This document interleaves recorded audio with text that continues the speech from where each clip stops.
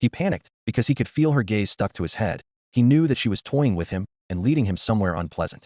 Of course she is, but he couldn't let her refute the truth about his master. Of course she is. Priscilla repeated in a tone of complete ease and tranquility. She is proud.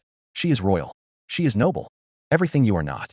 Felix wanted to say as his fists shook and his head began hurting from being angled like this for so long. So tell me. Priscilla fanned herself a few more times while reading the boy's body. Why have you come here? Why have you bowed your head when I barely said a word to you? Why did you degrade yourself in your apology when you believed in what you've said at the moment of your transgression against myself? Felix's breath was lost to him as he thought about every question Priscilla shot at him from her seat. You don't know? Priscilla snorts in amusement. Let me tell you then. She took a moment to sip some of her wine while flinging her crossed leg in the air, letting the night ponder in silence and anticipation. Your freakish self was only asked to apologize, not prostrate or degrade yourself. Priscilla sounded amused once he flinched before her. Yet you have done exactly that, right away, without even needing an order from the goddess before you. Is this going anywhere? Felix questioned, unable to think about what she was saying. Priscilla let out a short hum, finally seeing something that she's been looking for. Tell me, do you think of yourself as inferior to the half-wit's dog outside this room? Absolutely not. Nay, he's nothing but a pathetic man, hiding his weakness behind the need to use his power for other people's pleasure. He answers furiously at the notion and outrage trembling his body. Not Suki Subaru is nothing like me, Nain. Felix declares with pride. MHM. Priscilla lets out hums of approval and nods to herself. Then our interaction shall be concluded. Felix finally looked up from his bow to find the red rose that was Priscilla looking at him cryptically. I have the distinct feeling that this isn't over yet, Nyan. You'd be correct, my dumb cat. Priscilla leans on her hand and takes pleasure in making him tremble in anticipation. Should you want to earn my forgiveness, I only require one small request, and myself will mercifully allow you the pleasure of earning your master's approval. Anything. Felix gulped with a brave face, waiting for the wicked woman like a man waiting for poison to burn through his lungs. Priscilla raised her crossed foot at him. Kiss my shoe once. Felix found himself unable to process what was happening. His mind blanked out, and all he could see was Priscilla's majesty as her red beautiful orbs observed him without waver or a blink. Her lips were thin and her expression bored with his entire existence. Your master's approval is waiting, freak. Her foot waved in the air. Her urging forced his mind to think back to Crush's disappointed face. Crush-sama, I will do as you ask and serve you until you see me how I see you, Nain. His entire world revolves around Crush. He was here to serve her, make her feel good, make her feel confident, take the responsibility of being a woman from her so she feels confident to lead the entire kingdom as a man should. Yes, Priscilla-sama. This was a simple task that didn't matter in the grand scheme of his loyalty to his master. The Duchess of the Karsten house would pay 10 times over to save him and people like him. Felix was keenly aware of how stupid this one small sacrifice of pride is compared to what Crush would give to help him. Kneeling down before this prideful and cruel witch, leaning his head to where her foot was raised from the floor, placing himself like an animal before Bariel's detestable mercy and amusement. His lips finally tasted the dirt on the toe of her footwear. Once he rose from the utterly humiliating position, he never felt whole again. And the woman that shattered a piece of his soul simply stared off to where his lips were placed. Bored, expressionless, blinking as if it was just another day where someone breaks their backs to amuse her. How very irksome.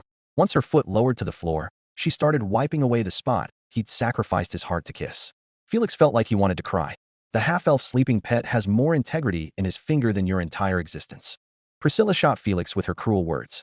Before he knew what was happening, the Crimson Matriarch snarled in disgust at what felt like his core. You have just shamed the Karsten household by humiliating their precious daughter's knight. Have you no shame? Wah. Felix widened his eyes in disarray at the hostile aura around Priscilla. Your entire existence should have been forgotten instead of your master's memory. Myself would say Karsten's lucky to have her memory wiped just to forget a freak like you. What's with you? I did what you asked me to, Dash. You've done what you wanted to do. Do not take me for a fool, boy. Priscilla threatened with a thorny glare. You shame that greedy man's actions as if you are any better than he is, when really you are worse than a hypocrite in myself's eyes. You are a person with no pride or existence beyond Karsten's bootsteps.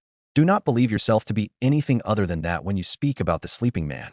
Felix found himself in utter humiliated shock, unable to register that Priscilla Bariel was actually defending Subaru because of his action. Why you asked me to do this? And had you been better than him, you wouldn't have ever considered kneeling to me, much less do the deed. Priscilla took mercy to explain, though she still showed him disgust and repulsion through her gaze. Your life is meaningless should Karsten will it. You hide your own weakness by surrendering yourself to be her inferior.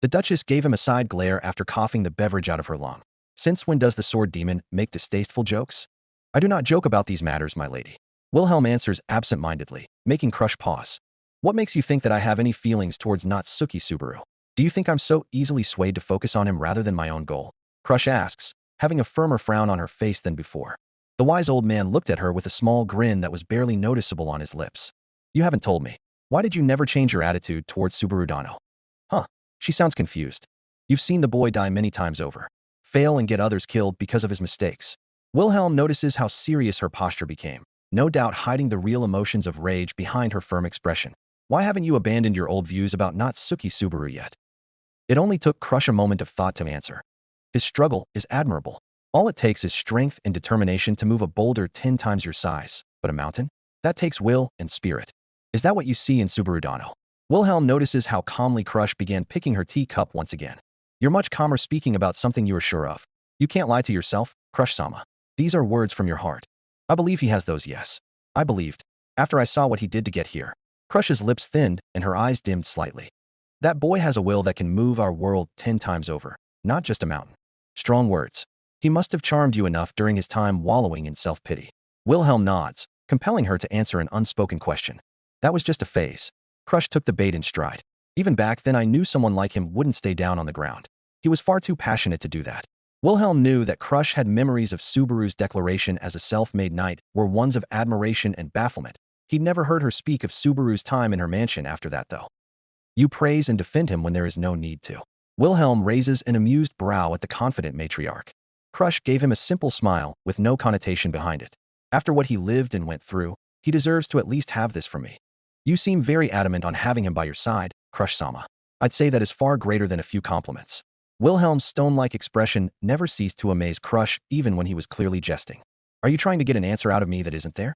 That is a trick learned from Natsuki Subaru, I wager. You'd be correct. Wilhelm let the Duchess chuckle and sip her tea out of bemusement. No, Crush answered with a smile as she swallowed the tea. Subaru Natsuki is someone I wish to protect and have by my side to achieve my goal. There is no room for me in his heart, nor can I let him mine.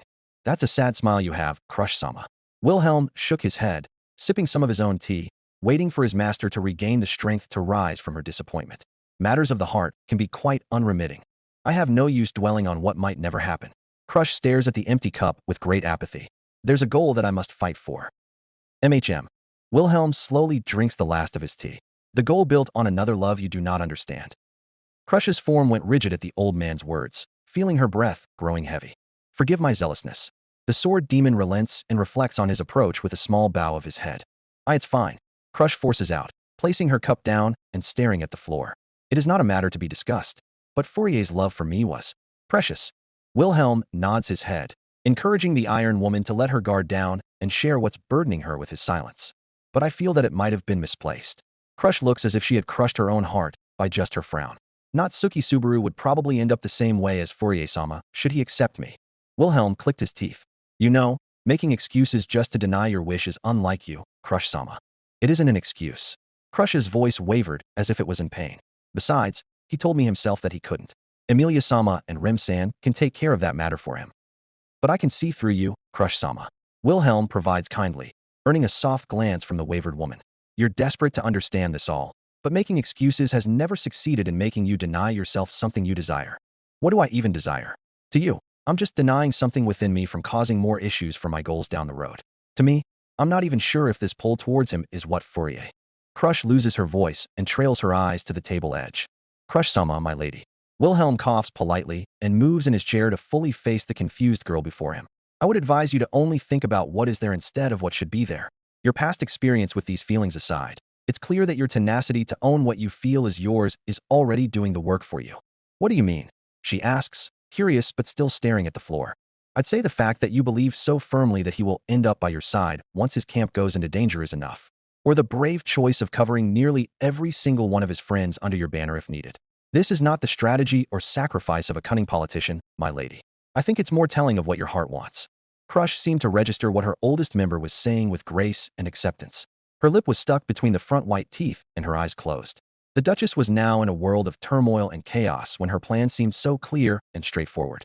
All it took was a few words from the wise old man sitting beside her, and she was second-guessing each choice she would make in this race between the camps. Am I that obvious, Wilhelm Dono? Crush asks, merely to satiate her need to focus on something other than her own mind. The old man looked at the troubled woman with pity and amusement. Those who fell in the same trap as you did can read the trouble your heart is in from a mile away, my lady. He answered kindly. What trap? Crush asks, voice dry, and her head leaning back towards her chair. Wilhelm's smile finally broke through his stony expression in a way Crush can see the warmth that came off of the old man. His answer was clear on his lips, which caused Crush to chuckle. Maybe excuses aren't really my style after all, she muttered as she relaxed on her chair with closed eyes and a warm smile. The sword demon nods and crosses his arms, waiting patiently for the third member of this household to return and rest with them.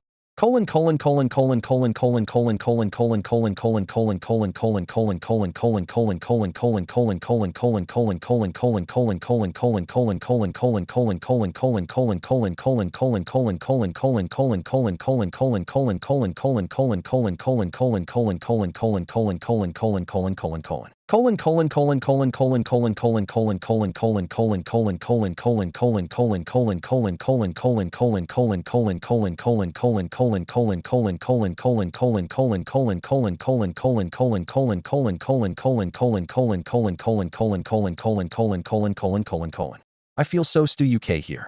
A small girl with tiny animal ears loudly groaned inside of the theater room. The massive space of the room happened to be empty enough for an echo to spread. Interesting. It seems the echoes were suppressed during Viwin times somehow, and we can hear them now that the screen is off. Beside the young demi-human girl, a twin was scanning the ceiling with narrowed eyes. What you looking at anyway? I'm trying to find out more about the place we are in, Mimi. Now please shut up, or else you will wake up Boss Ricardo. He points towards the unmoving beast man in the chair beside him, but his eyes widen as soon as his sister picks up her wooden wand and strikes at him. Oof. I'm bored, Tivy. Mimi shouted as loudly as she could as she swung for her brother, who expertly dodged. I told you to shut up, Tivy whispered, catching the wood in his hand and glaring brazenly at his twin. Mimi adorably stretched her tongue out, which made the boy shake his head and turn around to glance at the hulking beast sleeping right beside them. Ricardo's snores filled his ears, much to his relief. I feel like you aren't getting how serious this situation has become, Mimi, Tivy shouts, glaring at his sister and gripping the wand tighter. I am, Mimi retorts while trying to rip it out of his hand, but her brother only glared at her without budging. I wish I was stuck in here with anyone else. At least they are not as boring as you. How would you like it if you were Hitaro right now?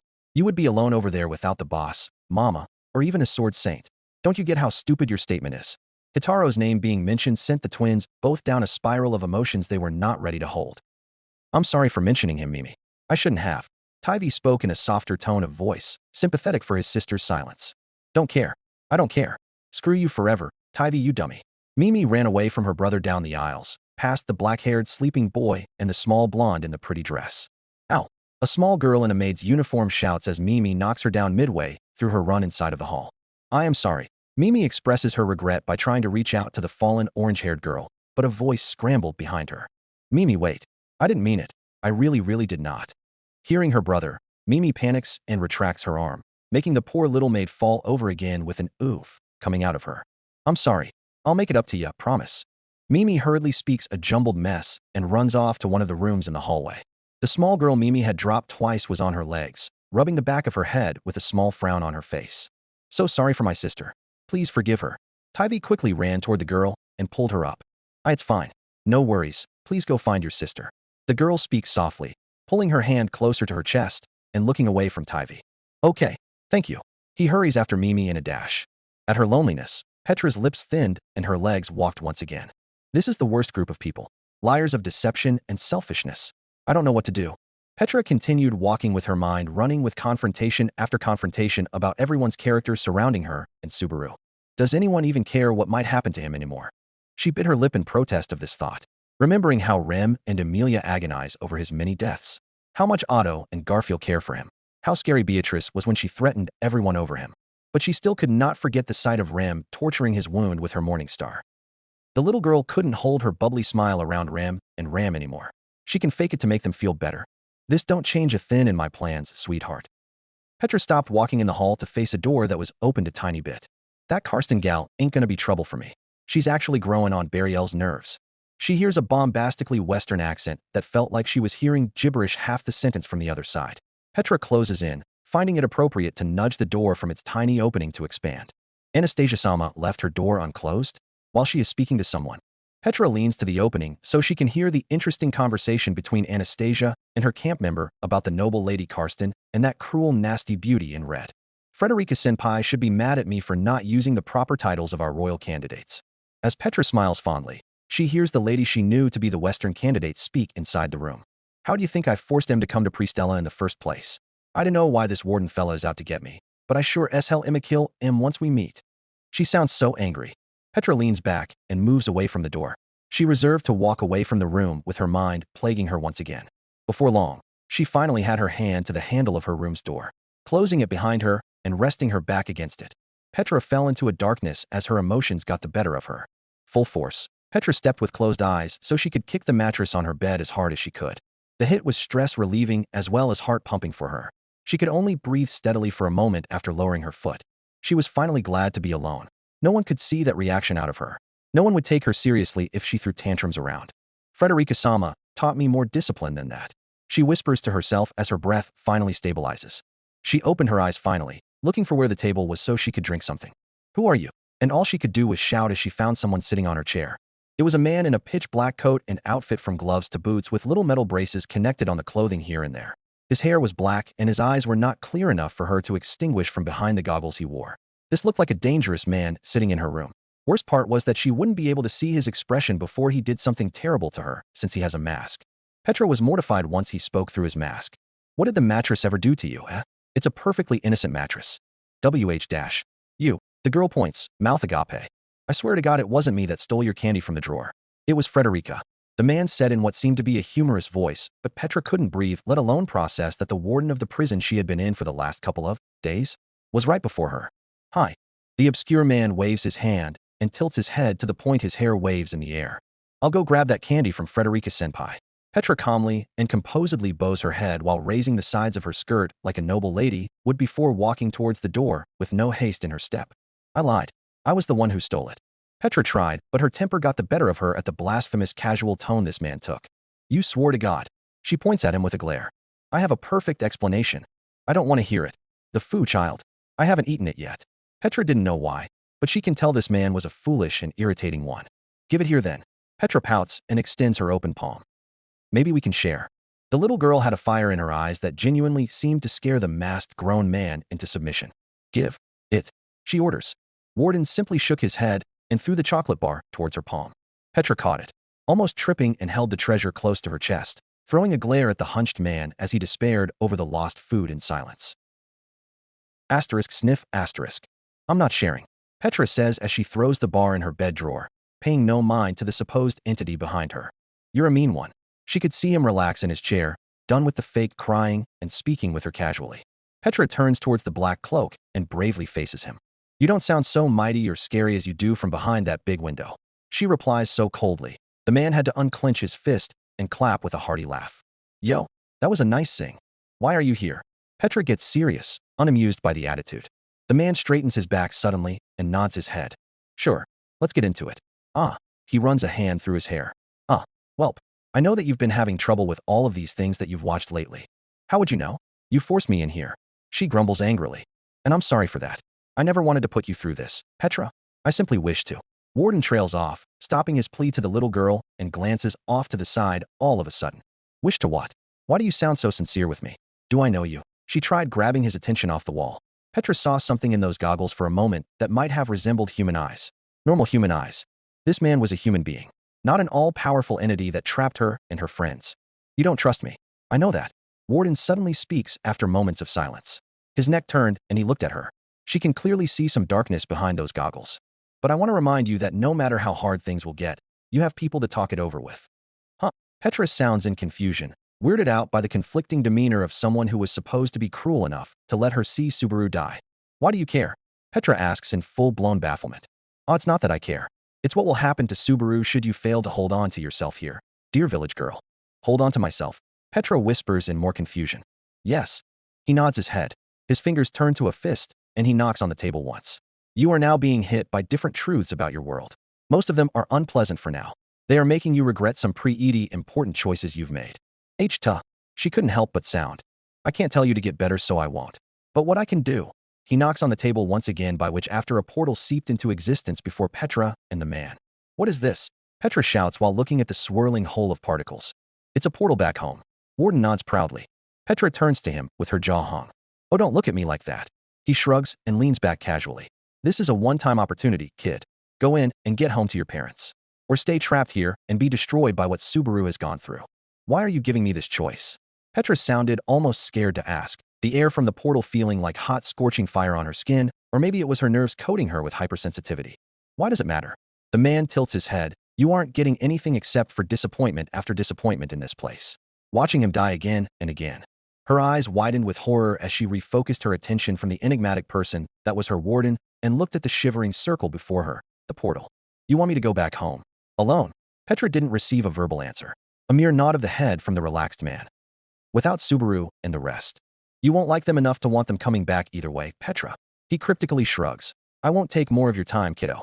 Warden stands up, stepping away from the table and beginning to circle in the air by his finger. A portal opens before him that is colored in the same oily red that Petra's own portal is in. You're going back to my world? She asks, making the man pause. I forgot you were smarter than most in here, he chuckles lightly. But yes, I'm going to your world. I have people that need me there, and I've angered them by coming back inside this theater place to see you. You will leave me to make the choice alone? Petra knew she couldn't ask all the questions in her mind, so she asked the most important one. Well, you will either go here, he points at the portal to her right, and be with your family and village people, where you will wait for the rest here to finish my business. Warden takes a turn and points to her room's closed door. Or you will go there. This portal closes for good, and you will have to watch the horrifying way Subaru found your village and friends. Warden lowered his head in a small nod of comfort, clearly sympathetic to the horror on Petra's face. Like I said, you're a smart one, Petra. Warden whispered with a hint of emotion. But you must never take on a truth you can never fight or live with. I gave you this choice just this once because of my own little sister. The black coat ruffles as the man swipes it behind him. Warden gave another chuckle. You're just like her. Just as kind as well. His goggles glimmered in the portal illumination. The mask didn't convey any emotion other than observance. Yet his voice held a tremble of emotion that made Petra forced to see the man with a new outlook. Whatever you choose, there will never be a right answer. Take care. He waves robotically before stepping inside of the swirling hole in the air.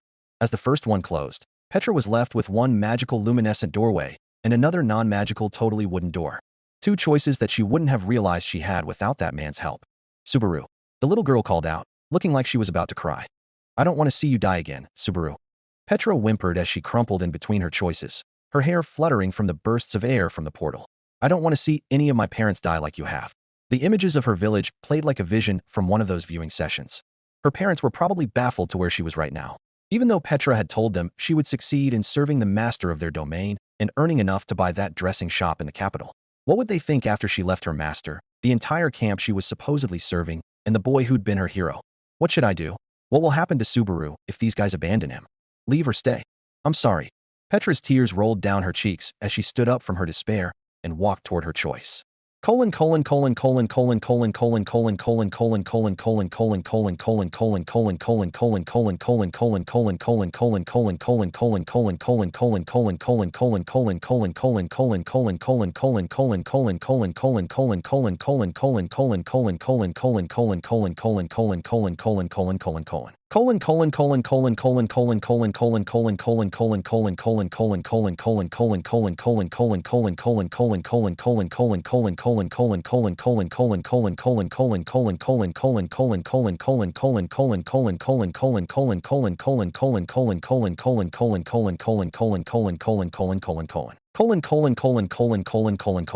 Now that was an awesome nap.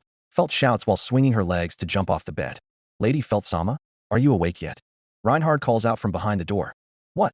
Have you been waiting there for the entire time I was asleep? Felt shrieks, stomping and opening the door in half a second with a red face. The redhead smiles and rubs the back of his head. I had just come around, Feltsama. I was about to wake you and get you to the theater room. Oh, we've been called. Felt loses her embarrassment and raises her brow at the night. Reinhard nods with thin lips. It seems everyone is. Greatly overwhelmed. I feel as if everyone's on edge dash. And you would rather I keep my mouth shut so as to not cause any fights. Felt cuts him off. He nods sheepishly. If you would not put it in any other term, yes. Whatever. She rolls her eyes and pushes past him. Let's just see how far these idiots are going to fall. Reinhard frowns, but follows the blonde chaotic girl nonetheless. What's up with you, Rain?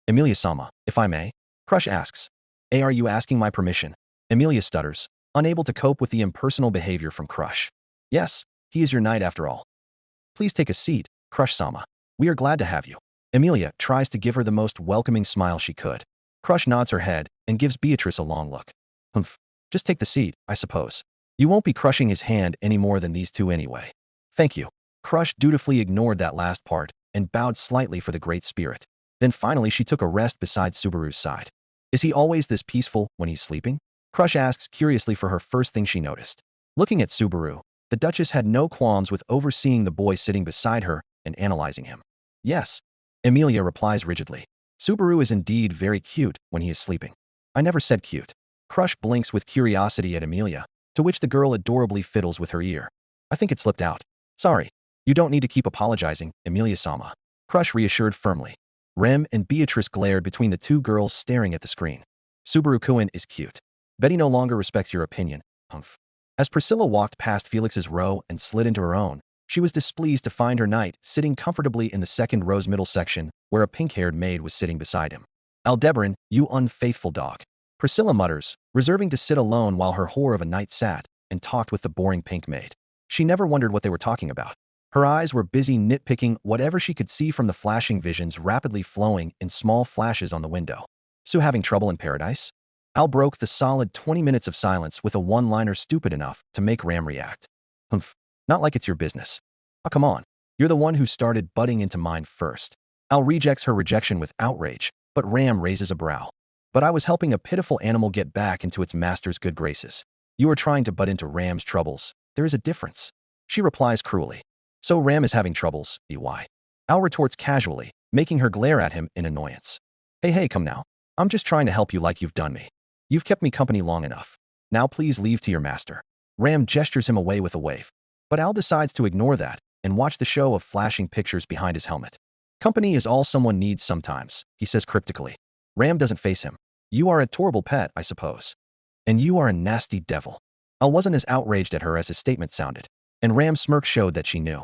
Once the two had settled their differences, Wilhelm had moved to sit beside Felix, silently eyeing the knight, while the boy gave no indication of talking to the old man. Before long, Anastasia had entered while rubbing the scarf around her neck. What the hell's this?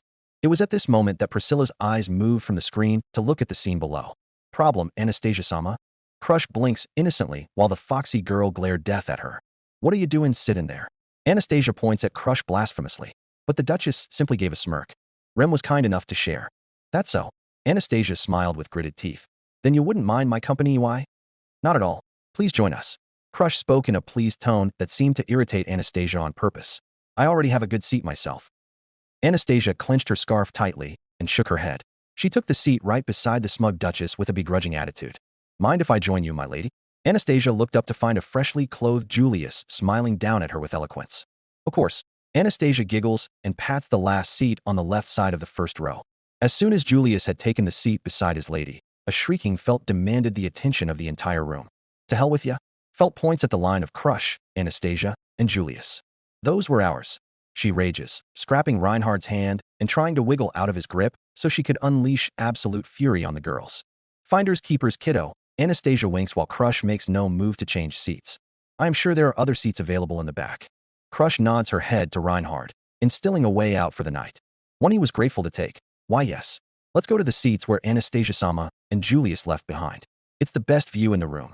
I'll kill ya. The lot of ya. Felt scrambled like a wild dog in his hold, but Reinhard kept her tight to his chest. What a raging farm of pigs. Priscilla bemoaned in disgust. Fighting, scrambling, whoring themselves out of pitiful need to control what's already out of their hands. The Crimson Beauty moved her eyes from the pack of girls to the boy in the middle of them. Her lips pursed while jealousy danced within her ruby eyes. Otto and Garfield finally took their seats beside Amelia's side, filling up the entire front row. Second row was all but filled up, with the child twins needing to take the place of Ram beside Roswell on the third row.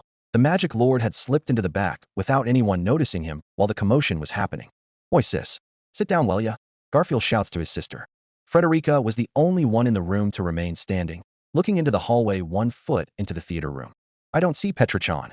Frederica spoke anxiously, looking between the room and the hallway of doors. Isn't she still in her room still? Otto questions from where his seat was. Frederica bit her lip harshly. I tried knocking, but she wouldn't answer me. Why were you so worried anyway? Anastasia voices curiously. No one's gonna be leaving here soon. Kid's probably still asleep. Petra-chan never oversleeps. Ram decided to point out in a low voice. That girl is dear to Subaru, in fact. Beatrice glared at the hallway and looked like she was about to hop off from Subaru's lap to look with Frederica, until the little girl entered the theater room with a small smile of embarrassment. Hi. Hope I didn't keep you all waiting. Petra stood beside Frederica and bowed deeply to the crowd. I apologize for my tardiness. Take your seat, then, Lil One. You haven't delayed us by much. Anastasia smiles kindly while giving Frederica a wink. The blonde maid gave a sigh of relief. I don't know why, but I felt you'd never join us here for some reason. Why would I not? Subaru won't be able to handle it if he knew I quit on learning and accepting his pain. Petra puts a hand on her hip while gesturing towards the sleeping boy with a nod. Frederica narrowed her eyes at the little girl. You speak as if there was another way. Yes, there was. Petra answered with a strange smile. But that's just a boring way. Imagine if I had to sleep all through this session. Petra giggles while hopping toward the empty seats between Roswell and Priscilla in the third row. Her mentor gave her a small shake of the head and a smile while following to sit beside her. Here we go. Ricardo speaks groggy, wiping the sleep from his eyes as the screen brightly flashed.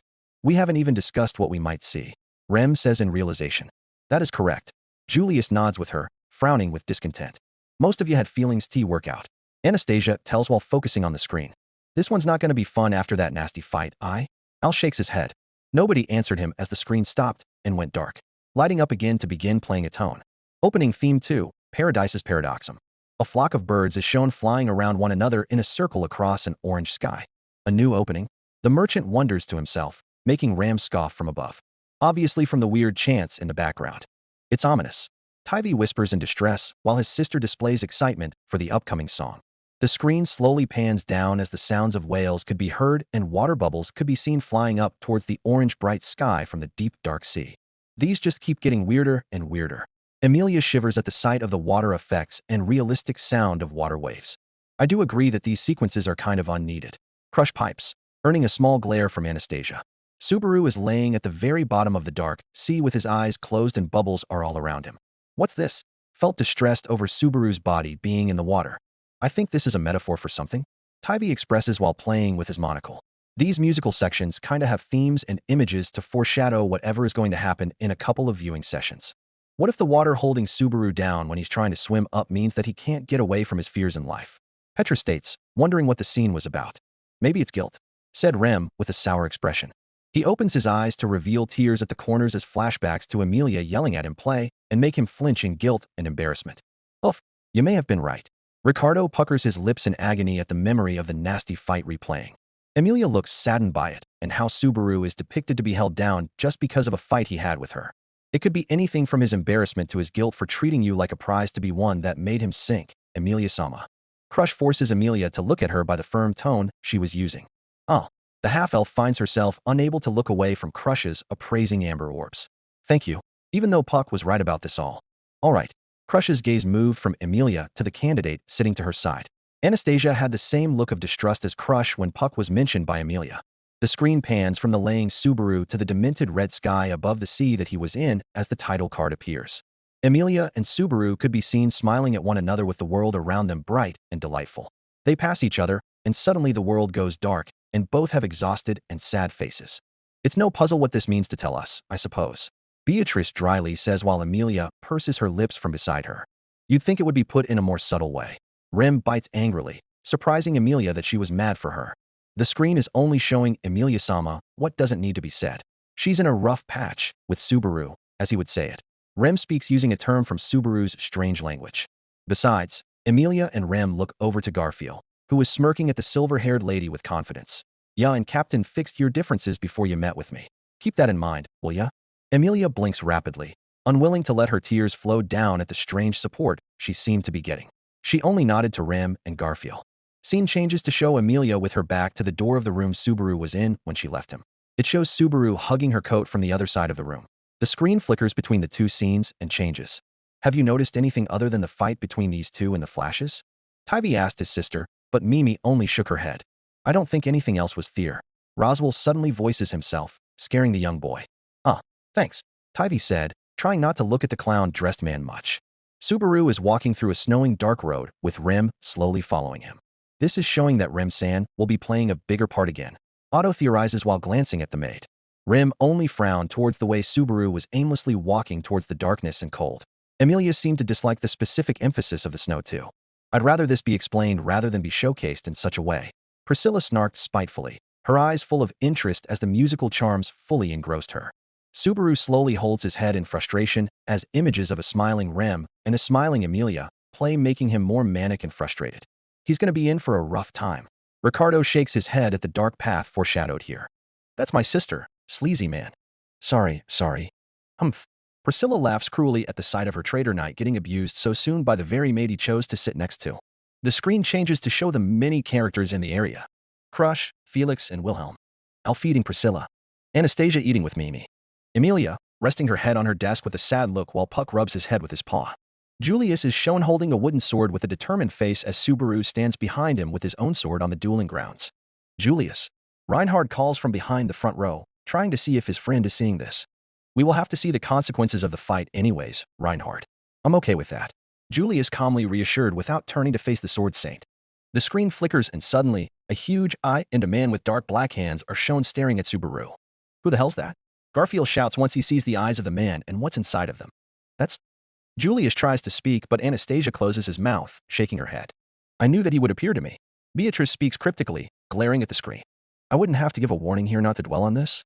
We will see it all, so please unhold the freeze on the Windows vision. Crush urges everyone to stop their speculation and panic so they can move on. And everyone eventually let it go. Except for Emilia. For some reason, she had a tear in her eyes. As the music picks up, Subaru and Rim are shown riding Petrash together. Where is this, I wonder? Beatrice questions, suddenly interested. It's no wonder where this is. It's the Great Plains. Wilhelm answers from the back. Then this song is showcasing the fall of the white whale? Otto asks, looking at Crush or Wilhelm for an answer. Yes, it does. Felix was the one who answered hoarsely, sounding like a wounded animal than what he used to be. Through a foggy plain, the screen shows Crush standing at the ready in front of a giant whale opening its mouth through the fog with men all around her on their knees or unconscious on the ground. Crush smirks wide at the monster. You were confident against that thing. Feld hums, a little salty but still impressed. Crush shakes her head, brushing off the impressed stares from Emilia and Rim. The battle was nothing as easy for me as this shows. The Duchess left everyone wondering if the battle was even that one-sided as the tales told. Subaru is seen holding Rim on top of a sunny hill. Where was this, sister? Ram asks. Rim flinches with a pursed lip, not expecting to see this moment so soon. Emilia notices this and frowns in sadness. At least it's a nice hill. As if that is what's important right now. Felt coughs while overlooking the scene between Rim and Subaru with a bit of compassion. This must have been a crucial moment between you and Natsuki Subaru. Congratulations, Remington. The capable maid could only duck her head to hide her blush at Crush's sly comment. Emilia looked at the two with curiosity. Scene changes to Rim slamming her mace into cultists in a forest. Then there's no doubt about it. Reinhard winces deliberately so he can stop thinking of all the possibilities. Witch's cult is here. Rim growls, losing her girlish reaction from before and glaring at the screen with hatred. I wish I was there. You got the coolest moments in this second opening, and I barely appeared to help my captain yet. Garfield shouts in frustration. The blonde looked desperate to be involved in the ass-kicking happening on the screen with Rim. Subarudano will be facing them head-on. No doubt about it. Wilhelm comments with a small frown. I suppose that it's not needed to be said that he will be facing a tougher challenge than what he previously dealt with. At the old man's pointing words, everyone realized what the scene of Rim fighting a cultist really entailed. Big Bro is going to be facing some horrid deaths. Felt shakes her head as she blurts out the truth no one seemed to voice. It's just what's going to happen. While the blonde princess in the second row showed an expression of fury and disgust for what was expected to happen, another girl in the same row held a frown of discomfort. I hope he won't feel too lonely. Petra's soft plea raised a few heads towards her. Mainly the four maidens around Subaru's sleeping form. It's just so sad, hearing about him facing all of this. Unable to ask anyone for help, Petra repeated something she said a few sessions ago. The little maid earned looks of sadness and sympathy from Felix and Ricardo. The young one's village was under the cross mark of the cult's attack. Crush's words seemed to hit Emilia, Rim, and even Beatrice as the three immediately understood what the Iron Lady was trying to say. The Duchess turned away from Petra, noticing that the little girl was on the verge of breaking almost as soon as she laid eyes on her. She couldn't look anymore. Her fury would force her to do something rash and unpleasant. This damn warden will pay. To torture a child like this and expect her to see things the same way we do. Disgusting. Crush cursed under her breath, slamming a hand on her armrest. Anastasia glances at the gloved hand and thought, seems like she's just as pissed with this tool as we are. Which cultists surround her with blades appearing in their palms. Roswell was the one to turn his head away from the side on the screen. His gaze fell on the peach-colored hair of Ram instead. Her head seemed the only appropriate sight the Lord could look at without giving a reaction. Ram's neck turned and her eye caught Roswell's in a moment of accident. The maid's silent look was filled with emotions Roswell could not explain or understand. It must have been her anger, her fury that her sister would be fighting because of his plans. It must have been her hatred for him and his gospel. Teacher's gospel. Roswell corrected the thought within his head. Ram continued to look at her master in the back until Elle spoke up beside her. You know, I think he took the look of reassurance you tried to give him wrongly, but that's just me. Elle shrugs and turns from looking between the maid and the magic lord to face the screen. The maid seemed disinclined to answer the knight. Purple effect plays as the screen flashes everything backwards. The scene stops on Subaru, standing in the middle of a huge flat plain with his fist closed. He looks back to find Amelia standing in front of a gigantic tree trunk with dark hands coming for her. Those hands. Reinhardt's eyes widened in shock. They are just like the witches. Rem growls with alarm. Amelia seemed just as disturbed as one would expect by this scene, resulting in her moving closer to the sleeping boy that sat beside her. Subaru grits his teeth and runs as the black hands get closer to Amelia. The princess slowly looks back and smiles at the boy as he frantically opens his palm and extends his arm for her. Amelia smiles and takes his hand as her face is completely covered by the shadow palms of the many long hands. Subaru grips her hand harder and pulls. Screen goes dark. Theme end. Wah. What? Amelia stuttered frantically without end, facing the screen with a horrified white face, unable to make sense of what she had just seen with her friends.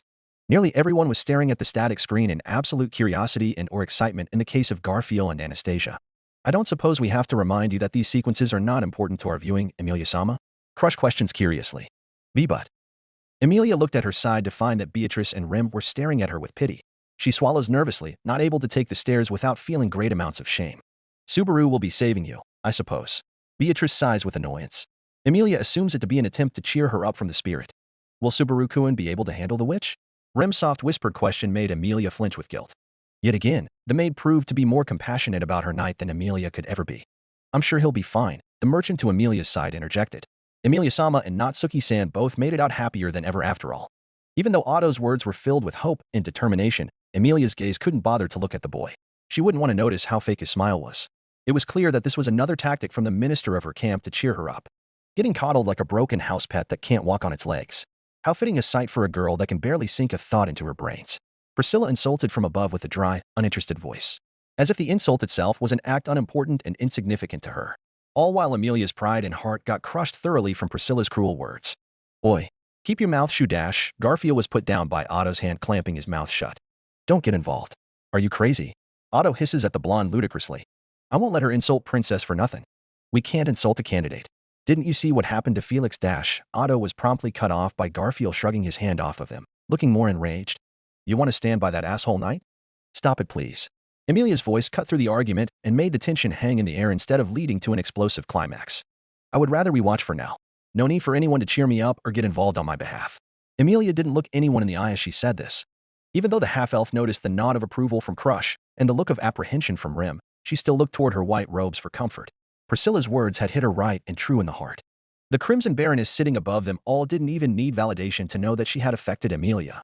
Haughty and overlooking the silver-haired girl alongside the sleeping boy, Priscilla clicked her tongue with distaste painting her expression. How far will the pig swim in the mud for such a worthless woman? Season 1 Episode 8 Director's Cut. Begin. Panning across the luxurious scenery of the yard, the screen did not focus until the beauty of this garden was realized through the shot, before Subaru was revealed. Standing in the middle of the garden, he was holding a wooden sword, shaped for novices. We're starting off right after Amelia-sama left my household. Crush announced for everyone, making a timeline clear. Why is he training with a sword? Amelia asks, finding it incredibly interesting to see how Subaru dealt with the fight from his side. He is, in a phase. You could say. Crush nods cryptically, unwilling to give any answers. He has chosen to be a worm instead of taking what he wants. Priscilla comments with a condescending stare aimed for Subaru. Wilhelm stood before him, holding his own weapon in hand and pointing it on guard towards Subaru. The two stood opposite to one another, until the youth struck at the butler in an aggressive manner. Wilhelm was able to block each swipe from Subaru with relative ease. The black-haired boy appeared to grow more agitated, more frustrated. The memory of his previous expressions and failures during him and Amelia's fight played within his mind and over his face on the screen. Seeing this, Wilhelm quickly and boredly disposed of Subaru's weapon and flung the boy to his back on the yard grass. Shall we stop for now? Wilhelm asks, looking down at Subaru with something akin to pity. He didn't get up. His mind began playing Amelia's screams towards him. Trying to keep a sob inside, Subaru flung an arm over his beaten face. I see. Julius muses. Watch us see. Anastasia prize from her night. It's just that. Natsuki seems more comfortable doing something he has no talent or skill for, instead of something more productive for his sake. He's useless with a sword, no denying that. So he must be doing something else with this training. Felt nods her head proddingly. It just means that he's trying to make himself busy from the bad memories of the fight with Emilia-sama. Petra spoke confidently, trying to stop any more discussion from being heard in the scene as she became invested. It's not working, is it? I mean, pal over there seems beaten because he couldn't focus. That fight is on his mind no matter what. Al interjects. All throughout this, Emilia held pity in her eyes for Subaru's struggle against the entire thing. She must have crushed him by leaving like that. You do not seem to be troubled by it anymore, Ram spoke out, her voice reaching Julius' ears making him turn. You mean my guilt over how the fight affected him?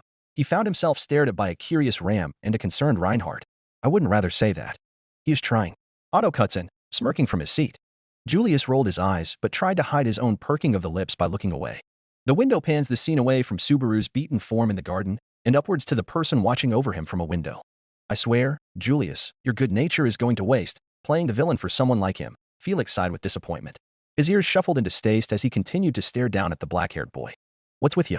Asked Garfield with a bombastic voice. I'm already pissed with you, cowboy. Glaring at Felix, it felt like the whole room was avoiding to watch Garfield stand and shout at the healer. I'd rather you not be hasty and leave my friend alone, please. Julius spoke calmly, surprising no one as Felix was defending him on the screen. Why do you have to be mean towards Subaru? Ferris sang. It was Emilia that commanded surprise from Crush and the many others who were becoming interested in this. The healer in a skirt had a miserable expression once the eyes of the half-elf turned on him. Subaru-kyun was only trying to hide his own faults by overworking himself. I didn't like it. 9. With his hoarse explanation, Emilia seemed stuck on whether she should be more curious or let things carry on. I think we should sit down, Garf. Otto nods his head and patting his blonde companion on the shoulder. Garfield gives Felix a glare before sitting down. You shouldn't be so hard on yourself, Julius says, appearing to not care about what was happening. Yet Felix seemed to blink at the sudden kindness Julius was giving him. Wilhelm gives a nod, relieved that things were working out even if slowly for Felix. His mind went back to a distant moment between him and Julius. I haven't the slightest idea what you're talking about, Julius courtly said, staring down the window of the now empty battlegrounds of the night quarters. How could you get yourself punished trying to protect a guy like that? Felix inquired hotly. I only acted as I wished, true to my own nature. Julius's cool reply came. Righteously, in my own way, and without shame, as I wished. Protect? Emilia utters. She looked at Felix and Julius with confusion. How did that beating protect Subaru-kun? Rim questions the knight who only waved a hand through his hair in response. You really did not notice, Emilia-sama? Otto raised his brow in surprise. Eh? Emilia blinked with more confusion, causing one girl with a fox scarf to sigh. You really are in need of a brain. Anastasia mutters, giving the screen a look of discontent while Emilia shot her a glance of offense. Julius was hurting his own reputation to give satisfaction for those that intended to kill Subaru-kyun for his words at the castle. Felix answers the half-elf with little to no emotion in his tone. Eh? You really did that, Julius. Is this why Subaru became super friends with you? Emilia gushes in amazement, disgusting Priscilla and annoying Anastasia with her attitude. He beat your knight across the training yard, Emilia-sama. Crush glances at her wonderingly. Julius himself looks away with an uncomfortable silence roaming over him. Emilia, however, shook her head. No, you don't get it. Subaru really likes Julius. Their relationship is one of a kind. Crush nods with her eyes wide with interest. So you speak from what Natsuki has said himself. I see. MHM. Subaru's talked a lot about him. Not sure if half of it was as good as he wanted it to sound, but I can tell the place Julius holds in his heart is very dear. Emilia smiles at the knight brightly, looking like an angel with no wings. Yeah, I guess it ain't that bad then. Anastasia begrudgingly lets her annoyance with Emilia go after realizing what the half-elf was doing. You hear that, Julius? The boy loves you like a sweetheart. The knight waved a hand through his hair once more, trying not to look his teasing lady in the eye so she doesn't see his unstableness. I didn't think he'd speak about me in such a manner at all. Julius mutters, keeping his hand stuck in between his hair. Doesn't sound like him. Oh, believe it. Otto chuckles lightly, catching Julius off guard. Garfield seems to begrudgingly let his glare fall and look away from the knight. Scene returns back to present Felix, still watching Subaru from the window of the office. Are you sure about this? Old man Will is busy preparing too. Felix asks in uncertainty, still looking out of the window. It was a request from our guest. I cannot ignore it. The Duchess sitting on the chair behind the desk answered. If they're just practicing, it's no big deal, but frankly, it looks to me like he's just making excuses. Felix looks away from the window, shaking his head. Crush stopped her work on the paper and gave him a confused glance. Excuses. He wants to say, I'm fine. I'm working hard. He puts a hand on his hip. The Duchess barely gave it any thought before looking back to her papers. Can you blame him? He was telling the truth, Garf. Otto points at the screen. Yeah, what, Eve? He still has a problem with my captain, and I ain't letting that slide. Rems helped Subaru through his training. Don't worry about him, Emilia-sama. Rem said with a smile aimed for the boy's head. Emilia frowns, however, not liking how provokingly the statement was said by the maid. Are you trying to tell me something, Rem? Emilia asks, squinting at the maid she thought she was fighting with. Rem only blinked. No? Rem just wanted Emilia-sama to know that Subaru-kun was in safe hands while Emilia-sama was crying in the mansion. I see. Emilia's lips thinned at this, her brows even lowered once Beatrice chuckled from her side. Yeah, that maid is definitely out for big sis blood. Felt shakes her head but couldn't take her gaze off of the stare down between Emilia and Rem. Let us get on with it. Crush glances at both girls with apprehension, seemingly breaking the stare down with her firm tone. Her eyes befell on the face of the sleeping Subaru for a moment before moving back to the screen. This is troublesome, the Duchess said with a frown. The healer looked out the window and noticed someone standing at the front gate of the mansion. Someone with red hair that was noticeable from miles away. Opening up, the screen showed Reinhard van Estria with his head bowed humbly before Subaru. Forgive me. Hang on. What have you got to apologize for? None of this was your fault. Subaru waved his arms around frantically. But the red-headed young man kept his head down low. No, I am a friend to you, as well as to Julius. My own lack of virtue was responsible for my failure to stop a disagreement between my two friends. That duel had no meaning. It was Al and Felix who facepalmed at the same time. Can't believe you said that. Ricardo booms with widened eyes. Seriously. Tybee shrieks from above. Way to say the worst thing possible when unneeded. Captain ain't gonna like the Garfield flinches while his green-robed friend holds his head in his hands despairingly. Natsuki-san won't let this down without a fight. Priscilla was openly laughing at Reinhard's mishap, which resulted in Felt shouting out loud. Can you all shut hell up? The blonde glares around for anyone to continue speaking. Felt-sama. Reinhard gestures for her to calm down with both hands, but the girl only glared furiously at Priscilla with bared teeth. HM? Do you require a treat? To which the beauty in the back row replies snidely with innocent flashes of her lashes for good measure. I need a foot up your A-dash. Felt was stopped from saying any more by Reinhard's diligence to cover her mouth with his palm. Thank you for thinking about me, my lady. But these were only cries of frustration at something I screwed up. It is fair. I told you to be greedy, OD damn it. Felt removes herself from his grip and sits back down with a furious glare stuck on her face. Reinhard's frown never left his face as he sat either, looking in between his lady and the screen. You thinking of talking to him anytime, Cyan? Old man Will? Felix said to the old swordsman that was watching everything with an indifferent face. I don't suppose I would have anything to do with the matter. Just because he is my grandchild does not mean I have the right to fight his battles for him. Wilhelm spoke coldly even if it was the first time Felix had initiated a talk between them. That ain't what I meant, Nyan. You know that, right? Felix received silence for his effort in breaking out of his shell. Subaru narrowed his eyes at this. No meaning. That's right. What came from you two fighting there? You were hurt, and Julius tarnished his own career. Why not try to have a calm, open discussion with him? I'm sure that will clear up the Ms. Underdash. Reinhard. Subaru interrupted hotly, his face hostile. The sword saint rose to look at him, frowning as Subaru delivered. I get how you feel, and I appreciate it. You really are a nice guy. Reinhard smiled as Subaru started, thinking that this was a hopeful approach from the black-haired boy. Then dash. But I can't accept that proposal. We're done talking. Go back now. With that, Subaru turned away from him and walked back to the garden. Subaru. Why? Reinhard frowns deeply, looking at the boys treading back. What did you gain from that duel? The knight tries to appeal to the young man. You've only suffered losses, even Emilia-sama dash. You better head back for today, Reinhard, before your mistress gets lonely and starts yelling for you. Subaru closes the gate between him and Reinhard and walks further into the mansion yard. The redhead looks taken aback by this. His gaze aimed to the pavement before walking away. Mind your own damn business, Subaru bites and whispers as he goes further from the hero and into the lavish mansion. Reinhard caught Subaru's whisper on the screen with a deep frown of sadness, enraging Felt to the extent she glared at her own Subaru in the theater with harming intent. Felt-sama don't. I ain't gonna do anything, he's just pissing me off. Felt whined as Reinhard instantly grabbed her wrist, but kept it gentle. You shouldn't be this angry at Subaru, he said, blue eyes looking down in disappointment. I did interfere where I wasn't needed. I wouldn't say you were wrong in that. Crush interjects from her seat, looking regal and serious. But your approach is what missed the mark here. Not the intent, Sword Saint. Reinhard wouldn't have given the words from the Karsten head any thought until Emilia spoke up, saddened. I know you said some wrong things, but Subaru isn't in the right mind either. He shouldn't have treated his friend like that.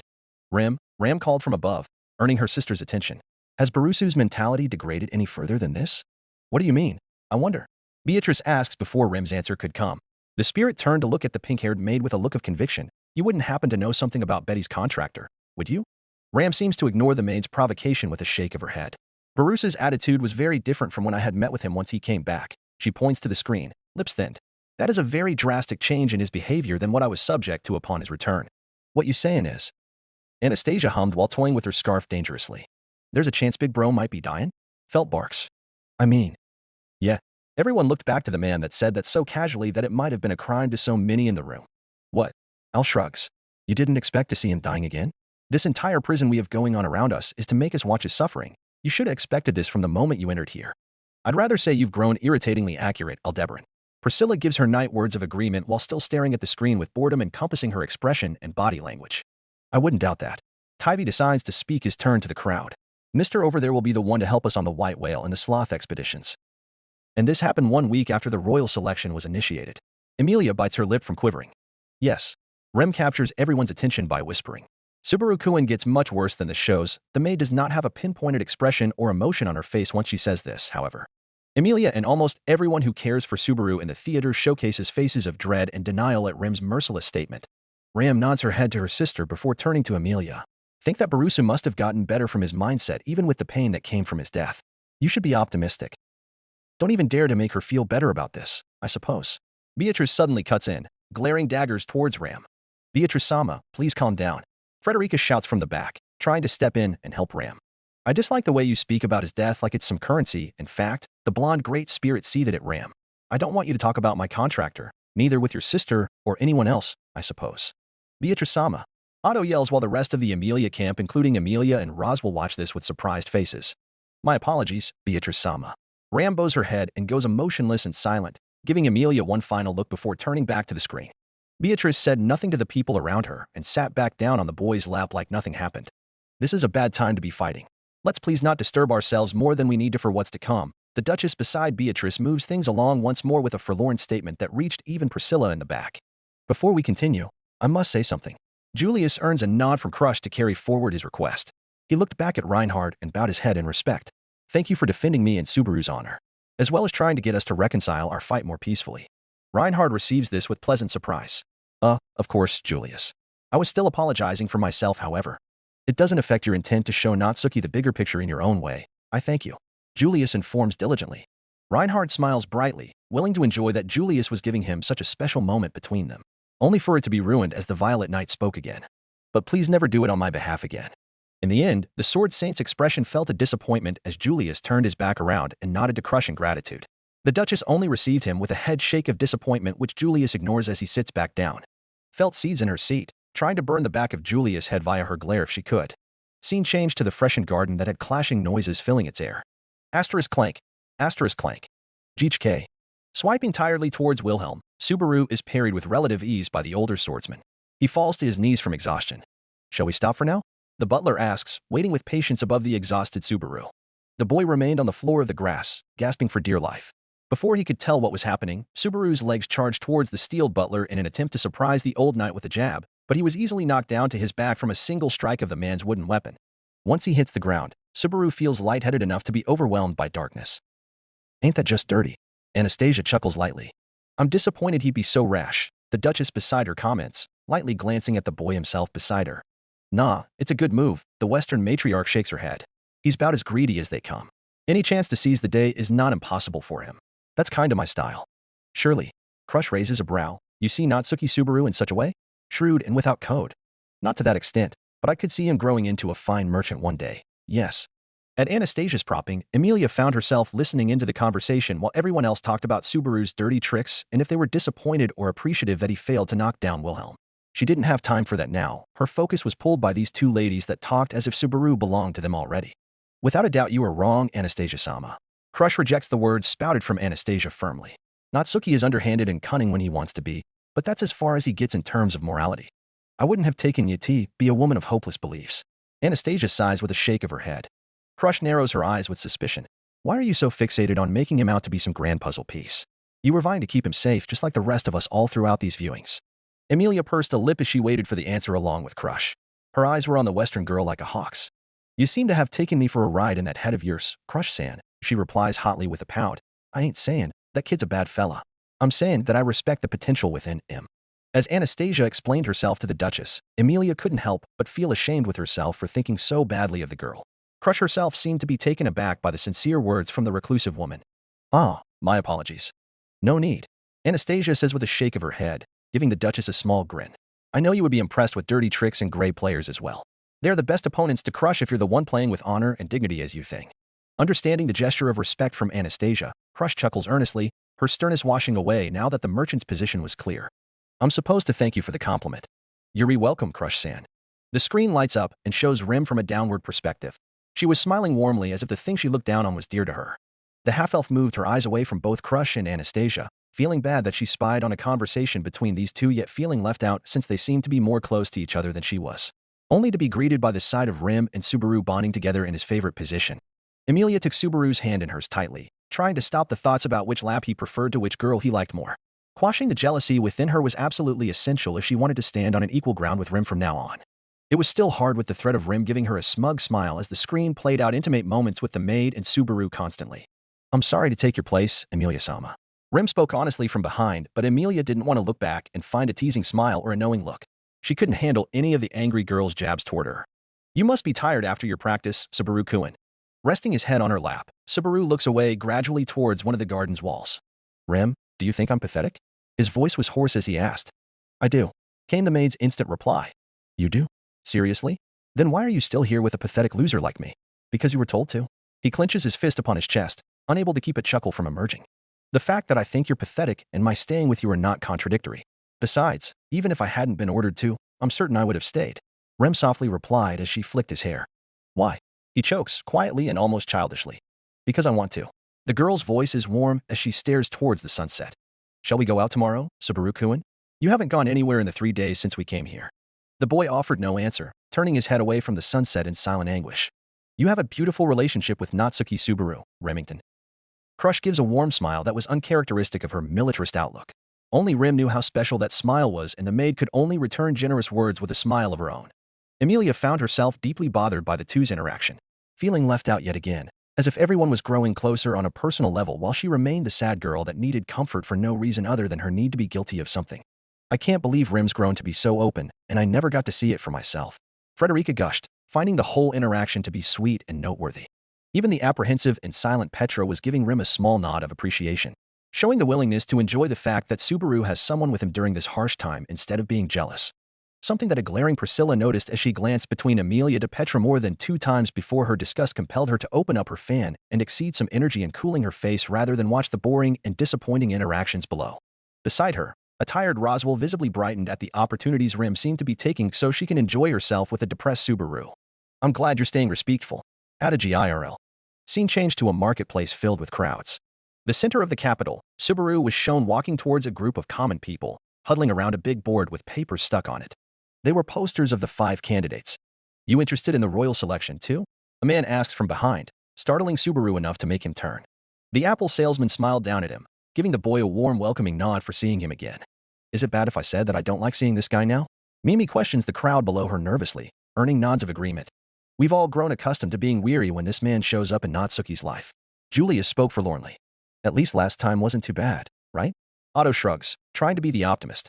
Barsis was met with Priscilla Bariel right after buying the apples from this man. Ram points out, deadpanned. And he was let inside of the castle in the first place by her. Petra joins Ram in despairing Otto's hope. Never mind. Otto appreciated the pat on the back from an understanding Garfield. Whoa, don't sneak up on me with that face. Wait, where's Rem? Subaru's grief was cut short when the salesman pointed to the faraway fruit stand where the maid was apparently helping an old lady browse the product. Don't make someone with no experience watch your shop. Seeing her all right, Subaru comments offhandedly. Rem smiles brightly, seeing Subaru defend her like that. Subaru-kun doesn't need to concern himself. Sister, he's jealous of your capabilities. Ram snarks with a small smile. I think that Subaru just doesn't want Rim-senpai to overwork herself for a stranger. Petra tried to explain to the 2 sisters since she was worried both of them lost what he meant. Don't worry, Petra-chan. Frederica patted her shoulder. They already know. Ram's just jesting. The village girl looks over to the smirking maid and nods her head in understanding. Ram-senpai is bad at jokes. The man shrugs and goes back to scanning the posters on the board. A few seconds and he was muttering to himself and maybe to the boy as well. 5 candidates, huh? It's pure insanity to let a half-elf be one of them, if you ask me. Emilia. There's no way a relative of the witch could become our ruler. They've got to be crazy. This is about to be unpleasant. Al comments, no doubt having a sour expression behind his helmet.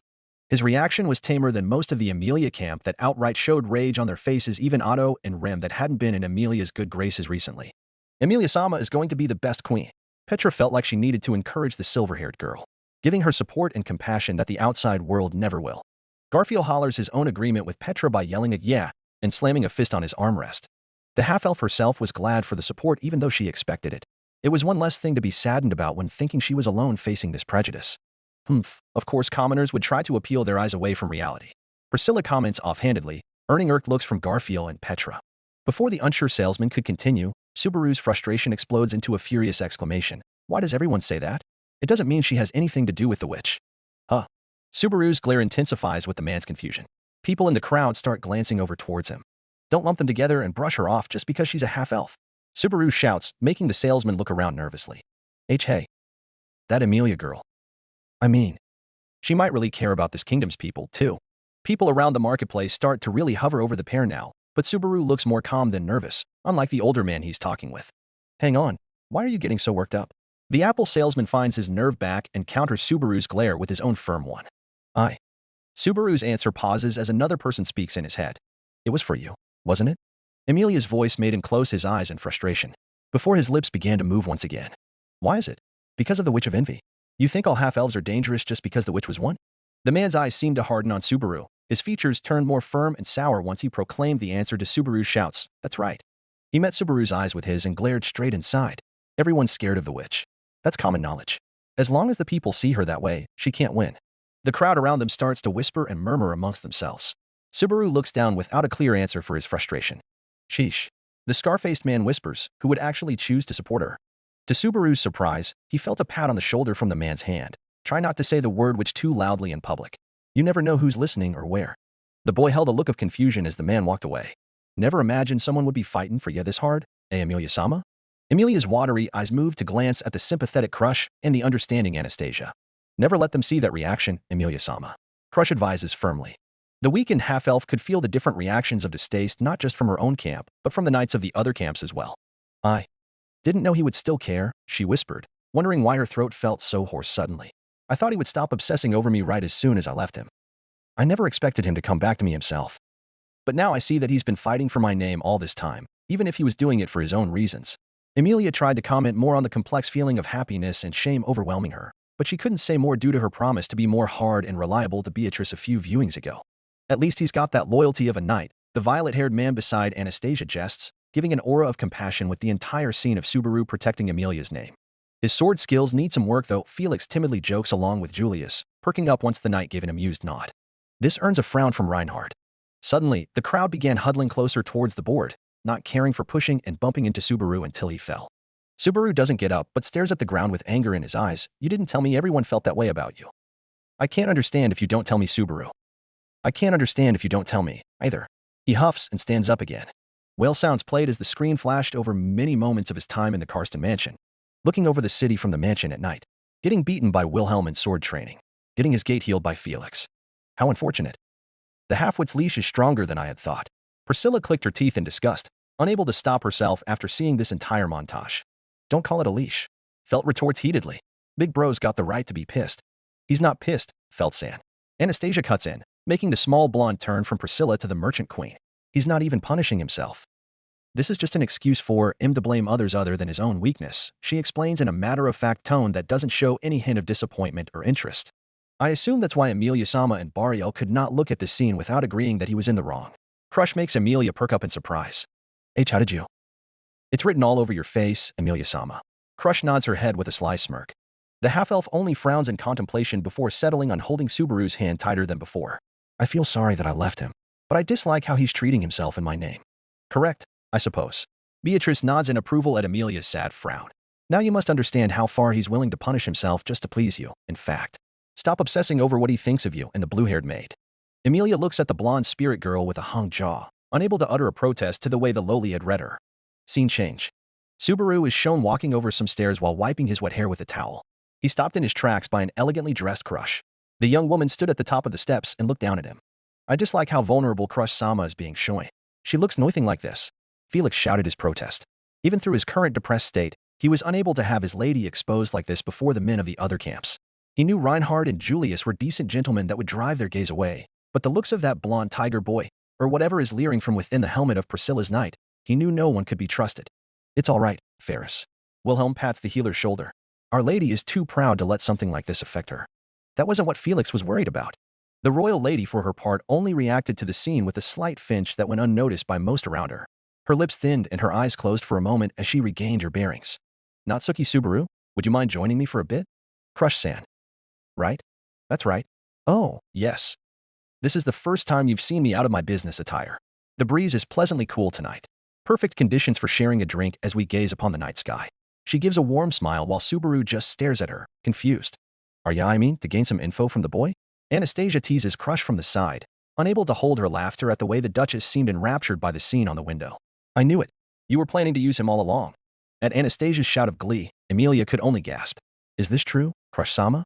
Don't be so callous. The Duchess firmly shot both girls a glare. I must have aimed to simply move him out of this pitiful cycle. It was a helping word from someone who wished to challenge him at his best rather than have him disadvantage Emilia-sama in the long run. Crush acted like she knew what was going to happen from this point on, hoping not to break the flow of the viewing so she could learn what happened between her and Subaru here. While Emilia slowly began picking up a look of admiration for the sheer nobleness of the green-haired royalty, Anastasia was grinning behind her scarf. Wish day. The Karsten head didn't seem to catch those words as she moved her eyes back to the screen, looking rife with curiosity. I wonder if my words really did help him in any way. Maybe I could find out what I wanted to do here myself. I would think that Subaru-kun would be stupid not to listen to your advice, Crush-sama, says Rim, bringing Crush out of her wondering. The maid shot her a smile of encouragement that eased Crush into doing the same. Well, whatever he may have done with my advice, I'm sure glad I had this time with him. Or would have loved to. Why's that, I wonder? Beatrice asked with curiosity. You seem to have wanted a closer relationship with Betty's contractor, in fact. Crush gives Beatrice a grin that irritated both the blonde and the half-elf that was watching from the side. Maybe.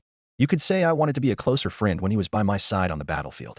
Emilia and Beatrice both gave looks of outrage once the Duchess had slipped a gloved hand over Subaru's sleeping one, intertwining their fingers to tightly grasp his palm. And to do this whenever I wished to, the Duchess spared no sympathy glance as she enraged the two girls with confidence beating alliance. But the true target of the Duchess wasn't to make these two jealous of her audacity. This move was a calculated counterattack aimed for the merchant queen to Crush's side. The girl who wished to be in the same seat Crush was occupying and taking advantage of. Morality, my ass. You played dirty too. Anastasia huffed in annoyance. Crush's frown replaced her fake smile once everyone turned away. You're dying again on me. That is unacceptable. Her grip on the hand of the boy tightened greatly. Truly. I wish I wouldn't have been so steeled with you. Maybe I could have saved you. Scene changes to a balcony set with a very luxurious table and beverage. I can't drink alcohol, though. You're welcome to drink water. I won't be drinking enough to get drunk. He picked up a glass and tapped the tip with hers, pausing once to watch her elegantly gulp down the contents of her own glass. Again, I can't express the relief I feel when Natsuki-san says that. Otto sighs, telling of what he felt during the break viewing. Yes, Subaru-sama not drinking is an extremely impressive feat considering what he's been through. Frederica smiles at Otto with acceptance. Both of them earned nods from Petra, Garfield, Tivy, and even Ricardo, who shouted cheerfully, and may he never touch that stuff. Hip hip, hooray. El unenthusiastically pumps his fist in the air. Once the Duchess was done, she immediately took the reins of the conversation by asking prematurely, how goes the healing of your gait? The black-haired youth could only flinch in pain at the memory of what happened earlier. Oh no. Wilhelm looked towards Felix with a judgmental glare as soon as he heard the guilty moan. Rem advises you to watch closely, Crush-sama. The Duchess held a stare with a much more serious Rem than before, with discontent rumbling her stomach. What did Ferris do this time? Crush asks no one but the screen that began playing the next scene for her. Novel scene. The screen cuts to a small bedroom during the earlier in that day. Subaru was sitting on his bed seemingly in a precarious position, with a mischievous smirking Felix who had both hands pumping mana into Subaru's spine from the back, while a flustered Rem held Subaru's face into her chest. Both of the servants were filling Subaru with very different types of mana, which sent the boy into a panic. Before Rem could glare at Felix any harder, the cat boy sighed and pulled back from Subaru. You have a reason to be angry, Rem, but it was an awesome scheme by Ferris, you know? It was for Sabawa's sake, just a teeny little bit. And everything besides the little bit? Rem asked, holding Subaru's blushing face harder. The rest was for my friend's feelings, and everything else was for Lady Crush. That's natural for a retainer, isn't it? It's no different for you, is it, Rem? The healer held a smirk of utter smugness while Rem simply hardened her stare. It is not. Accordingly, you must understand what my reply must be, Master Felix. The catboy seemed to understand something within Rem's eyes, so he held his arms up in surrender. Okay, away. Ferris will stop using the treatment to brainwash him. Though the Demi was giving her an honest expression, Rem wasn't content. From here on, I shall be present for all treatments. Mew, no trust at all. Well, that's fine, really. He shrugs and carries on, hoping out of the bed and room without a care. End of the flashback. The screen cuts back to Subaru shuddering before an awaiting Crush. He looked unsure as he spoke. Oh. Well, it goes, I guess. I see. Well, Ferris is excellent with healing magic. You can trust him. The Duchess smiles before gulping down another drink. You've done what? Beatrice was the first to shout her outrage, standing up on Subaru's thighs and shooting the healer daggers with her butterfly-shaped eyes. Wait a minute, Yao. You better be as good as they say you are at healing, cowboy. Garfield seeds at the knight from his seat, scaring Otto half to death. 'Cause you're gonna need tea. Ferris. Emilia somehow tore Felix's heart in two with her betrayed eyes. Further than that, the healer seemed to be earning a glare of disappointment and betrayal from his own master too. Explain yourself to Emilia-sama and her camp members right now. Crush demands of Felix without a hint of hesitation. This has just become more enjoyable. Priscilla chuckles gleefully, enjoying Felix getting backed into a corner by his master. Oh, the irony. That's not a cool thing to do, bro. Al shakes his head while Ram looks at the healer with disgust. Roswell was overseeing all of this with a look of sympathy aimed for the young man in the skirt. Doesn't look like he's going to get out of this at AAALL. Petra found herself snarling with hate towards the blue of her kingdom. Aren't you supposed to use your power for the injured? Why were you trying to take over Subaru's mind? Frederica didn't intervene since for this once. Petra was in the right to aim her outrage at someone with higher status. Felix found himself backed into a corner with no help. The most he had was Roswell and Reinhard's sympathetic gazes, but Reinhard seemed more disappointed than anything. I. The rage from the others he could do with, but he couldn't speak under Crush's scrutinizing glare. He was too damaged to deal with this. His body began to tremble in place. Foo you, Priscilla giggles arrogantly, happy that she was being proven right yet again in the most entertaining of ways. I think you all need to give him some space. Until Anastasia's knight cut the entire room's rage with his reprimanding shout. Julius. Emilia utters in confusion. I'm sorry to say this, but I would rather you understand that he did what someone like Felix would have done in that situation. He was acting on his own accord to protect me, Subaru, and crush Sama at the same time. His action was wrong, but please understand his intentions weren't abusive or dishonorable. Felix's eyes grew as wide as saucers in disbelief. Julius was defending him from Crush's wrath? The same Julius that told him he was disappointed with him one viewing ago? Crush Sama, Emilia Sama, Wilhelm interjects on the thoughtful ladies from beside the nervous cat demi. You both have your own reasons to despise what Ferris has done. But please do not cross the line by ignoring the good in his heart. You act as if I'm going to execute him. Crush mutters dryly at both Julius and Wilhelm. Eh? Emilia shrieks in horror. I'd never asked for such a thing. Ferris seems like a good boy who worries for Crush Sama a lot. I'd have just made him do some extra chores or something. Are you kidding me? You are unfit to punish anyone, I suppose. Beatrice barks in sheer fury and disappointment. Here's yet another person willing to hurt Subaru, and you are letting them off scot-free again. It didn't happen again, Beatrice Sama. So please calm yourself down and stop stomping on Subaru's legs. Beatrice and Rem glared at one another with dangerous sparks coming off between them. I apologize. Felix gained everyone's attention once his trembling words came out of his mouth. Ferris is sorry for what he said and done to Subaru-kun. I only wanted for him to stop this obsession with getting back at Julius at the time. It was the only way Ferris could see. 9. He bows deeply, showing great regret for what he did now that he sees the consequences of his actions. Shivering from head to toe with his cat ears lowering to their lowest from shame. Rise, Ferris. Crush orders with a hint of remorse in her eyes. She turns to Emilia and Beatrice with an expression of acceptance as she bows humbly to the half-elf. Crush Sama. Emilia utters in surprise. I apologize for allowing this to happen on my grounds while you entrusted him to me. I'm ashamed of what my knight has done, and I will take any form of punishment to make up for your broken trust. Emilia waves her hands in a panic. You don't have to do any of that, Crush Sama. I am perfectly aware that this all is too complicated to blame you for all of it. Before Crush could say anything else, Emilia turned to Felix with a stern look that surprised everyone in the back rows. Felix. She ditched the honorable quotations in his name, a sign that the boy had lost some of Emilia's respect. That fact hurt more than it should have. I would be pleased if you promised me never to use your power to influence people like that again. I promise never to use my power like that again, Emilia-sama. Felix bows his head to the half-elf. Promise Crush Sama that you won't be dishonest with her ever again. Emilia demanded again, foregoing Crush's glance of surprise. I promise, Emilia-sama. He replies, much more obedient and accepting of this promise. And I want you to promise that you will tell Crush Sama whenever you are having troubles with your friends. Emilia shoots him a small smile at the end. Felix found himself staring slack-jawed at her, unbelieving of the kindness being shown to him by this merciful woman. This half-wit won't survive a night in a slum district. Priscilla scoffs with boredom settling in as soon as Emilia comes into the conversation. I promise you, Emilia-sama. Felix says, trembling with emotion. She nodded her head brightly. Then we should continue watching now. Please get back to your seats, everyone. Crush sat back down with a thankful smile towards Emilia, while Felix was helped by Wilhelm to sit down. Julius gives him a nod before taking his own seat while Beatrice just glares at Emilia and sits back like the rest. You won't hear the end of this, I suppose. Emilia could feel Rim looking at her from the back, so she made her response more inclusive. I wouldn't want Crush Sama to feel the same way about her knight as I did Subaru during this period of time. I do not care, in fact.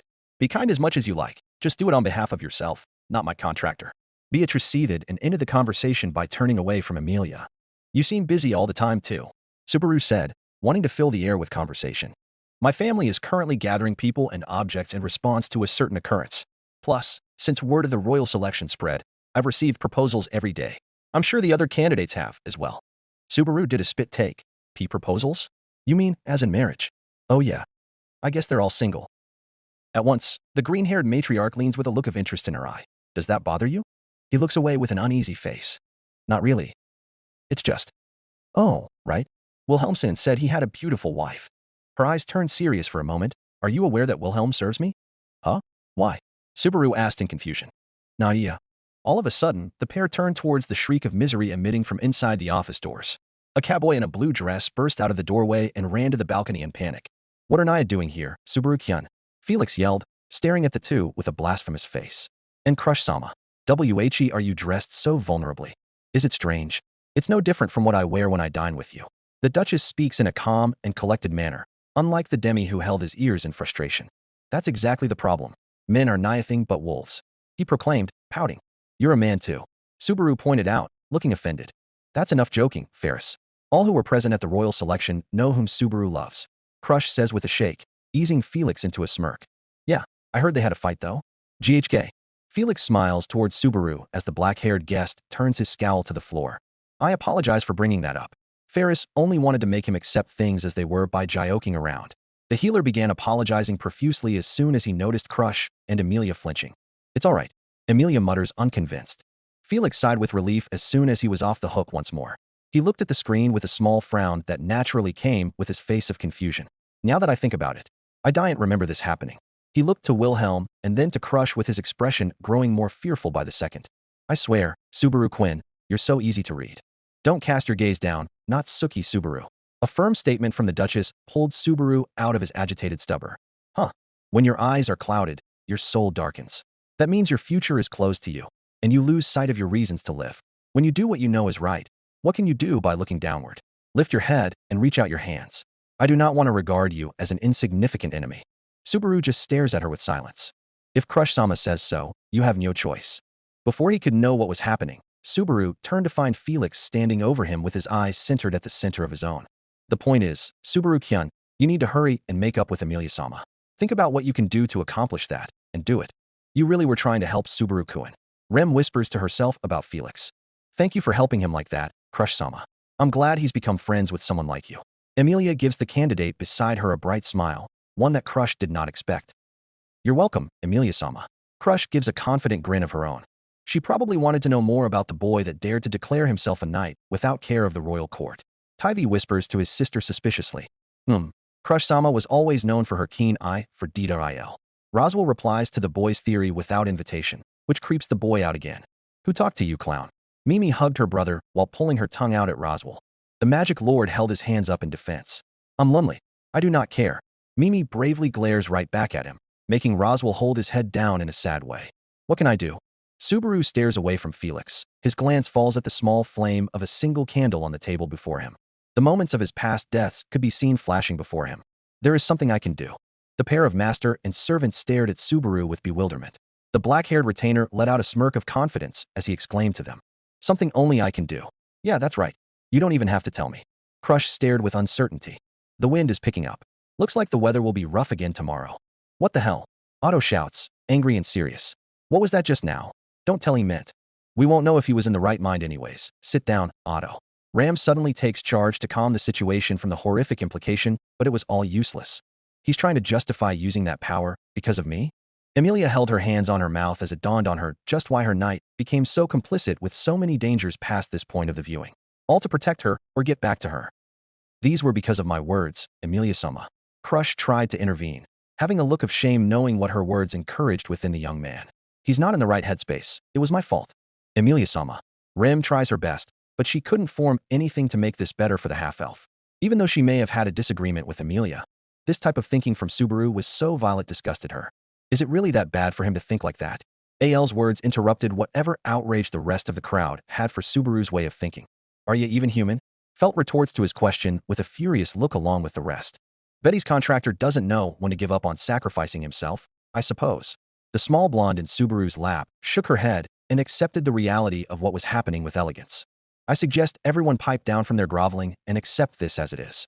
Priscilla's voice fills the auditorium and compels silence from the crowd. Humph. She snorted and enjoyed the power her opinion held over them. Your drabbles of guilt have annoyed me since this one started. She points to the placate screen. Commoners can't understand from the first time, so I'll be happy to repeat for your minuscule brains like the gracious god that I am. Priscilla was placed under gazes of fire and hate from everyone, but they all gave her their silence and ears even though they despised her for her words. They knew who ruled them. Get your feelings out of the way and watch knowing that he's dead by the end. Her voice was piercing to the ear as she commanded everyone that cared about Subaru to cut their hearts in pieces. Or she might as well have done that. She's right. Petra surprised everyone, even Priscilla when she spoke out. Priscilla-sama is saying what we all need to hear. Petra-chan, are you? The little girl forced Frederica's hand off her shoulder. She glared down at the front row with fire in her blue eyes. Subaru will die. Petra's lips trembled. He's dealing with a lot on his own right now.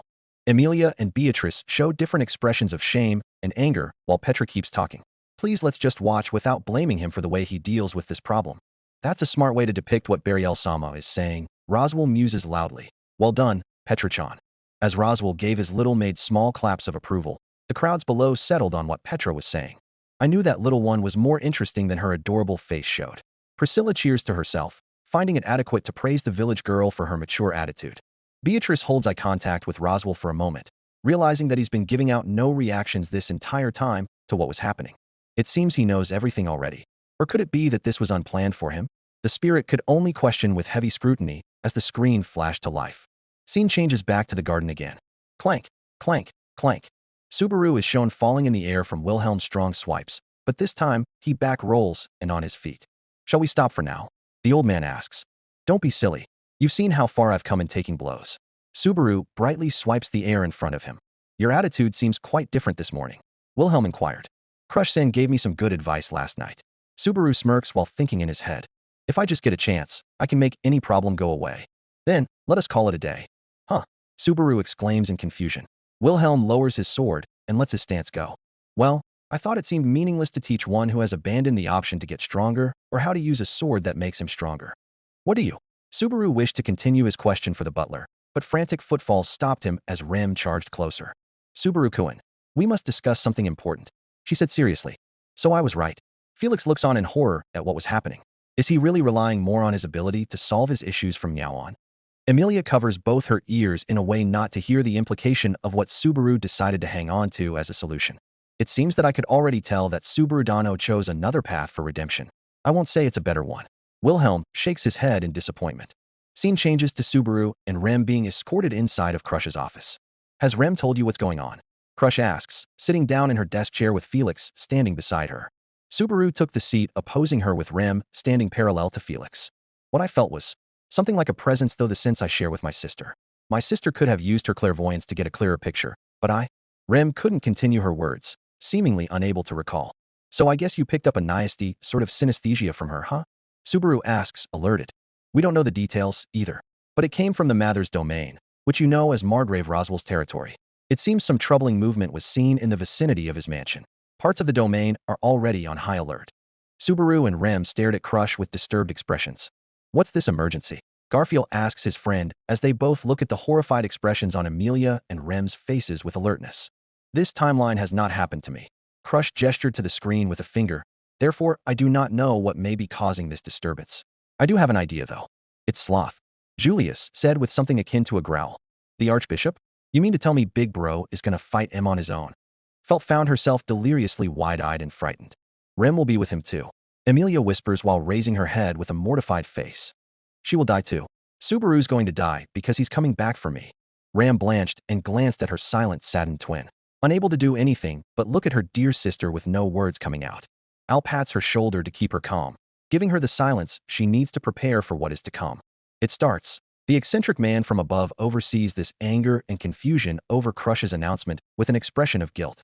How will you be handling this one, Subaru-kun? Roswell asks without an accent, voice low. Troubling movement? He asked in a hurried panic. We did foresee this situation from the moment the Margrave declared his intention to back Emilia, a half-elf. You mean there's trouble going on because of that prejudice? Subaru looked at the Duchess with worry. That is likely a correct summation. He grits his teeth and glances down. The moment I leave her side, this happens? Everyone around her is an enemy. The only one who can take her side. Subaru slowly smirks a manic obsessive smirk. Is me. Well then, we have to go and help, right? Subaru stands up, making Rem stumble and worry. No, no, no. Emilia's worst nightmare played right in front of her with no one to blame but herself for leaving Subaru behind and allowing him to fall into such a line of thinking. I'm guessing from your reactions to this that it's already decided what his fate would be, Rem. The stern-sounding Ram was met with a flinch from her sister. Oh, it is true then. Al shakes his head at the silent reaction Ram had given everyone who heard Ram's question. Why didn't you speak about tis not being a real loop? Garfield asked, looking agonized after his realization. I would, but I was cherishing what little memories I had with Subaru during this loop after the last point I remember happening. Rem turns her head away from Garfield and looks to the floor. What point do you remember then? Anastasia asks her, glancing silently at the Duchess beside her. The marketplace? It may have been after that point, but the window didn't seem keen on sharing much of Rem's time with Subaru-kun. Holy, it really is that Apple Man's save point again. Ricardo pulls on his ear in surprise. The twins gape in realization that they might be right. You knew something about this, ain't ya? Anastasia fully turns to Crush with a look of solidness. Seeing her being unwavering, Crush gives the candidate beside her what she wants with a nod. Why didn't you tell us? Crush turned to the screen with a whimsical expression. I wanted to enjoy my time with him as well. Anastasia purses her lips and shakes her head. You need to be more honest with yourself, Crush-san. Honestly, why you mustn't, Subaru-kun. You have to obey Emilia-sama's orders. She told you to focus on healing, and I agree. Rem held his sleeve with a worried look as he walked to the door. Healing must take priority now. Without acknowledging her words, Subaru turned to the maid with an expression of focus on his face. Rem, we're the only ones who can take Emilia's side. Seeing his mind being set, the maid looked down with a worried expression. You heard that, Crush-san? Not dwelling on Rem's face, Subaru turned towards the observing Duchess behind him. We're going back to the mansion, back to where Emilia is. Until it's taken care of, my healing will dash. Not Suki, Subaru. Crush interrupts him, firmly calling his name. He gazes at her, stupefied and not talking. If you leave here, that will make you my enemy. Allow me to correct one idea you have. I have only allowed you to stay here as a guest and receive treatment because I am contracted to do so. Subaru blinks. Contracted? Emilia and I formed a contract regarding your treatment. However, if you abandon that contract yourself, I am not obligated to continue protecting you. The moment you leave this household, Emilia and I will not hesitate to become enemies. As if she was reprimanding him, Crush's voice didn't have anything but seriousness to offer the boy. By this point, Subaru's sharp eyes turned to glare the noble woman down. I was wrong about you. I thought, just maybe you and I could get along. Yeah, of course. That was just a little joke over drinks, right? I was stupid to take you seriously when you told me an enemy, to do what I could. You don't want me to leave because getting Emilia out of trouble will be bad for you, right? Despite the accusation, Crush's face remained calmly staring Subaru down. It was the healer's squeaky soft voice that replied to the intense aggravation of the atmosphere because of Subaru's words. How did he come to such a conclusion? Otto sounded amazed and horrified at the same time. Felix refused to say his piece after all the times he's been hounded over the head for doing so, but he couldn't contain the glare of anger at Subaru on screen. He's not under the right mindset. Wilhelm nods along with Reinhardt's timid words. Nor was this last any better at describing things to him without making it sound like a fight was coming. Felt points at Crush while the Duchess was dealing with her own conversation. Emilia-sama, I apologize for not being able to keep him there with me. It seems that my hot-headed desire to draw lines forced an ultimatum. Crush gave the half-elf a sincere nod of regret. The half-elf simply gave a shake of the head, unable to believe how escalated the situation had become just because she wasn't there. I think Naya have it all wrong. Ferris, enough. The Duchess ordered, keeping her eyes on the black-haired young man before her. Felix looked on with hope in his eyes that this him might be able to help make Subaru see things in a better way than what his lady phrased. No, I'll say it. The mistake he's making is a bit too grave. Felix shook his head and glared towards Subaru. Even if you leave, nothing will change. You'd be wasting your time. After making a fool of yourself at the castle and being clobbered by Julius, Naya still don't realize that? You'll be much better off staying here to finish your treatment. After Felix's blunt words, the glare on Subaru's face turned into an intense stare of hatred aimed for the Demihuman's soul. This carried on for a few more ticks of the clock before Subaru turned around. I've decided. I'm going back to Emilia. Thanks for taking care of me, though it wasn't for long. Once he opened the door, his foot stopped its descent as Felix outraged from behind his lady's desk. Is it nigh true that a good man knows how to take a warning? Subaru didn't look back, but offered his parting thoughts as a reply. It's thanks to your warning that I've made up my mind. Thanks. With that he left, Rem following close behind. Felix shook his head and his face into his palms. He could feel a soft pat on the back from Wilhelm, but it meant nothing as his failures sunk him into a sea of shame. It's amazing how this is escalating so fast, holy shit. Al comments bombastically, making others nod along. I couldn't convince Subaru-kun to stay after all. Rem whispered agonizingly to herself. Scene changes to Rem patting a pink ground dragon that had a carriage latched onto it. Rem, how long until we reach the mansion? The maid looked up to find Subaru and Wilhelm standing beside the carriage. About 2.5 days, I think. Over 2 days. It took less than half a day to get here. We can't go that way. There's a fog over the road, so we need to take a detour. Subaru blinks for a moment. Who cares about fog? The fog is created by white whale. Should we encounter it, we won't survive. Rem speaks in a matter-of-fact tone. Subaru grits his teeth and gets inside of the cart, without bidding the old man beside him a goodbye. Wilhelm remained standing still, his eyes narrowed on the distance since the whale had been mentioned. Rem bowed to the butler with respect. Thank you for lending us your dragon-drawn carriage. I offer you my gratitude in my master's stead for the favor you've shown us until today. Not at all. Please take care. The old man shakes his head and gives the maid a small wave. It seems that he won't be encountering the white whale in this loop. Otto questions, hoping someone would answer. We don't know.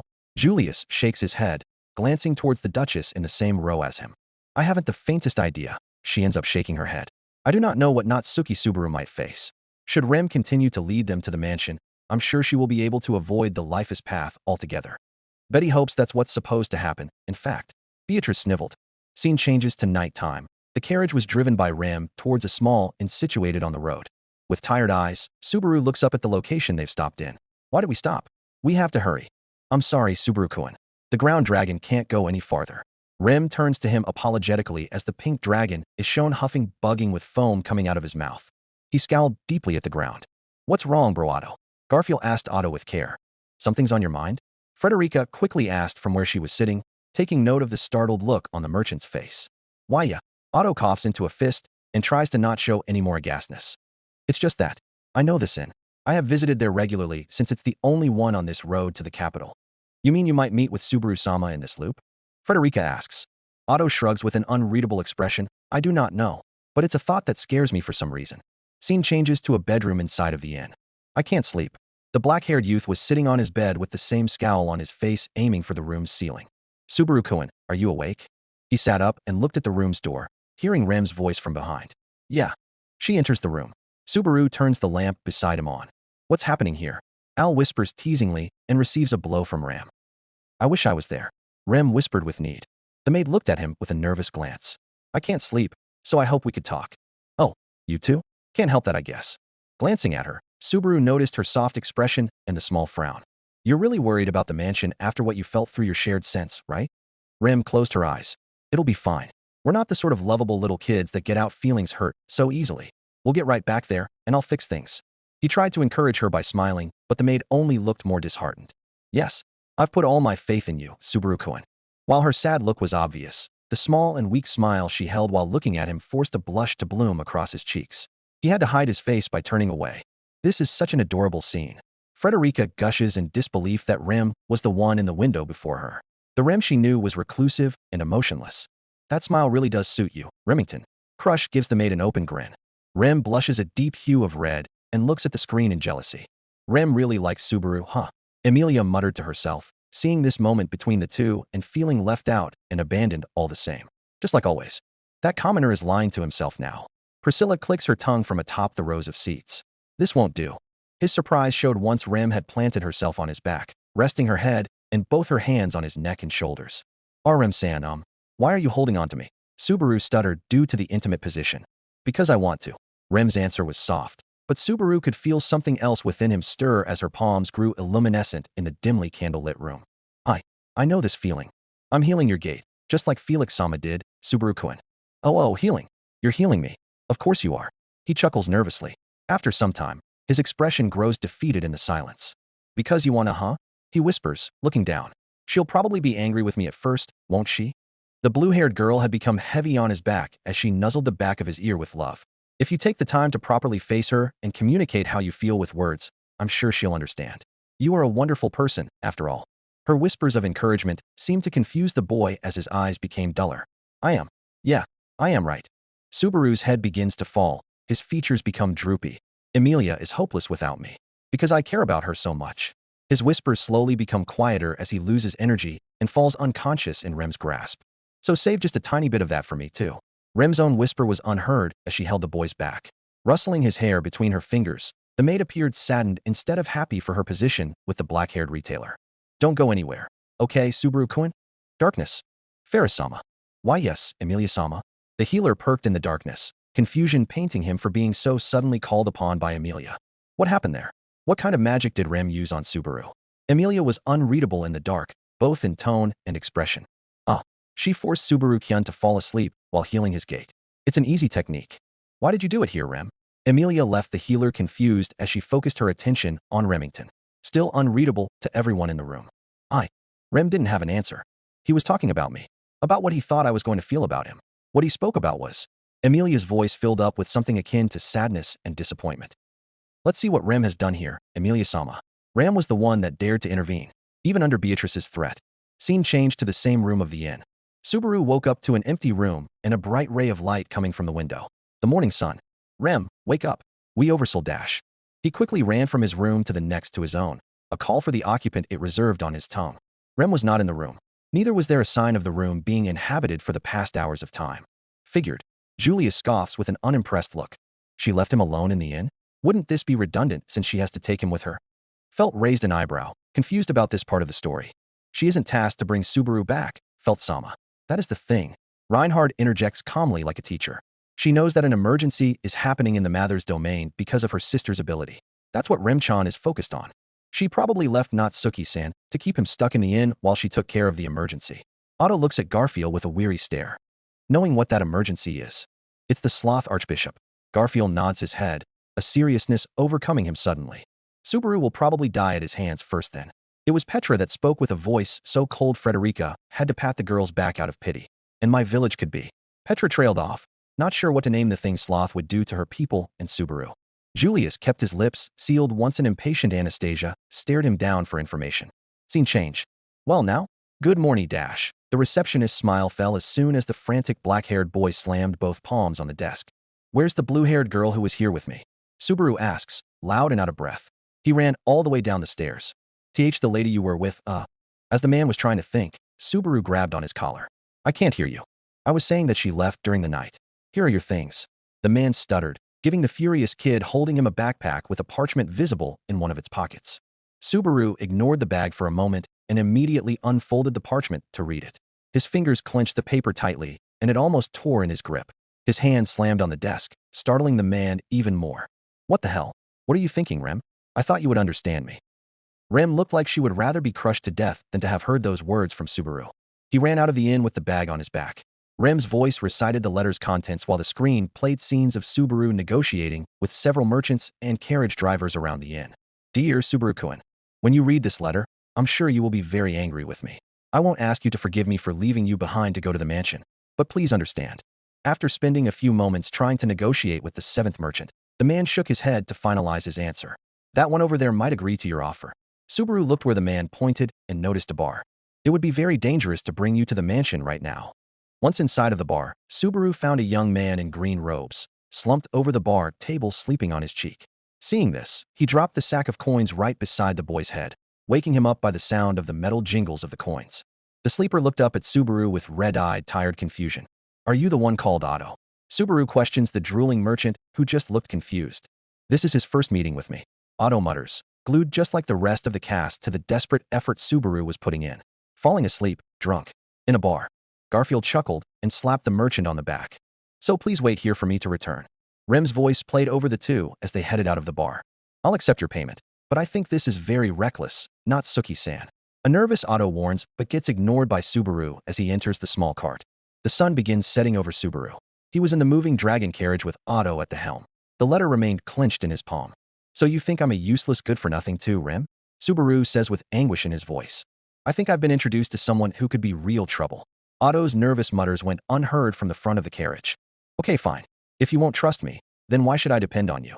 Subaru's grip on the letter and growls to himself made the merchant assume that his words will not be heard no matter what volume he spoke. He sighed exasperatedly at his luck. That other me is going to be in for the ride of his life. Anastasia raises a brow at Otto as he sighed casually. Ain't you afraid that Otha you may die with Natsuki-kun? Otto opened one of his eyes to Anastasia. Course I'm scared. Just not enough to forget that I'm the one that made it through the loops to stand by Natsuki-san's side. The merchant queen gave him a surprised nod of respect. Meanwhile, Rem was downright clenching her skirt so as to not sob at Subaru's words. I would never think like that about you, she muttered in frustration towards the back of Subaru's head. Scene changes to a mansion gate with an oncoming shadow that appeared to collide with it. The window cuts to black for a second, more only to return to Otto and Subaru driving the dragon carriage through the din of the night. The black-haired youth was sleeping soundly in the cart behind Otto. What the heck was that? Tivy asks after that mansion scene was cut so suddenly he barely even blinked. It was too quick for me to see, bro. Al shrugs while Felt gave the screen a squinting glare. Something happened? What was it? It was Sloth, no doubt. Julius growls with his arms crossed. Everyone looked at the screen as soon as he said that. Emilia and Crush tightened their holds on Subaru's hands. Both girls vying to comfort themselves by feeling his warmth through their hands should the situation escalate. The cart stopped suddenly, halting Subaru awake once he slammed into the wooden walls. I'm sorry, but can we please turn back now? An apologetic Otto looks back and begs. What? After coming this far? Subaru asks in bewilderment. Otto nods his head and points at the dragon growling at the front of the cart. My ground dragon is frightened. It knows by instinct that this place is too dangerous to approach. They are definitely fear. Roswell nods his head, not giving anyone the chance to hear his mumbling. That boy is a coward.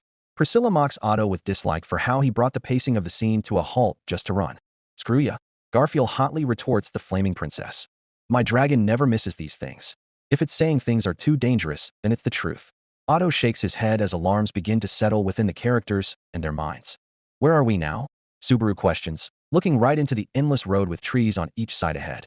We're already in the Mathers domain, near a village called Arlem. Otto answers, holding a map.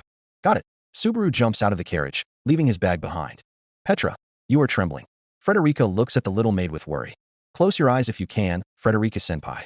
Petra pleaded as she hunched herself into a ball at the mention of her village. It's okay, Petra. Frederica smiles. Things won't end too badly. You wouldn't be saying that after what I've been told. Petra whispered to her mentor, remembering her conversation with the warden before all of this and the implications on her people. Natsuki-san, you can't go out there. Let's turn back. Otto pleaded at the nasty-eyed boy. Subaru only smiled at him. This is far enough, Otto. You can take the money and all my stuff. I couldn't possibly. Please rethink this. But Otto's plea was ignored. Subaru sprinted into the dark. Natsuki-san. Scene changes back to Subaru running across the darkened roads, alone. He really let me go? Just like that. Otto shouted in despair, unbelieving to the fact that he just disappeared out of the plot for no reason. I cannot believe I offered no help to him whatsoever. Just drove him to his own death. Images of the royal guards played within his mind. He continued to run. Julia's face came and went through a flashback. He continued to run. The councilmen stood above him like disappointed gods. He ran through the darkness. The candidates scorned him from behind. He ran again. The knights laughed at him. He did not stumble. The magician spat his way. His legs did not give out. Not once did he think of Emilia in his sprint. She wasn't a source of evil or hatred for him. That is so wonderfully pathetic. I'm almost impressed with this piglin. Truly. Priscilla hums casually, giving great interest in the way Subaru's mindset was shaped before her. He's blaming everyone but himself. Felt realized what nearly everyone had with a disappointed look covering her face. Petra gave Subaru a glance of pity, not liking how everyone seemed to be faulting him. She knew she had a child's mind, but this was clearly not Subaru's fault. He was a kid too. Crush and Emilia both held each of his hands in theirs. Each woman found comfort in touching the boy and giving him squeezes of affection after what they were seeing him go through. It's unsightly. Julius spat, but kept his frown of discomposure so as to not show pity on Subaru. He wouldn't like it if Julius did that. Do not blame yourself, Remington. Roswell spoke loudly so she could hear. The maid forced her head down to not show the tears in her eyes. He's thinking like this because I left him. Rem sniffles, trying to keep the droplets from falling by containing herself. I left him as well. Emilia forced out from the front, giving Rem a sideways look to show her own set of tear droplets. Jumbled his visions may seem, Subaru continued to run without cause for stopping. Until suddenly, his head was raised up. He halted all movement, dusting a cloud of dirt under his shoes at his sudden stop. It's too quiet. He breathed loudly, but his voice was aimed to whisper. Looking around, he could only see deep lanes of trees and rocks on each side of the wide dirt road. He didn't encounter anything by staring at the woods, so he turned to the direction of his destination and bolted to continue running, only to find a strange man in a black hood standing inches away from him. Subaru blinks at the man, neither surprised nor afraid. Which cultists? Rem rages with her eyes bearing fury. Emilia and Beatrice held on to their Subaru for dear life. not believing that he's been with a cultist before on his own without any protection. Will he die? Anastasia questioned solemnly, fearing for the boy. We need to watch. Stop talking. Crush quickly ordered the whole group of chatters from the twins above to Otto and Garfield that were just as furious and afraid. His expression fully changes once a group of hooded men circle him out of nowhere. They dressed the same exact way and were staring at him as if they were statues. To his shock, the entire group of cultists bowed deeply toward him, before vanishing without a sound. What was that? He asked, disturbed and scared out of his mind. What was that? Julius all but gasped as it only took an instant for the entire scene to play out, and he was still not able to get over his thought that Subaru would die. Did they just bow to him and leave? Felt asks Reinhard, hoping he would have an explanation. I think they sensed his witch's scent and decided to give him proper respect, as either a member or a soon-to-be one. The witch cult only recruits people cursed by her smell or forces people to cover themselves in her miasma. Reinhard recited his theories and studied facts about the cult. He held a small frown on his face once he realized how this sounded. Relax, Reinhard. The redhead was surprised to have his grandfather call out to him. No one thought you accused Natsuki Dano of being in the cult. Reinhard's eyes lowered in disappointment. Yes, thank you, grandfather. That was so scary. Petra shouts, holding on to Frederica. Emilia breaths in and out while nodding to the village girl's moan. 'Tis but a little appetizer for what is to come after him. Priscilla notes with a weary expression on her beautiful face. Roswell would almost say she was worried about Subaru's well-being. The clown stopped observing the crowd for a second and looked at the visible blonde drills of hair. Subaru-kun will clear out these fools. What will you do once you've seen Gee's new form? Beatrice herself looked to be in absolute misery rather than curiosity like Roswell. Even against the witch's cult, he has abilities that can be used. Anastasia barely lets out a whisper, too entranced by what just happened. This might just be my greatest failure, now envisioned. Crush put a palm on her lips to hide her trembling snarl. Her ambers raged with the fire of discontent and hatred. It wasn't your fault, Crush-sama. Rem spoke with an angry tone. It's mine for leaving him like that. What was she doing? The maid spoke about her other self as if she was a different person than her. A mere excuse for you not to blame yourself. That boy is always going to be left behind no matter the leash one has on him. Priscilla spat out in mock disgust, absolutely unable to contain herself after the display of the witch cult bowing to Amelia's dog. Commoner didn't even show a hint of disturbance. Priscilla clicked her teeth, glaring at Subaru's on-screen face that was frozen in time. His madness is disappointing. Taking a few more minutes to collect himself, Subaru's frown deepened at the disruption of his run. He continued nonetheless. His hands shook as he ran. He started to remember each and every instance of disrespect. Felix called him weak. Julius had beaten him and called him unworthy. Reinhard had called his humiliation as something that should be forgiven. Crush had ordered him to stay put because she thought he was weak. Rem had left him because she thought he was weak. He ran with a glare on his face that spelled the hatred in his heart. Damn, he cursed. Shouldn't he be worried about his friends rather than this stuff? Mimi asks a reasonable question that offsets many of the guilty expressions in the theater. Natsuki isn't willing to get out of this headspace. Julius says casually. He's been left alone with no one to tell him any different way of handling this shame within his heart. So leaving him was the worst thing to do, huh? Emilia's head lowered. Indeed it was. Julius didn't spare any sympathy for the royal candidate, or he hid any that existed in his heart to tell her the harsh reality. Barusu's attitude was heavily reliant on Emilia-sama. He shouldn't be near her at all if he wants to fix such a mental obsession, Ram said while patting her sister's back slowly. That is what Puck said. Emilia's whisper was caught by the Duchess sitting opposite to her side. The Great Spirit. HM. Crush shook her head at Emilia. I don't know who else I should be disappointed in, you or Natsuki. Emilia put her face in her palms to hide herself, unwilling to hear Crush's words. Scene change. His run continued until the dawn came. He stopped in the middle of the dirt road, breathing heavily into his overworked lungs. At the end of the road, his eyes stared, noticing a trail of black smoke rising to the blue morning sky. I'm back. Reginald Sin doesn't open his bakery until the afternoon hours. Not at dawn. Petra points out immediately, hyper-focused now that Subaru's reached her village. Her heart was beating so fast. It was popping out of her chest even. Petra, breathe in and out. It will be fine. Frederica whispers soothingly into the little girl's ear, giving her a hug. Scene changes to Subaru looking around the empty village. His head turned, watching for any sign of life. The village was vacant. No one. This is weird. The twin with the monocle voices from above. This place was quite populated when our forces arrived there in our timeline. Petra hugged Frederica tighter, ignoring Tyvee. He knocked on a door and waited for an answer. None came. He opened it, peeking inside to a dark room. Only the sunlight dimmed its blackness. Subaru's eyes rose, noticing a couple sitting oddly in their chairs. He shrugged the sight off and moved to the next house. What is? Beatrice was left blinking rapidly. What's with the sudden weirdness, I suppose? Why were they sitting like that? Isn't that Masmuna-san's and Chikari-san's house? Petra began breathing heavily against Frederica's arm. The little girl noted down where Subaru was walking and noticed every off-putting detail that her home possessed in this scene. For some reason, this one was much harder to open. This is wrong. Julius comments, squinting his eyes and sitting up in his chair. I think ever since this started we knew things would end up going wrong, Julius could. Anastasia muses with a hardened look. Yes, but these people are still very dear to him.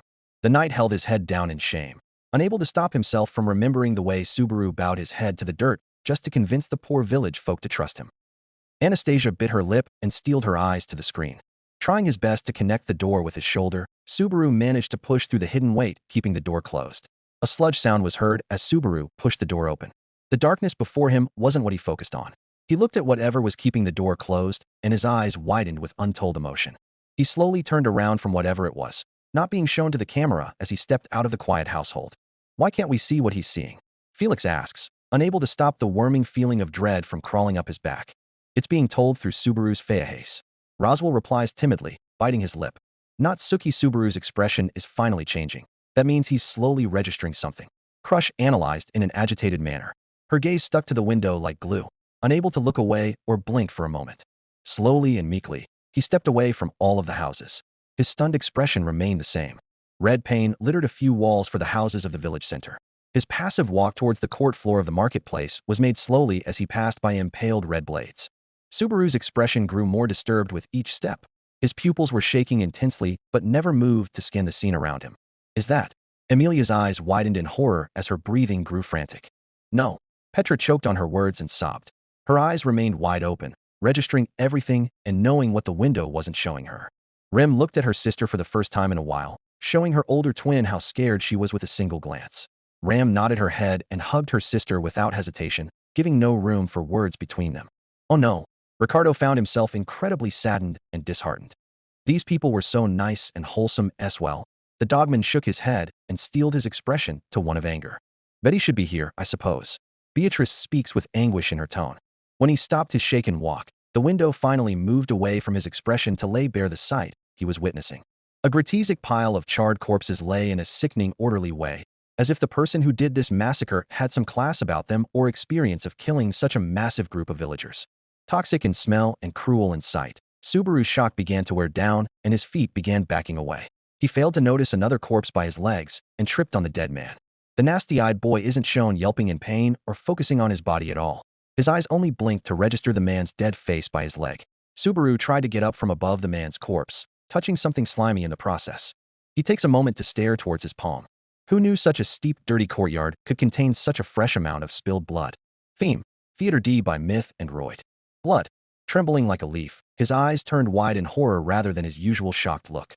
He gasps for breath, looking around, trying to find a single area where this tragedy hadn't reached, but alas, the village courtyard had corpses and dead faces all over it. He begins to breathe really heavily, trying to think back on the houses he's been to. The couple in the house weren't eating dinner, they were dead, sliced necks and bleeding all over their food table. There was a woman's body laying on the door in the second house. She had her guts ripped from her open stomach. H. His body shakenly moved, on its own and without command from him, turning slowly, forcing his eyes open to the sight of the bodies around him. Sliced, cut, beheaded, stabbed, burned, mutilated, broken, dismantled. Subaru's pupils shrunk until they resembled dots on a white background. Frederica quickly closes Petra's eyes from seeing anymore. Her tears and horror were eclipsed by the heartbreaking sobs she could not help but let out. No. Who would do this? What kind of monster? Ah! The little girl's voice became distorted as she cried her heart out in Frederica's grasp. Petra's screaming served the whole theater and beyond, telling everyone that she lost innocence for good. Poor girl. Al steers his helmet away so as to not look at the girl while she was breaking apart. Aggravated by Petra's screams in the background, Julius' guilt and sorrow for the village made him want to throw up the tea he drank. The elegant knight didn't contain his glare, fully showing his emotions for the viewing. Neva seen ya this mad before. The Western girl emotionlessly comments from beside him. Julius looks at his lady and realizes that Anastasia had hid her mouth behind the blue scarf on her neck. He took one look at her eyes thinking they would match his lady's nonchalant tone. Anastasia had the coldest glare anyone in the room could muster for the screen. Holy hell. Garfield gulps, leaning back with a hung jaw at the sight. See Captain. Captain will save him. Captain won't let them die like that. He will save him. He's the best superhero there is. Otto held his head down with silence being his answer for how he would grieve this massacre. He patted the mumbling Garfield on the back and slid closer so he could give the blonde, traumatized boy a one-armed hug. Otto sobs once Garfield lungs and hugs him with both arms. He's done this. I've heard reports of his activities. But to go this far, even though Beatrice was an old spirit, this sight was disturbing enough to make her mumble and cower at the sheer morbidity. Crush remained silent and emotionless like Anastasia, forcing her hat down to her lap so she could look at something other than bodies on the screen. Her fingers gave no inclination of breaking their tight hold over Subaru's. You must have gone through hell itself to stop this from happening. Huh, not Suki Subaru. The Duchess gave a small nod of admiration and respect. Beside her, the leader of the boys' camp could only stare with her beautiful amethyst eyes wide open and dry. Amelia's horrified sobs were drowned by Petra's terrifying cries of anguish. The half-elf didn't know whether she should go up and hug the little girl behind her in the theater or hug Subaru tighter than she was holding his hand at the moment. The feeling of his warmth provided her with the most uncomfortable reminder since these viewings started. He's lived this on his own. Amelia gasped to herself. Her palm quickly covered her mouth as she registered how alone Subaru truly was in this scene. Amelia's feelings couldn't be more accurately expressed than the words spoken by the maid sitting directly behind Subaru. The villager's death will always be there in his heart. He won't ever stop thinking he is alone in this world. Don't blame yourself for this, sister. Ram holds Rem's head in her hug and makes sure she stays looking away from the screen. This is nobody's fault. You only wanted to save Barusu. But I couldn't protect the people of Roswell-sama's domain. Those children and kind old man. Rem sniffled and shed the tears that were threatening to spell for the past few minutes. What happened to you? And to Amelia-sama. Rem's question was asked in desperation, but it caused a much wider panic for both Amelia and Ram at the same time. Cease. Priscilla remarks in fury. Mindself orders you to cease this viewing at once. The Baroness found no answer from the warden. She was left to dry in her fury and disgust at the sight of the corpses. That pig isn't coming out of this undamaged. You think? Felt turns with tearful, yet still angry eyes to the Baroness. Everyone here knows that he won't get better after seeing this. Why don't you stop talking about the obvious like you know everything? Damn you. Reinhard grips felt by the wrist again. His expression was that of a man in anguish as he spoke through gritted teeth. Felt-sama. She is trying her best to help Subaru. Felt shakes her head in denial. Stop being an idiot. I'll sit down and leave her be. Thank you, Felt-sama. Reinhard nods in approval while Felt moves in to hug him. He pats her head and glances upwards to where his grandfather was sitting with worry. There, Ferris. Wilhelm comments softly, ruffling the boy's cat ears yet reserving his stone-like face. The healer sobbed into his blazer, unable to take the sight of the dead innocents. Rem, what happened to Rem? His only vocal reaction to all of this. His world stopped at a moment's realization. Her letter was clenched by his blood-covered palm. Subaru walked with grace and tranquility. Rem. Ram's gaze turned blurry. Her grip on Rem tightened as the blue-haired girl shook in her grasp. It's okay, sister. I'm going to protect you. Barusu is going to save you. Ram soothed into her sister's ear. Walked without rushing. Rem. Rem's face smiled at him from a distance, as if it was a memory where she laughed with him. Rem. He walked through the L. Mathers Mansion's gate. His legs trembled once he had set foot on the front garden's pathway. This is cruel. Crush comments with a glare of steel aimed for whomever forced Subaru to be in such a position. If only I didn't let him leave the way he did. The Duchess curses inwardly at herself's impulsivity. The wave of panic and fear didn't stay within his legs for long as the tremble and shiver traveled through his form. Upon seeing the familiar mace laying on the cracked pavement of the pathway, he shuddered a breath. The letter dropped from his palm upon the grass. No. Ram sucked in a breath and let her sister jump out of her grasp. Amelia and Beatrice watched with horrified faces at what Subaru witnessed on his own. Please wait for me to return. When all of this is taken care of, I'll come back for you.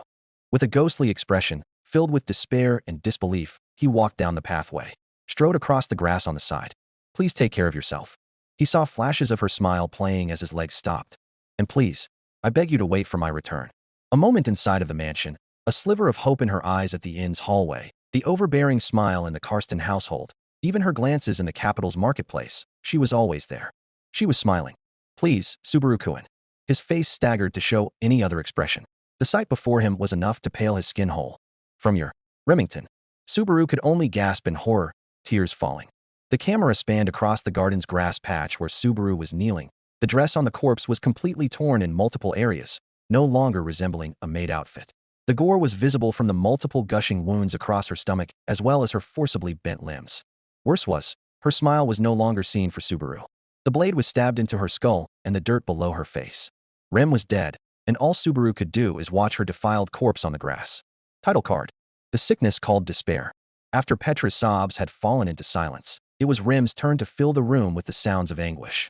Ram did not give any indication that she was more distraught than her sister except the running stream of tears on her cheeks and the inflamed expression she bore. To whoever did this, if Barusu hadn't yet gotten to you, I swear on my life I will. Ram's proclamation was one of grief and sorrow, promising to avenge her sister no matter the loop. All around the garden, the windows zoomed out of the frame over Rim and Subaru, following Subaru's haunted washed gaze panning across and around from the blue-haired corpse. Men wearing hoods littered the front space of the mansion. The yard, pathway, porches, and even field had corpses of cloaked figures that were quite obviously bleeding proportions of blood. Damn cult. Garfield suffered a small sob that he didn't mean to let go of. The blonde tiger was barely holding in his sorrow and rage. Otto held him tighter from the side, keeping his brother stable as they watched what Subaru had gone through all alone. I'm sorry, Emilia whispers inaudibly, holding her ears from both sides and letting Subaru's hand go. I'm so sorry. The screen quickly turned on Subaru's distorted emotional expression as he slowly turned his gaze from the garden around Rim to the shed with burn marks and blade cut into the wooden walls. He moved, walked with a tremble, pushed the door to the shed and gazed inside. Ooh. Subaru's face twisted into one of pure agony as he saw a pile of dead bodies in the middle of the shed, blades stabbed into them. For 1 second, it was revealed to the screen what Subaru identified. The village children's corpses were mutilated and placed neatly in the shed, as if the sick and twisted work of art was a prized ungodly possession to be hidden from the world. Gower. Oh my.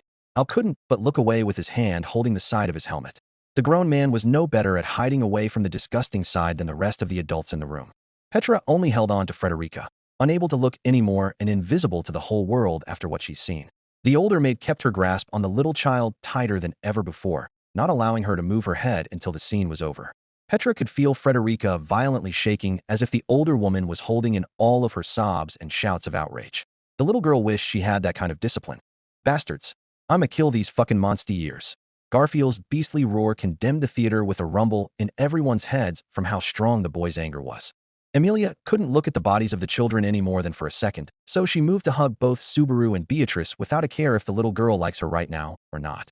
Beatrice herself accepted Emilia's hug with no objections. That is not going to be easy for you to overcome, not Suki. Crush mutters in a tired voice. Her expression was worn out as her steeled nerves could only take so much shock before she wore herself out. How did you move on from this, Subaru? I doubt he will be able to get over this right away, not to mention his already broken mentality since the castle fight. Anastasia comments behind her scarf, equally as steeled and invested in Subaru's mental state as Crush was. That fight, it cost this in the end. The knight beside Anastasia growls. He bared his teeth and gave a shaky snarl at the screen, the enclosed fist he slammed still in place on the armrest, trembling. Anastasia gave her knight silence. Not even in Wallachia is this a sight that is acceptable. Priscilla overcomes her fury to speak her mind. Her gaze befell the faces of the children as she memorized them one by one. I swear that these maids won't get to you before I. The Baroness growled with hatred rooted to the core of her voice. Roswell glanced at her with a mere cold look. You best get in line. Subaru couldn't handle the sight any longer and did the appropriate thing to do, dropping on his knees and blurching his stomach's contents. No, he whispered in anguish. No. If I just get a chance, I can make any problem disappear. His mind cried in anger, but his voice was one of pain and defeat once he sobbed. This is wrong. This isn't what I wanted. Gasping and wheezing, he looked up with tears in his eyes. Somebody, please, make this all disappear. Felix begged with his head in Wilhelm's chest. I'm sorry for all I said. Please use that power to save them all. Please. Felix begged brokenly. No sense to his apologies nor pleas. Wilhelm held the boy down to stabilize him from the panic attack he was having. Just breathe. The old man urges while rubbing the boy's back. I can't believe he's still going through with this. Felt glanced at her knight with surprise. Reinhard glared at the screen, with guilt filling his gaze. I should have come to him a second time. I should have listened to you when you told me to go to him even after my first apology failed. Felt kept her lips pursed and shook her head. He walked inside of the mansion, the screen cutting to show his hunched shoulders from the back as he entered. Checking every room and hall, he couldn't find anyone. Kitchen, staircase, dining room. No one. It was until he checked yet another door that things went into a different direction. Subaru's eyes could only gaze with horror towards what fell at his feet. Ram. His whisper could barely be heard from the corpse below him. The pink-haired maid was bleeding from the mouth, lifeless. Before he could dwell any longer over her body, Subaru was already staring at the little girl in Ram's lifeless arms. Petra. Subaru choked on his own spit when he noticed the ginger hair of the little girl. His scream was more damaging to his throat.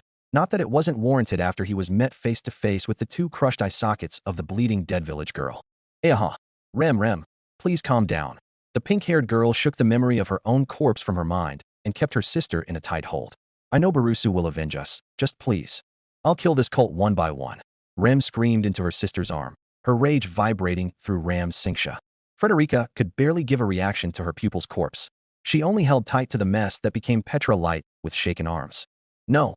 He trembled and sobbed, staring in horror at the bodies. It's not my fault. He desperately claimed to the world with no evidence. His eyes veered upwards to the room the two bodies were guarding, as if they were mannequins that were hiding the bloody trail inside of the lavish room. It's not my fault. He's blaming himself. Crush mumbles as her expression breaks into one of bafflement. There ain't no one else fair to blame out here. Anastasia gestures by waving her hand at the screen. Emilia looked to her boots for comfort as she closed her ears off yet again. And yet he keeps walking forward? Priscilla notes this detail through her fury. She noted down every possible opportunity the boy would have reacted to his present situation with dignity and pride, things she would want him to do rather than have him give his weakness the wheel. But she now realized that noting down what he should have done may have been the worst way to look at this as possible. Why doesn't he just run away? Don't tell me the leash is this strong. Priscilla's judgmental gaze broke into one of surprise. Subaru moved through the room, broken furniture and a trail of crimson that he followed.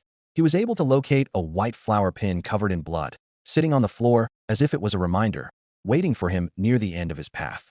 Emilia. He wouldn't seem to have the ability of uttering the owner's name. The shiver running up his spine forced him to pull his arms around himself. Turning his head, Subaru discovered one of the bookshelves of the room had a passageway behind it, and it had been opened prior. Subaru walked into the freezing interior. The passageway's walls were made out of a luminescent blue rock, making the tunnel a lot prettier than the freezing atmosphere deserves. He walked through it until he was at the very end of the hidden tunnel, where a metal door stood before him. His hand slowly moved to touch the handle to the door. He softly placed his fingers upon the lashing steel of the knob. Asterisk chink. Asterisk. Ow. Subaru screamed, pulling his arm back and gasping in pain. Huh. He looked down to assess the damage quickly, only to find his fingers were broken off from his hand and stuck to the icy metal of the door handle. Ah. He stepped back in horror, his eyes too focused on his loss of limbs to see that he'd been falling on the ground ever since he moved his legs. Asterisk chink. Asterisk. A greater sound of ice breaking was heard through the tunnel. When Subaru looked down, he was met with his foot frozen solid in a sheet of white ice. And it was broken, detached from his body. Oddly this time, Subaru didn't feel the pain or show reaction to it. His skin turned a sickening blue color as the ice spread over him. When he slowly looked up, he was met with more hooded cultists that were standing in the same tunnel as him, frozen, immobile, and statue-like. As the cold intensified, Subaru also froze with an expression of pure terror on his face as he started to break apart. You're too late. A deep invasive voice spoke through the narrow hallway. Subaru gave the door one last pleading expression before his face was split into shattered pieces. Asterisk chink. Asterisk. Darkness. Natsuki Subaru died. Puck. Emilia finally couldn't hold her stomach any longer as she realized whose voice that was and just what type of magic her knight had died to. His death was freezing solid and breaking apart? Can the wild be any more cruel to him after all that? Felix found himself enraged at the unfairness of that death. The horrific implications of what Subaru must have felt as every cell in his body died from hypothermia was too much to keep him from staying silent. What the hell is with you, cowboy? A tired, broken Garfield sounds his question hoarsely while glancing at Felix. Were you not against my captain this whole time? What changed? I was wrong to think that way. I was so wrong. Felix shook his head and looked down in shame. After all that, I'm not sure I deserve to even be in the same room. Garfield nods, believing Felix's sanity. A faint voice. A blurry image. Hey. Subaru suddenly opened his eyes and found himself staring face to face with an ever-familiar salesman in the marketplace of the capital. You listening? The man spat again, this time in begrudging worry for the boy's expression. Huh, was the only answer Subaru could give as he blinked. Don't hum me. What's with you? You suddenly spaced out.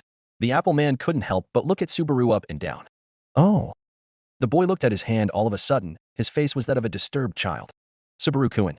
A gentle feminine call from his side forced Subaru to quickly turn and meet the speaker. Asterisk bump. Asterisk. Subaru-kun. Hey. Both Rem and the salesman cried in equal confusion and worry once Subaru fell to his knees. Running up toward him, Rem seized the boy up and down trying to understand what was going on with him. What's wrong? Do you feel ill? He only stared back at her with a dumbfounded look. Rem looked uneasy at this. Subaru-kun. Rem couldn't understand what was happening to her friend, so she stepped closer, trying to get a good look at him because his expression gave nothing off that she could understand. She was taken aback when the arms that were dropped like noodles to the street floor suddenly wrapped around her waist and pulled her body to press upon Subaru's kneeling form. W8, Subaru-kun. What's wrong? Rem blushed deeply while holding the basket of apples above her head so as to not drop it. Not in front of my shop. The salesman seemed exasperated at the pair. Calm down. Rem told the apple man with a quick glance, but then she returned her gaze to the giggling boy below her, hugging her waist and completely creeping out passerbys. Subaru-kun. His widened pupils only showed her broken tears, offsetting the laughter he's emitting. Everyone gave varied reactions to the way Subaru was sent back yet again to a different checkpoint within his life. It was the salesman guy again? Are you kidding me? Mimi shouts in anger and disbelief. It's safe to say we should keep this guy from meeting with the boss man over there. Tybee nods his head in depression. What's going to happen to him now? Crush found herself muttering without control, feeling confused. This is a jarring experience. It's too much of a change to be placed right there after such tragedies happen to you. Anastasia ruffles with her scarf in discontent and interest. Yes. Otto said in equal disbelief. How will Natsuki-san just ignore all of that? Like he did when he was killed at the mansion? I don't think so. Reinhard replies to the Amelia Camp's Minister of Interior. Subaru is no longer stable enough. His whole worldview about this being a game has changed. He's seen other people die. People he couldn't save this time. Felt whispers hoarsely, understanding her night immediately. He might even be dealing with the consequences of his fight with Emilia-sama still. Otto adds with a daunting expression of horror. It seems the pig has come full circle and will need to be pushed out of his own mentally defunct way of life. Priscilla nods her head in understanding, finally seeing what she needed from Reinhard and Otto's conversation. It isn't the leash the worthless halfwit has around his neck, it's been his rotten need for validation and attachment. A much more understandable deficiency in a man who's lived an easy life alone. You sound like you want to knock him down from such a faulty way of thinking, princess. Priscilla gave Elle nothing but a hiss as he returned to sit right next to her. Did the maid finally allow you to come to me? I hope her dressing shoes were thoroughly kissed by your animal lips. She snites, glaring away from him. Oh, come on. Don't be so mean. I just wanted to make some friends. Elle got comfortable beside his master. Besides, you know I have no one to lead me but you. Humph. That's what worthless dogs bark when they whore themselves out. Priscilla comments snarkily, not the least bit affected by the man's words. Elle shrugs and looks on as Roswell takes his place in the second row, beside Ram and Rem. That man is hella fucking creepy. But he has a heart at least. Elle watches keenly as Roswell wraps both maid sisters in a tight hug. It ain't every day you see a lord comforting his servants. Scene change. Rem, Felix, and Crush were standing over a catatonic Subaru inside of the mansion's room. His expression was that of a broken man, his pupils shaking widely and an incoherent string of words coming out of his mouth. I'm pretty sure there's not a thing we can do. His wounds are one thing, but there's Neo helping his mental state. Felix spoke in a tone of both confusion and frustration as he looked at Subaru with disgust. Do you know how this happened? Crush's question didn't deter the Duchess from moving her eyes off the insane, nasty-eyed youth sitting on her guest room's bed. No. I've checked every inch of him, but... Felix's voice hushed down, unable to meet his lady's gaze. What are the odds of it being a curse? Rem pointedly asks. There's no indication of any interference using mana. Felix shakes his head. Crush looked troubled at this. She turns to the maid and speaks in a gentle tone. If Ferris is unable to help, no one in this household can heal him. I'm sorry. Oh, no. I can't thank you enough for your generous concern. Rem gave the shamed Duchess a smile and bowed deeply to the royal lady. But her expression displayed a heavy kind of worry, almost fear. He's right. There's no mana interference. But the witch's miasma. Rem's face contorted a hateful kind of glare upon Subaru's form. She could almost see the black outline of the foul stench surrounding him. What's going to happen now? Emilia sniffles, thankful for the warden's abilities to make her vomit disappear with the smell from the carpets. Do you know what you will do here, Rem? You already know that this isn't a true loop, Emilia-sama? Rem asks hoarsely, perking up from the one-armed hug Roswell had on her. Emilia nods with a firm glare. Subaru wasn't like that when he came to us. And I think everyone in the room remembers what he did to save Petrochan's village. Frederica nods her head and rubs the shivering village girl's shoulder for comfort. That's right, Subaru-sama saved them all in the end. Perusa will probably be taken back to the mansion by Remington. Ram answers coldly, unable to remove herself from her master's silent plea for forgiveness. I'd presume this is where Subaru-kun finally gets a new target for his obsession other than Emilia-sama. Roswell said with a voice dead from all emotion or enthusiasm. What do you mean by that? Felt glanced at the clown with a raised brow. Just watch. Roswell shakes his head and remains thin-lipped. Scene changes to the outside of the Karsten mansion, where Rem and a tired Subaru remained heads down, bowing towards the Duchess and the healer seeing them off at the gates. Thank you for everything. I thank you in my master's stead for your kindness during our stay. Rem gratefully thanked Crush. Give Emilia this message, as well. Let us compete in a manner that will bring neither of us shame. The green-haired matriarch gave the maid a similar bow of respect. Rem nods her head and moves her gaze on to the healer beside the Duchess. Hey, I get why you're going back to the mansion, but can anyone there heal him? Felix asks reluctantly. He utters our names just occasionally. My name, my sister's name, and Amelia-sama's if he sees her. Maybe his condition will change. Rem looks at the boy standing beside her. Subaru remained motionless and haunted beside Remington, not at all able to register what was spoken about him or around him. Just an empty stare towards nothing and everything. He's in really bad shape. Ricardo comments, looking with sympathy at the boy. I think he's become damaged in the head after that? Maybe the ice turned a part of his brain dead or something and his ability wasn't able to shake it off. Tivy ignored his sister hitting him once more as he theorized. Big Brother was already well enough to kick all of them bad fellas in the butt. Stop trying to make him look stupid. I'm not trying to do that, Mimi. I'm trying to be a good tactician. There is no need for tactics here. Mimi yells while hitting him with her wand. Settle down the two of you. Anastasia orders from the front row, freezing the two kids. Yes, ma'am. Sorry, ma'am. Crush looked uncomfortable for a second. I realize this is tasteless, but I must ask. How can you give so much of yourself for Natsuki Subaru? Your relationship with him is not that of master and servant, like Ferris and mine. But I hesitate to conclude that your behavior and the glances you cast are those a woman gives a man.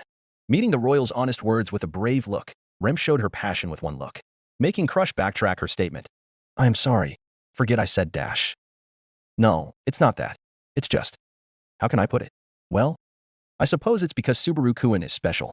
Rem gave a confident grin, taking Crush and Felix aback. Forgive me. I was stunned speechless for a moment. Natsuki Subaru is a lucky man. The Duchess smiled warmly at the maid. That's for sure. If he ever recovers, I'll have to tease him to the max. Felix wiggled his fingers mischievously. Rem chuckled a bit. Be well. Good luck. Rem bowed and took Subaru's hand to lead him to the carriage. I hate this.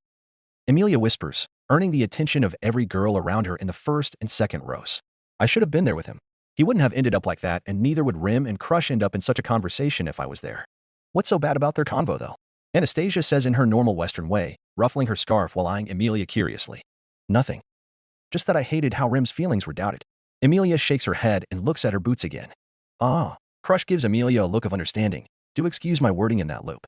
I think I may have asked Rem the question in my timeline as well. Really? Amelia asks only to be interrupted by Anastasia, who asks, when, with a look of interest. Before we both lost our memories to gluttony, though Crush-sama's case was less severe than mine, fortunately. Rem answers this, finally stepping out of Roswell's arms and shifting closer to wrap her arms around Subaru's sleeping shoulders. And the reply was the same. Amelia prodded with surprise. Crush and Rem smile toward one another and nod their heads. Something like that, yes. So, why would you question Rem's feelings in the first place then? Amelia's eyes shift downward once more, unable to look the Duchess in the eye because of such an embarrassing question. Ah, that's because I suffer from the same problem as you do, Amelia-sama. Crush tells with a sad smile. I cannot tell what love is when it's in front of me. Amelia stared at Crush with the look of a bewildered child while the noblewoman held a smirk of sheepishness uncharacteristic of Crush Karsten. Hopefully you'll find someone, Crush-sama. Rem speaks through the cracks of her throat to be compassionate with the Iron Lady that opened her heart to them. Thank you. I would rather love to have this by my side as I reach my goal. No one but Beatrice noticed the extra squeeze Crush's gloved fingers were giving Subaru's hand. After a long trip on the road, Rem had stopped the dragon carriage to camp out the night. She gazed upon the fire in thought. Her hand gently rubbed the dragon's scales as it slept directly beside her. I know I mustn't let my personal feelings interfere, but I felt a little bit happy to have you to myself at Crush-sama's house. I can't do that at the mansion, even though I knew something was troubling you. I'm sorry, even though I heard that you had quarreled with Amelia-sama. I'm sorry. The maid was rambling in a soft voice. Her smile was warm and her gaze was deepened on the smoldering flame. She was lost in her own world. I know you'll be all right, Subaru-kun, because you're always demonically inspired. And you're a remarkable person. The maid's heartfelt passion and belief was not heard by the boy sleeping across the carriage seats. Rem put her head down, hiding her blush from everyone at such a personal moment being exposed when she herself didn't remember having it. Seriously, this ability of yours is cruel, Subaru. The girl squeals in embarrassment. You really have your heart out, chuckled Ricardo along with Al. I suppose my sister's taste could be better. Ram just slightly, enjoying the warmth from her master's arms. She did retract her statement after a thorough glare from Beatrice, though. Scene changes to the morning sun shining over the now-moving carriage. Rem was leading the dragon through the endless line of dirt roads with a thick forest on each side. The maid's expression showed a frown of contempt for a moment. It's too quiet. She glances around suspiciously, scanning every bush and tree around her. Oh no, Frederica exclaims in horror. Rem stopped the same way Subaru-sama. It's too quiet. Otto widens his eyes as he realizes what Frederica was talking about. Natsuki-san uttered that same phrase on the road when. Which cultists? Rem growls menacingly while holding tightly to Subaru's chest from behind. Until suddenly, the Oni girl's breathing was hitched as a force of some kind slammed into her. Rem gasps in pain and shock, clutching her chest and panicking in her head. That was Sister. I have to get back quickly. Before she could command the lizard beast in front of her to move faster, the beautiful green dragon was beheaded. The mighty head of the beast flew in the air for longer than its body had taken to fall to the dirt road. Having the corpse of the beast fall and become still in front of the steel-moving wheels of the oncoming carriage forced an event of motion to take place. The entire cart tumbled and did a roundabout over the decapitated beast. Subaru was shown falling out of the cart and rolling a few times on the dirt trail before laying motionless. Slowly, he regained his strength. Subaru raised his head to look up, only to find hooded men standing around him with unsheathed blades in their hands. No. Felt shouts in horror as the pacing picked up and Subaru was placed yet again under danger. Emilia the others held the same shocked looks grated with suspense. One of the hooded men stepped closer to Subaru and attempted to touch him. Subaru's broken state forced him to look on with a haunted look and emit forced gasps of pain instead of doing anything else that may help him in this situation. Come on. Rem urged and pleaded her other self would do something. Please help him. She knows it's useless to hope for that, right? I mean, it's all but confirmed this is a failed life and he's gonna die. I said shut up, Tivy. The boy rolled out of his chair as his sister rightfully tried to attack him again. But as the man's gloved hand came closer to connect with his forehead, a flying ball with spikes crashed into the member's head, cutting it clean off. The mace was pulled back by the chain and flew into the waiting hand of an outraged-looking Rem, glaring hatefully at the cultists as she towered over them from atop the broken carriage. Don't touch Subaru-kun, she growled as her horn glowed atop her forehead. That's what an awesome hero looks like. Garfield cheers brightfully for the first time in a while, happy that Rem was there to help Subaru. Beatrice gives the maid on the screen a grateful look but still held worry in her heart for how her contractor will end up dying. Please let Rem be able to get him to me. Emilia didn't know why she wished this, but she knew that having him die without seeing her again would be soul-crushing to Subaru. In an instant, the members sent 3 sharp blades flying straight towards her face. Rem was quick enough to kick a broken wheel with the tip of her ballerina shoe, making it flip mid-air, blocking nearly all of the blades by it. Before gravity could be remembered, Rem spun around and sent the paused wheel flying into a cultist's face with a strong kick. The other members didn't have time to process before Rem's mace butchered another in the next instant. One tried to jump away from the fight, but Rem jumped right on top of him and crash-landed her shoe heel into his head. As she stepped away from him, another cultist managed to stab her shoulder with a blade from the back. GHK. Rem wheezed as her arm began bleeding. Which cultists? A member shot a fireball straight towards her. Huma. Rem extended her hand and formed a shield of water in front of her. The flames still managed to reach and ashen the skin on her arm, but Rem was still standing. She glared once a member began running away from the battlefield, carrying Subaru. Subaru-kun.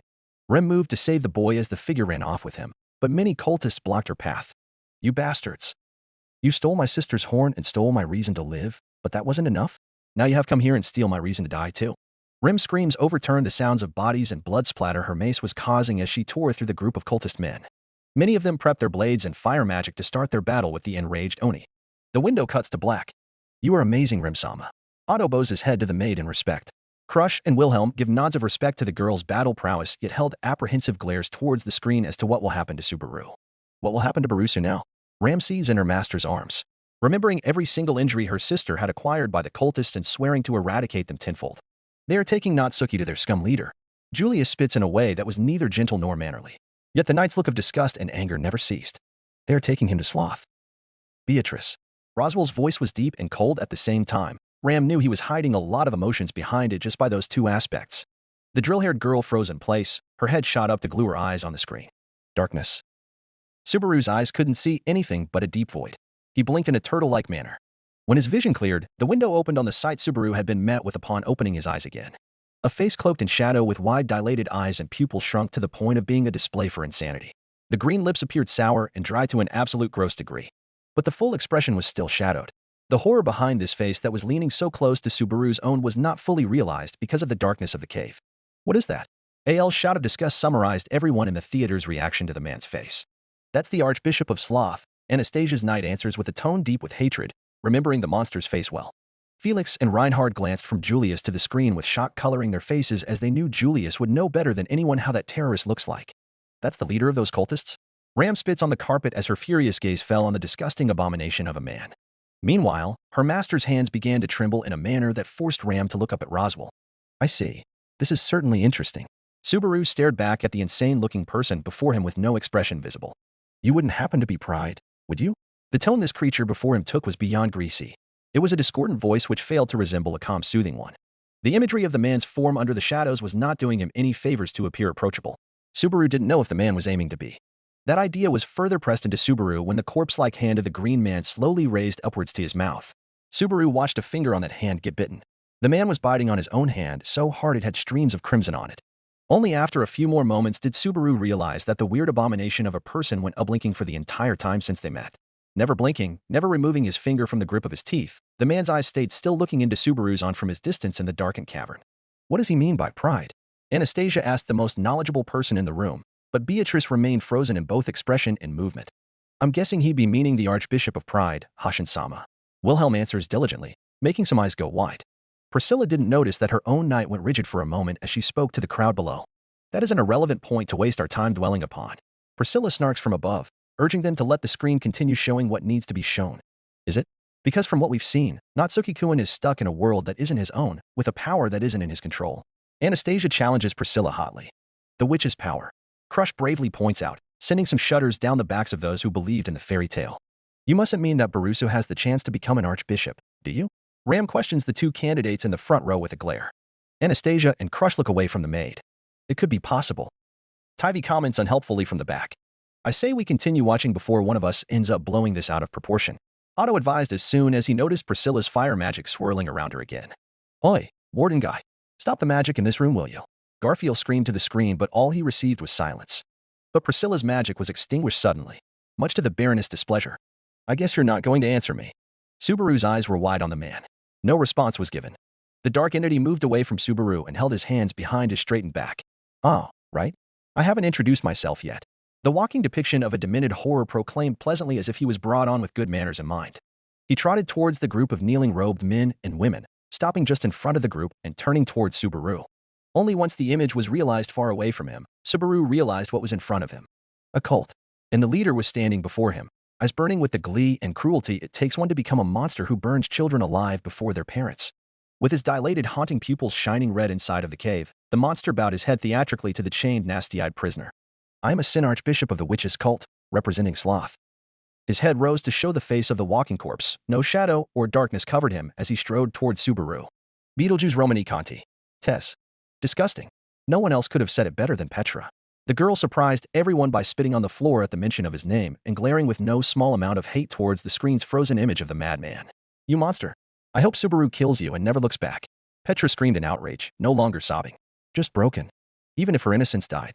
I find myself impressed with the little one's strength. Priscilla comments offhandedly with a nod of approval aimed at the little one. Geese. Beatrice choked out a sob, holding both palms to her mouth to keep her from screaming in anguish. Don't worry, Beatrice-sama. Crush comforted the little girl. Natsuki Subaru will surely not fail to this monster. The spirit shook her head away from the Duchess' comforting pat. She opened her eyes wearily to stare at the frozen image of someone she valued dearly. Geese. How did it turn out like this, I suppose? Roswell-sama. Ram called out to the trembling man with a look of urgency. What is wrong? The Lord did not give his worried maid an eccentric answer or a sarcastic response, only reserving to shake his head and cover his face with a shaking hand. I don't want you to look at me right now, Ram. Please. The maid immediately backed off so she could let her master be.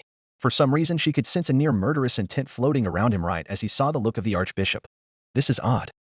Ram mumbles, looking from her master to the screen with curiosity. Emilia-sama, why are you crying? A voice asked from the half-elf's side. Otto was whispering to her with a worried glance. The silver-haired girl slowly turned to face the merchant. Otto wanted to leap back as soon as those haunting dark amethysts stared him down. Worried for Subaru, Otto-kun. Emilia speaks emotionlessly, coldly, as if the world she knew had changed in a way she would never be able to cope with. Are you sure? Otto asks, feeling like something more might have been happening with the girl. Yes, I'm sure. Please leave me be. Emilia speaks melancholy as if she wasn't even focused on him at all. The merchant was patted on the shoulder by Garfield, who looked at Emilia with a glance of sympathy and encouragement. Dawn, worry princess. Captain will finally get back his manliness and beat this fucking heartless, pathetic monster. The tiger proclaimed bombastically. Emilia's head moved in small nods, but she stayed silent. Garfield nodded his head with pride, satisfied by the girl's reaction. Otto's gaze lingered on Emilia for a bit longer as he felt the frozen half-elf was still hiding something. But he realized it wasn't any of his business, so he let it go and looked at the screen as it began playing again. Before the next scene played, Emilia's lips moved to whisper, I'm sorry I couldn't save you. Father Geese. The horror named, his eyes wide, pupils becoming dots on a white background, flesh-rotten and green, a smile so wide and so manic it disturbed the viewer with how inhuman it seemed. The man had insanity screaming from every fiber of his existence. Subaru was shown with the utmost shocked expression. Betelgeuse smiled wide as the boy before him began moaning and whimpering towards nothing and no one. The entity enjoyed Subaru's empty stare that he aimed towards nothing in particular inside of this creepy cave. Ah, how comical. What a very, very, very, very, very entertaining sight. Truly, truly, truly. My brain trembles. Betelgeuse's words weren't the crux of his sadistic glee and the boy's pretend insanity. It was the man's manic poses that failed to provide a hint of natural flair and years of pretend posing for no particular reason whatsoever. This man had repeated dances over a child's pain for what could possibly be 100th time. It was a disturbing flair he brought, not at all classy or royal as his poses wished him to be. He stopped the dramatics for a moment, no longer posing in front of the weeping Subaru. He stood straight all of a sudden, with a straight back and hands folded behind him. Now, what has brought him here? To answer the Archbishop, a member moved closer from behind the bowing lines. Listening to the member's close whisper, Betelge's expression went curious. Dragon. Carriage. The horrific depiction of humanity suddenly stepped back with his body shaking in an intensity not understood. A dragon-drawn carriage. Ah, aren't ground dragons great? They obey diligently, work diligently, and play their roles as species diligently. They're just fantastic. Before the riled-up Archbishop could go more into his passionate, excited rant, the member beside him moved closer to his ear once more. Killed? Betelgeuse was found whispering in a startled tone. Of course. As if changing course on a passionate rant like that was par for the course, the man nodded his head and folded his arms back behind him. Of course. Your diligence brought the ground dragon, diligence itself, to the ground. Ah, my brain trembles, trembles, trembles. Betelgeuse pulled on his green bowl-shaped hair with no reason to not scream in massive amounts of pain. And the screams of the bishop stopped as soon as they came. It was as if he was playing a charades with himself and his peers, waiting to show another act of his mind's circus with every mood swing at a moment's notice. But a dead ground dragon is the very definition of sloth. Clean the place instantly. With the day of the ordeal upon us, we mustn't allow our existence to be discovered. That's the attempt to summon back the witch by using Amelia's body as a vessel, correct? Amelia looked towards Crush with horror coloring her face as reaction to the new information. You never knew? Anastasia questions the half-elf with surprise. That's why the sloth faction was there. It was not Tsukikuin's explanation to me and Crush-san. No. Amelia said in a trembling voice. I didn't know that. I assume I was correct then? Crush receives nods from Anastasia and Julius. Disgusting scum. Ram spat in anger as she was reminded of the village massacres once again. The leader gave out the order and turned his entire body in the manner of a horrific corpse that was expected of him by now. He trotted towards the unmoving hooded cultist and leaned towards their mouth. And what of his friend? Betelgeuse asks, an expression of expectation on his face as he leans in. Unknown. The Archbishop nodded his head slowly. It is unknown if the girl is alive or dead. He turned to the cultist with a natural expressionless look. Unknown if she's alive or dead, eh? He slowly leaned closer to the member's face to whisper in a darkened tone that didn't resemble his calm expression. You are truly slothful. The cultist was instantly pummeled into the cave's ground, shattering the rocks beneath him and splattering their blood everywhere. Betelgeuse's hand moved away from the member so he could place it on his head and scream like a lunatic. With the ordeal before us, you let a potential problem remain. He punched and slammed the hooded person for the cultist until the blood seeped all around the floor. Oh, this is sloth. Sloth, sloth, sloth, sloth. Stop using his voice, I suppose. Beatrice mutters to herself, unable to take the cruelty from someone that looked and sounded like her old friend. He just kills his own men like that? Mimi questions from the back, disturbed to no end. What do you expect, Nain? This man is the same ugly Persian that possesses his followers like puppets. Felix reminds the girl of what Subaru explained during their preparation before the expedition for Sloth was completed. No loyalty. Julius waves a hand through his hair in frustration.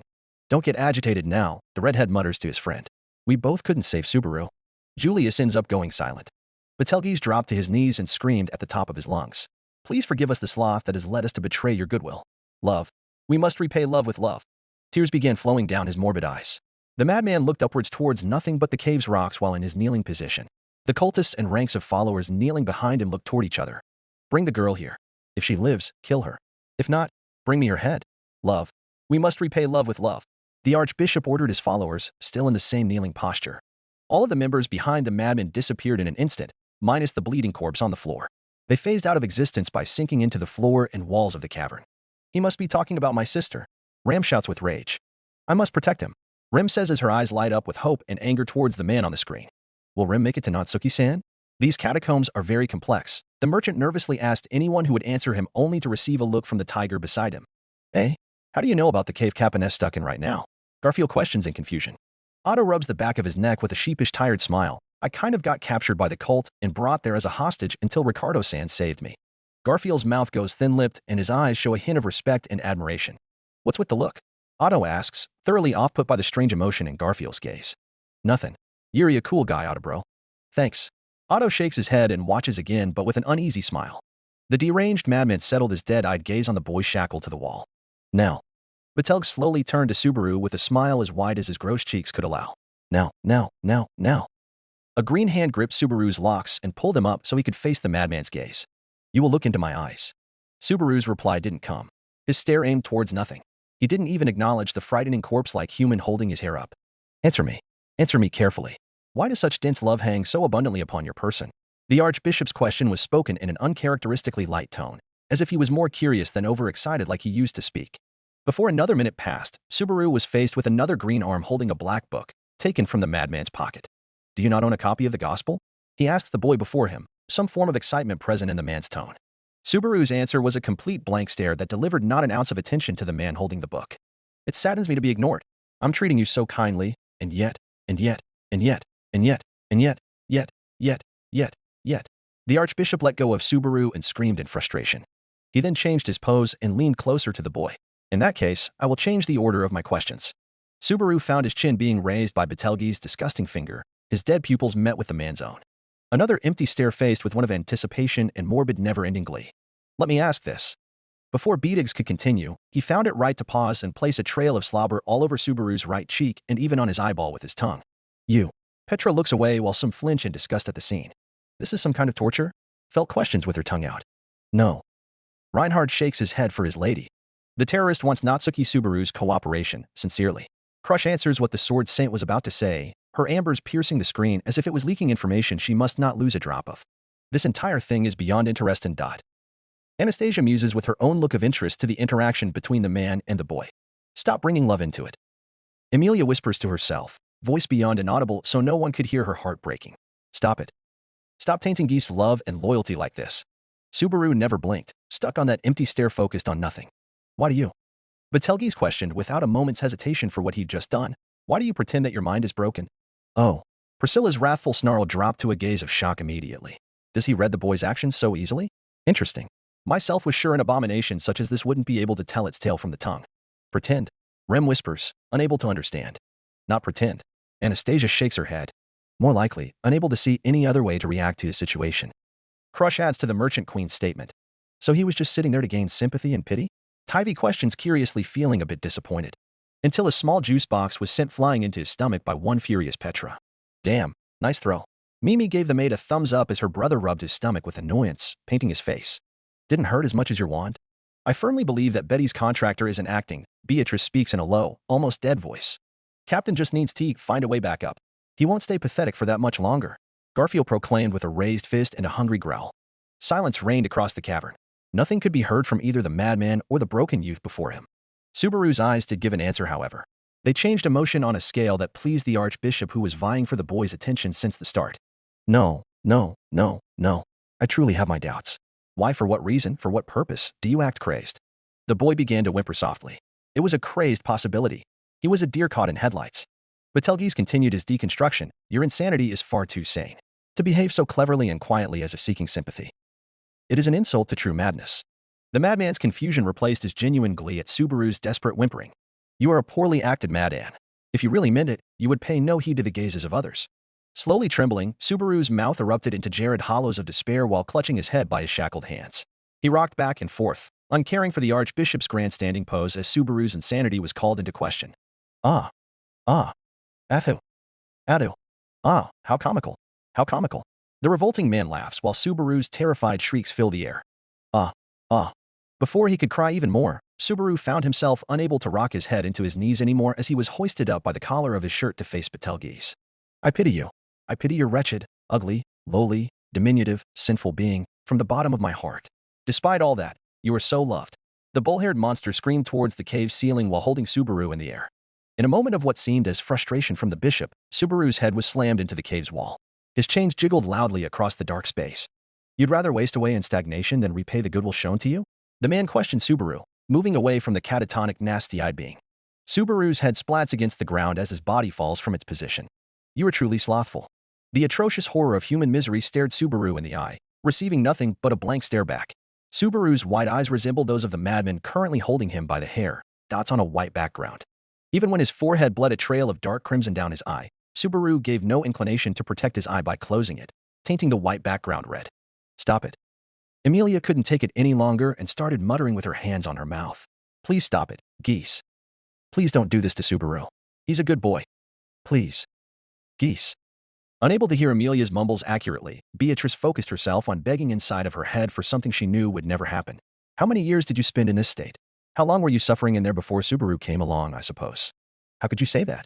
Roswell all but growls from behind his palm. Madness is a thing you shouldn't be acquainted with, Geese. Please. Come on, Rim-senpai. Petra begged just like the rest, mortified at the torture Subaru was going through. Petra, I don't think you should be watching anymore. Frederica was dutifully interrupted by the furious red-eyed village girl. It's too late now. I made my choice, and I'll stay here to watch this monster get slaughtered for what he's done to my family. Petra's firm statement blew the older maid's response out of her mouth as she stood there slack-jawed. Please. Rem begs, uncaring to all that was happening around her. Please let me save him. Oh. The bull-headed man muttered in surprise, turning around towards the depth of the cavern. A loud cracking noise could be heard echoing across the cave. Asterisk clank. Asterisk. More echoes of a loud, destructive force entering the cavern could be heard. Before he could react, the horrific entity was faced with the body of a follower he'd just sent out. Many members rose out of the earth to protect and huddle around the archbishop, who was simply confused more than alarmed. I found you. A low growl of rage seethed across the cavern as Rem entered with stamping feet. Her horn glowed the darkness away and showed the green face of the ugly man in full view to her disgust. Subaru-kun. She glanced in worry at the silenced boy. She reached him. Otto held a bright smile of awe as Garfield, the twins, and a tear-stained Petra hollered yeses at the same time. The atmosphere is turning brighter now. Anastasia rubs her scarf while looking weary. I hope she can at least make it less painful for him. The Duchess beside the merchant queen spoke unsympathetically. He's going to die. By this monster's hands. Emilia surprised both candidates as she interjects over everyone's cheers, killing the mood. Sister. Ram whispered with panic settling in. Ha ha ha. How fantastic this is. A girl, a lone girl, is so badly injured, yet she presses on. Rem's glare was cutting as she stared the lunatic archbishop down. Enough of your nonsense, witch cultist. You were fools to carry out your insubordinate acts in Roswell-sama's domain without his permission. In my absent master's stead, I, Rem, will bring the death penalty upon you. Rem proclaimed in pride and confidence, not showing a slight hint of pain or hesitation. Said master was currently busy not breaking apart in his place as the grip his palm had over his face began tightening to the degree his makeup began smudging. Teacher's gospel would have guided me to a better path for all of them anyways. She wouldn't let something like this stand. Not a geese. He knew he was lying to himself. He knew that his damn book never intended to keep anyone's happiness except his master's. Roswell's guilt grew tenfold at this moment just because he watched the sight of someone he respected as a friend mock and torture his dearest camp members. In your battered state? You only came here to retrieve this boy. You should stop saying things that only sound attractive. Betelgeuse taunted the maid as he toyed with Subaru's bleeding face. Don't touch him. Rem growled. Eh? What was that? Betelgeuse yelled while holding a hand on his ear from across the cave. Don't you touch him. Rem's scream was accompanied with a flying mace that traveled across the cavern and echoed to hit the cultists around her. Swiftly, the maid began working on slaughtering every member of the cult surrounding Subaru. That shot was great. Betelgeuse was reserved to watching the show of his followers getting massacred with an uncaring grin. Why does a believer in love such as yourself adhere to someone like him? He points at the down-broken boy. You know nothing about Subaru-kun. El Huma. Rem shouted and tore through the members from left to right, even sending the blood in her veins to use as weapons with her water magic. Disgusting. Crush spat out, unable to take the fact that this disgusting man asked Rem the same kind of question she did in this loop. Only he did it to break the maid, not understand her. The bull-haired monster seemingly trembled in pleasure while watching the maid fight. Fantastic. That was fantastic. He went as far as to bite his own flesh off of his green finger from the excitement. Rem was shown letting out a scream as she was stabbed in the shoulder by a cultist's blade. Subaru's bloody pupil opened slowly upon the screen. His gaze turned upwards, towards the battle of the raging Oni and the monsters around her. The injured and beaten blue-haired maid. Rem. He whispered softly as he began retaining focus on his mind. Come on, Captain. Garfield screams bloody, unable to take the weakness Subaru was displaying and wishing he would save her. Sister. Ram held onto Rem's body from behind while the blue-haired girl held onto Subaru's form. I'm really useless. Rem is useless. She kept repeating as she watched herself losing blood and falling.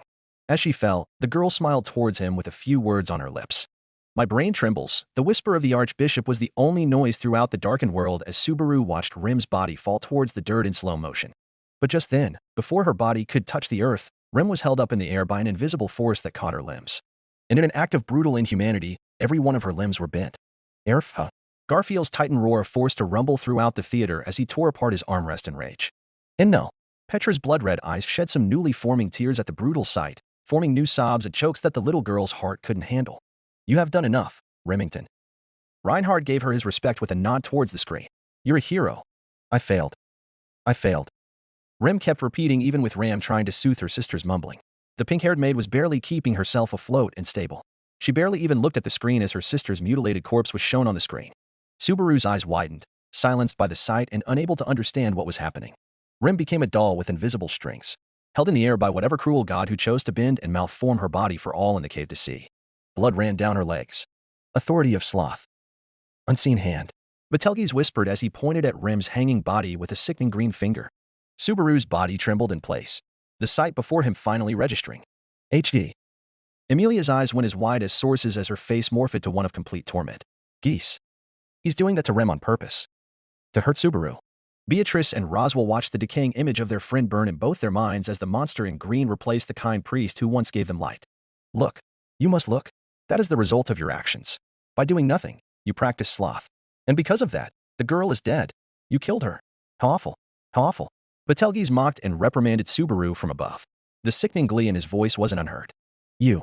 Betelgeuse's voice cracked with great pleasure and inability to contain his happiness, with my arm, with my fingers. You. You. You. You. You. You. The Archbishop gazed his tear-filled eyes upon Subaru as he delivered, You killed her. Monster. Anastasia spat, finally showing an emotion against the creature on screen. Priscilla and Felt nod together in agreement for the first time in the theater's history, both equally glaring at the man with hate equal in their ruby-colored eyes. Crush gave her own reaction by squeezing Subaru's hand tighter. Come on. Do something, Subaru, she urged him whisperingly, glued to the screen. Up it. Subaru's voice cracked for the first time. The invisible force that had been holding onto Rem's body for so long began moving again, turning and twisting the girl's hands and legs in bone-crunching and skin-curtailing circles. It hurts, it hurts. Betelgeuse mocks in fake horror as he controls the hands on Rem's form. The blue-haired corpse couldn't move against the invisible power as Rem's head was forced into an unnatural position that dispelled blood. Stop it. Please stop it. Ram begged while holding Rem tighter. Rem held on to Subaru with a look of fear on her, unable to resist the temptation to watch herself get mutilated. This could have been my end? Don't say that. Ram screams in anguish. Help me. Help me. He continues to mock, toying with Rem's body and mutilating her corpse with no regard. But when he held the body in the air for one final time, showcasing the grim masterpiece of his disrespect of the dead, Betelgeuse yelled out one final time. Subaru-kun. Emilia and all those in the theater looked completely crushed at that last phrase. The cruelty. Wilhelm spits on the ground and shows a glare amicable of the sword demon's hate towards the Archbishop. The boy's sanity finally broke apart. Bidil-gyuyasi. Natsuki Subaru's voice held no shortage of hatred and disdain as much as passion and determination. And it was all pointed towards the madman who wanted attention the most. I'll kill you. I'll kill you. I'll kill you. The boy's eyes burned with tears of agony and hatred, aimed towards the smiling monster. Subaru's limbs moved finally. He ran towards the Archbishop, yet the chains on the walls shackled him to one spot. The one spot he couldn't stop falling into. I'll kill you. I'll kill you. I'll kill you. Ah, I finally got you to call me by name. I'm deeply touched. The green monster gave no thought to the body in the air anymore. His attention was pulled to the youth he'd just broken. I'll kill you. I'll kill you. Die. Die, damn it. Subaru raged and screamed like an animal. His rage was clear within his terrifying gaze even through his streaming tears. The cuffs around his wrists began to dig into his flesh until the point where he was bleeding. Betelgeuse simply remained orderly, meeting the storm of fury and hate from the boy with expectancy and boredom. The Archbishop shook his head and looked at the dead bodies that had been left upon Rem's wake. This place is quite the mess now, so I'll just leave it. All right, men. You will resume your duties. Rendezvous with other fingers. The ordeal will proceed on the scheduled day. As the cultists disappeared, Betelgeuse looked at the raging Subaru as he screamed and ran through the chains wildly. Now, as for your position in all this. Bastard. I'll kill you. I'll kill you. I honestly have no idea what it is, so I shall judge you as our Lord sees fit. Damn you. Damn you. I'll leave you bound here. Should the gospel happen to find its way to you, I'm sure you will be saved. Damn you. Betelgeuse laughed at the furious look on Subaru's face and walked away from him. He stopped for a moment to acknowledge the violated corpse of the maid. Oh. Ah, you are also a believer in love. Yes, you sacrificed yourself for love, defying your own fate. But you fell before your feelings reached him, and your love had nowhere to go.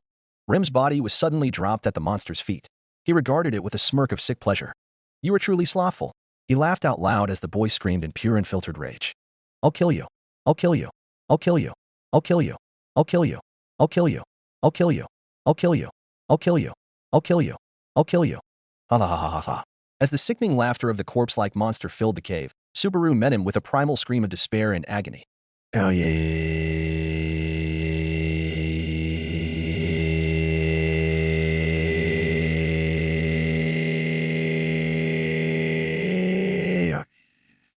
Roswell lowers his hand down, showing his besmirched face to the world as a sign of shame. Everyone looked on with faces stuck between shock and complete disbelief. Anger is his answer then? Priscilla notes down, her eyes holding the same amount of surprise at Subaru's rage as Amelia, Rem, or even Crush. Amelia looked on at his scream with a heartache and pure sympathy, yet her face showed the shock with just how angry her night was. She bit her lip from the fear. Crush held the hand beside her until her gloved fingers felt like they mushed with a soft palm. The Duchess withheld any look of judgment of the boy. I'm willing to understand your pain. But this should not be who you are, Subaru. It's really not a good look on him. This isn't one I like at all. Anastasia agrees for Crush's disappointment and opts to look away from the screen, just like her knight had out of respect for Subaru. Subaru wouldn't want us to remember him in this state of wrath. Reinhard spoke softly as he covered Felt's shoulder with a sideways hug. Of course he wouldn't. Don't be stupid. Felt didn't give anyone a chance to see her eyes behind the lowered bangs of hair. Petrochan. You shouldn't look at any of this. You shouldn't have watched any of it. Frederica shook the horror off and glared at her little companion, only to be met with a cold look from the little girl. Please don't. Petra speaks dryly. I won't miss a single second of this. This won't be something that Subaru will deal with on his own. I won't judge or blame him for showing an ugly side. He deserves to show it. He needs to scream like that and more. That is wrong. Frederica looked at the little girl like she was staring at a foreigner in the middle of her room. Being wrong seems right, especially with that monster. Petra spat and looked away from her mentor. Frederica couldn't do anything but gape at her. Darkness. The screen lights up again, opening in the same dark cave once more. Subaru was shown sitting with his forehead to the floor. He repeatedly slammed his head against the solid surface. I'll kill you. I'll kill you. I'll kill you. He whispered repeatedly with no purpose. His chained arms were bleeding so much from how much he kept forcing them through the cuffs. Before a moment, he was a mumbling, tired mess that Sogly tried to get out of his cuffs, but in another moment, he focused on sounds. The sounds of something soft sliding towards him. Rem. He coughed. What? Ram shouts as everyone around her gasps in disbelief. No way. Felt screams with her jaw hung. Holy shit, L sounds. Rem looks on with a hopeful shine in her eyes, feeling her heartbeat slowed down in relief. A miracle had been commenced before him. The girl that should by all accounts be dead from the stab wounds and the burns, not to mention the mutilated limbs and her broken neck. The Oni slid across the floor of the caves towards him.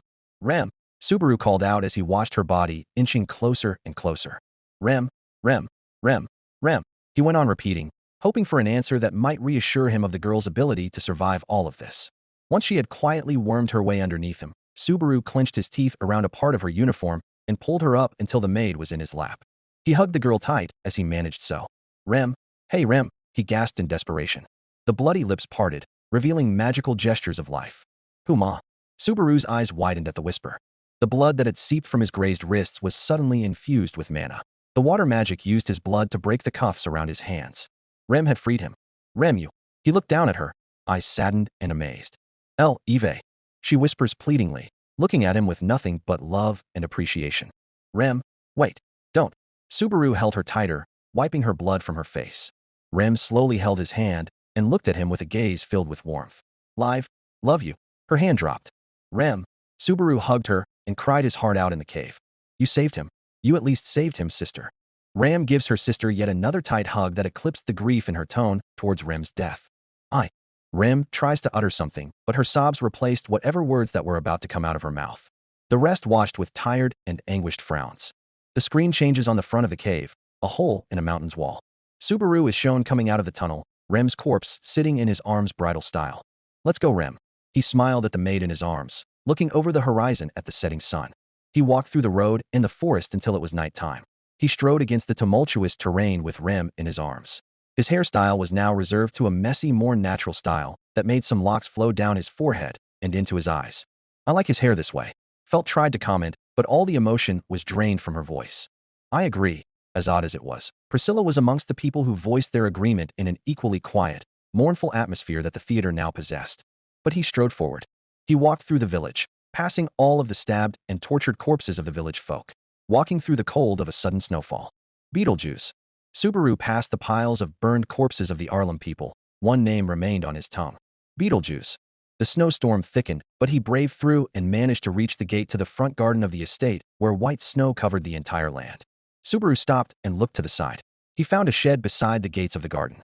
Ram's dead body was leaning against the wall with many blades stabbing into her. She was surrounded by dead cultists that were cut by her air blades. Tears ran down his freezing cheeks at the sight of the pink-haired Oni. With hatred, Subaru growled in anguish at the sight, but Telgeese.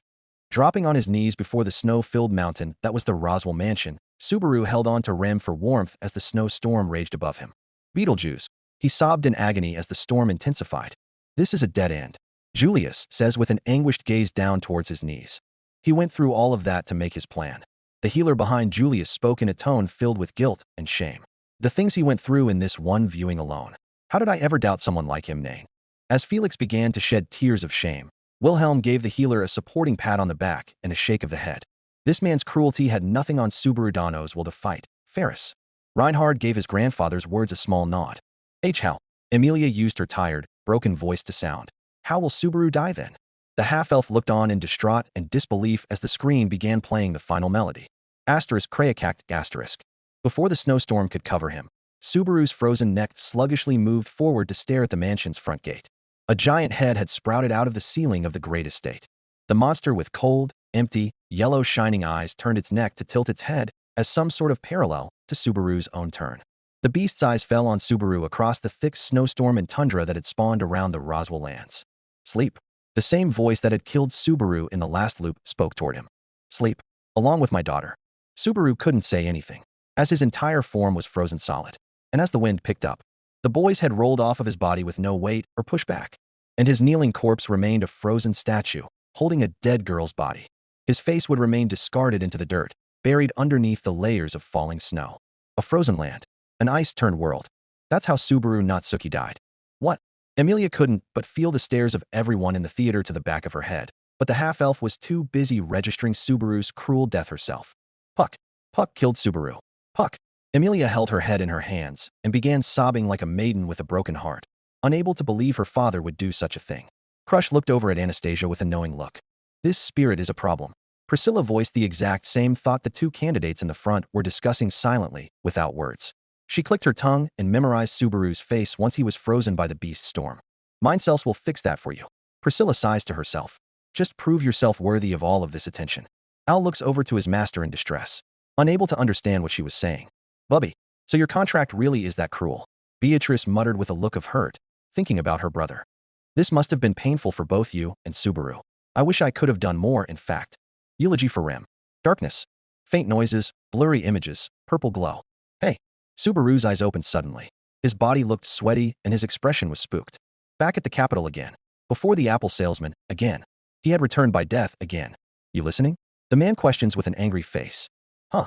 Subaru's expression displayed merely a frozen shock. Don't hummy. What's wrong with you? You suddenly spaced out. Oh. Subaru-kun. At the sudden intruder's voice, Subaru's eyes went wider than they were. He immediately turned towards the speaker. Rem. He whispers. Yes? What's the matter? You look like you've seen a ghost. Rem. The maid was blushing now as she stared at her hero's face. Why yes. Rem. Yes. Subaru touched her shoulder and gazed into her eyes with a look of unknown emotion, making the maid blush. Look, I hate to interrupt when you're just getting heated up, but I can't run my business with you two flirting there. The man shooed them away. Subaru-kun, can I ask something? What is it? Well, I may be mistaken. It's just that, well, the unpleasant smell on you seems to have grown stronger. Subaru's smile turned sour. Unpleasant smell, huh? Well, if you're worried, just keep hold of my hand. Huh? Rem looked confused as Subaru held her hand. This feels a lot safer, right? He gave her a smile. The maid seemed to be filled with happiness. Yes. As Rem trotted beside him with a happy smile, Subaru's face turned into one of vengeful hatred. His eyes glowed with a red hue. Title card. The Outside of Madness. Episode 8 Director's Cut. End. He's looking mighty scary there. Anastasia gives a frown to show what she thought about his look. I don't like this either. It doesn't seem like he will be taking the right route either. Crush grumbles in discontent while rubbing Subaru's hand and kneading where she squeezed a bit too much. Emilia-sama. Otto tries to touch the half-elf, but Emilia only stands up as soon as the screen shuts off. I'm going to my room. Before anyone could say anything, for the second time, Emilia dashed through the hallway of doors towards her sanctuary. Rem followed soon after, not drying her tears. Left in the dust and brought to complete depression on all fronts. Everyone's soul seemed hollow and self-loathing after that entire viewing. Petra decided to be the third person to go to her room alone, uncaring for whatever the rest have to say about the conclusion of this vision. Please go and take a rest, everyone. You can all contemplate and lament about what you've seen during the rest of today. You have all the time in the world, so make sure you treat yourselves well. The warden tried to sound kind, but he only ended up being ominous to the rest of the cast as he began stuttering midway through his announcement. I don't feel like he's doing okay. Tivy notes to himself, not wanting his sister to break his head for saying another thought that wasn't needed. But the boy's curiosity took the better of him. The warden was fascinating to Tivy, an entity that can restrain everyone's magic and teleport anyone it wished into this theater place. It was absolutely astounding for someone as curious and enlightened as Tivy that such a place and power exist in his world. As he gazed at the decorated ceilings of the theater, Tivy missed out on the rest of the cast leaving the theater. He dropped his eyes and sighed to himself, feeling lonely again. Why are you looking lonely, bro? Mimi tiredly slaps his head without power. Mimi, don't spook me like that. I didn't mean to. I was waiting for you to stop looking at the ceiling again. She utters with sadness in her tone. Sorry, Mimi. I was observing the room again. Tivy sighs and sits beside his little sister. I'm sorry I hit you all those times. The demi-human boy blinked in surprise at the sudden apology from his sister. Mimi, what's going on? Why are you so sad all of a sudden? Because... Mimi bites her lip and struggles to speak for a moment. Because I imagine that you were in place of Big Brother. Tivy blinks again. I slept like you told me before this loopy thingy started. She points at the screen. And when I did, I had a dream that you were the one who had Big Brother's power. He opens his mouth with a raised finger. You mean return by DA? You died, Tivy. Mimi looks at her brother with tears falling down her cheek. I see. He mutters grimly. That's why you've been so agitated with me trying to learn more about this. What if you end up finding something out? Something that will displease the warden. Maybe he will curse you with that ability too. I don't want you to suffer what Big Brother's suffering. Hey. The boy holds his sister in a hug of panic. Please don't cry, Mimi. Promise me you'll always be here with me. Don't leave me like Hitaro did. The boy chuckles and pats his sister on the head. I promise you I won't ever leave you. And just like you and I both know, Hitaro is doing his best to catch up to us. We will be together forever. All three of us. Mimi sniffles with hope. All of us and the boss man, Mimi. We must be strong. Yay. Mimi giggles through her tears, tightening the hug around her nerdy twin. I'm dying for real right now, Tivy says in an intoxicated voice. Realizing she was crushing her brother with her hug, the girl moved away with a smile. Sorry, you must learn when to hold back. Tivy condescends with a glare as he catches his breath. I said I was sorry. Mimi stretches her tongue out. Tivy oddly laughs at his sister. What's so funny? Ha, nothing. It's just. Tivy smiles pleasantly. I know for a fact that this warden guy has nothing on my dear old sister. Mimi pumps her chest with pride. Of course, he's a big, bully idiot. Mimi is a majestic wind lord. As the two twins enjoyed the jokes they were able to roleplay together, a loud voice cracked through the screen. One that was not pleased. Who the F, boy? Boy, I will kick both your asses, and then some. What? Tivy and his sister looked up with fear in their eyes as the soothing voice of the warden filled the room once again. Was it aimed at us? Mimi asks while Tivy shrugs, unsure. Okay, you lot did this to yourselves. You want your master? Have at it. Bro. Mimi shouts in fear as she watches the spectacle. Two luminous orbs of light spawned in the air above the chairs of the theater. The twins watched as the orbs lowered like feathers hovering in the air until they reached two seats in the middle row. Mimi. He calmly speaks to her while staring into the two balls of light with fascination. Go grab the others. Quickly. WHY. What's happening? She asks her brother, scared. Tivy smirks and proppers his monocle. We may have two new guests to watch with us next time. Episode 9. Arc 3's continuation. Start. Author note. Here we are. The most anticipated. Let me just apologize if this seemed really dry in terms of reactions or too repetitive in vocabulary or reactions. I've pulled 2 all-nighters trying to make this as good as I can. The end of this chapter is dry because I don't have energy at the moment, and I thought that the reactions would be much better after I make the cast lament on them, so look forward to a long-ass beginning in the next chapter. You guys on FF, AO3 and Reddit have really been making my week with your love, support, ideas, and criticism. I'm really sorry if I didn't reply to you, but I'm starting to get a really cramped schedule, and usually I don't look at the comments unless I have free time or I'm doing something that can be multitasked since these are the times I'm allowed to hold my phone. Otherwise, if I have free time, I'm writing the story on my computer. Dudes, I've downloaded Cyberpunk, and I still didn't play the fucking game to make this chapter. It's funny. Anyways, thank you all onk. I said it's funny, fucking laugh. But truly, thank you all. I'm sorry if this didn't live up to you hype, but I'm way too fatigued to care. Once again, wait for me as I finish episode 9. So, you're giving me this pillow? Yes. For me. A pillow that you've bought with your money to give to me? Yes. Yeah, I don't fucking trust this. What do you mean? I mean, you're a sneaky fuck, Joseph. Why would I trust a pillow you gave me? It's Christmas, bro. I wouldn't do that. Trust me. Nah, fuck you. I don't trust this shit. And I want my true pillow back. But dash. Asterisk door slam in his face asterisk. Almost got him. Chapter 11. EP9 Director's Cut. Author note. You're going to read it at the end of the chapter, but I opened a Ko-fi account under Reactionist. If you can spare a few bucks and think it's not wasted here, send it my way through Ko-fi. It's a huge help while I write and work through med school in a new country. Thank you. The theater room has been emptied as a testament to the effect of the last viewing session. None of the camps had responded to the call from Tyvee or his sister. It was only after Tyvee had spent a great amount of time to try and settle the confused newest additions to the theater that people started coming back to ask some questions. Tyvee noted that the head of House Karsten and the diligent maids of Lord Mathers were the only ones who showed intrigue towards the new summons from the warden. The two individuals were questioned thoroughly about the affairs outside of the theater and what had become of the world. Was anyone looking for them? Was there any news about other camp members who were left outside like Hitaro? The twins had asked their questions along with all of the others who had come to greet the two late visitors. As it turned out, the warden was a shrewd person. Tyvee had expected him to be. Even Tyvee's own camp leader was cursing profanities forbidden in the western city-states by the time their newest comrades explained what they had remembered. A memory wipe. How comical. Tyvee noted that the two looked to be in excellent form, without a scratch on their armor or clothing. They also have no injuries, of course. By the end of his inspection, the cat-eared boy noticed that a lot of the watchers and members of other camps had peculiar reactions to the two that didn't give off the best vibes, especially coming from the knights respective to his own camp, as well as the others. It was fascinating to Tyvee. With just a small decision, the warden managed to cause a form of chaos that destroyed everyone's plans on how they would tackle the next session. By adding these two new recruits to his collection, Warden forced a powder keg effect upon the entire cast. By the time the next session started, Tyvee had doubts that the mood would be calm and collected. He just couldn't tell why the man behind the screen would want such a thing to happen. The boy could only watch from his seat, as the mere presence of these two already caused a big change in the theater. It left him wondering, if the warden had picked anyone else from the outside to join them, would it feel as tense as right now? Would it be well received at all? Or was the warden teaching all of them a lesson by showing them how helpless they all are? Maybe this was all a test to help them overcome the previous viewing without blowing up. Maybe the warden was actually a benevolent entity that sought to help rather than break. Tyvee closes his journal once he finds his sister waving to him from the crowd. All of these questions are important for a scholar like him. They were essential. He hoped that answers would come soon. Otherwise, the black-haired boy sitting in the front row would have broken stumps for hands by the end of this. Tyvee gave a nod to the new recruits, giving them support in their exploration of the theater, and ran towards his sister, hoping he could brainstorm a few of these questions with her as they went with their master towards the various doors inside the hallway. The newest additions to the cast were left to their own devices by the rest after everything was established. Tyvee had an idea where each of them would mingle first, but he didn't have the curiosity to see to it that they find their master's room. The boy would rather eat dirt than get close to that nasty woman.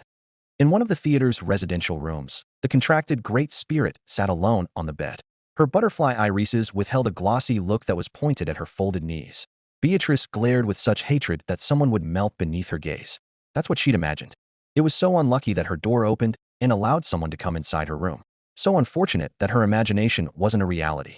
The forces of the universe seemed to be unified in working against her this day or night. If we could tell the time in this GR ND hall, I could have told you how unladylike your sulking has become. Betty doesn't allow visitors into her chambers. Please leave, in fact. Roswell gave the girl a bigger grin that showed off his newly applied makeup. The spirit was more than disgusted with the cheer he seemed to possess. As disturbing as Beatrice Sama's cold rejection is, I are it if you heard what your dear brother has to say. Bubby was Betty's only brother. Her glare moved from her knees toward the cheerful clown once more, showing disappointment and coldness. Then how do you feel about your only brother killing Subaru-kun? His question was cold as ice to the spirit. It wouldn't surprise Beatrice if he asked this question as an act of malice. Beatrice held off on screaming at the man. She saw the glee in his eyes and noticed that he was playing another one of his games. You dare come here to toy with Betty, I suppose? Beatrice said coherently and coldly, eyes narrowed on the man who seemed none the wiser to the fury bubbling up inside of the girl. You don't have to worry about Subaru-kun's well-being. You just have to trust that he will come through for you in the end. What is this supposed to be, I wonder? This time, Beatrice showed complete fascination at the audacity of this person before her. Contrary to what he would always get, Beatrice actually felt a lot of sympathy for Roswell. This man couldn't escape the curse placed upon him that she had. It's not because he was alone with no one to be his person. It was more of the fact that he didn't want anyone to help him out of it. The OD itself knows, the pink-haired maid, even if she instilled a deep-rooted disgust within Beatrice, was the only hope to get him out of his madness. But Beatrice could care less if she succeeds or not. She could care less if Roswell was hiding his guilt and pain behind a cheerful facade. Leave Betty alone. In fact, she sighs, showing a moment of mature calmness that puts surprise on the man's face for a second. I see. Roswell lowered his arms were raised in one of his eccentric poses and looked at the girl more deeply. You're something special, Beatrice. Using no honorific, Roswell distilled the notion that they were speaking with the facade of the modern-day Beatrice and Roswell. The two beings haven't spoken a word to each other in the last 400 years. They were looking at one another as equals, as torture victims from one cruel, yet kind mistress. Why is that, I suppose? You gave up on suffering for other people to focus on your one special person. The irony has escaped you this much, in fact. Beatrice queried with a pity-filled stare at the man. Have you forgotten the pathetic excuses you were making for Mother? May I remind you that you're the one accessory and accomplice to everyone's plight here? You did all those plans with full knowledge of Dash. He gave her a look that said he got her right where he wanted her. You seem to think that I am here to talk about my handsome elf. Beatrice double-blinked at the confusing man. Rest assured, Beatrice-sama, I have no intention of forgetting my own sins and Subaru-kun's pain. His voice dropped to a certain point that made Beatrice shiver. However much I believe that all of it was needed for teacher's plans. Beatrice exchanged the look of confidence on his face with a full-blown glare of hatred and confusion of her own. You still harbor a belief in the gospel? Beatrice bellows in astonishment. Have you not brought the book as vain to Otto, I suppose? Have you not cursed Mother's teachings because of Subaru's deaths? You say these were needed? By now the spirit's mana began to flare around her to the point her twin tails began flapping around. She scorched the man with a furious, demanding look. He must answer to this change in behavior. Beatrice won't have been such a pitiful being as he think that the gospel's actions were just. Are you so sure that my teacher's gospel was wrong? He asked of her, with such emptiness in his voice it unsettled the spirit. It doesn't matter whether it had merit or not. In fact, Beatrice shouts her rejection. What happened to Subaru was unjustifiable and cruel, I suppose. Betty won't have you concocting such a fallacy to save yourself from the truth that Mother lied.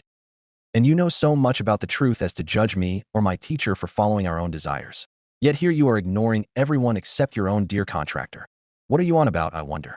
Beatrice looks livid as she couldn't stand the clown's cold, stone-like approach. He stared into her mana void as he spoke. For now, I'll take my leave.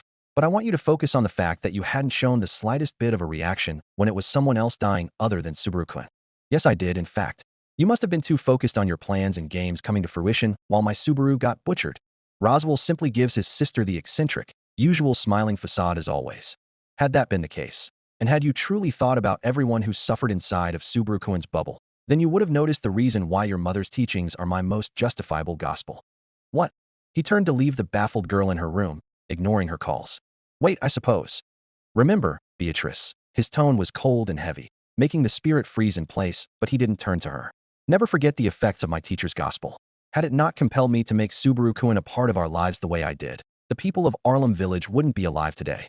Frederica could have come back to an abandoned home with bodies littering the garden. Our Gues wouldn't have been able to rest in peace from this disgusting, corrupted form. Puxan could have possibly destroyed the whole wide world. He would have died by Reinhard's righteous duty to protect the kingdom from catastrophe. The man left Beatrice to her devices with nothing more to say. The cloud of factual information collided with imagery that forced the little girl to become more inclined to pull on her twin tails than face the doorway. I cannot believe this heresy, in fact. Beatrice shouts and glares right through her closed door. He dares to justify Betty's contractor dying for such reasons. That clown will face his comeuppance. The spirit's statement was weaker than her voice as she said it. By reminding her of the people around her contractor, as well as Gu's awful form, Roswell effectively made her realize that Subaru being here actually helped a lot of souls rather than get tortured for no reason. And it made her realize that Subaru's deaths, him dying, is just another aspect that helps those people. Beatrice's eyes widened in horror. Her gaze immediately fell on the mirror before her bed. Subaru, she whispers softly, her right hand balled. You died to get me out of that mansion. She realized just how true Roswell's words were, and just how unremarkable her existence for Subaru's life was. How selfish, I suppose. No matter what I proclaim or threaten, Subaru will die. The spirit whispers into the silence of her room. Crush was sitting by herself in her room for the first time since her summoning into the theater. In the lonesome atmosphere, she reflected upon her plans for escaping this captivity. Warden, only a narcissist would admit themselves to such a name. Crush leans into her chair and glares towards the wall. In truth, Crush never thought about leaving this theater for at least a few viewings now. She was busy watching the literal hell Emilia's knight had been dealing with since he was transported from his world to hers. The consequences of that last viewing left an ugly feeling in Crush's chest. one that she would not be able to shake no matter how many times she became emotional towards Subaru's death. There must be a weakness about this place. Her words were spoken from beneath a finger covering her mouth. She tapped her cheek and closed her eyes to get lost in her own world. A theater that holds the Sword Saint himself. A boy sent from another world. Lazily, Crush decides to let her head rest back while she relaxes in her chair. She felt intoxicated for a second. The thrill of having all of these mysteries didn't dawn on her until she realized how little she knew and how many pieces she was missing. The Witch of Envy. No doubt that Natsuki Subaru is cursed by her. She mumbles without coherence. As a matter of fact, it was safe to say that she wasn't even realizing how much of a trance she was in. You know that thinking out loud isn't a sign of very good health, Crush-sama. Crush's lips purse and her back stiffens. Ferris. She opens her eyes to look at her knight. You're here. I am, Crush-sama. With a note of her unperturbed reaction to his arrival, the cat-eared boy gave a warm smile. I hope that you're not hiding your guilt behind that smile of yours, Ferris. Crush's words were cutthroat to the point they made him flinch. You don't forget easily, Crush-sama. Nyan. He gave a little mumble that resembled her name. He remained unmoving in the doorway. His lady didn't allow him inside, only stared at him from her chair. Far from your perception of my old self who lost her memories, I am not one to dwell on the past. Crush stood up from her chair and walked towards him. But, you have disappointed me. Felix seems hurt by this, unable to take the judging gaze within her amber eyes once she stood in front of him. Fairy-chan apologized to Priscilla-sama though. Have you no shame, Ferris? Crush's cold tone of voice and unrelenting glare forced a cold shower of dread upon Felix. All he could do in response was stare open-mouthed. Crush herself seemed to be more talkative, however. You have not consulted me about your apology to Bariel at all. Do you expect me to believe that nothing happened to you when you placed yourself at her mercy? How did you? Felix's question was cut short by the sudden narrowing of his lady's eyes as she glared at him. It is not a question of how I knew. What kind of master would I be if I did not notice my own knight's humiliated face? I have seen your head down in that theater right before Bariel acknowledged your existence. Her voice, though not loud or raised by the slightest margin, boomed in his ears. The disappointment and anger vibrated through every word Crush gave. That girl does not see people as individuals. She is an aristocrat to the very essence and does not give attention to someone unless they amuse her with their misery. The Duchess held him hostage with her glare. Felix couldn't see the hint of remorse in her eyes, nor hear it in her voice, as he became a lot more panicked and fearful from her next words. Knowing how you are, Ferris, I don't doubt that she played you to insult me when you apologized to her. She is the type to have a personal grudge against someone for arguing in the opposite to her opinions. But Fairy did what his master wanted. Felix blurts without a moment to take her words into account. You're not hearing me. Crush shakes her head at her knight. I wanted you to apologize for the constant distrust and ugly conduct against Natsuki Subaru and his camp members. Bariel only deserved words of apology for the way you spoke to her.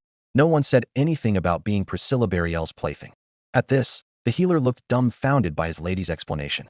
She offered him a disappointed frown and a small pang of pity that burned his insides with rage.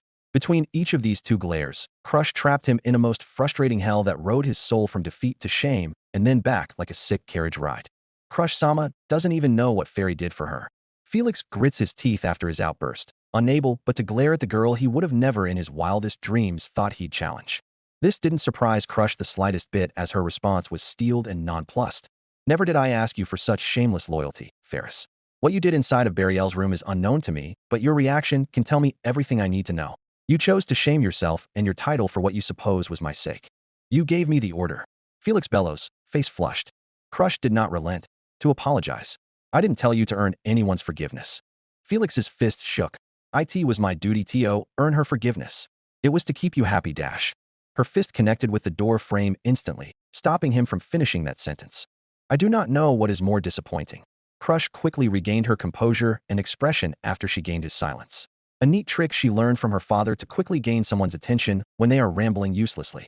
The fact that my dearest friend and my most trusted companion shames himself in my name behind my back, or the fact that he self-projects all of his insecurities to the point of becoming cruel to an innocent person that is suffering. He flinches and looks to the floor, unable to bear the betrayal in her voice, much less the face she's giving him. I. Felix bites his lip, tears appearing in the corner of his eyes. Do not hurt your lips. Crush gives a soft command. Her voice was below a whisper, but the iron in her resolve was nonplussed. Felix let go of it, leaving his lip to whimper. Their eyes met and Felix couldn't help but notice her expecting gaze. She wanted something from him. The boy's memory wasn't as foggy as to not remember the last few viewings and his lady's reactions to them. It was clear as day to Felix that his master grew very fond of Subaru Natsuki because of his journey. He remembered every time Crush would shut him down whenever he berated or insulted Subaru. As if the guilt he's felt since the last viewing wasn't amplified enough, he remembered the way Julius cut him out coldly. Even though Felix also tried to help the knight by doing something a little bit disgusting, he truly didn't feel like he was in the wrong. Why can't anyone see it, Nyan? Crush looked on as he trembled with rage and desperation. She allowed him to speak his mind, lest he blows up in front of the others and further tumbles his image into the mud. Fairy was only trying to help all of you. Subaru-kun's behavior wasn't right at the time, so I did what I could to fix things. I did it for you all. Julius, Old Man Will, Reinhardt. Advising you not to mention me on that list, Ferris. Because I disown this type of behavior. Crush scolds him and makes him step aback with how coldly she stared at him. I know what I said was horrible, Nyan. Felix protests with his hand out, so she hears him. Fairy will apologize sincerely to Emilia-sama once more. I will do whatever it takes to show that I have regret for what I said. You would only disappoint Emilia more, Ferris. Crush looks at him with pity and anger. How much I hate seeing you like this. She shakes her head once more and looks away from him. You are breaking all the promises Emilia bestowed upon you just before our last viewing was finished. Felix felt a lump in his throat. Panic began settling inside of him to the point he blurted out that shocked even himself. Have you replaced me? He questioned suddenly, making Crush lower her head to hide her eyes. You have. You replaced Fairy. Felix opened and closed his jaw like a fish, looking at her with betrayal. Subaru-kun really replaced me. Fairy isn't like him, and that upsets Crush-sama. Crush closed her eyes, leaned her head back to aim for the ceiling of the room, and let out a long, stress-filled puff of air. Calmly, comfortably, she opens her eyes and gives Felix the coldest glare since their talk started. It was better than 1,000 words the Duchess could say to stamp and hurt the knight's fragile heart. Felix was left with a pang of pain poisoning his chest to the point he wanted to be on his knees rather than stand there and take her cold eyes. He began trembling again, but this time out of pure fear rather than fury. There was no need to justify himself, because he realized the more he went into it, the more he caused the rift between them to extend. Felix thought of begging her, accepting the place of his existence in her eyes to be lowered. He would kiss her shoe 1,000 more times than Priscilla demanded of him. He would die for her. The feeling of the cold sweat running down his back was suddenly dissipated once a gloved palm placed itself atop his head. I'm sorry, Ferris. Even though she gave him this small act of compassion, Felix kept staring to the floor. Why are you apologizing, Nyan? Crush answers him sympathetically, ruffling his kitty ears and hair. Because not only was I atrociously incompetent as to cause you so much stress and pain in order to take care of me, I never went out of my way to understand how harmful this loyalty of yours has become. And my loyalty. Felix looked up towards his master in shock. How am I harming Crush-sama with my loyalty? Crush gave a cold, guilt-ridden frown when she answered. Loyalty is another matter from this. Her hand leaves his hair bangs and lowers away from him. He looks at the gloved palm like a starved cat. This is an obsession. Felix looks from the hand to her, finding himself overwhelmed with shame as he realized that Crush was proving a point by making him yearn for her touch and not comforting him. Same way Natsuki Subaru continues to die for his friends and for Emilia's sake when all he had to do was trust in her to stand by his side.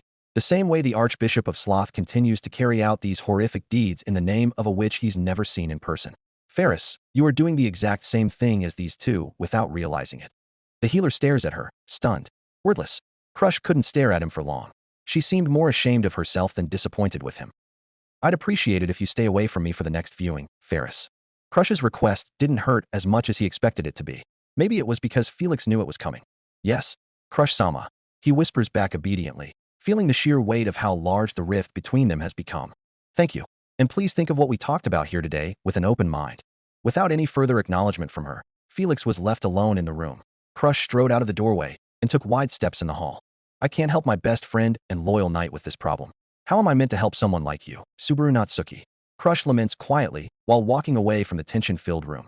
She thought about how similar both Subaru and Felix were and just how dangerous her knight can become if his obsession with her was pushed further enough. The excuses he makes, the weight behind his ability to ignore responsibility, the embracement of any toxic attributes she would show him just to please her. What a disgusting pit you fell into because of me, Ferris. Crush stops for a moment, feeling the rush of momentum suddenly collide with her back. She realized that she had been striding with fast stomps all this time. She was furious at herself. The Duchess met the wall with her fist, showing a glare of hatred to the spot she punched. I can't help the both of you. She speaks while the images of Subaru's frozen corpse and Felix's kneeling form before Priscilla were shown in her mind. Her knuckle grounded the wall, and she hit it again. Incompetent.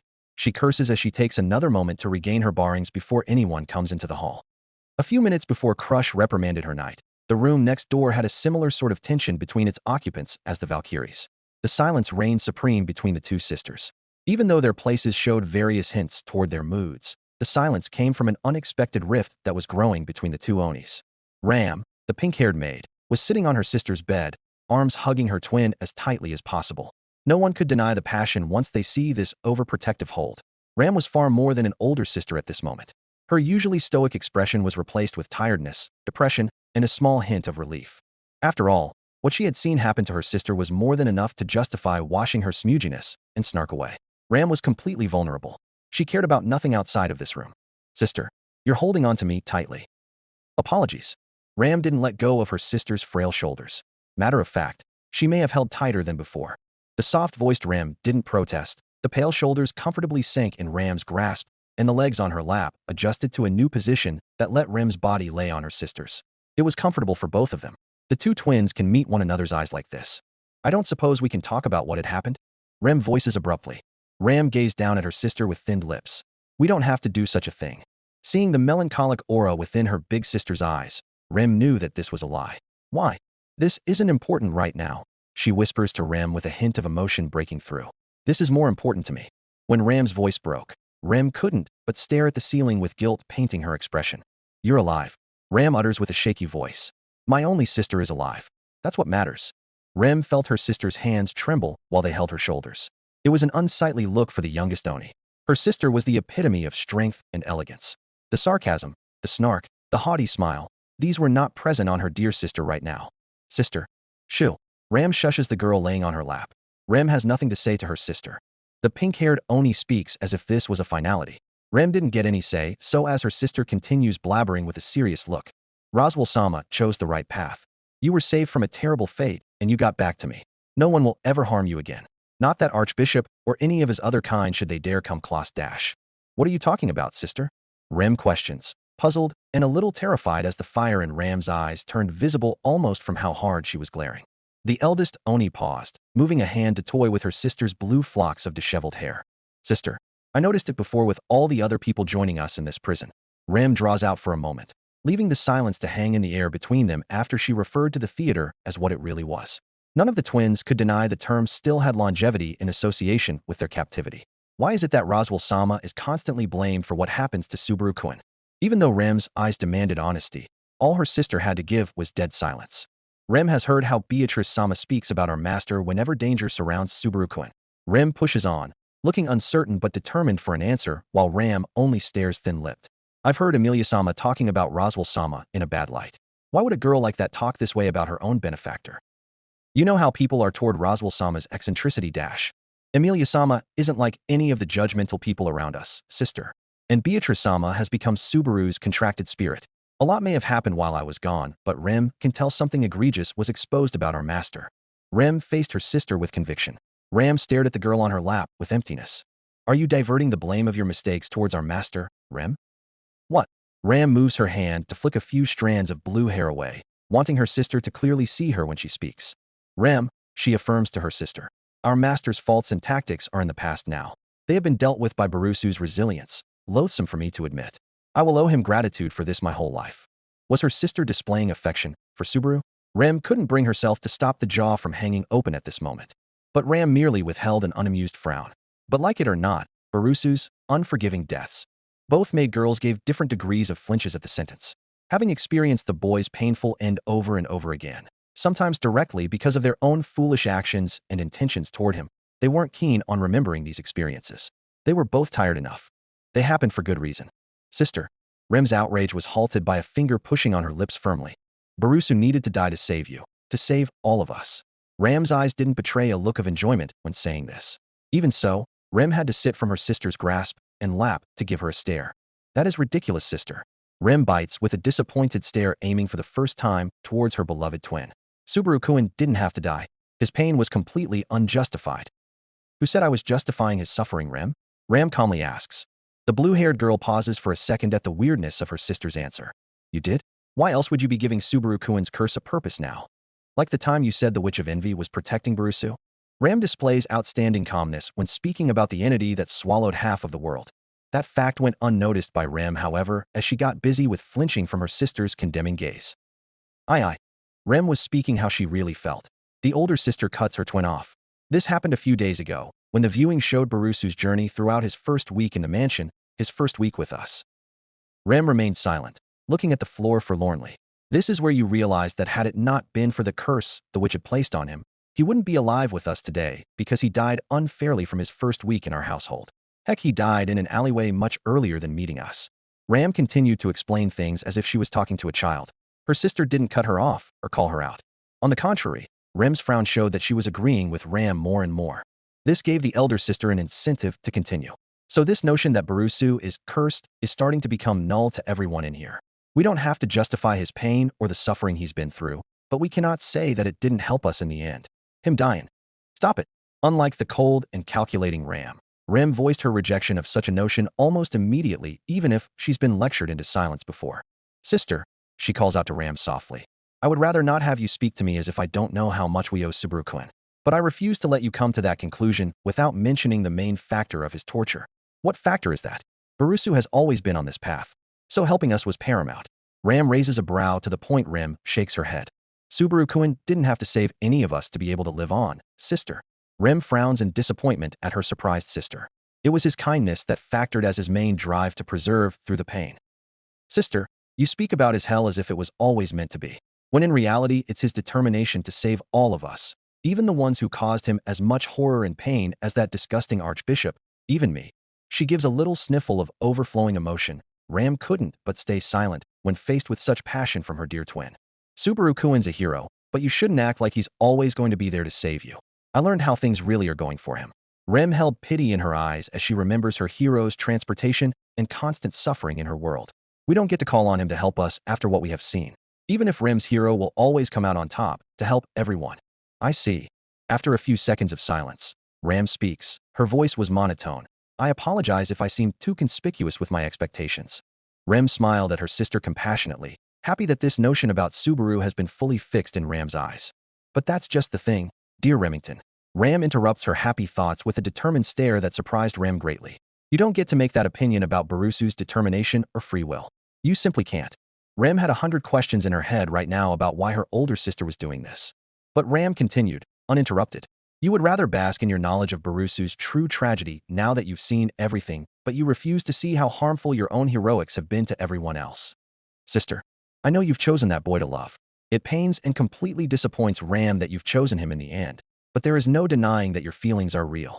Ram couldn't but bite her lip and look away for a moment in embarrassment, remembering that the viewing had exposed her feelings more than once to the audience of strangers, as well as her sister. Please do not joke that way about Subaru-kun's sister. Rem tries her best to reprimand, not feeling her sister's gaze increase in intensity. I'm not making a spiteful mockery of the person who saved both you and me, dear sister.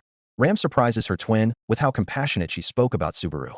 I've been trying to point this out for you many times to no avail. At the confused look she got, Ram sighs tiredly. You treated him as that hero who overcomes anything and everything. It was your sacrifices to clear his path and cement your place in his heart that caused him the most pain. What? Rem looked heartbroken at her sister's words. The girl seemed to be in disbelief. I'm sorry, sister. Ram speaks with gentle compassion, yet placed a firm hand on Rem's. But carelessly sacrificing yourself and putting your life on the line has done Barusu more harm than good. Ram's words didn't seem to register correctly within Remington. The youngest twin seemed like she was going to blow up into tears any moment. Still, Ram continued. You can love him. You can do your most to help him. But you cannot ignore how important you are to Barusu's happy ending. With every single one of your needless deaths, he loses his will to fight. Rem's eyes widen suddenly as she remembers how broken he was on that hillside, placed with the knowledge of how she's been dying to the archbishop in the last viewing. You always do what you think is best. You're always headstrong into trouble for his sake, yet end up getting hurt. How is that supposed to make Barusu feel? How is that supposed to make your older sister feel? By now, there are new tears in Ram's eyes. Sister, I know I haven't been the best sister in the world. It's my fault that you don't have much self-worth. But you have to realize that you mean much more than a sacrifice to us. Rem ended up with a baffled look that showcased her shock at this personal turn of conversation from her usually collected sister. Needless to say, her guilt returned in full force once she had finally noticed how much this has been affecting Ram. Her older sister was carrying these feelings of self-blame for a while. He stayed by your side for an entire year. Ram sniffles, now looking away from her twin. Rem stays silent, looking away also to show some respect. Barusu's been hit hard when you were attacked by the Archbishop of Gluttony. Rem flinches at the memory of the attack, remembering that this was yet another act of her self-sacrifice that seemed so problematic to a lot of her dearest people. He's losing his mind in the next viewing in order to enact revenge on the sloth archbishop for what he did to you. The blue-haired maid gives a silent stare of horror as she realizes how right her sister was. Your death will most surely cause his own. Ram finalizes for her younger sister with an empty, tired tone. So please stay alive for him, and for me.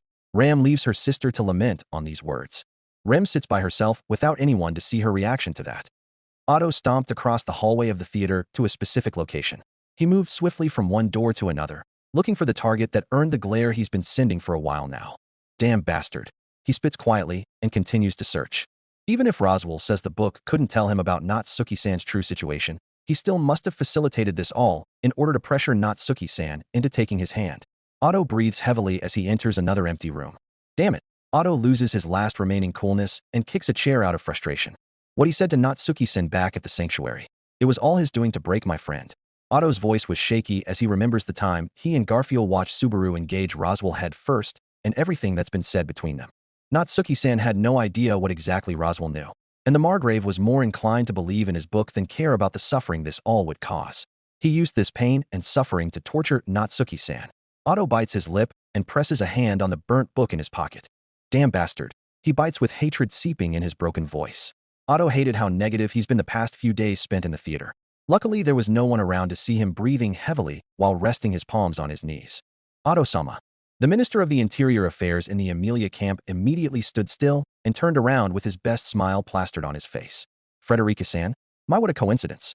I was just looking for my room, but found out this place has no organization whatsoever, huh? Our names are on the doors. Frederica stares at the boy with worry. Oh, Otto wishes the ground would swallow him sooner than later. I kind of forgot. At this, Frederica looks at him with a sad smile. Otto-sama doesn't have to act like he isn't sad or affected by Subaru-sama's pain. You know, it's in your nature to care for your friends. The merchant's upbeat posture disappears, and his gaze turns to the ground for a moment. I guess you can read me easily, huh, Frederica-san? Oh please. She gave an elegant giggle that sent butterflies in Otto's stomach. Anyone can read your compassion to help your friends from the far end of the room, Otto-sama. Don't say it as if even the kids are counted in there. But they very much are. Frederica teases the outraged boy, further embarrassing him. Ah. Otto captures his head in misery. There now. She comforts him playfully and gives a snicker. You can always get Garf's help with anyone who bullies you for it. This does not sound comforting, more so humiliating. I can take care of myself. Thank you. I know. Forgive me, but I was just teasing. Frederica gave a small pleasant smile that was contagious for the minister. It's all right. I knew that. I just didn't take you as the type to make such jokes. Otto stammers while looking away from the lady.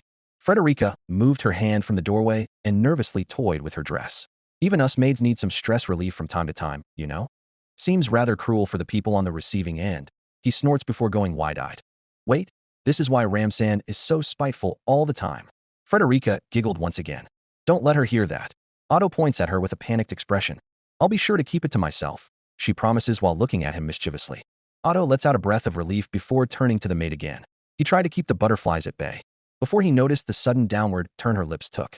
It's a shame for me to admit it. She leans against the doorway and holds her wrist. But I'm in need of your help once again, Otto-sama. He recognized that she was being serious, so he fiddled with the hat on his head to fix it appropriately. How can I assist? Frederica summoned a small grin when she saw the determined look on Otto's face. She didn't notice his hand scraping the inner pocket of his jacket from the outside. He'll have to wait. I can't go and accuse him of anything, guns blazing like this. There must be more to be shown in these viewings. With this thought in mind, Otto listened to Frederica's problem. Garfield didn't know what to do in such a situation. Don't hold on so tight. His demand was ignored by the person capturing his torso in a deadlock. Garfield would have been insulted for whining about such strength, but he was more worried about the person hurting themselves while hanging on to him than if they were hurting his torso. Sorry. Petra shuffles around but keeps her hands around him. I apologize. The little girl repeats but keeps holding on to him anyway. Garfield had to give a long-winded sigh and let it go. He patted Petra's head to console the girl. You know, that's not going to do you any good. He tries to be supportive and wise to the girl, but what he received was a hushed whisper that made him shiver. Please don't give me advice, she trembles while holding on to him. I already know I'm pathetic and useless. I don't need any advice. The blonde tiger was amiss with this reaction from the girl, even more now. No wonder his sister Frederica gave him the task of keeping Petra company while she went out of the room to do something. This state Petra was in seemed so complicated and fragile. Garfield could not help but feel inadequate and out of his depth. Listen, He tried to get her to look him in the eye, but the girl was reserved to look at the wall while hugging him. You don't gotta continue through with this. These visions, or whatever they are, dash. Would everyone stop saying that? Petra suddenly springs up from him and shoots him a glare with her reddened eyes. Nobody has a right to tell me what to do. I wanted to watch for my own sake to help Subaru. I knew what was going to happen. Calm down, you twerp. The blonde held Petra's eyes with his glare, not at all disturbed by her outburst. Don't tell me to calm down. She lowers her voice this time and stares away from the shield with a small glare to hide her embarrassment. Garfield sighs again. Mine amazing selves don't like being treated like a kid either. Best believe that 'tis would earn a knuckle to someone's face. When he noticed the unimpressed look coming from the child, Garfield shook off his little power pose and focused on the conversation he apparently was leading suddenly. It isn't your fault for wanting to watch these fucking visions of our captain. Mine amazing selves also wants to watch everything my captain has been through. He makes sure Petra is seeing his soul when he speaks. The little girl gives him acknowledgement for how open he was about his feelings, which was a good thing for Garfield. He hated being this personal and open. You gotta find some grit to be able to stand by someone like Captain, he says with wisdom coating his voice, surprising Petra since she realized the person speaking to her in such an elderly tone was the same boy who covered himself in mud wants to be one with the earth magics. There's a lot of strength in you fair wantin' to do the same, lil sis. It should be respected. Garfield gives the girl encouragement for her effort, something that may as well be the first time for Petra. Take your time. What the hell's someone gonna do when they see their family and friends killed like that? He looks angry at some form of phantom enemy that only his eyes could see at the edge of the room. Mine amazing selves would give an arm to be back there with Captain. To be in that village before these bastards attacked. He ruffled his hair brashly out of frustration. I want to be there so bad. Art. Garfield continued to growl, like a beast born into dissatisfaction. Petra stared at him with a thin-lipped expression, noting a small pang of relief that someone else was willing to protect her home and family alongside Subaru. Maybe that relief encouraged her to speak to him, cutting off his pep talk. Yeah, but Subaru had to save them on his own. Her trailing voice made him look at her and stop ruffling his head. You don't gotta make it sound so cruel. Petra gave him a childlike confusion in her stare. Garfield simply allowed an easy smirk to reach his face. Captain S the one that chose to protect your family and his friends. He's got the guts F a hero and the bravery F an idiot. Can't have anyone better T rise against that bastard of a cultist. Petra seemed more surprised by each word coming out of Garfield's mouth. You didn't lose hope in Subaru, big bro Garf? Petra's reddened eyes seemed to light up with hope when she asked this. Garfield understood quickly that this was Petra conveying one of her troubles to him. He gave the most confident nod to the girl and smirked like the tough guy he was. Of course not. Captain S, an even greater man than before. Then did you lose hope in our friends, in the people surrounding him? Garfield's cheer of admiration was cut short by Petra's hasty question. It seems the girl was hoping for something far more convenient than just to see someone keeping belief in Subaru's abilities. The little girl noticed Garfield's sudden silence and immediately realized her brashness. I'm sorry. Never mind what I said, big bro Garf. Petra shakes her head, fixing a bit of her disheveled hair. Garfield kept his gaze on the little maid, going thin-lipped. Sure, he said with his eyes narrowed, but gaze moving towards the floor. You're welcome to talk to me about this later if you want. Or with Naysama, even better. Yes. Petra doesn't give an indication to what she was feeling. She sounded like her old childish self, but her eyes and tone were empty of cheer or light. Still, Garfield recognized how badly Petra was closing off from anyone who might see her as a child. He recognizes this need of hers to take on the challenge of dealing with the grief by herself. But the little girl has shown clear damage from her last viewing, where her family and friends turned into corpses. Now Garfield went from receiving an endless hug of comfort to being a reserved watcher at the edge of the room as Petra goes to her dresser and starts combing her hair in silence. Now that the captain of the Royal Guard is here, I believe you shouldn't be so overly vocal in your plans, Anastasia-sama. Julius faced his lady for the first time in a long time in her room, which had been turned into a meeting quarters for her camp members. You come in air after a long absence to give me a caution flag? Julius, you must pick up the slack and help me figure out a way to help Natsuki-kun. Forgive me for being so crude. He cuts her off, which greatly surprised both the lady and the demi-human overlooking the interaction from the back. It was rare to find Julius so willing to speak over his lady. I wouldn't regard these plans to trap Emilia-sama's camp into debt and blackmail a way to help Natsuki Subaru. Besides making him stuck with our side of this selection as his only allies, then nothing in your ambitions is helping Emilia-sama's knight. Julius, when did you get so mouthy? Ricardo looked aghast at Julius. Now, I want to hear my dearest knight. Anastasia leaves her cup to steam beside her as she grins toward the determined Julius. You must be head over heels for him to talk to your master this way. I wonder where your loyalty lies, Jaculius. I beg your forgiveness, my lady. I didn't mean any question to my belief in your ways. Julius bowed in courtesy, seeming more perfect with his head low than a person who was prostrating should be. Ricardo notices a small, disappointed glint in Anastasia's gaze at this reaction, until Julius continues. However, I would prefer that my way of helping Subaru be considered first. It is far more preferable to your current plan from my viewpoint. You beg for my forgiveness, but demand your own will over me, in the same breath. Anastasia raises a brow of surprise at the audacity. My master once said she likes my confidence most. He gave a charming grin to her. Anastasia huffed and gripped her tea in annoyance. I do remember it being your pretty looks and not confidence. Is that so? Julius rises and smiles at his lady. Once seeing that smile of his, Anastasia couldn't but give a bright grin. At his master's congratulations, Julius merely bobbed a courtesy bow. I've been humbled by a friend of Subaru's.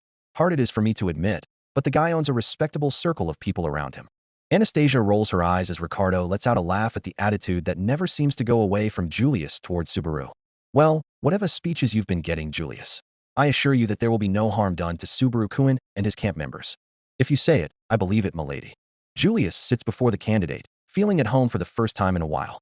Now, let's get you up to speed. Anastasia's smile disappears suddenly, and she becomes determined before her two companions. Because this Archbishop crap has opened my eyes to a lot of suspicious coincidences involving our dear Mathers Margrave. The clown fella? Really? I haven't seen him at all in that last session, boss. Ricardo holds back a flinch as he speaks the next statement reluctantly. You sure we don't want to talk about what actually happened to bro in there? His life fucking sucks. Julius gives his lady a silent, sharp look of understanding, conveying to her a level of observation that she had missed since his absence from her meetings. Feeling more confident than ever before, Anastasia looks at her demi-human friend with a dangerous smile. Not Suki-kun's pain may have been planned all along, Ricardo. The beast man widened his eyes in alarm, letting out an immediate huh, whilst his mistress and her knight began explaining their reasoning. By the time they finished, Ricardo found himself unable to do anything but stare at the carpet. Not a joke or a growl, just stare towards the ground. Oh man, this kid's just having our world shit on him at this point. Appearing to agree with them, that's all the dogman had to say in sympathy towards the raven-haired boy sleeping outside in the theater room. Julius looked away from the mercenary to stare at the wall, in deep thought. Anastasia simply ruffled her blue scarf and moved to pour herself a glass of the strongest drinks she can have this warden muster. A young boy that looked to be in his early teens sat to the side of his mistress. His hair was peach pink in color and extremely tidy for such a young child. Even though the silence in the room was almost deafening, that did not mean nothing was happening. The boy's neatly combed hair became an instrument in Priscilla Bariel's hand as she ruffled it without a word to anyone. He took a look at her, the red-dressed lady that instilled a bewitching spell on whomever dared to gaze upon her beauty. His master, his savoir. Priscilla Bariel had missed him.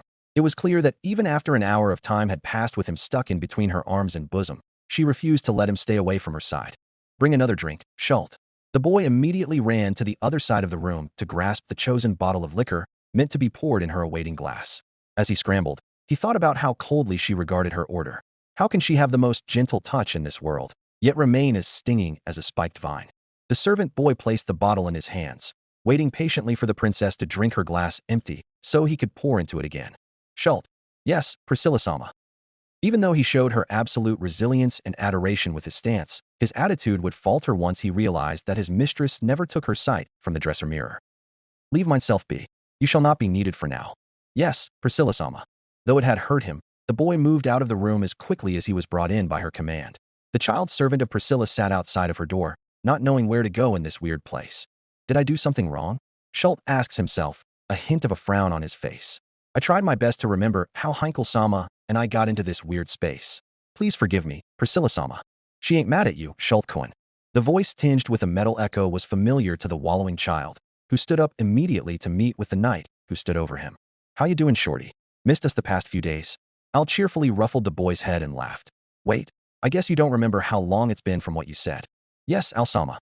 I only remember being with you and Our Lady before a light suddenly flashed. Al nods his head and mentions for the boy to follow him. I see. Welp, nothing to be done about it, buddy. Let us go rest in another room. Wait. The boy stops Al desperately. What about Priscilla-sama? Why can't we stay with her? And why is she disappointed in me? What did I do? The boy's despair was clear in voice and in body language to the point Al had to respond appropriately with a bombacious laugh. Buddy. Uft. You don't gotta make this personal to you. Al wheezed for a second before regaining his strength to speak clearly. Princess wouldn't have hugged you for as long as she did if she was angry with you. Would she? Schult looked at the ground and thought. remembering the way Priscilla immediately ordered him to come closer and scooped him up in a tight hug right after he woke up in this weird large space. Then why? Don't matter why, Schultkoen. Al cuts off the boy's next line of questions, further enveloping the servant with curiosity. What matters is that you're here, safe and sound. I mean, me and the princess already knew that you'd be safe in our carriage, but that Heinkel fella is what was bugging me. Al starts walking towards his room while Schult is catching up with him. Don't worry, Princess been worried about you too. Schult feels a decent warmth washing over him, which eluded the one-armed knight. Or maybe Al already knew the effect of the statement on him anyways. Al-sama, how long has it been since we last saw each other? For me, it was only a second where I left you and Priscilla-sama to ride the front of the carriage with Heinkel-sama. Then I met you and Priscilla-sama after the bright light. Schult asks curiously, wishing he would get straight answers this time. These thoughts were plaguing his mind since he woke up on one of those weird leathery chairs in the massive hall, but Priscilla immediately put him to work after he was questioned to high heaven by some weird characters he's never met before. Now it was his chance to get some answers. Why is Our Lady so silent if I wasn't the problem? What was happening before? We were in here for a few days now, I presume. But no one can tell since there are no clocks or windows here. Al explains and shocks the boy. Yep, we've been here, against our own will to watch some things that are really becoming tiresome on us all. We also got a lot of company as you saw once you were awake. As someone's been holding Priscilla-sama against her will. Schult looked terrified at this information. Wait. That also means we're stuck in here too. Nothing much she could have done about it really. The knight gives a shrug. This has been a trip for the princess to the point that she's been having a lot of strange thoughts about herself. So, she's busy thinking about the things she saw? Yep. Al opens the door and enters the room, making sure the boy follows before closing it behind him. What exactly did you all see? The boy looked sheepish to ask this, but his red eyes showed a little bit of sadness for being left out. Al simply sighed. I'll tell you that it ain't nothing pleasant, buddy. The knight slumped on a desk chair and waited for the boy to do the same opposite to him. It's just another damn game to the universe, I guess. Schult's eyebrows raise at such an intriguing statement. I'll let you know everything you need. But expect Princess to be a lot more rough with us for the next few sessions of this viewing. The boy seemed to be offended by the knight's wording about their master. Priscilla-sama has never laid a finger on me. She's not BA. I ain't saying that, dummy. AL's tone is joking and calming to the point Schult blushes from embarrassment at his outburst. You just gotta expect that Our Lady will become a lot more cold and brutal with herself the next time we are going to be called for a session. Naturally, that will lead her to abuse us since it's stress relief, so be prepared. The boy showed another expression telling of how desperate he was for answers. What would affect his lady to this degree? Al only laughs. Sure. Let me run this down for you. Just be ready since the next part of this will not be pretty for the princess. It will be a bloodbath. With such a serious tone from the eldest brother the orphan could say he has, Schult listened to AL's explanation all throughout, finding more questions piling up for every answered one. By the end, the Bariel servant was truly curious more than ever. What was he about to watch? And why does his lady care this much about it? As a parallel to the questions of her human pillow, the matriarch herself was lost in thought. Having come to terms with his faults and behavior, Mindself would have to admit that his struggles were amusing. She expressed herself with a tone of boredom. Now it's becoming grating to watch such piggishness from that servant of the half-wit. Are thou going to answer for your crime, I wonder? Priscilla finally moves her gaze from her dresser mirror to the man who's been sitting on the other chair all this time. Hot take. And this is just me spitballing my opinion, which I know you hate very much. I'll allow you to speak your mind. Priscilla grins smugly at the wounded man, knowing he can't do anything but take it in this position. Maybe other people just have their own troubles in life? Maybe me being on the verge of collapsing from blood loss should be far more important than the dullness of your entertainment? Just MAAYB. Lost interest. Yapping and whining for attention is a bore. Priscilla rolls her eyes and sips more of her wine. The man's wounds caught her attention for the first time since he collapsed into her room through his portal. How far is it? She questions curiously. Show a hint of compassion. Well, yeah, these are just the ones you see. Pretty sure I got some cracked bones underneath these clothes. She hums with a raised brow. How amusing. You're healing faster than expected. The warden looked at her through his goggles and then stared at his gutted torso and gashing thigh. No longer, as both appeared to now have closed up with a new layer of skin forming to remove the wounds. Didn't expect you to keep an eye on my wounds. Thanks. Priscilla blinks at the man. The annoying stutter of yours was diminishing. Don't misunderstand. He looks away from her stinging gaze and coughs. Well, I don't suppose you want some answers. Priscilla never faltered her gaze away from the so-called powerful entity that kept her in this prison. The lady in red showed him an air of coldness and regality as she spoke down to him. Myself allowed you asylum in my divine privacy. Now you shall be a slave to my will as the world demands it. My property can answer any question I desire. Even though she affirmed her position over the person before her, the man only gave her a tilt of his head, His face was unseen behind his hood and goggles. Pardon, you're bound with gratitude. Priscilla explains, haughty and matter-of-factly. This favor of yours shall forever put you in debt to mineself. Nah, kinky but no thank you. Your life has been saved by mineself's charitous actions, has it not? She asks with a raised brow and a cocky grin. Warden ignorantly started fixing his tattered pants with a weird glowing needle that seemed to bring extra material out of thin air to patch the tears. Absent-mindedly, he also answered her. Sure I was saved. I need to be inside of this domain to get healed quicker. You know how this place has magical properties in regards to people's safety and all. Then that does it, dear mangy dog. She laughs and brings her fan to hide her wide smirk. You shall pay back your debt with only one demand if you wish to live your life aimlessly. Oh, he didn't turn his head toward her, but showed a sign of attention via another tilt of his head. What demand might that be, Priscilla-sama? Even though she was faced with the prospect of having total control over this powerful man, Priscilla only saw use of him for one single action. And that action was, show me that world. Priscilla spoke in a most serious tone, demanding what she thought was hers by right. The man's posture became stiff. His head finally turns towards the blood baroness like a lazy owl. I didn't suppose you'd cared, he noted monotonely. You sure as hell didn't care enough to give some respect when you spoke about Subaru's viewing sessions. Were they not turning dull for you, Priscilla-sama? Careful with how you talk to your benefactors. Priscilla threatens with a squinted gaze. He only stared through his dark goggles. The arrogance on your ass is amazing. Didn't you just say Subaru's deaths were amusing and grating in such a contradictory and dehumanizing manner? Have you no such understanding of the word superior? Priscilla's blinks looked innocent, but they were mocking. I do not care for this world's half-elf loser. Bring me one that dares to justify his existence in mineself's life. It is true that I said you have many futures connected to Subaru Natsuki. Didn't really say if I can show you those futures like Subaru's past in the theater. A disgusting man like you wouldn't dare make such a deal without proof. Priscilla scoffed and pointed the tip of her fan at him. Show it. Or else be still so that my Tuan-shan could finish the dragon's will and end you. It would be a shame, the masked man mused calmly. I've managed to survive the dragon of Lagunica himself, only to be killed in my own domain by one of his subjects. How laughable. It's so funny. Warden let out a small chuckle. The Crimson Baroness squints at him, strangely going silent even though her expression burned 1,000 words of her distaste at being called a subject. You. Her eyes widen suddenly as her voice disappears from her. Priscilla remains in place, looking at the masked person beneath her with the same expression from a few seconds before. Yeah, you forgot I still have absolute power in here even if I was getting my ass kicked on the outside. Some goddess you are. He stood with a lazy drawl in his voice. Priscilla watched from within her eyes, the windows of her soul, which seemed the closest thing to a form of control over her own body. She witnessed his black mask moving closer and closer, until her world was hinged entirely on staring into the darkness of his glasses. I froze your body, he says nonchalantly, no doubt reveling in the many curses and oaths the Baroness is surely shouting from within her mind. I apologize for not taking advantage of the situation. I wouldn't want to insult how you look.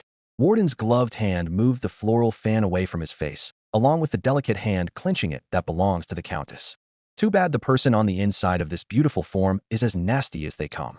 Warden kept looking at her up and down, exasperating the action to infuriate the girl that couldn't do anything but take his insult and showboating. But you know what's odd? I respect you more than anyone in this gang, Priscilla-sama. That is no lie. He moves away from her body and returns the chair he was resting on to its proper place. A feeling of ease and peacefulness filled the room because of the man's actions, as if he was a snail with no one to come after him, the opposite of what Priscilla knows. I can't count the times I wished to be like you. Confident, powerful, or even clever. Not to say it was a feeling of obligation, but Priscilla's fury didn't stop her from hearing his words with interest. It took her a second to realize that this is the most open that this entity had been with her. Even when he begged her to hide him, he was reclusive. Even your snark and arrogance are appealing to watch at times. You never say anything wrong. Nasty things, but never wrong. The man continues even though he knew that if she could scoff, she would. He stands away from her, giving her privacy to try and free herself from the hold on her muscles. Thanks for giving me the time to heal in your room without letting the others know. My end has been fulfilled by bringing Schult in here safe and sound. You asked for him, and only him. I do admit I took liberty with Heinkel though. Priscilla's might never waned as she forced more power into her arms and legs. Her wrath would hit this cursed gremlin with a vengeance unbecoming of a goddess, but deserved upon the rodent standing behind her. Now, I know that you must be cursing my mother for creating such a magnificent creature who forced you into this powerless position. He stood next to her ear, spoke in a monotone voice that hinted at no other emotion except for boredom. Furious she may be, it would do her no good but to listen to what he has to say. It was all she could do. I don't think you understand why, specifically, You were chosen to be here, Priscilla-sama. She listened carefully, promising death towards this man who dared speak down to her. You need to continue watching this boy's life not for an explicit purpose or something to gain. Those come after the realization hits. What does a commoner think there is to realize in this atrocious bore of an endeavor? Priscilla didn't realize that her lips committed to follow her train of thought this time and were allowed to speak her words. She focused on getting any form of an answer from the man holding her hostage. His voice betrays the mystery of his mask's brooding aura. Realization that you just want to help him rather than let him die helplessly. Priscilla's glare could burn if it wasn't going towards an entity with powers to protect it. Free myself at once. Why? We are good talking the way we are. I have no intention of entertaining such a worthless babble with you. As far as this goddess is concerned, you would be best to start kissing the dirt beneath myself in apology before I kill you. Priscilla gave nothing but arrogance and hate through both expression and voice. Too bad those were all she could use. That's a shame. He doesn't look her in the eye any longer. He struts away with a haste. I can't believe we spent all this time together without discussing anything of importance. Have you not condemned us all here because of your perverted knowledge? Priscilla voices her question with a bewildered glare taking over her expression from the rage it used to harbor. Oh, I know a lot of things, princess. The masked man stopped in his tracks and raised his hand to show the palm of his glove to the air. For example, he turned to her one final time. A portal similar to the one he would just open to move into her room was spawned in the space behind him. I know you asked for your servant to be a part of my theater because you understand that the outside world is in shambles right now. Her eyes give a twitch with this. You also could not keep the idea that there is something for you to learn from this theater away. Even though you know how disappointing the next viewing session will be, you still keep on trying to watch the theater by any justification necessary. Same reason why you kicked Felix away last time. That broken dog has no bearing on mine actions. He wants to be nailed to his master's coffin, then so be it. Not sure if you're talking about Felix or Subaru here. He rubs the back of his hood and turns to the portal, ignoring the eyes of crimson rage behind him. I'll be going now. Thanks for listening to my deal and agreeing to my terms. Bring yourself no comfort, commoner, she warns. Those who wish for your blood are as powerful and many on the inside as they are on the outside. Warden looks on at the frozen baroness. Nothing was betrayed from his emotions through his mask. A sense of dread filled the room from the spiteful warning Priscilla made. And I know that only one person on both ends is willing to say this to your face. Warden moved through his portal and clicked his finger, freeing Priscilla's body and allowing her to move. She stood awaiting his words with scrutiny. The coward let his portal close halfway through before leaving her with his message. Unlike you, Priscilla Bariel, Priska Benedict wouldn't have made any excuses to befriend Subaru Natsuki. It only took a moment for her heel to end up going through the wall of where the portal, and incidentally, the face of the man used to be. Come out and face your penance. Priscilla shouts with no attempt at saving face. Those words got through to her more than anything else this warden had said or done today. She refused to give any thought towards them. Lest they really did hold any truth, this would be outrageous. Princess? Who the hell are you talking to? Al reminds her that she just broke through a wall by her kick alone and exposed herself to both the knight and her shell-shocked boy's servant sitting in the other room. Silence. Your slothfulness to protect my domain allowed a fly to get inside this goddess room and privacy. A disgusting, filth-ridden creature with pigs for parents. Whoa, calm down. Hey, there's a kid here, princess. Al tries to persuade his lady from going further into her rant and moves through the newly caved hole to scan her room for anyone. You really broke something in the theater. That's amazing, princess. After seeing nothing warranting her wrath like this, Al turned to his master with complete bafflement, painting his reaction at the lady's strength. Though, why would a fly anger you this much? And how did a fly even get into this area in the first place? Quit speaking about this and bring me another glass of wine. Priscilla orders him abruptly. Yes, princess. Al looked at his master for a moment before moving onwards to the wine collection on the other side of the room. His head was filled with queries about what had just happened in this room a moment before and what his lady's mind was going through right now. He managed to capture the young servant's eyes through his helmet for a second. Both Al and Schult had an unspoken agreement through this. Things were growing agitating for their master, and they might bear the brunt of her wrath if she doesn't get consolation soon. Her breathing was the only sound that swept the room after sitting up. The alarm on her face could have been taken as an explanation towards the level of fear she felt, a level that appropriately made her defined features sag from fatigue. Heavy breathing was not the only sign of the girl's distress. Her sweat could be covering her whole face in a sheen if it wasn't for the bangs of silver hair that fell on it. How much time? Amelia looked around her room until she found who was laying by her side. He's breathing. Expecting coldness, the lady in white brought a hand to the person's face. The peaceful features she was met with stung her to the point she couldn't process the heat touching her skin from the exhaled air coming from his nose. Amelia didn't say anything after registering her night's peacefulness being sleep and not death. She brought her body down so she could continue resting her head on his chest and hear his heartbeat. Alive. She gasps weightlessly as her hand connects with his, intertwining their fingers in a comfortable link for warmth. Amelia felt more warmth when she was holding his hand than when she was directly resting on him. His heartbeat acted like a ticking clock for her. Each thumping sensation from his chest was like a tiny push for her to do something about this situation. She felt ever more helpless to the point that even her promise to stay away from Subaru's and Rem's love became another mistake on her consciousness. She couldn't help but feel isolated even after so many defended her in the theater. Amelia was helpless and alone, and she couldn't do anything to put a brave face through it all. "I'm sorry," she croaked, handling his cheek with care in her palm. "How peaceful you look like this. Always so peaceful." She wondered if he was hearing her right now, through the darkness of his eyelids. "Are you there? Can you hear me, Subaru? Please give me any sign. Anything to believe you still." Amelia quit asking her questions. The useless questions managed to make her feel more stupid than anything else. "I suppose we have to go back." She quickly unfolds her booted legs and finds the will to stand on the room's carpet. "I hope Rem and Beatrice can forgive me for your long absence." Despite having a smile on her face, Amelia knew that it was fake. She felt no enthusiasm to get out in that theater once more. She held no ill intention with keeping Subaru by her side, even in the confines of her bedroom, but this is where she felt safest. Amelia couldn't understand any of the politicking around her. Yet she knew that her underlying issue with seemingly everyone in the theater was, and always has been, her deficiency with handling Subaru. Beating back her urge to gaze more at his features, Amelia rolled her legs out of the mattress and stood up, losing the comfort and warmth she lavished from her bed. Slowly but with great regret, her body began moving in the process to carry Subaru in a somewhat humiliating manner. "I hoped you would wake up and hate me for doing this." Amelia chuckled to herself, though it was more like a sound to fill the empty silence she received. "Let's get going. I'm sure Beatrice and Rem are both very eager to see you." Amelia spoke to herself more than to the boy that was showering her with silence. Anything to fill the void left behind because of his state. She took one final time to admire his features, standing above the bed this time. "I wish I was there. I wish I had not listened to you. I wish I didn't trust you. It would have done us both a lot of good, Subaru." Even if she knew he would argue back, that was something she wished to happen at this moment as well. No matter how many nightmares she suffers about him, or the painful feeling in her chest when she remembers what happened to him so far, while she played and whined about being a half-elf in her room, she wished for a moment that she would have left the comfortable feeling of being protected so she can save him from his own selfishness. She should have ignored him and came to the forest. She should have stayed with him that night to make sure he was all right. She should have expected he would break his promise to her and would come to the castle anyways. She should have intervened between him and Julius instead of leaving him in a hallway. She shouldn't have left him with Crush and Felix while she went off on her own.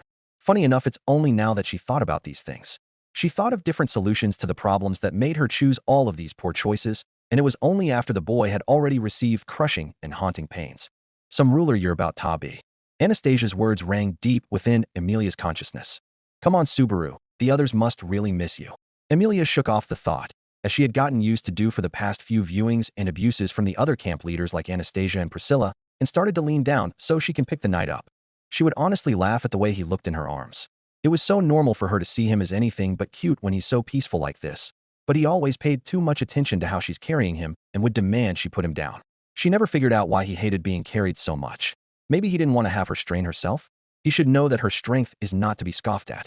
She shook her head and started walking to the door of her room, Subaru comfortably snuggled in her arms, just as she carried him inside. She's now carrying him out of her room in order to end her private time with the boy. Amelia still wished to understand why he never seemed to like being carried in a bridal-style manner, though. It was one more question that Subaru wouldn't be answering her in this state. "God damn it, big bro." Felt kicked the carpet as she walked across the hall. She saw Subaru's squeaky friend with the gray hair walking with the blonde maid that had sharp teeth. "Can't one of you just help save him from this mess?" "Geez." The blonde sighed and walked on her own. That look on big bro's face. The way he met his end is just. Felt's eyes closed as she stopped walking for a moment, grasping a breath so she could huff it out again. "I cannot believe that he's been through all of this alone. I should have done more to get him my help." Felt's eyes opened with a glint of guilt and frustration clear to anyone who could see her right now. Perhaps that's why she was alone at the moment. Before she could think alone on the matter of Subaru, she heard footsteps inching toward her from behind. "Huh? What are you doing trying to get close, little guy?" Felt looked behind her to find one of the demi-human twins that had been occupying Anastasia's side the whole time. "You need something?" I apologize for intruding on your moment. My name is Tyvee." The boy introduced himself elegantly, earning a nod from Felt as she put a hand on her hip with impatience. "I was told to accompany you for a while. If you don't mind the company of myself, of course." My boss was okay with it. Felt blinked at this. Why would I want to have someone accompany me? Who told you to do so? The boy toyed with his monocle nervously, glancing toward the far end of the hallway. The Sword Saint himself told me to do so, ma'am. In case you haven't heard, yet since you're the only one who wasn't there. Her eyes narrowed at the boy, feeling cautious and nervous immediately. Knowing what? Speak. The father of the Sword Saint, an unpleasant man, has been summoned alongside a butler for Priscilla Barrelsama's camp, so they can join us in watching the next viewing. Tivy gave the news with a straight face, showing seriousness for the candidate to understand the news properly. Reinhard's dad's heir now? What the fuck? Felt gave the appropriate response as she glared at the boy. Why wasn't I told immediately? Where's Rain now? Tivy received her anger with no change to his stony face, knowing how to be professional. The Sword Saint had to urgently go and meet with his father after the Commander San went into hiding in his room. Yeah, that's true. That nasty man is also some kind of commander for the damn knights, ain't he?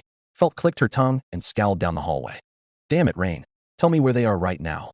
Tivy shrugged his shoulder and started taking her toward the room where the Estrellas were having an important discussion. Reinhard wanted few things in his life right now. He wanted to make Felt king, which he truly believed was an attainable destiny, especially with how much faith his lady inspired from others. After sitting in the theater for what amounted to a few days now, he wanted nothing more than to punch himself until his teeth fell out alongside buckets worth of blood. Sadly, he knew the world would heal him and probably strengthen his teeth to ensure that it never happens again. 9 deaths so far. He was counting under his breath every time. The knight stood alone in the hallway.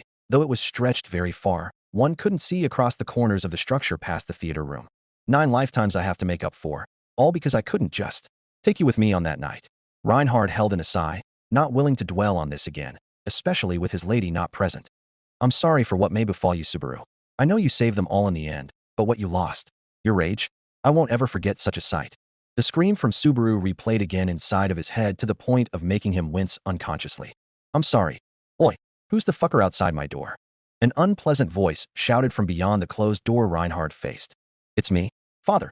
Reinhard tried to keep himself from sighing once again. The third he wished for in this life was to never have his father here. The fuck were you doing out there, you little monster? Reinhard truly wished for very few things in this world. Yet none of them seemed possible as of this moment. May I please enter? I'd like to have a word with you. Reinhard waited for any sign of disagreement from the other person on the other side. He only heard a grunt. Sure, come here and answer a few questions. He opened the door and found a familiar sight. I see it didn't take you long to use the prison's lavish liquor collection. Reinhard commented as he witnessed the amount of empty bottles on the floor. You've not been here a couple of hours and you drank this much? The man Reinhard was trying to admonish was one lying on the floor by his table, surrounded by the smell of liquor and flush from the alcohol he was consuming. You think that all of this would get me to forget where I am and what's happening, but it seems my drinking senses have been enhanced to the point I can't get fucked up anymore. The drunkard hiccuped and threw a bottle alongside the others. Isn't that a good thing? Reinhard raised a brow, but his father met him with a glare of contempt. Hey, tell me something, smartass.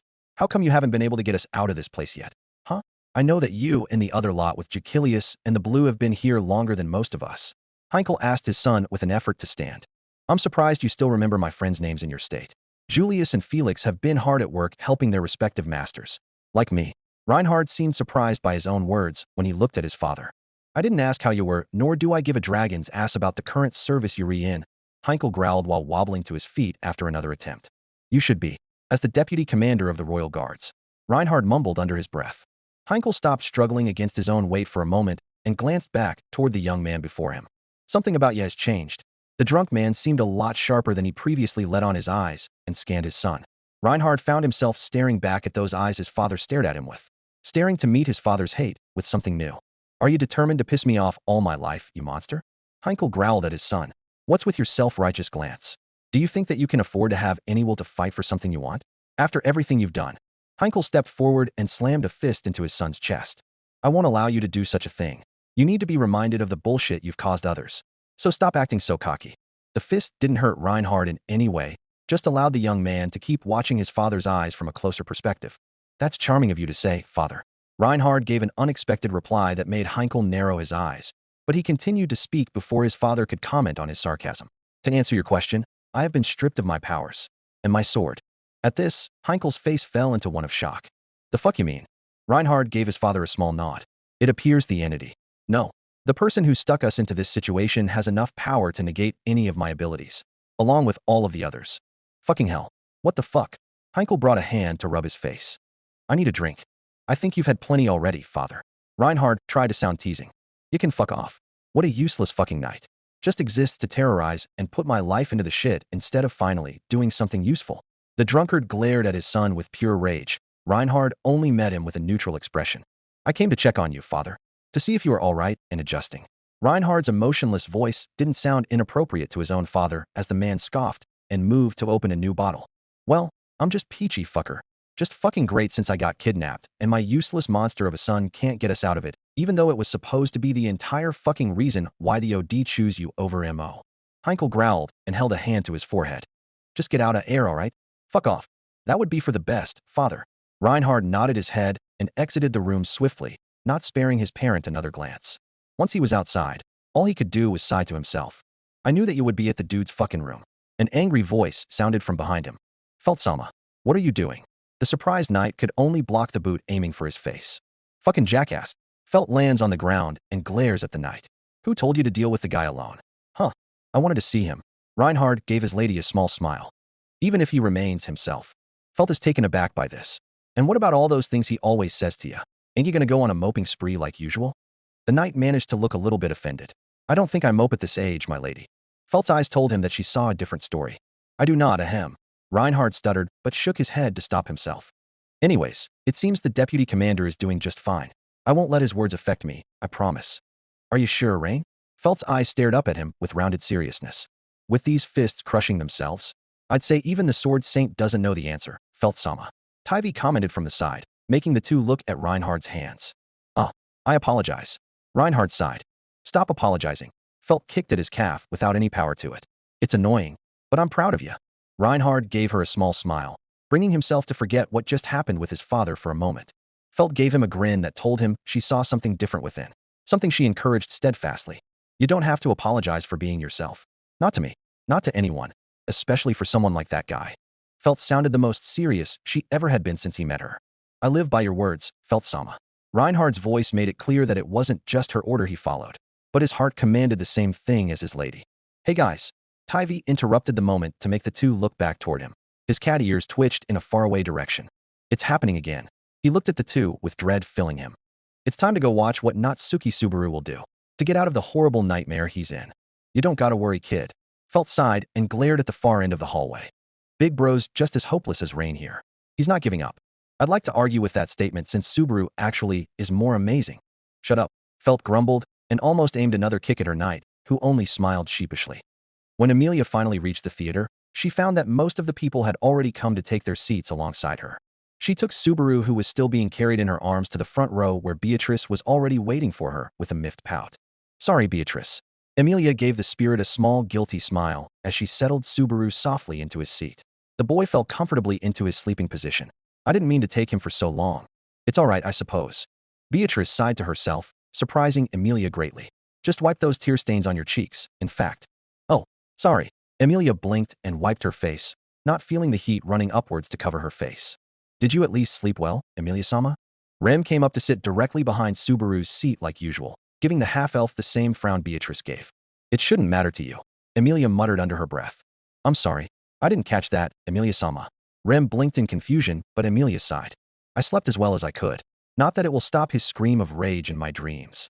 Amelia found solace in the knowing nods from the girls around her. She looked on as people trickled into the theater from the magical hallway of rooms. She saw Felt enter alongside Reinhard and Tivy, taking their seat in the front row to her side. Felix, Amelia noticed, was already sitting in his seat on the second row, next to Wilhelm, Petra, and Frederica. She saw a hint of something in his eyes that she couldn't read. As a matter of fact, Petra had a lot of emotions held together on her face as well that the half-elf couldn't understand. Amelia's eyes went through the rest of the second row behind her, seeing Julius and Anastasia settle down alongside the twins and Ricardo. She saw Otto and Garfield talking in their seats at the front. She glanced upwards to see Ram and Roswell had already both settled in the top row, talking amongst themselves without letting anyone be privy to their conversations. Priscilla walked into the theater, a little boy following suit behind her, carrying some wine and a glass. He's one of the two new guests. Priscilla-sama must be very happy to have her camp allowed with her. Amelia whispered to herself while watching the boy closely. He seemed to wander his gaze around the room, looking at everyone. He gave Amelia a little wave and offered her a small smile when he noticed her staring at him. Amelia was surprised at the gesture and gave a little wave back before the boy hurried behind Priscilla to sit at the far end of the top row, away from Roswell and Ram.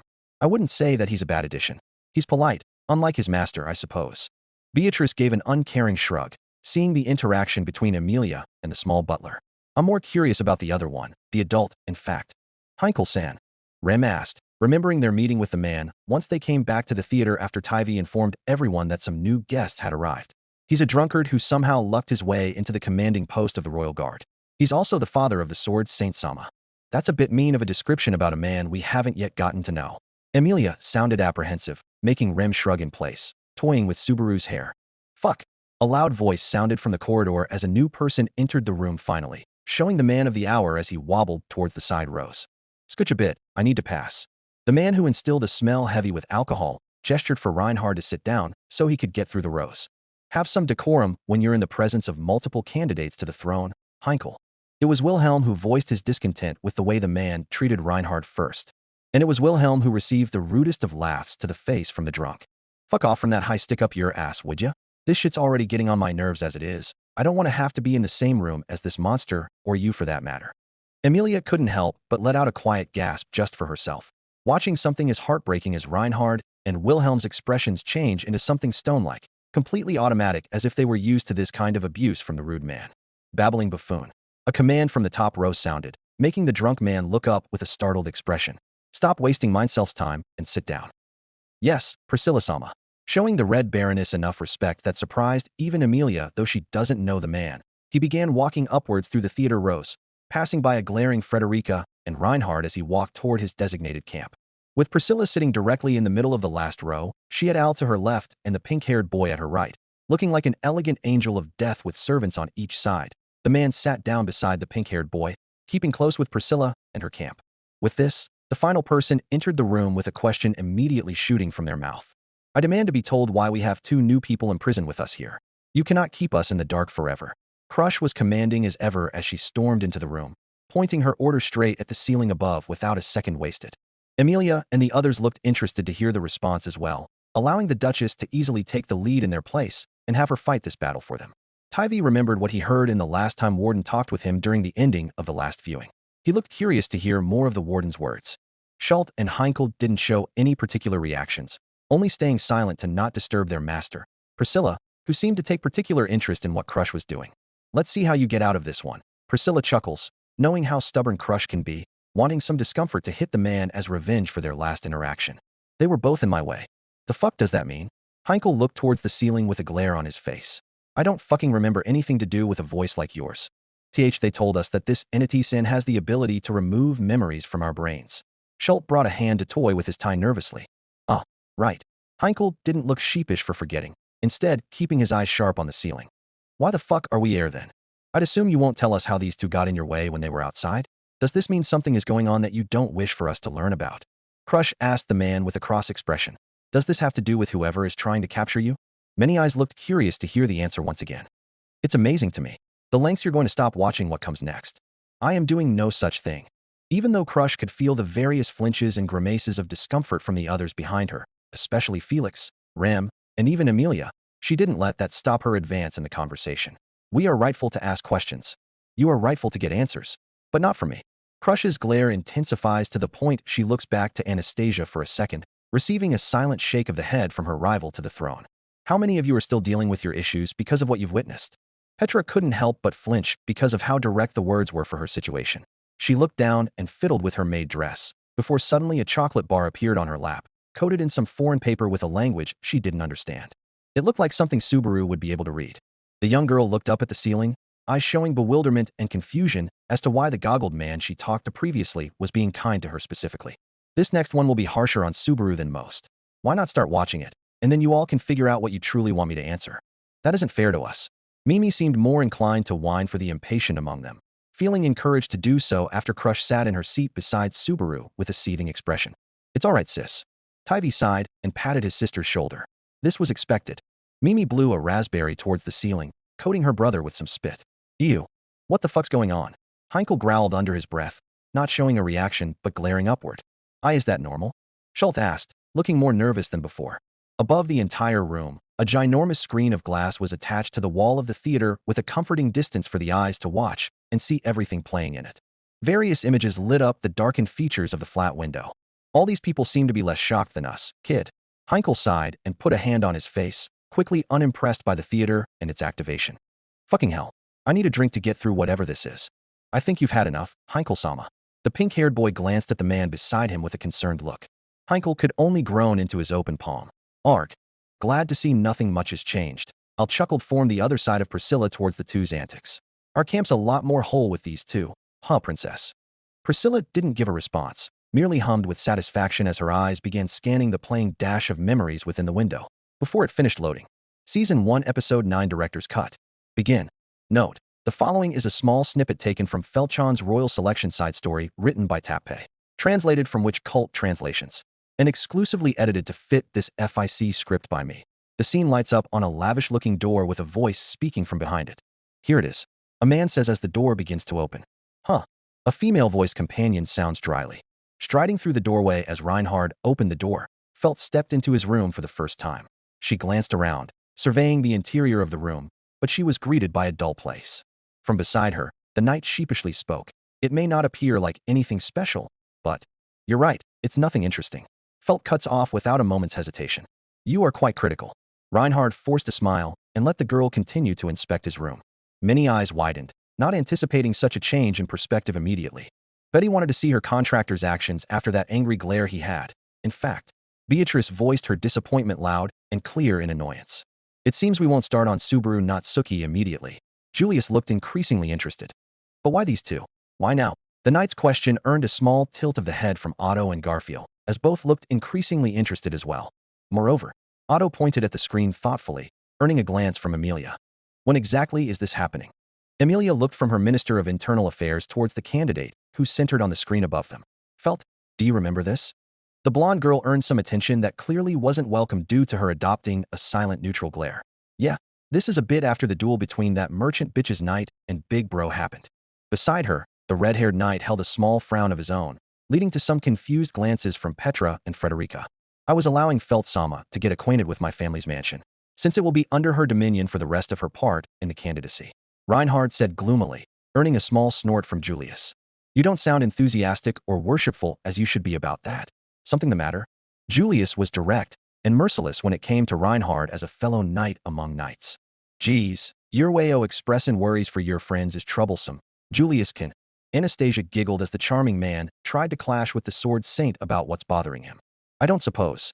After everything we've seen happen to Subaru, Reinhard couldn't help but look away from Emilia's side of the room, fearing to see the sleeping young man again. This scene won't be one of my best moments.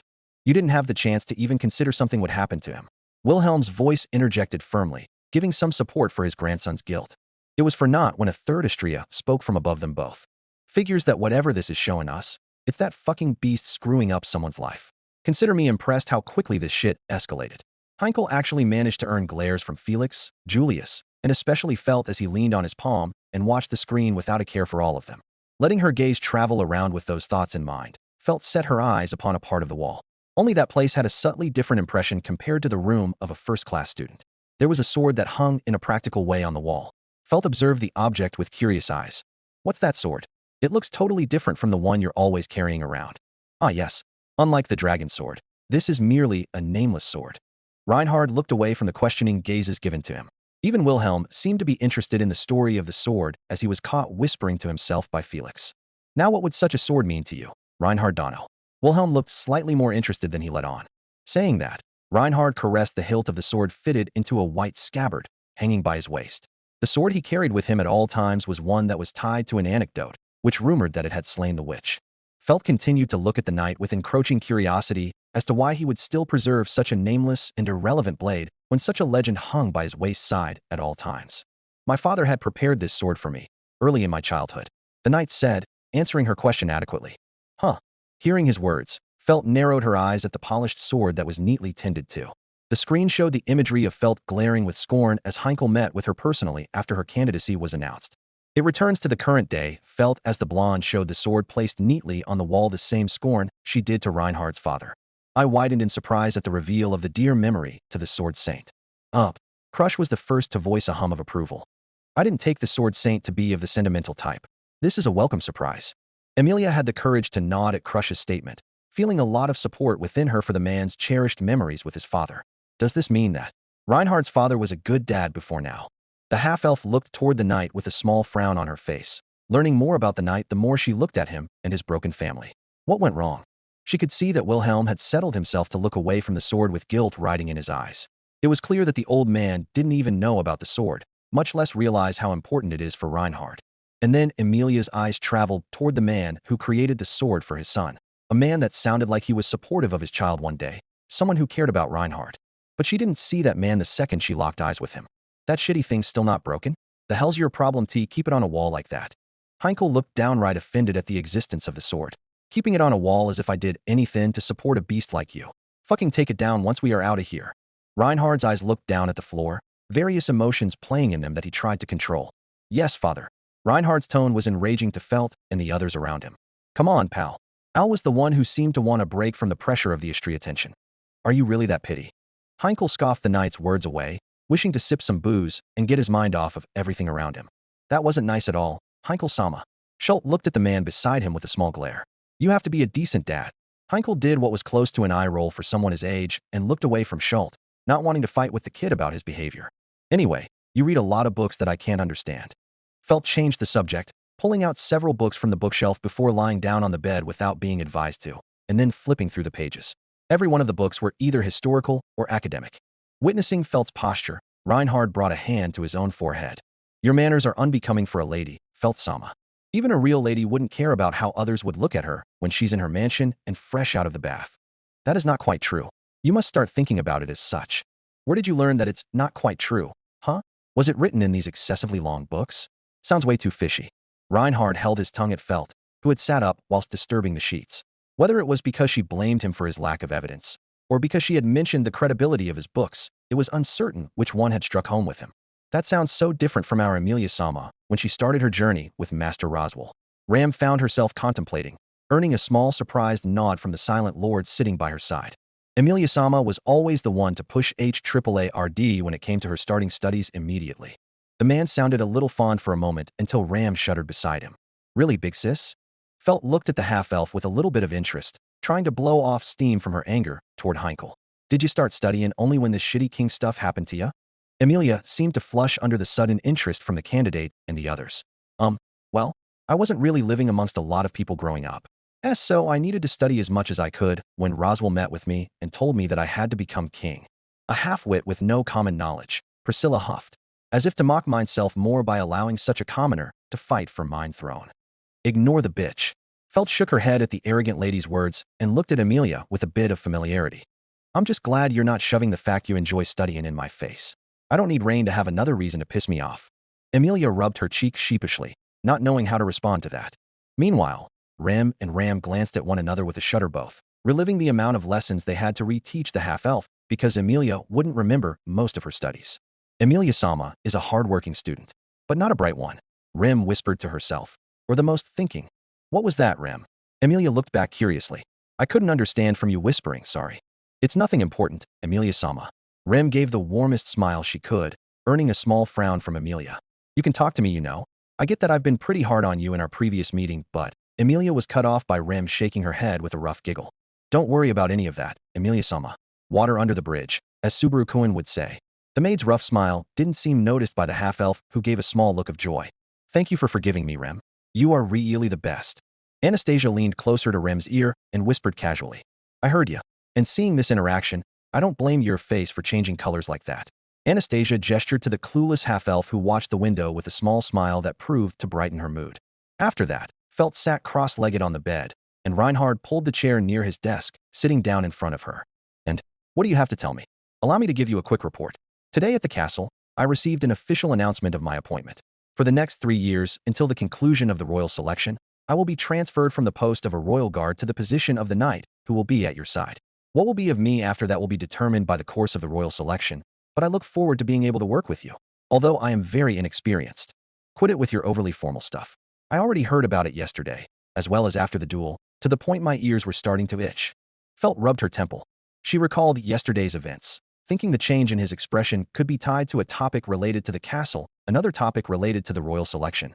By any chance, Do you look sad because of something related to yesterday's duel? Felt asks, staring at him deeply. I cannot deny that. No, it is related. The duel.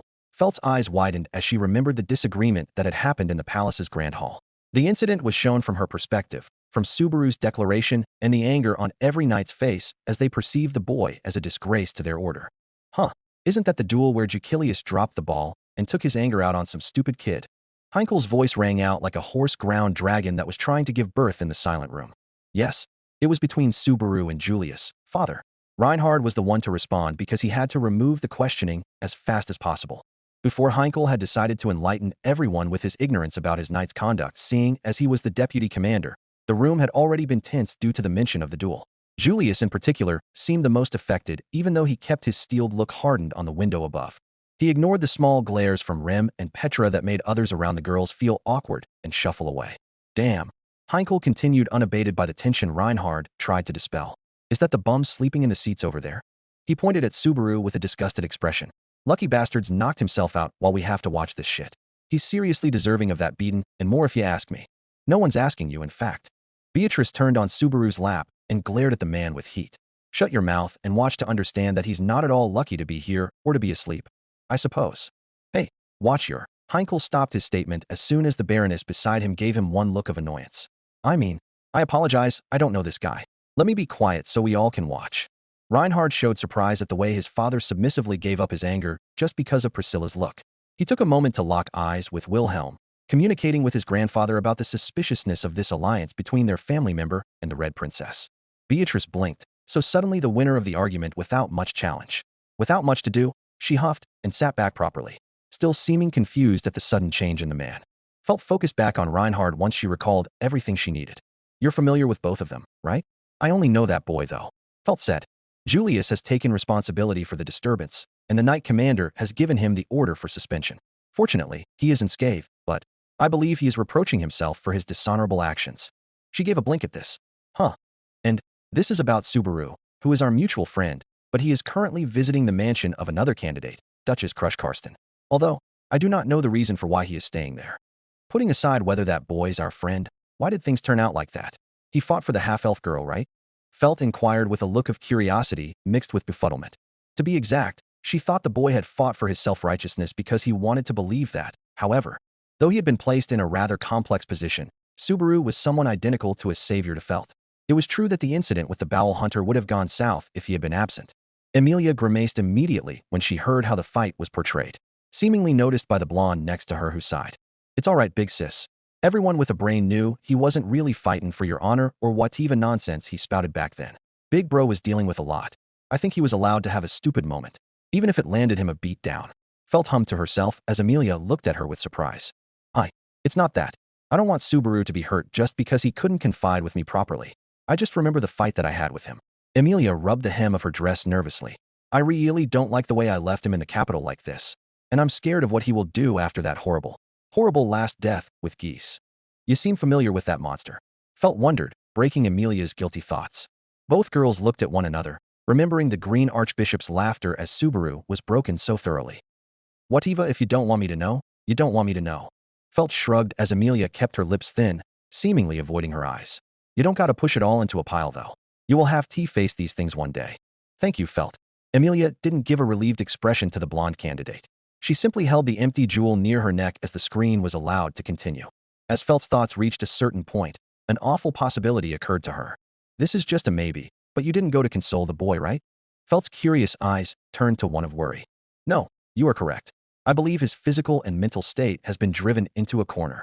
At the answer, Felt only gave an agonized expression and slapped a hand to her forehead. Ugh, you really had to do that, just as I thought. Don't you understand that you're only rubbing salt into his wound by doing that? I'm sorry, Naya. Felix winced, voicing himself for the first time above Reinhard and Felt's row. Reinhard looked up to his friend curiously. Why would you need to apologize, Ferris? The healer's ears were dropped as soon as he faced Reinhard's eyes, so full of trust. I kinda took pleasure in the fact that Subaru Kuin's meeting with you happened right at the time when he was mopping his pride under Crush Sama's roof. I kinda convinced him to meet with you by nudging him a little bit with words, Naya. Why the hell would you do that, fucker? Felt's small growl earned the attention of Julius and Otto at the end of the row. Garfield and Petra were already glaring towards the healer without the need to listen to anything he was saying. Felix winced at the surprised expression from Reinhard and the small glance Crush gave him from her side of the first row. Fairy-chan thought it would be better if Subaru-kyun was pushed to give up on this whole night thing. It was driving him into a dark place that would push him to break the gate Fairy-chan was healing. Felix winced when Rem glared at him from his side. You wanted Subaru-kun to give up and apologize to the greatest knight just to remove a weakling you disliked from your master's way. Rem's words were merciless, and they cut him deeply, as was clear by the crushed flattening of his cat ears. Fairy-chan didn't know how much he was suffering alone. His words didn't seem to matter for the ones glaring at him. A hand was stretched to pat his knee, however, earning a look of surprise from him.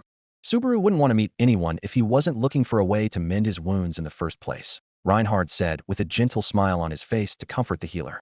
His meeting with me was no fault of your own. Felix didn't even give a reply, as the knight in front of him wasn't interested in one. Reinhard turned to look up at the window again, forgetting about Felix's admission altogether. You got some issues, dude. Felt shook her head and sighed, seeing no need for further interaction on this topic after her knight intervened to save the weasel. Seriously gotta check with someone about them or something not. Felix glared at the floor, holding the hem of his dress as Felt turned away from him. Looking at Reinhard's puzzled expression, Felt sympathized with Subaru for the first time. She was able to figure out why Reinhard appeared discouraged because of that. Even I would sympathize with Big Bro. He refused to meet with you, didn't he? He did not refuse to see me, at least. However, my visit did not yield a pleasant farewell. It is an unfortunate result, considering we will be unable to see each other for a while. I think your fight left things a lot worse than what I had done to make Subaru corner himself. Reinhard rubbed the back of his head, noticing the wince covering Amelia's face. I do apologize. I was simply telling you that because I wanted you to understand that Subaru's mentality wasn't the best before we both left him. I don't suppose you can allow me to take some of the blame to share. Share. Amelia tilted her head. Reinhard, do you want me to blame you for leaving Subaru behind? Reinhard gave her a sad smile as he felt many eyes on him, especially Amelia's and Felt's. Wilhelm seemed to strike a small look of unreadable hurt when seeing his grandson like this. Had I worked harder to be by his side, Subaru wouldn't have had to see so many bodies. Or act like he has gone mad to avoid the evil ahead of him. Reinhard's words placed an air of heaviness on everyone who heard him. This shouldn't be your responsibility, Reinhard Donno. Wilhelm tried to bring a hand on his shoulder, but a voice broke through the tension once again. You act like this isn't normal for a screw-up like that monster, dear father. Heikel's tone was that of spite and maliciousness. His glare fell behind the entire second row as he aimed it at Wilhelm's head. Quit actin' like his guilt ain't fair or some shit. It's the only thing you were right about for years. Heikel told Wilhelm from above, bringing curious and shocked eyes towards the old man from people previously annoyed with the alcoholic's rambling. Wilhelm said nothing as did Reinhard. I don't think you should be guilty. Amelia's eyes looked sure of what she said when they locked with Reinhard's own. We just have to do our best to see what he dealt with when we left him behind. Reinhard's look went downward, his father's words affecting him more than Amelia realized. Aren't we already doing that because we can do nothing else? Reinhard's words struck her deeply. Amelia was forced to turn away from the knight with an odd expression on her face, unable to bring herself to say any more words. Reinhard winced with guilt, not minding his tongue as it spoke for him and causing major harm to one of the candidates he was sworn to protect. Don't, Felt commanded him, giving him a stern glare when she saw him try to reach out to the half-elf again. You don't have to worry about this now. Felt was once again astounded by Reinhard's display of his dejected feelings. Pained by a hostile disagreement with his friend, his reaction to it was akin to a human's. Seems like even someone like you has a human side, acting dejected because you guys parted ways without making up. Have you known that boy for a long time or something? Felt asks while tilting her head. Felt had to cringe openly when hearing herself speak to her knight like that. I was still starting to know ya. I don't think you said anything wrong, Felt-sama. Reinhard tried to give a small smile but couldn't show it to the blonde girl. Above them, a small snort sounded from the drunk man sitting beside Priscilla. Damn right, that girl showed him that he won't be able to find happiness so easily. Heikel sounded pleased with himself as he glared at the window above them. Reinhard shakes his head. No, I met him on the same day I met you. Yesterday, when I met him once again at the area of the royal selection, it was the first time we had seen each other since that day. The blonde ex-thief looked outraged with shock. What? Then your relationship with him is thin as a piece of paper. Whether I knew someone for a long time or not is unrelated to my respect for them. Subaru has something I don't, and that alone is unmistakably worth my respect.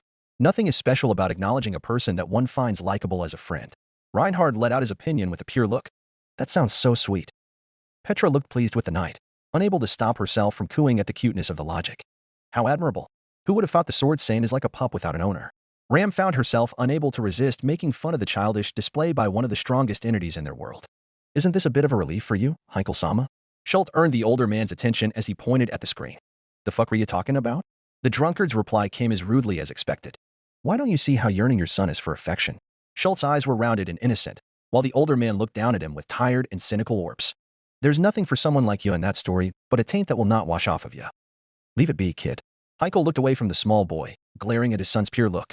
Whomever this Natsuki Subaru is. Whatever it is that my son likes about him. It's only going to cause that boy to die, painfully. I gave a small choke at the words of the deputy commander. You all right? Heiko glared at the one-armed man with Priscilla in between them, uncaring for her night's suffering or the drunkard's words as she looked at the window above with a bored face. It sounds like you're mocking him when you say that. Maybe I-chan thought of what you said as something like that. Felt muttered out with a look of exasperation at the night. Of course, it would turn out like that. She thought inwardly. So, the regret is nagging at you, huh? What are you going to do about it? What I'm going to do about it? He looked at her innocently. Felt sighed and put a hand on her hip as she answered, I won't mind even if you put off our departure to your home. If you can't concentrate on your job because you're too worried about not making peace with him before leaving, that is. She gave Reinhardt a small look of sympathy as he gave another shake with his head. No, I am grateful for your consideration. However, I am fine. I cannot afford to delay your first step because of my own issues. I'm saying it's hard to take the first step. Felt exasperated and rolled her eyes at the man's denial. He gave her a small smile as he continued.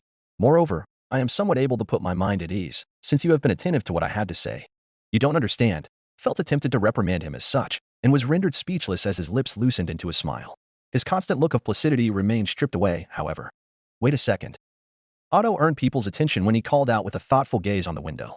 Does this mean that? Had Reinhardt-sama listened to Felt-sama's advice? Reinhardt put his head down low, accepting his judgment with a shameful expression. Oi, don't go round making stupid accusations. Felt was on the defense immediately, glaring at Otto and focusing on all of the other candidates who looked her way. The boy's right though. Anastasia seemed to glare back at Felt. Had the Sword Saint San went back at any time during this period to make amends with Natsuki-kun, he would have been able to help Subaru-kun deal with that monster. Felix widened his eyes and looked at the knight with an aghast expression. He would have been available to fight the white whale as well. Crush whispered that part to herself, giving the knight a slight look of curiosity. Reinhardt. Emilia seemed to have a look of understanding as she looked from the window to the red-haired man out of shock. The knight kept his fist pushed on his knees, his knuckles steeled on stamping his kneecaps as he ignored everyone around him. You see, Emilia-sama? The knight didn't look at anyone as he growled under his breath. I'm the one who failed Subaru the most. Emilia followed Petra and Rim in giving the young knight a look of pity and heartbreak. The guilt he took on is shared in small parts by the girls around Subaru. Julius looked away from the scene, not wishing to judge his friend. I can't put my thoughts in order about this, but I cannot act as if Natsuki Subaru wasn't put into his position of desperation without my own push for him to sink. It was Julius who made Subaru injured enough to need medical attention from the crush camp. It was his beating of the boy that caused so many fragile parts of his mind to begin breaking down. He can't blame Reinhardt for not being there. The fuck are they talking about down there? Heikel questioned Al, not wanting to upset Priscilla by taking any of her time. Why is the Subaru kid so important all of a sudden? Wasn't he some wannabe who got his ass beat pretty bad by the knights and that was that? Al sighed inside his helmet and leaned back in his seat. You gotta start being a better deputy commander, pal. How do you need me to explain a celebrity to you? The fuck's a celebrity? Why do you always use such fucking creepy language to speak? Heikel growled and leaned away from the frustrating man and his lady. His glare was mostly reserved for Reinhardt below. His eyes would soften for a moment. Just want to see if he deserves that look on his face or not. Heikel's whisper wasn't caught by Schultz, who was sitting next to him and watching everything attentively. But Priscilla's slight glance toward the drunk man indicated an acknowledgement of his whisper. It felt like his genuine smile was there, beyond the walls that were taken down. Well, I guess that's fine. Saying that, Felt bounced her hips as she jumped off of the bed. And then, she stood on her tiptoes in front of Reinhardt, who was looking up at her. Fuck. I should have pushed you more. Felt facepalmed, unable to see the rest of this scene due to how frustrating it felt. Big bro could have been spared so much. He would have been able to not be in that fucking cave. It's on me, Rain. The knight shook his head at his lady's firm words. I won't allow you to act so prematurely, my lady. I'm the one who stopped myself from going there a second time. Because I ain't done a good job of pushing ya. Stop trying to take that responsibility from me. Felt shot her foot to kick him. Reinhardt dared to give his lady a small look of annoyance, not wanting to speak about it any more than he needed to do so. You can both share the responsibility, I suppose. Beatrice growled at the two, bringing Felt out of her defiant standstill with her knight. Fuck's that supposed to mean? Felt looked back towards the spirit who sat atop Subaru's lap. Beatrice gave the blonde a look of judgment, fully intending to be the harsh one amongst the rest of the Amelia camp. For Betty Subaru's sake, I hope he doesn't suffer a similar fate to the last we saw him, I suppose. Beatrice's words made everyone in the first and second row flinch, remembering the last time Subaru had perished before them and how much anger he displayed. Beatrice continued as she glared at Reinhardt and Felt. Because whatever suffering he endures from here is so clearly shared by the both of you, it's not even a debate that should be had, in fact. Her tone was one of finality and complete hatred as she glared at the candidate in night. Beatrice. Emilia looked aghast towards the spirit sitting at her side, not believing her to be so harsh like that. Rem looked away from them, not wishing to be on the same receiving end of the spirit's hatred as she once was a few viewings ago.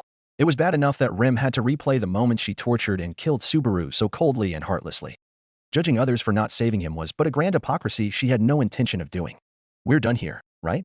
It was a good way to kill time before going to bed, at least. I also found out my great night was more useless than I thought. Useless? That is the first time someone has evaluated me as such.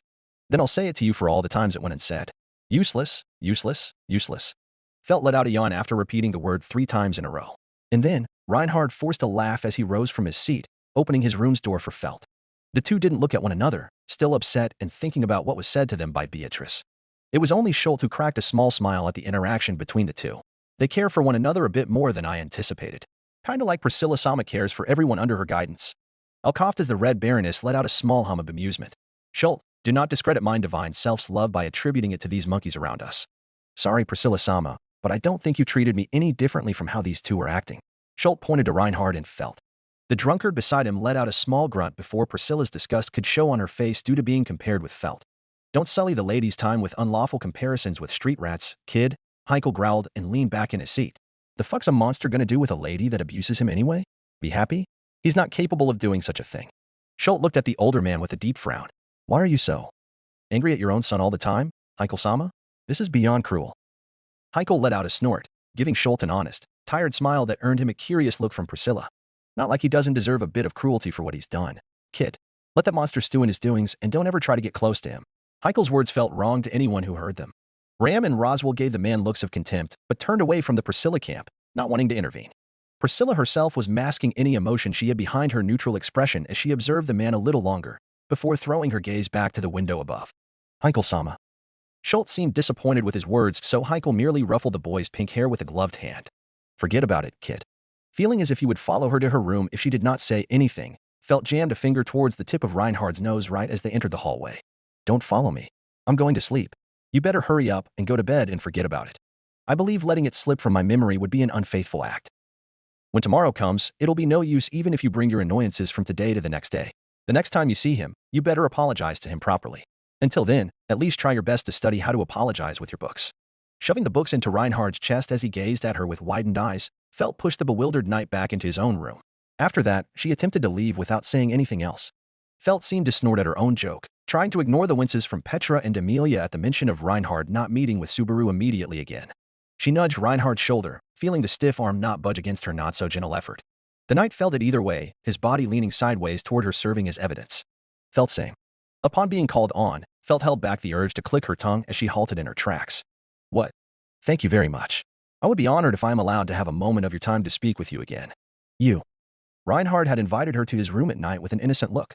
Felt stuck her tongue out, one half of her exasperated, and the other half of her flushing at his defenselessness. Who cares, you idiot?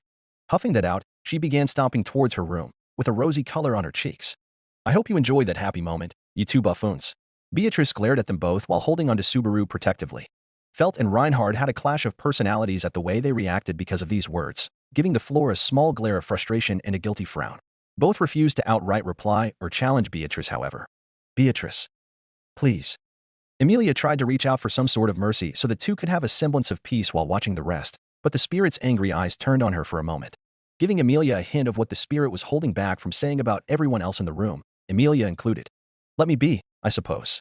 Emilia let her hand fall in her lap and allowed a deep frown to overtake her expression, head held low. The side story scene ends here. The story is way bigger than this, so please go to Witchholt Translations to read the full SS. Now let's start the episode. The scene opens upon the clenched hands of Rim and Subaru with the sunset hitting the tiles of the cobbled road they walked upon. Many eyes went wide as the screen changed its course to show the two walking forward. It changed again, Mimi exclaimed from the back, earning a confused expression from Schultz in the back. Does it do that a lot? Reinhard is kinda creepy. For a large window as this to constantly monitor our loved ones? Schultz looked uncomfortable with the window above him showing two new people other than the Sword Saint and his master. You'll get over it, buddy. Al chuckled and leaned back in his seat, preparing for a long time of hardship ahead. Now settle into your seat, Schultz. This is going to be really ugly to see. Schultz looked uncomfortable for a moment, but the man to his side sniffled begrudgingly. I know I've accepted the weirdness much faster than any of you did. But why isn't that kid's face being shown properly? Heiko pointed out with an annoyed expression. Subaru-kun. Rem held a hand to her chest as she remembered the red blaze within his pupils the last time she saw him in that window. The one after he had died, frozen while holding her body close. Please don't do anything rash. I'm so sorry. Crush and Amelia turned away from the Oni as they occupied themselves with leaning forward as much as they could to see his face again. Amelia's hand snaked its way to hold Subaru's sleeping hand as tightly as she always did, being careful not to give her strength more boost, or else the hand would need to be rehealed again. Zooming out away from them, the shot pans to show a grand garden gate and walkway. An elegantly dressed man with a neat blonde hairstyle walked down the steps of a carriage cart that was parked in the walkway of the mansion grounds. If Crush-sama's goal should be attained, I'm sure it would suit your desires, Wilhelm Dono. I expect the best, the blonde man smiled to Wilhelm sincerely. So Russell Fellow-san had his dealings with you even prior to Mia's skin about it from his network. Anastasia earned a small glance from Crush's eyes with her musing. I wondered how Natuski-kun managed to acquire a lightning strike deal with the head of the Merchants Guild so easily before I came into the situation to sweeten his deal. Crush's steely look gave the Merchant Queen some pushback to reassess her point in a clearer way. I'm just saying. The kids used his ability delightfully to manipulate all of us. Anastasia looked away from the small hurt looks Julius and Otto gave to each other. It's such a disgusting ability he has. Terrifying when a gal's gotta rely on knowledge he may have already learned about. Whatever it is you find yourself complaining about, Anastasia-sama, Crush interrupted the train of thought in Anastasia's mind immediately with a firm voice. Let me say that Natsuki Subaru never used that disgusting curse that captured his soul to get a harmful advantage on anyone he's ever known so far. Crush's lips turned upwards into a small teasing grin. You've lost 5 different bets based on his ability to not take advantage like that after all. Anastasia rolled her eyes and gave a small giggle, lightening the mood of her camp members who were already pretty tense from the haunted expression on Rem's face. From the looks of that pretty blue maid, I suppose our fellow will not be making the right choices, eh? Ricardo whispered his question to Tybee, who was sitting beside him. The little tactician of the Hashin camp made a small hum and nodded his head. Oh hell. Ricardo sighed tiredly and leaned forward in his seat, wanting to give enough respect by watching this wasted life with his full attention at the very least. I mean, it was obvious that this wasn't the one, no. Mimi shrugged her shoulders, earning a small glance from Garfield and Otto. Big Boss hasn't met the whale yet. Her tone was not as excited as it usually is, but that wasn't important for those who heard what she said. Their hearts clenching immediately, Garfield and Otto glanced toward one another and to the window above them instantly. You think Cap'n is gonna die to that thing, Otto bro? Garfield didn't waste time in questioning with an increasingly agitated look at the screen. Otto remained silent and observed with a look of concern etched on his face without any easy removal. The 2 older men instantly looked to their side to find a black-haired young man with sharp eyes walking into the mansion's grounds toward them while holding the hand of a worried-looking blue-haired maid. My, how unusual it is to see you. The blond man commented and smiled at the black-haired boy. My apologies. I am the treasurer of the capital's Merchant Guild. My name is Russell Fellow. It's a pleasure to meet you. Russell gave a modest bow before slowly raising his head and giving a mysterious smirk towards the boy, Natsuki Subaru Dono. The boy said nothing. He didn't reply back. Only watched with Wilhelm and Rem as the guild treasury master went inside of his cart and rode out of the garden. How did he know Subaru's name? Amelia asked while feeling intensely worried about her knight's face being hidden and wanting to have some semblance of control. Shouldn't he be minding his own business with the Karsten lady? Felt finally spoke after a long silence, giving the blond man on the window a suspicious gaze. What do you know about this guy, Rain? Reinhard looked at the man with scrutinizing eyes. Ram could feel her master suddenly grow stiff due to the increased attention on Russell Fellow, for reasons unknown to her of course. But she had seen many letters being sent back and forth between the Merchant Guild's true figure and her own master during her heyday at the old mansion. Surely enough, her master began speaking to throw everyone off the scent she had picked up on years ago. He's a powerful politician, Amelia Sam AAA. He already had his sights on Subaru-kun because the BOOY seemed like an easy opportunity to get closer to another one of the camps. Subaru-kun did proclaim he was your knight in front of the throne and its councilman after AAALL. Roswell gave a friendly smile, but his eyes focused on Crush and Reinhard secretly, giving his best effort to read their eyes for any signs that their divine protections of wind reading could read through him. Technically, I have not lied about Fellow's partial motivation. It was Felt who took his explanation in stride first. So he seeks to use Big Bro and scam him? Reinhard, no more deals with that guy. Reinhard nodded his head, turning from the magi above them to look at his lady. I did warn you, Lady Felt. That man is very shrewd dash. No more deals with that guy. Felt repeated without a second to waste on any accusation that may or may not have been thrown by her knight. I understand, Felt-sama. Reinhard realized how serious his lady was as she glared hatefully at the man on screen. Amelia just frowned deeply and caressed Subaru's hand. No one will use my knight when I get him back. She growled out silently while watching the screen with pure anger. It's not his fault he was left all alone because I thought it would be better he stays away. People were after him even though he had nothing to do with me anymore. Amelia's outrage was met with a small amused snort from the only experienced politician near her. You require a dire lesson in political sociology if you think that boy will ever leave your shadow after the spectacle he's been a part of in the royal chambers. Crush gave Amelia a tired look, expecting more from her. The half-elf gripped the unconscious hand harsher than before as she looked away from her fellow rival to the throne, a small blush adorning her cheeks. Wilhelm-san, who was that? Subaru asked with a bored tone as he continued looking at the moving carriage. Russell Fellow. He is, despite what he said, a shrewd man with dealings in all of the capital's inner and outer financial matters. The older man answered stoically and turned to the boy. Now, I was just about to head back inside. The frozen young man finally turned to face Wilhelm, face still hidden from view. Do you have something to say? The old butler asked while staring at Subaru intently. Rem glanced at her love with worry in her eyes. Subaru's nasty eyes were never revealed to the screen as it went dark to light up again. Opening theme 2, Paradisus Paradoxum. Why can't we see Subaru's face, I suppose? Beatrice asked, a lot more concerned now after the screen went out of its way to remove his face from various angles. I believe it has something to do with what happened in his last loop. Crush mused sadly as she remembered the events that led to many in the crowd grimacing and closing their eyes in sadness. As Subaru wasn't able to move because of shock in the last one. I don't think he could just get out of such a mental state that easy, Nyan. Felix pointed out with a nervous and a little scared of what he would see next. The bodies he saw of the children and the twisted rim haunted him and sent shivers through his body every time he imagined them. He tried to act like he couldn't do anything so he could save himself last time. Frederica didn't want to see the small glare sent her way from Petra. She continued talking to the other adults. Natsuki-san's rage forced him to get a grip, I guess. Otto muttered from the side with an upset look growing on his face. That idiot will try something stupid. Garf grimaced and shook his head as he remembered the last face his captain made. Holy shit. How many times will Captain go through this fucking hell? Fuck. Wilhelm looked at his lady as Crush sent him a glance from the front row. Would you mind entertaining a question I have, Wilhelm Dunn? Crush raised an eyebrow, having the old butler buzz head to her in respect. I'm afraid the idea I see in your eye is correct, Crush-sama, Wilhelm said in a dignified tone. I do not remember this taking place. Therefore it's a false loop our Natsuki Subarudano will have to face alone. The Duchess grimaced at the confirmation and nodded her head, turning back to look at the boy sleeping beside her. She felt a strange sense of pain when looking at him after confirming that he would fail and die once again. This is not at all fair to you. Crush muttered and glared down to the floor as the window began loading the next scene. Above everyone, Heikel was glaring at them with increasing confusion. I'm trying to keep up with these bastards, but I can't understand half of what I'm hearing. Then perhaps you should get your ears cleaned from that filth, commoner. Priscilla offered helpfully as she watched the window flashing, not at all interested in the confused members of her party being left to hear the scraps of conversation from the other people in the theater. I don't want to challenge you, Priscilla-sama, Heikel muttered under his breath, knowing his place and politely bowing his head. But I need to understand why we are seeing all of this shit. How can a person force you, and that monster Reinhard in the same room against your will? Priscilla huffed and toyed with her fan as she took a moment to glance at the drunkard with a bit of disdain. Place no worry, for I do not submit easily like that broken animal you call a son. Heikel's eyes actually flared when she insulted Reinhard the way she did, but he kept his silence as she continued speaking arrogantly. Myself has been convinced that there's something of interest I must learn from these viewings.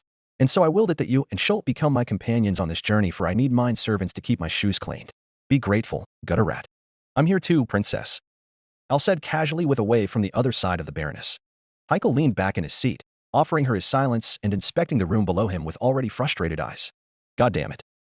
He muttered, pressing his hand on the armrest.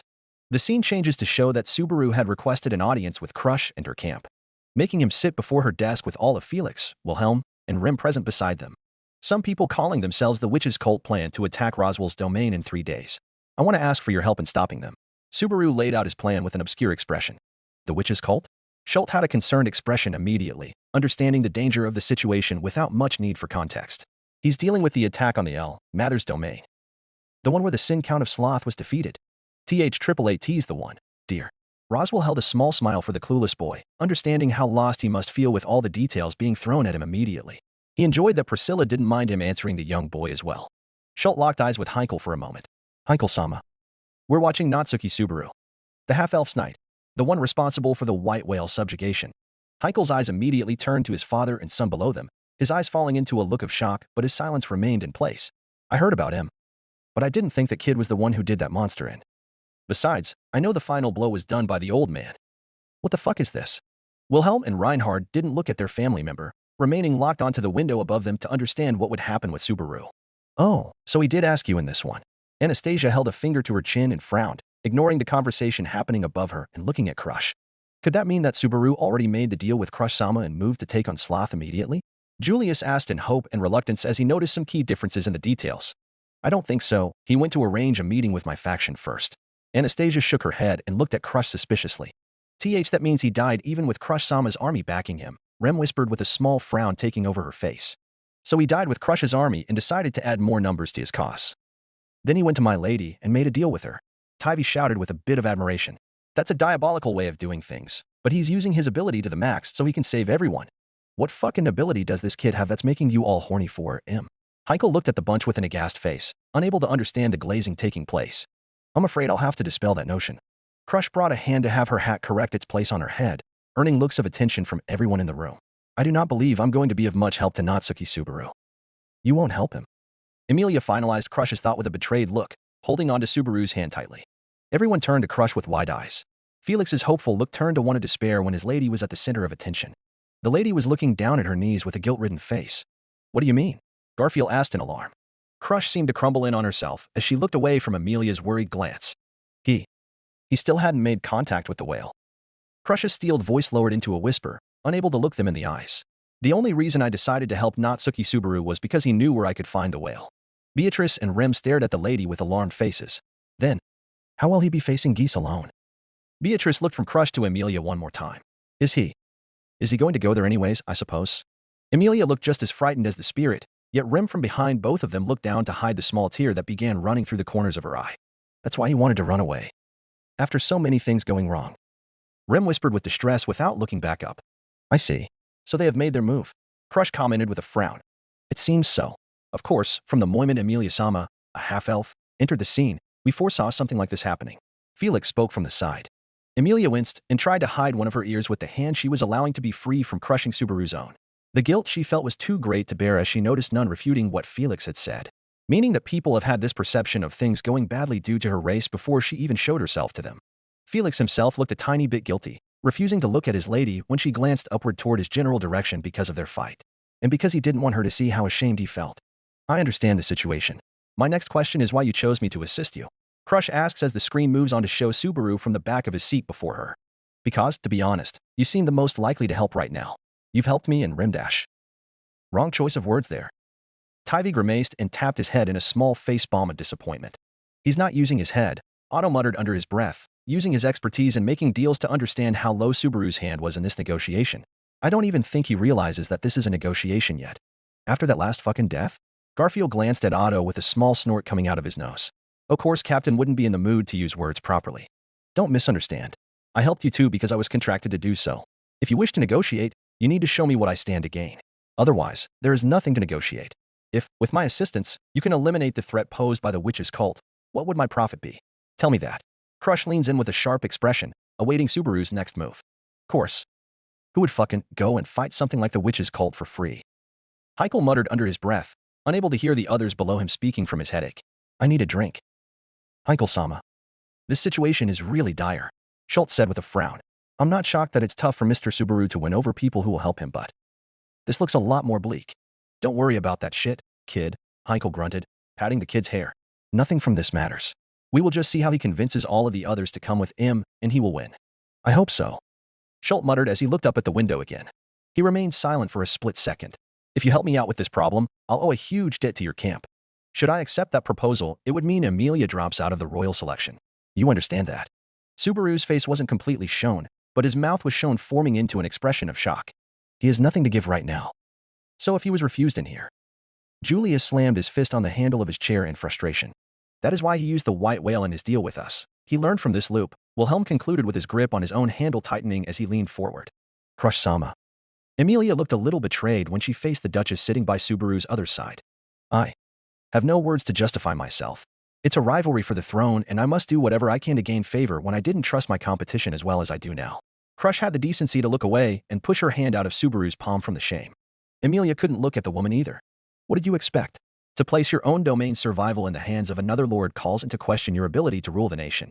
With that in mind, I ask you again. If you incur a debt to me through this deal, it will mean the elimination of Emilia's camp from the race. Are you sure that's what you want? Crush stared intently at the boy. Why can't this wretched glass panel show the commoner's face? Priscilla asked in annoyance. She was paying no mind to the betrayal and pain being felt across the room. Has his pathetic nature spawned a sense of disgust from even the imitation of God showing myself this viewing? Emilia clenched her fists tightly as the words echoed in her head. They were true. Had she been strong enough, Subaru wouldn't have to suffer so these countless dead bodies and the horror of death because of her spirit's stupid ignorance. Maybe. I'm not ready to be king. Who would bring such pain and despair to a boy who just wants to help her? Emilia whispered in guilt and sadness as she realized how heartbreaking this would be to watch. I do not resent you at all, Crush. Subaru's teeth grit in nervousness, but his eyes remained obscure to the window. Even so, I still want your help. If she dies, everything ends. Anyway, he pushes this notion with an aggrieved, hesitant tone. He agreed. Otto shouted in surprise, bringing Julius and Garfield to close one of their eyes each in a small cringe, knowing how mad Otto had to be at this moment. Just what the hell does he think he's doing? Subaru. Emilia looked down and nodded her head. It was his best action at the moment, but she couldn't help but feel the pain of his desperation leading him at this moment. It's okay if you wanted to help me. Emilia rubbed his hand and looked down at the sleeping face of her knight with nothing but an apology in her mind. I'm sorry. Goddamn, this guy just gave up his lady like she was nothing. Heikel muttered under his breath while holding his hand on his forehead from his painful headache. How the fuck's he supposed to make it out of this with a political win? Garg. The green-haired matriarch let her stern expression fall for a moment to show a look of disappointment. I understand. In that case, the Karsten family will lend you no assistance whatsoever. Huh. Subaru's mouth is shown to be slackened. He hangs back in his seat, but his eyes remain unseeable for the window. Why though? I'll seem to show a hint of indignation at the scene, giving his casual aloofness some rest. He was willing to do what you wanted. Crush just shook her head and refused to meet Emilia's eyes. Halcyon yourself in such a position. There must be a thing that caught you eye in that moment. In that loop, Anastasia mused to herself as she talked about the Duchess. She stared with rapid interest, trying to understand what the Duchess realized in an instant about Subaru. What's making her so scared to trust him? Tybee muttered to himself in secret, fully capturing Anastasia's theory from her grasp without letting her know. First of all, the condition of Emilia's withdrawal, which you offered in desperation as an advantage to me, carries no weight in this negotiation. Crush's stern face came back as she explained thoroughly and elegantly. Why is that? Felt glared slowly at the lady. You gonna give him a speech about how the nobles shouldn't intervene on lands where poor people are expendable or some shit? Crush simply kept her head low and gritted her teeth. It is something far worse than that. She admitted without delaying her shame and receiving shocked, heartbroken looks from Rim and Petra particularly. What the fuck does that mean? Felt brings herself to stop any dash towards the green-haired princess by holding Reinhardt's sleeve hostage in an angry fist. Oh. Tyvee's eyes widened in realization, already piecing together a solution that Crush had invented to her problem during the loop. That's so dark. But why? Isn't removing one of your rivals enough compensation? The screen pans across Crush and her camp members with Subaru's exclamation in the background. Are you really not aware? Emilia's elimination from the royal selection will happen with or without my involvement. Subaru's body is shown shaking. His face is still hidden from view. That's so dark. Why would you take this road with him? Tyvee questioned the candidate. Even Crush seemed to be guilty of the way her other version was acting. There must be something else other than mere politics that's making you act this way towards him. What?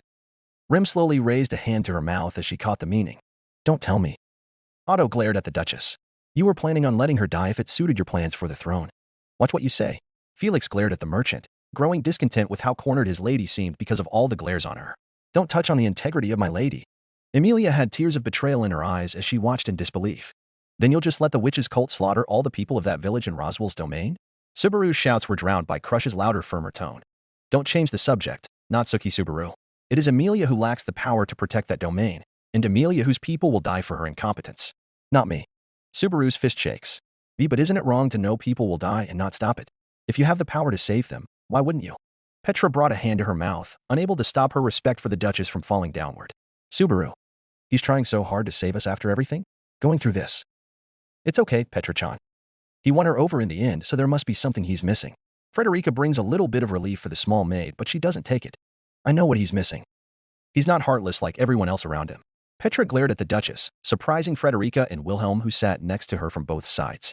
That judgment is premature, my small lady. Wilhelm gave Petra a look of wisdom, making her glance up at him. You have to see it from all perspectives when dealing with a matter of this complication. It's not a matter of complication at all, Wilhelm-sama. Petra looked at the old man with heat, which seemed to delight a certain man holding his head from pain in the back. You can't turn your back on people in need. Wilhelm looked at Frederica with understanding eyes and replied to her apologetic glance. You'll soon learn the difference between your mindset and dreams, Lady Petra. He said with an understanding that was beyond the maid's years. Petra could only look away from the old man with an angry pout on her face. Felix growled and stepped forward with a glare. Hey, I've heard enough of Dash. Crush raised a hand. It's fine, she keeps her eyes on Subaru's which were not shown to the window even as Crush continues. Allow me to correct one idea you have. Say the witch's cult does make a move, that what you say comes to pass. However, the problem comes afterward. Afterwards? It's simple. How do you know when and where they will attack? Crush asked while staring at him critically. Subaru's mouth was shown reflecting on the surface of the steaming teacup in front of Crush. His eyes remained hidden as he struggled to come up with an answer. That's. If you are a member of the witch's cult, it would make sense.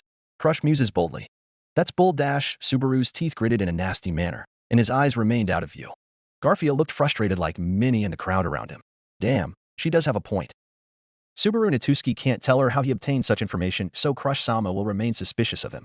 Tybee narrowed his eyes at the tense scene. Crush bit her lip and glared at the floor. So that's why he lied about the Mattia detecting the whale's location. He had to overcome me as an obstacle as well. The noble lady slowly raised her head and looked at the screen with a guilt-ridden expression as she realized that she contributed to the boy's suffering. There's something more.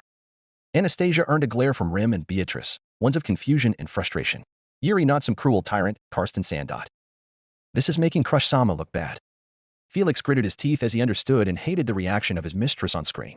That's the logical conclusion, I suppose. Beatrice shook her head and glared at the Duchess sitting beside her. Crush braved the awful looks being sent her way and steeled herself to glare at the screen above her. If your hatred is my penance, then so be it. I do not falter on my goals to repay Natsuki Subaru from this point onwards. Emilia looked at the Duchess with a thin-lipped expression that showed no particular emotion except for hurt within her eyes. Don't take this on alone, my lady. Felix winced as he reached for his hand but stopped himself. He heard his lady's previous words at the start of this viewing flowing within his ears and let himself drop in his seat again with a disappointed frown. Crush-sama, please don't make jokes. Of course, Subaru-kun isn't a member of the witch's cult. Rem cut in with grace and eloquence, stopping Subaru from blowing up on the Iron Lady. Really? Given what he said, if he can't explain how he knows these details, I can draw no other conclusion. Have you never sensed any such inclination in him? Crush steadily asked. Never, Rem answered immediately and coolly. I hope this other me can help him. Rem held on to some hope in her heart, but winced when she felt her sister's glare on the back of her head. You wish for nothing but pain to fill his heart. Ram's words went by everyone's heads as they were occupied with the failing of the negotiations above them, but Rem understood how this related to the meeting with her sister at the beginning of this viewing. I don't want him to be in pain. I just want to be able to hold him up when he needs me. Rem whispered to herself, trying to convince herself that she was self-sacrificing to help her beloved reach a better place. Crush stared at the maid for a moment and looked down. Regardless, I cannot lend assistance to Emilia Dash. The witch's cult is coming, Subaru shouted, making all in the room stare at him in alarm. They're going to slaughter everyone in the village. Subaru growled in anger and despair as the images of Alram's bodies played before him. His body trembled, but his face was still hidden from view. That's not the way to go about this. Heiko looked almost in shock at how badly Subaru was doing. The fuck's wrong with him to lose control so fast? Kid's got a grudge or some shit. Hold on. Otto growled under his breath. This isn't like him. You're right, Otto bro. Garfield nodded his head with a small amount of concern. This ain't like Captain at all. Roswell-sama, may you remove that intrigued look in your eyes, please. Ram spoke to her lord with a low voice that could only be heard by him. It's unbecoming. My dear Ram. It seems like I've realized what many others in this room HAAAVE as well. Roswell leaned back with an extra delighted smile, seeing no reason to hide his pleasure in the way Subaru was melting down. This seems to be the moment he started to realize that his power is all he has to offer everyone. That is disgusting. Ram's only reply was a glare aimed at her master because of the way he was thinking. Even if the wall between us has been thinned due to me knowing about Barusu's deaths, it makes no hindrance to the way Ram should act as a Naysan. Roswell didn't glance at her, even though she had announced herself to be a big sister to Subaru as he would refer to her continuously. Kill them. He growled out as his fist shook. We just have to kill them. All we have to do is kill every single bastard in that cult. Subaru's face was shown to the screen to reveal an angry, dilated, intense look that held no small amount of insanity and rage. That will solve everything. Everything. Subaru stood up and glared at Crush with his glowing, furious eyes. Bro. Even Al was staring at the frantic Subaru with surprise from under his helmet. What are you doing? Subaru. Emilia held a hand to her chest and looked at the eyes her knight portrayed for Crush. I've never seen him so angry. So desperate, you mean? Reinhard looked angry himself as he watched his friend with discontent. It's clear he's taking a much more heavy-handed approach because of all the horror he faced last time, Naya. Felix whispered to the people around him, unable to openly support Crush from where he was in the second row but kept an eye on her. Heavy-handed is right. But ain't this supposed to be the first time they meet or something? Behind Felix, Heikel had heard what was being said and opted to stop focusing on his headache to glare at the window above them. I don't understand why you people are talking like this guy's failed already before he even started. Ain't he the one who helped kill that bloody whale? Give him some fucking backbone to rely on, fuck sake. Heikel-sama. Schultz looked embarrassed when people gave the drunkard shocked glances after his angry outburst. Priscilla herself didn't look at the man, not giving him the time of day, which he wasn't able to notice as he held his head again from the painful tugging. Damn it. Reinhard frowned at his father's display of support for Subaru. You get that, right? He stepped closer with his glare in place. We can't let those bastards live. I'm going to kill them. Subaru slowly got down on the floor and placed his forehead down to crush. Please help me. Subaru pleaded with tears flowing. Reduced to be on his knees. Pathetic beast with no hope to find worth. Priscilla's words were heard across the room, but ignored by the ones most ashamed by the sight. Except for one person who glared straight at her. Shut the fuck up. Garfield growled at the lady in red from the front row. My Capiness dealt with this before he met with me. Doesn't matter to me if he's figuring out how he's gonna save these people. I stand by everything he's doing. Garfield-san. Otto gave the tiger a small look of surprise. Priscilla's eyes didn't even acknowledge the blonde boy as she glared at the screen with her own piercing eyes in thought. She was stared at by Heinkel and Al from each side, both men waiting to see if she would order them to go and teach Garfield a lesson for backtalking her. Befriend this mongrel. How pathetic Priska is to taint the perception of myself among the divine. Priscilla snarled in disgust at the display on the screen, muttering to herself without anyone from her camp understanding what she was saying. It seemed like the lady in red wouldn't give Garfield the time of day, so the blonde settled down because of a tap from Otto. Crush's eyes only narrowed at the pathetic display. Is this why you behave as you do? Subaru opened his eyes and looked up at the noble. Your hatred for the witch's cult. Is that your real reason for approaching Amelia? She asked him with an unimpressed look. No. I dash. What else could one call that glint in your eyes but murderous intent? Crush interrupted. Subaru's shaking eyes widened with rage and fury. Are you suggesting I'm using Amelia as a pretense of revenge against them? The boy slammed his hand to the floor and his glare grew more intense and diabolical. My hatred has nothing to do with how evil they are.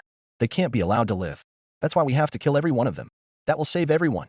Subaru ranted with his eyes glowing with murderous rage. He stood up to the shocked and slightly disturbed crowd of four around him. Unlike the maid and her knights, Crush was only staring at the fiery boy with a look of determination. I'm certain I told you, Natsuki Subaru, that if your own lie doesn't fool you, it won't deceive others. Subaru began panting heavily. Why? You don't know why? Because you haven't once said that you want to save Amelia. Subaru's face turned to one of realization and horror at the notion. The window zoomed on him as he trembled in place.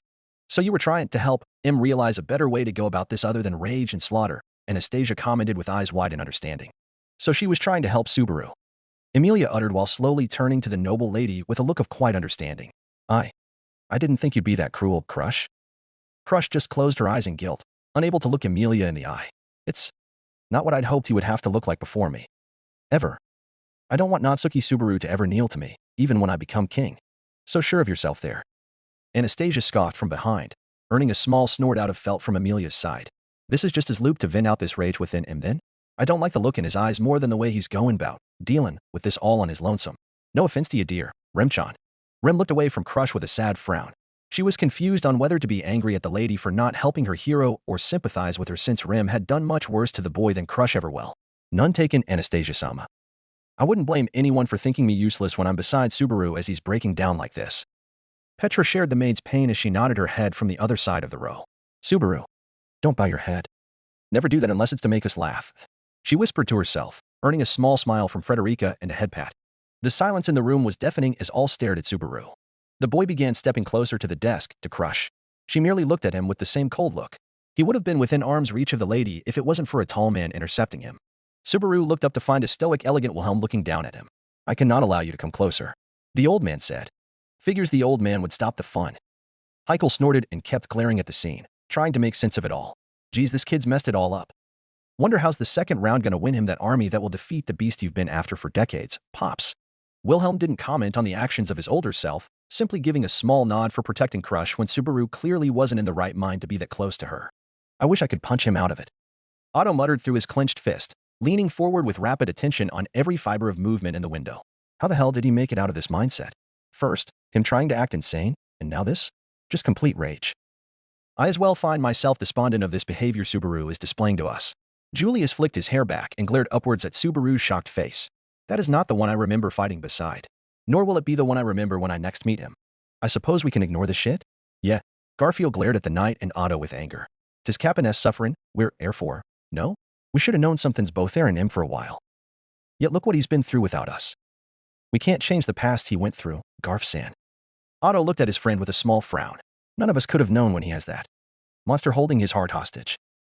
Wativa, Garfield crossed his arms. I'm watching with all my heart to take all of my Captain's lame mistakes and ugly suffering into my soul, so I can help him never feel ashamed anything he had to do. Subaru looked to his side when he felt his sleeve being pulled. Subaru-kun, please calm down. The boy looked at the maid with defeat written on his face.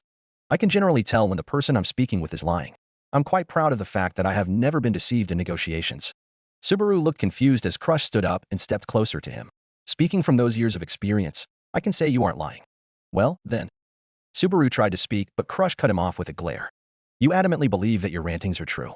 That is nothing short of madness, Natsuki Subaru. Crush delivered with confidence. Sorry there.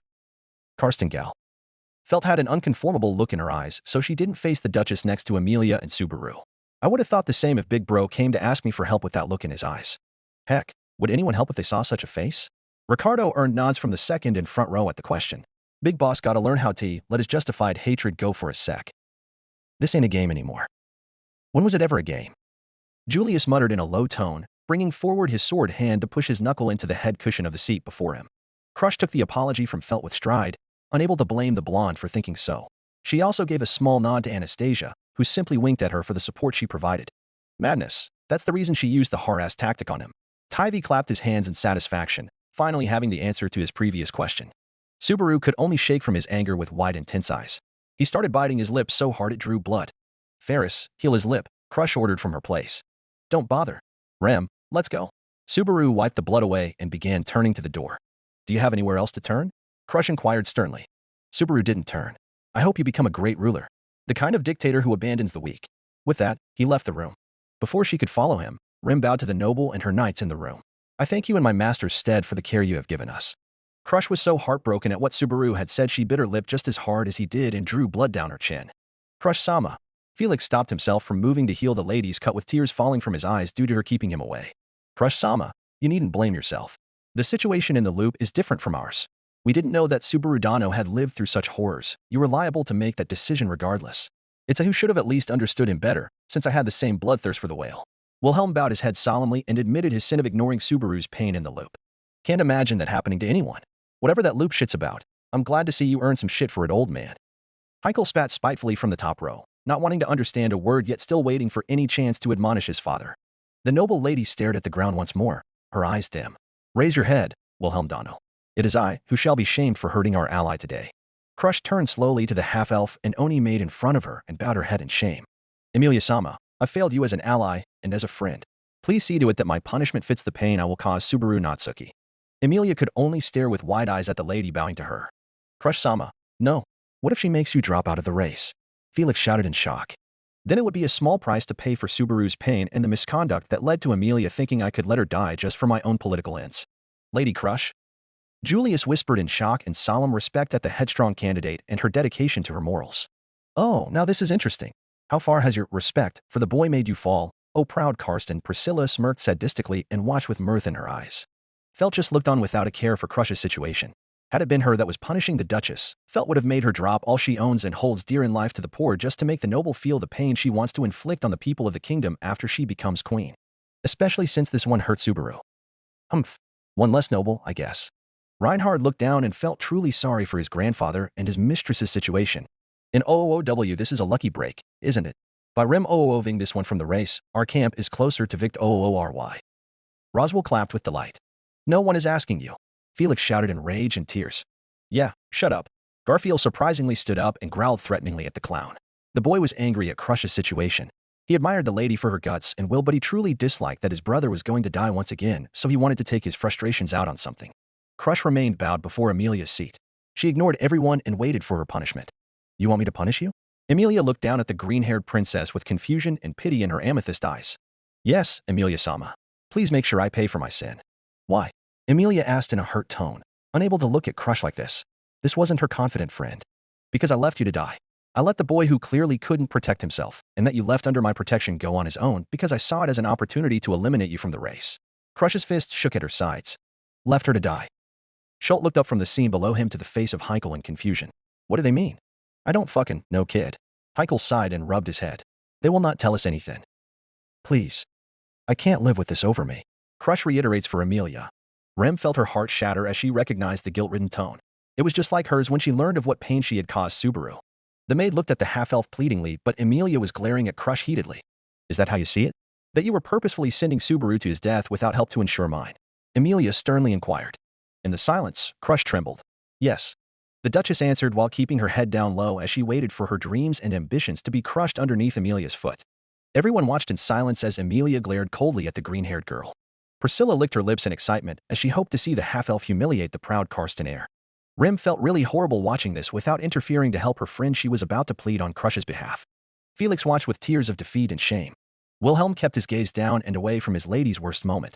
She might not be his lady anymore in a few minutes, but he will serve the Karsten head for the rest of his life. She was the only one to help him find solace for his beloved, along with a nasty-eyed boy. Beatrice couldn't care less about what happened to this wench that had killed Subaru. She kept hugging the boy and watched with no emotion. Emilia sighed tiredly, breaking the long-held silence. Crush-sama, please raise your head. The Duchess refused and kept bowing her head. I have no right to look you in the eye. Look up, please. Emilia softly ordered. Crush's face slowly rose for all to see. The proud honey-colored eyes that were once shining were now dimmed and strained, full of shame and guilt. Emilia's own eyes were filled with sympathy and understanding. Crush, do you know how Subaru spoke of you when we got back from the capital? The lady stayed silent as she stared at the half-elf. Emilia shook her head and smiled a little. He had nothing but amazing things to say about you. Crush's eyes widened. Her blessing must be broken. Surely not. Emilia nodded her head and recounted with a thoughtful look. I remember that whenever you came up in conversation, he would always praise both you and Wilhelm with a really admiring tone. I think he may look up to you too. Emilia giggled a bit while ruffling the boy's hair. Crush's eyes were saucers as she uttered in disbelief. But I refused to help him. Emilia nodded her head. And you had a good reason to. Subaru isn't in the right state of mind, and as a stranger, you had every right to question him. Crush closed her eyes in shame. But he remembers what I did to him. Emilia gave a smile at this. He says that you're an awesome leader. Crush immediately stared at the elf, eyes wide. Pardon. Crush looked at the sleeping boy beside her, aghast. When we were in the carriage after Subaru saved us, he was gushing about how awesome you commanded the army against the whale with stars in his eyes. When we got back and found you and Rem. He kept asking Felix how you were doing after every time you checked on Remington. Yes. Subaru-kyun asked about you every time he saw Fairy-chan in Rimchan's room. Naya. Felix replied honestly and carefully, trying to get his lady's hope back. Crush looked shocked by the statements leaving Emilia's mouth. The Duchess slowly looked up at Emilia with an unsure look. I think you sitting by Subaru is already punishment enough. Emilia gave a small grin to the Duchess. I hope you live out your sentence with penance complete. Crush's face was beyond bewildered at the kindness shown by the half-elf. This isn't normal, Emilia. Crush stuttered for the first time, bringing a small smile to Felix's face as he watched from the back. Fuck. Heikel cursed under his breath, realizing that this could have been an opportunity for Priscilla to gain one less rival. What a stupid half-elf girl. Fuck. He cursed in anguish again, holding his head. Meanwhile, Anastasia sighed in relief under her breath, with Felt groaning and face-palming at the scene from the sidelines. Figure she wouldn't be punished. Anastasia's snort was heard from the back. That's supposed to be my seat. While Felt's complaint was heard from the side. Above everyone, Priscilla and Roswell had both shown extreme displeasure by the half-elf and her decision not to punish her rival to the throne when Crush put herself at the tip of the sword. What an irksome girl, Emilia-sama 3S. A disgusting half-witch. Otto and Garfield just stared at the sheer number of women huddling around Subaru with haunted faces. Even though this went badly for him in the loop, it only gained him more in the future. Otto grumbled under his breath, wondering if he should be scared of the other camps betraying his own or marrying into it. Garfield slowly turned to his brother and asked the question that shall one day unite demi-humans and humans together on a cultural journey. Otto bro. Is that what happens if you have a long, thick dash? No. Don't ask me that question. Otto waved his hands and shouted, cheeks deep red at the lunacy of his friend, making Julius turn to them both in annoyance. Personality. What's wrong with you? Garfield looked at his friend with an annoyed glare as well. Back to Crush and Emilia. A girl from the row behind spoke softly to earn the attention of the two. Crush-sama. I don't oppose you being close to Subaru-kun as well. Even with how wrong things turned out in these negotiations. Rem's voice was kind, but there was a hint of something else in her eyes. Crush caught it immediately and nodded. Thank you, Rem. Please tell me what's on your mind. Rem's hero is always ready to face everything on his own. I appreciate everyone who stands by his side, as you did when we fought together. But a small blush crept on Rem's face. I need to know if there's more competition for my hero's heart. Slowly, a similar blush showed itself on Crush's own face while Emilia tilted her head in confusion. Why would Subaru not be comfortable with having all of us? Emilia's question forced a small choking sound to come out of Crush as she began coughing. She's not talking about friendship, I suppose. Don't be dense. Beatrice grumbled from between Emilia and Crush, dangling her legs while sitting comfortably on Subaru's lap. Amelia's pointy ears turned red at the tips after a moment of slow realization. Oh. Sea Crush. The half-elf turned toward the Duchess, who refused to stare at anything but the ground. Are you? You too. Amelia stuttered painfully, making Crush and Rim wince. I can't deny that he moved me in ways few could ever do. Him caring for me at my lowest brings me nothing but joy. Crush's words made the flushing half-elf pause in her embarrassment and alarm. You sound so sincere. Rem nodded alongside Amelia, both girls looking at each other, and then at the Duchess. How can one not be sincere when talking about someone they respect? Crush looked at Amelia with rounded eyes that proved an innocence even the half-elf couldn't expect from the Iron Lady. It's someone you cherish, Crush-sama. Rem's words finalized a small glance between her and Amelia. And I don't think having you as an ally to Amelia-sama as well as a person of interest for Subaru-kun is a bad thing. Just be careful. Amelia muttered under her breath, sighing to herself as she handled Subaru's hand with care. He's not going to let you down easily. Crush's mouth turned upward, showing her confidence growing again. I don't suppose he would, but he did mention a place for a third woman in his life to me before I departed to the capital. Crush's teasing tone was lost on all three girls around her. That's Betty's spot, in fact. Beatrice all but shouted in the face of Crush as Amelia and Rem had their jaws hung low. Stupid Subaru. Amelia gripped his hand tight and squeezed out of sheer embarrassment, while Rem reserved from harming her beloved in his sleep. She did have a choice, though. A close one. Crush dared to give a small chuckle, born of relief and sheer freedom from the guilt that crushed her moments ago. She slowly slid her gloved hand to the boy's other one, which wasn't occupied by Amelia's crushing grip, keeping a firm tug on it. I promise not to make you kneel like that. Not to me. Not to anyone again. Crush vowed silently, turning her attention from the boy to the window above. Change scene to Rem speaking with Subaru in a room at an inn inside the capital city. What will we do? If what you say is true, we have little time. Subaru quickly turned to the maid in surprise. If it's true. Rem ignored him and carried on. We have little time. Shall we return to Roswell-sama's mansion? No, there's not much the two of us could do by going back there now. There aren't enough of us. What the hell is Roswell doing? Subaru asked in thought. Roswell-sama has been required to visit some officials within the domain. He will be staying with them for a few days. I doubt that with all my being, I suppose. Beatrice's mutter wasn't lost on the girls around her. Amelia and Crush gazed from her to one another, communicating silently and reminding each other of the time Roswell had lied about being the one who employed Elsa to steal Amelia's jewel. Amelia's eyes glanced back towards her sponsor with a deep frown. Petra too gave the man a glare of her own, showing nothing but disdain for him as she put things together on her own, yet refused to say anything against the smirking lord above them. You bastard. Garfield growled hatefully as Otto looked at the lord with a calculated expression. So he made many more crimes against Subaru. Reinhard muttered softly, remembering that his divine protection also showed him a lie in the lord's story that exposed a very dark secret within the Amelia camp. Why would he sabotage Subaru's security in such a way? Just you wait.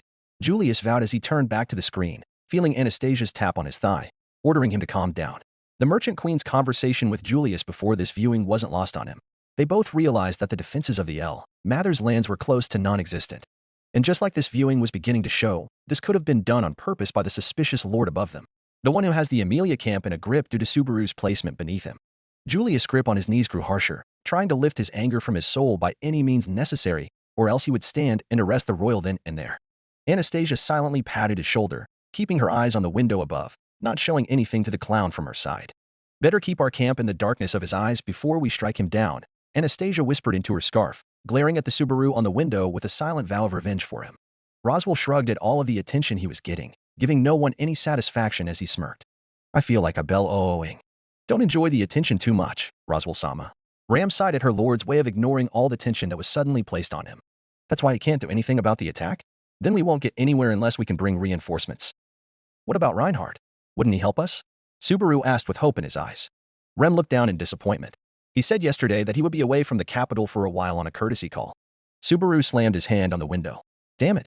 Why are you all so useless? Reinhard grimaced and closed his eyes in absolute guilt. Damn. Felt shock grew more, feeling a little bit more guilty after seeing Subaru's frustration. Shit. We should have been there. Fuck. Petra gave the blonde girl a small firm nod, glaring angrily at her and Reinhard. Even without justification, she started to lose her temper more when she remembered what would happen to her village if Subaru didn't find someone to help save them. You're all so useless.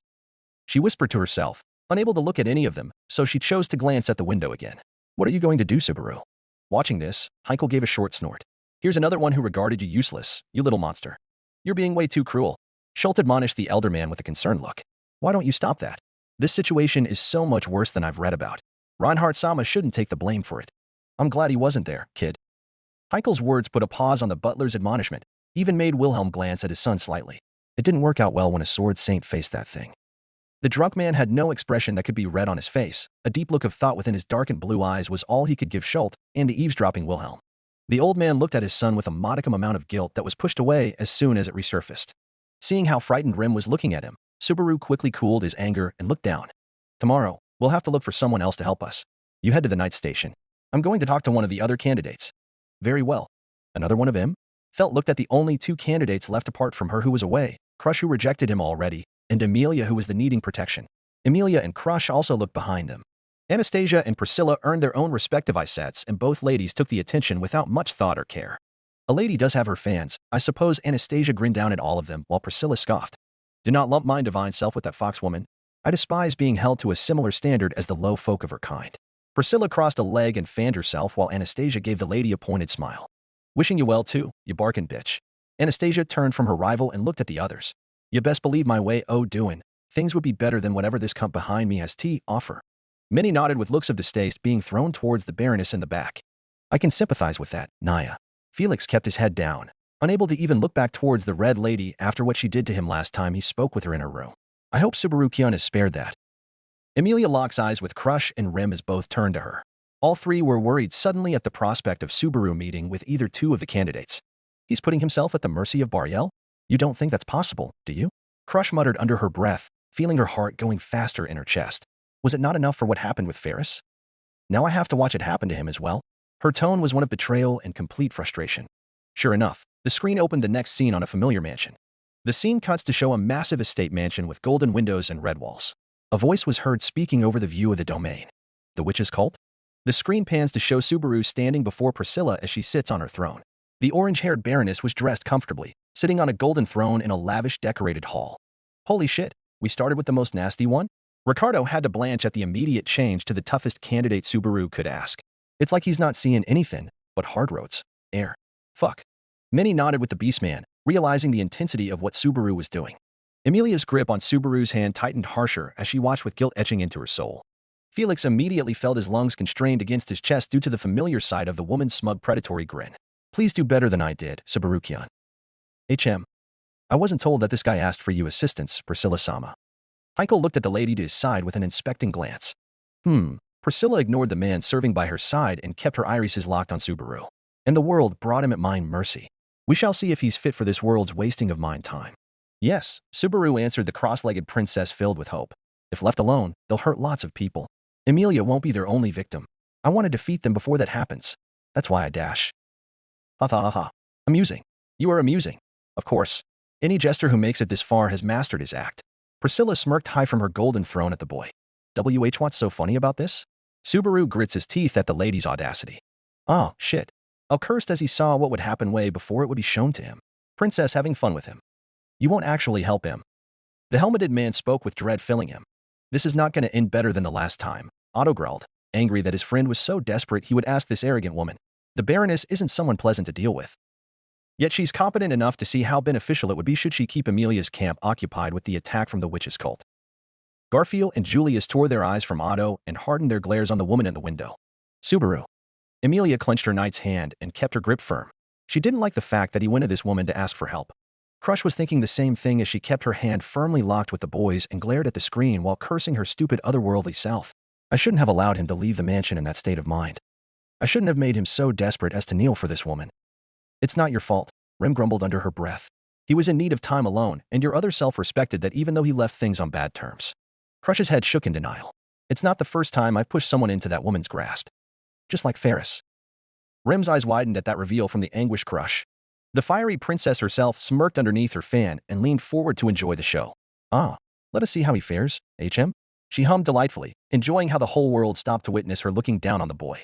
The Baroness leaned on her knuckle while tying her hair as she spoke. I can appreciate your desperation, but you haven't thought things through. In trying to aid your ally, you corner them, benefiting the enemy, and lose all control. You're better off dying. Priscilla smiled warmly and stood up from her seat. In fact, I could just lop off your head for you right now. She quickly picked up her fan and placed it under his chin. Steady, Garf-san. Otto warned when he noticed the tiger leaning forward in his seat, ready to lunge after turning around toward the woman. We don't want to fight to break out again. If she fucking kills him. Garfield growled through his sharp teeth. letting everyone know what was on his mind. She could be why Subaru dies. Petra gasped to herself, letting Wilhelm and Frederica give her small looks of pity and frustration respectively. Fucking bitch. Felt grits her teeth as she and Reinhard look away from everyone with angry faces. Fuck. I should have pushed you to stay. Fuck. Reinhard let his head stay low and glared at the floor. Heinkel-sama. Schultz spoke to his elder companion as everyone else was panicking under them. Fuck is it, kiddo? Heinkel leans closer to the butler boy with a frustrated look on his face. I don't get why this guy's fucking getting on the nerves of the princess, but I know it ain't gonna end well from how much she's Logan at him. Schultz nodded his head, respecting his lady enough not to comment on her behavior. That's just the thing, Heinkel-sama. I don't remember this meeting happening during the days after the capital invitation Our Lady and Al-sama received. Huh? Ain't you with her everywhere she goes? Heinkel looked at the boy with surprise. Schultz nodded his head. I was there with Priscilla-sama, but this isn't something I was privy to. The meeting didn't take place with me there on that day, perhaps? Heinkel glared at the confused boy, his suspicion growing. No, he said firmly. There's something freaky going on in this prison. Schultz followed Heinkel's eyes as the drunkard glared down on the others watching with them. These fuckers have been nothing but weird since we got air. What do we do, Heinkel-sama? The boy asked, trying to keep his lady from overhearing him as he was sitting beside her. We will watch this shit until someone can answer us. Heinkel grumbled again. This shit's gotten a lot more serious than I thought it would. Schultz couldn't help but nod in agreement with the Sword Saint's father. Still, even in the face of such harsh treatment, the devotion you show for your master, at least, is commendable. So, the fiery princess stepped back and grinned sadistically at the boy. I will give you an opportunity. An opportunity? Subaru asked in surprise. Yes, an opportunity. What you would call a chance. The lady pushed Subaru and made him fall on his behind in front of her. Everyone who showed anger at the woman's treatment of Subaru gave second glances between her and themselves. A chance. Emilia seemed hopeful for the lady to show some sort of compassion for Subaru's effort. Don't fall for it, I suppose. Beatrice admonished Emilia immediately, glaring at Priscilla in the window. Betty Subaru is just pray for her in that mindset of his. She's having fun with him. Rem whispered in agreement, making Crush and Emilia flinch. Crush's eyes turned to where her own knight was sitting, and from the state of Felix, she realized that this was probably what had happened with him when she told him to go apologize to Priscilla a few viewings ago. Felix himself was hunched in a protected position, holding onto his ears and putting his knees in front of his face to hide away in shame. Subaru looked up and found her raising her bare foot in the air while looking at him. Lick it, came her simple order. Huh. Should have known, Frederica said with distaste for the woman clear on her face. How could someone be so cruel? Petra held her mentor's hand and glared with tears showing in her eyes. This is horrible. Emilia and Rem seemed heartbroken while Beatrice gave a hateful snarl at the woman. Felix pressed his ears flat as hard as he could, showing Crush more evidence that this was exactly what had taken place with him and Priscilla. Crush's eyes moved between Subaru and Felix as they both suffered from Priscilla's games in the same manner. Above everyone, Priscilla herself was watching with absolute anticipation. Go on then, show me if you're worth it or not, halfwit's dog. Crawl on the floor, savor the shame and humiliation, and like a wretched beast, like a baby suckling on its mother's teat, lick my foot. If you can do that, I'll consider your proposal. If you don't want to, that's fine. If you'd rather favor your minuscule pride and abandon the mistress you wagged your tail for to the wasteland, then fine. Either choice you make will entertain me. Priscilla looked down with uncharacteristic glee as she waved her bare foot in front of the boy. I hate this bitch Sophiakin much. Felt seethed with rage uncountable, having Reinhard pat her shoulder for comfort. Wilhelm began seeing some shame in the way he had allowed Subaru to meet with Crush without taking him aside and making sure he was okay mentally before they met. Perhaps that would have spared him this humiliation. Either way, I don't want to lose any respect for the guy, so I'm looking away. Tivy spoke what was on his mind. It's obvious what's going to happen next. But he didn't do anything yet, bro. Mimi pointed at the window and looked at her brother in confusion. Tivy sighed and locked eyes with Julius after nodding with the knight. It's obvious that he doesn't have another choice, Mimi. Captain. Garfield decided to look away as well, crushing the armrest under his hand. Why couldn't this shit happen when I was heir? I could have helped you punch a hole in that bastard's chest. Otto and Julius looked on, not allowing the humiliation of Subaru to pass by without their judgment. If he suffered through doing it, then I'll watch to punch him for doing it in the first place, Otto growled under his breath, earning a snort of agreement from the knight sitting behind him. Subaru looked down and thought back to his fight with Emilia. Emilia's eyes widened in despair. P, please no. Don't feel pushed because of that fight. I don't deserve this. Your wailing is as ugly as that man's defeat. Priscilla's voice boomed across the room for the first time, striking any goodwill between her and Emilia forever. That boy you hold so dearly is nothing more than a pig. A disgusting, useless man with which the world has mistaken its favor for myself. Shut the fuck up. Felt growled while holding onto her armrest to keep from bolting a kick to the woman's face. I'm going to shove my fist into your ugly muck. Emilia didn't give the woman any reaction as she looked at Subaru's window representation desperately, With shame and despair, the boy conceded. Fine. No. Emilia closed her eyes, refusing to see the scene anymore. Similarly, Crush looked between the window and Felix's curled body. The night's sobbing began as soon as he heard Subaru break for Priscilla's whim. Ferris. Crush whispered and leaned to cover a part of the boy's head with her gloved hand. Ferris, please. I'm right here. Damn, he agreed to that? Heikel sniffed through his nose, looking kind of impressed with Subaru. He must really want to help these people. I can get behind that if it wasn't a stupid ideal. It looked like he's doing it for himself, kind of like you, Heikel-sama. Schult reluctantly interjected, making Heikel glare at the boy. Fuck's that supposed to mean? Heikel asked heatedly. Schult wasn't affected by the tone of the elder drunkard. He seems to be in anger and desperation all the time. Just like you, Heikel-sama. The man's back was stiff at the words spoken to him as he recalled the look in Subaru's eyes. For a moment, he and Schult faced one another with nothing to care about the others and their reactions to Priscilla's games. Whatever. Heikel grumbled. We know it worked out in the end for him. So maybe this is just how things are done, ain't it? Means I might get what I want as well. Schult shook his head and looked away from the man. He couldn't refute Heikel's wrong perception when the man seemed to be right. Subaru did manage to get enough help to save everyone from a witch cult attack that included an incursion by the white whale. But from what Schult was watching, this wasn't the man he would read about across the stories and legends. Priscilla looked on with her fan hiding her face and watched as the boy held her foot softly and slowly moved it to his mouth. Once his lips were grazing her foot, her fan moved away to reveal a disgusted glare on her face. I guess you really are just an insignificant man. Kicking him across the room, Priscilla glared with disgust at the boy. What you just displayed was neither loyalty nor devotion. It's something more filthy, like a dog's dependence or a pig's greed. You lazy pig who knows only how to want. A pig's greed is the ugliest thing there is. Subaru, bleeding from his mouth, slowly tried to get up from the floor. But Priscilla had already stepped toward him and picked him up by his collar as she shouted her disgust at him. Even if the witch's cult is defeated, I will strike down any camp you were part of. Your careless behavior and attitude have led me to that decision. Priscilla threw the boy away, making him roll and bleed all over the palace floor until his back met the large doors. You witch. Rem immediately flew toward the candidate and was about to kick her in the face, before a helmeted man came between and the princess's smug face.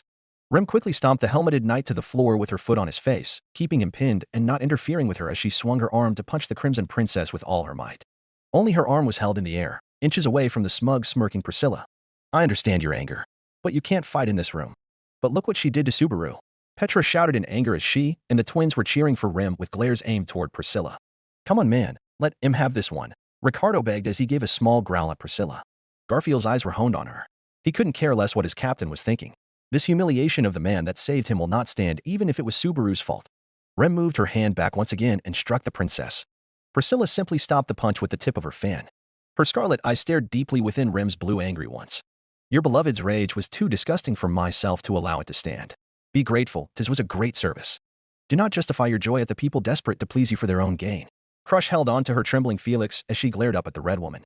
Heikel found himself looking away from the green-haired lady, unable to stop himself from feeling slightly attached to the way she talked about people like him. Priscilla scoffed at Crush and Rem, and everyone else behind the two as she glared at the window above, holding Rem's fist with a mere effort. Mind of myself thought to show this pig how good he actually was. At the bottom of the chain, crawling and licking mine feet. You're horrible. Emilia seethed with rage and horror at the treatment her knight was subjugated to, and just how low he thought of himself that he was willing to do such a gross act in her name. Who does such a thing and talks this much to make us believe it was for their benefit? She was angry. At Subaru's stupidity, and at Priscilla's nastiness. Priscilla rolled her eyes, which angered Emilia particularly even more. Bring yourself great gratitude, halfwit. For my divine self had fixed your broken dog for you, even without intention. Shut your fucking mouth. Felt shouted from the back, already out of her seat to deliver her own kick without AL's face protecting Priscilla like with Remington. How the fuck's he gonna be fixed after that bullshit? Priscilla merely waited for the warden to push Felt's attack away, unfazed and cooled down as opposed to everyone in the room. Had this pig continued blundering the goodwill of his master's name to suit a short-ended mission like revenge, my divine self would have been stuck with a prideless fool whose only use was to beg others to do the work for him.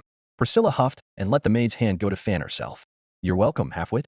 That world decided that your dog deserves a second chance without mine wrath following his every step, so I shall not strike you down for his support. His service will be great for mine divine self. Emilia refused to refute the red princess, glaring at her from her seat and showing absolute dislike through her rounded eyes. You don't deserve the world's love. You don't deserve Subaru's friendship. Stop saying things as if he is yours by right. Without myself molding his way forward, you wouldn't have seen him evolve into what he has become now. Priscilla smirked at the half-elf knowingly. Emilia's hands clenched and she grits her teeth. That is true. Emilia surprised everyone by agreeing with Priscilla. You're the one who made him arrive at the castle on that day. The one who brought him there just to fulfill your own amusement. Eyes went wide in remembrance of the day before the candidates met in the Capitol. Priscilla smiled as the others started realizing that it was her who set the whole third arc of Subaru's story in motion.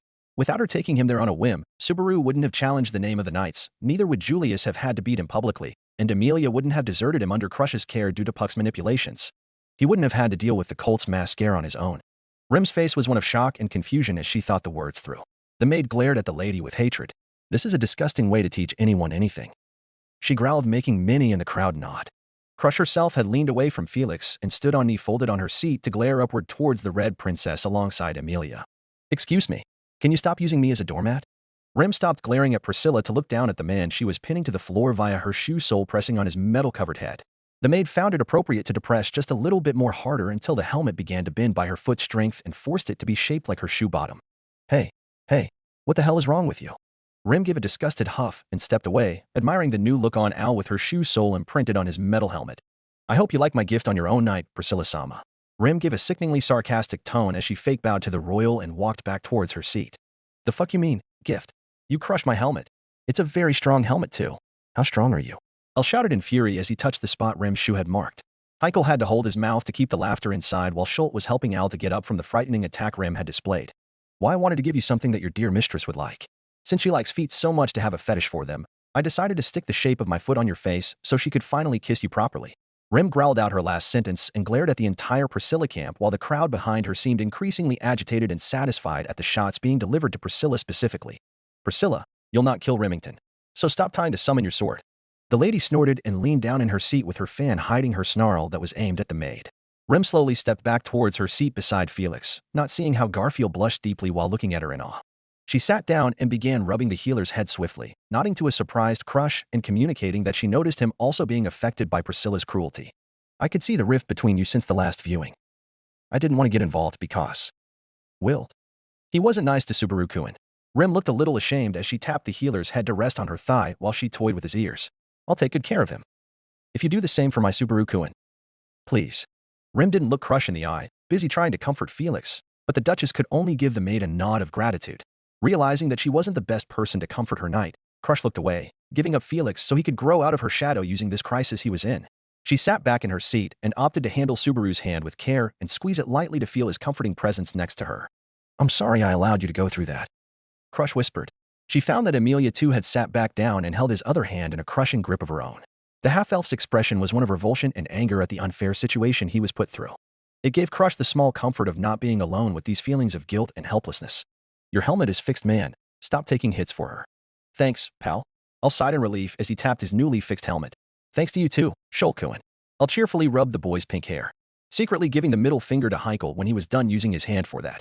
As Al sat back in his seat, Priscilla continued to be the center of many glares in the room, but since everyone had said all they had to say to an uncompromising person who always thought she was right like her, the screen continued without their say-so.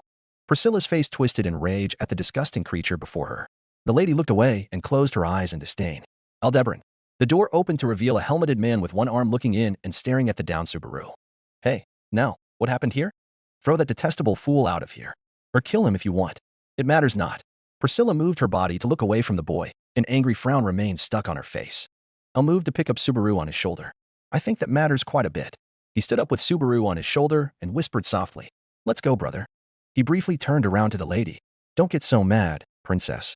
That fierce look will make your cute face drop in value. Unless you want your ruined face further ruined, take him away at once, Aldebaran. I've told you not to call me that. The knight walked out with the injured Subaru placed on his good shoulder. The face does nothing to sweeten the rot in her soul. In fact, Beatrice growled with deep-rooted rage. She will pay for Betty's contractor and his treatment. That is a debt, in fact. Julius gave a nod of respect at the spirit's promise, even earning some form of an admiring look from Reinhardt himself. Geez, princess.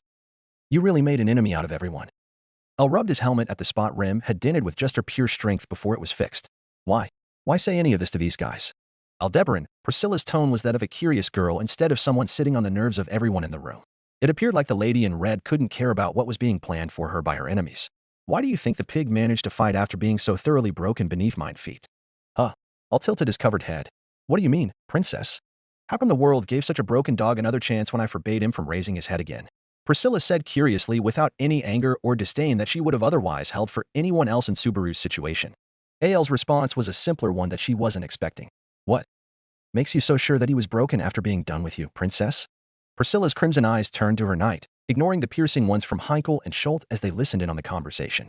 My pal's not going to stop until he wins. Elle said simply without any emotion to this fact, but a firm one. His personality is that of a guy who will do whatever it takes to win. So be ready to be proven wrong on this matter. Fool.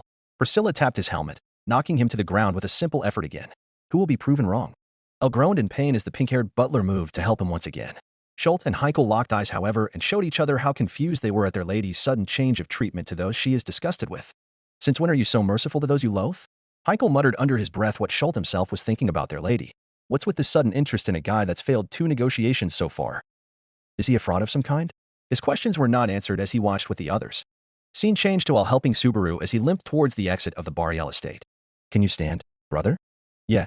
Subaru limped out of the gate with a bleeding cheek and a disappointed look. You seem okay, that I didn't know what you were talking about, but it looks like it didn't go very well. I stood there awkwardly not knowing what to say. Thankfully, a blue-haired girl ran towards them with a worried look on her face. He could have used your help had you been there sooner, I suppose. Beatrice muttered, making Rem flinch from the back.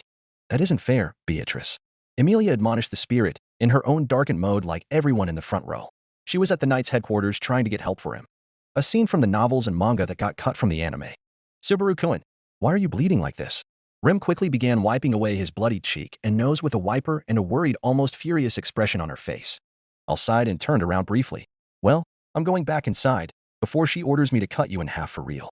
At this, Rem instantly whiplashed toward the man. Kill Subaru-kun? She growled fiercely. Don't make such a face. I'm just saying that she may say something like that. Wasn't your name Ram? Take care of him for me. As Elle began walking away from the duo, Rem couldn't help from commenting. Ram's my sister's name. Rem's name is Rem, Al-Sama. The one-armed man stopped walking and an aura of shock surrounded him. Rem, he asked in a disquieted tone, as if something had disturbed him. The man turned around and stared at the maid.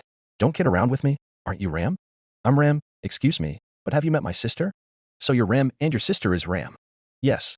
Rem answered with a confused and suspicious expression. I hate to ask this, but is your sister alive? My sister is obviously alive, Rem answered with an offended expression. The aura around Elle turned to one of pure malice and contempt. This isn't a joke. The man growled out as the air condensed around him. Subaru-kun. Rem speaks in alarm as if a chill had hit her because of the man's aura. Yeah. Both of them got ready to escape as the aura around Elle increased in intensity. And suddenly, it all stopped. Don't worry. I'm not going to do anything. You guys better go, as it seems. I'm also in a bad mood. Rem slowly bowed a little with her gaze full of suspicion.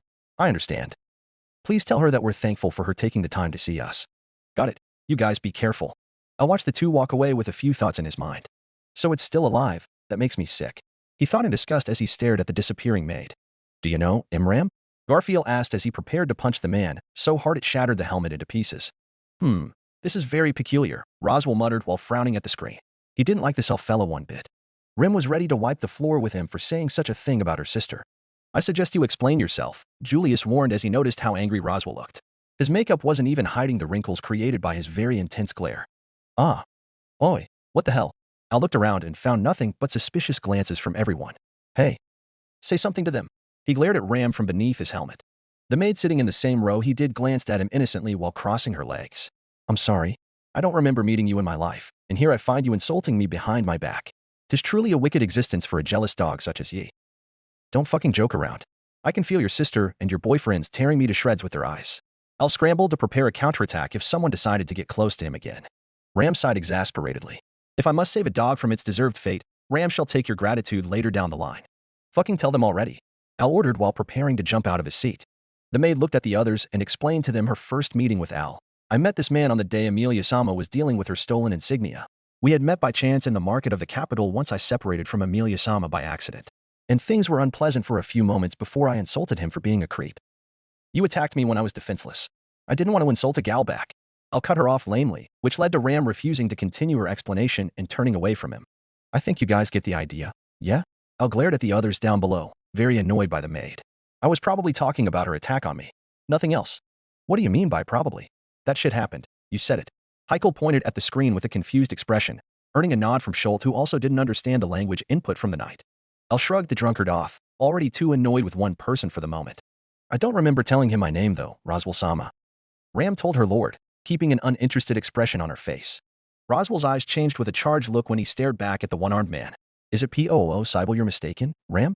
No, Roswell Sama. He knew it before I met him during that day. Ram affirmed with a nod. The Magi nodded his head and gave her a slight tap on the shoulder. Thank you for telling, Ram. It seems some leftovers were not dealt with after that attack his cult was responsible for. Which attack? Ram looked at her master with curiosity. He's merely an unimportant dog that will crawl to anyone who gives him affection. Is that how you truly see him? Roswell questions with relief filling his eyes. Of course, Roswell-sama.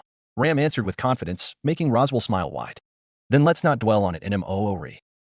The scene changes to a busy road in Lagunica's capital. Subaru walked through the crowds of the marketplace with a glare on his face. That stuck-up bitch. She keeps forgetting that I saved her when we first met. Subaru stopped short and bit his lip in anger, making it bleed from the other side. Okay, change gears. This is no time to be bogged down by those idiots. Subaru wiped the blood away and closed his eyes in frustration. Insult everyone but don't blame yourself, Priscilla snorted while making the drunkard sitting by her side look away uncomfortably. Heichel himself's done the same thing, though he loathed to admit it. He suddenly heard a childlike voice from below him. Sniff, sniff, sniff, sniff. That looks super painful. Are you okay? Subaru opened his eyes to find a short little girl smiling at him. Huh. You smell like blood, and not just from your lip. Was your nose bloody? You can smell people's bleeding? Petra asked with astonishment, trying to get her mind off of everything being a failure so far. Hey, this is where I enter the story. Mimi jumped in glee at the scene. Seeing my sister here, then that means Natsuki Subaru will be meeting almost all of the available candidates all in the same time frame. Tybee toyed with his monocle when he noticed his lady leaning forward in her seat. It's quite the lucky coincidence that he can meet the country's future rulers on a whim like this. It was Otto who snorted sarcastically from the front row. As if Anastasia Hashin-sama probably waited for him to finish his meetings before approaching him. Anastasia-sama. Emilia turned to look at the merchant queen. What did you want with my knight before I could get to him? Anastasia looked Emilia in the eye and gave the half-elf a lax apologetic smile. Nothing except a bit of infozol. There won't be any humiliation done to the boy. That's not really my style. I don't like the sound of this at all. Emilia frowned at the candidate behind her. Subaru's pretty desperate for help and you're taking advantage of a really bad situation. One must remind you that I didn't know how bad it actually was, just like Karsten Sand. Anastasia pointed at the Duchess in front of her with an amused expression, nor am I the one responsible for the boy's health. I'm not the master who left him behind because I had too many issues about myself to see how broken he was. My lady, Julius tried to intervene as most people grimaced at the treatment Anastasia provided for the half-elf. That's a bit too harsh, boss. Ricardo said while closing an eye in phantom pain. Anastasia didn't falter as she stared into Emilia's eyes. What's about to happen to Natsuki-kun isn't the fault of me taking advantage of a situation laid out before me. It's just you incompetents continuing a spiral. She leaned back in her seat, leaving Emilia slack-jawed at the harsh truth given to her. Now, Mimi, no getting into mischief. The girl turned around to the owner of the voice. Kay, I'm awful sorry she's been bothering you. Aren't you? Right, you're Natsuki-kun. Subaru's eyes widened as a purple-haired lady wearing a fur coat and a long blue scarf stepped toward him. Emilia's knight, Natsuki Subaru-kun. Anastasia Hashin, Subaru uttered in something akin to relief. The merchant queen from the west gave him a bright smile. That's sweet talking if I ever saw it, Otto growled, earning Emilia's attention immediately. He glared at Julius. Why else would she say he's Emilia's knight when you had just beaten him to a pulp to defend the name? My lady truly respected Subaru's grit when he did so. Julius defended firmly, but Otto remained unconvinced. Scene changes to a restaurant's front door with a loud voice speaking over the panning shot. Let's eat. Subaru is shown sitting inside of the restaurant with Mimi and Anastasia comfortably joining him at the table. So, about the dragon-drawn carriage. Subaru spoke, surprising the lady. You don't beat around the bush. You won't make anyone happy by putting your own goals first. The basic rule of negotiation is to try to get on the other's good side. That's where you're lacking, Natsuki-kun. Sorry, but I've got a real problem here. I want to leave the capital tomorrow, so. The lady interrupted him with a small smile. When you're up against my kind, trying to appeal to sentimentality is the worst strategy there is. But I applaud your effort. Anastasia took a quill and began writing on a paper. It's no easy task to find a dragon-drawn carriage in the capital right now. Apparently, someone's buying up all of them. Here, the place at this address should have a carriage left. I've signed it with my own name. This will square everything away. Anastasia smiled. I surely will put on airs. It's no fun if I just hand it to you normally, right? I just wanted to chat with you about this and that. Subaru looked apprehensive at this. Why bother with that? You don't gain anything from it. I believe there's nothing in this world that has no meaning. You never know who might give you some inspiration. Autobro was right. This bitch is after something. Garfield glared at the woman on the screen. I don't like Captain being pushed round like this. No one does, Garf-san. Otto's tone earned him a tired sigh from Julius. The knight himself looked back at his lady, trying to find a sense of what she did and why she was doing it. Subaru sighed uneasily. What do we talk about? Suddenly, the small cat girl sitting with them stood in her seat with crumbs all over her mouth. Hey, my lady, I want to eat some more. Can I order? Sure. Eat all you like. Oh, but don't get your mouth all messy with sauce. Wipe my face, please. Yay. I'll be back. The little girl ran towards the counter with a smile. Subaru's lips turned upwards a little as he watched her run. Despite her look, she's second in command in my private army, Anastasia commented as she noticed his smile. Subaru's attention was gained immediately. Private army? That's how he knew. Boss? Ricardo chuckled, not finding it at all out of character for his lady to be fishing for something when talking with someone one-on-one. You gotta admit that the boy played ya. Anastasia had a small grin on her face, one that surprised Rim beside her. Natsuki-kun may be a lousy negotiator in this loop, but he sure did make me proud. Honestly, I only feel sorry that he was kicked in the face by some twat. Otherwise, I think he's been doing a decent job so far. That brings some relief to know that our lady isn't as heartless as the other candidates. Taivi nodded his head before his sister hit his knee with a slap and admonishment. It's quite famous in Kararaji. The Hashin Company's personal mercenary squad, Iron Fang. Ain't she super cute? Nothing beats sleeping with her in your arms. Anastasia gushed and smiled warmly. Her attention was suddenly elsewhere as she heard a loud dragon carriage pass by the building. Can't believe this fucking kid's a soldier. Garfield snorted as Ram scoffed at him from the back. She's the same age as you, Garf, Ram said deadpanned. That's beside the point. He shouts in refusal while Mimi blows her tongue at him. I can beat you, but any day, Tiger Boy. Lots of people have been gathering in the capital lately. Have you noticed the atmosphere is different now, Natsuki-kun? Now that you mention it, everyone did seem to be in a frenzy. Because of the royal selection? When those at the top move, the people move. When people move, things move. By the way, the value of goods in the capital is fluctuating a lot now, but some of the most valued are iron products. Weapons like swords and spears are being gathered from both inside and outside. Iron and weapons? They're not planning to go to war with those things, are they? Subaru asked with a panicked look. It's also possible their objective isn't to acquire the items, but to get the economy rolling. The way you said that. Is it well known who's gathering all this iron? It's someone you know well, Natsuki-kun. Anastasia smiled innocently. Duchess Crush Karsten. Crush's head falls, with her expression being noticed as one of understanding by Beatrice and Amelia. Crush? What did you realize? Amelia asked, earning some eyes on the Duchess from the maids beside Wilhelm and Felix as well as Felt and Reinhardt. Anastasia-sama was trying to fish for information about my preparation for the White Whale expedition. I'm delighted to see that my tactics had kept her network from piercing through the information lines, but Subaru Natsuki being so close presented a dent she took advantage of immediately. Crush looked back at Anastasia with a semblance of respect. Shrewd woman you are. What a mighty rude thin, say for your favorite gal rival, Anastasia answered with mirth and delight, enjoying the game of back and forth greatly. All the while Otto scowled at how competent Anastasia seemed at destroying someone's walls of information. She's tough. Otto muttered while glancing toward Rim and Amelia. His eyes scanned their expressions to understand how the two were feeling. Both seemed to understand what was happening much better now, and they both gave the purple-haired candidate glances of distaste and worry respectively. Oh, stop looking at me like this. Game's the game. Anastasia rubbed her scarf while they glared at her. It's a pretty disgusting game. In fact, Beatrice commented without looking back, earning nods and affirmations from the people already angry at Anastasia's camp. Subaru's eyes widened at this. It's Crush. His expression turned into a thoughtful one. Come to think of it, she did have a constant stream of visitors. I get it. That's why that Russell guy was there. Russell fellow? He's quite the big fish. Anastasia's face turned to one of delight. This has been fairly informative. Thank you, Natsuki-kun. Subaru stared at the paper she slid toward him in bewilderment. You just left Crush-san's place after fighting with her last night, right?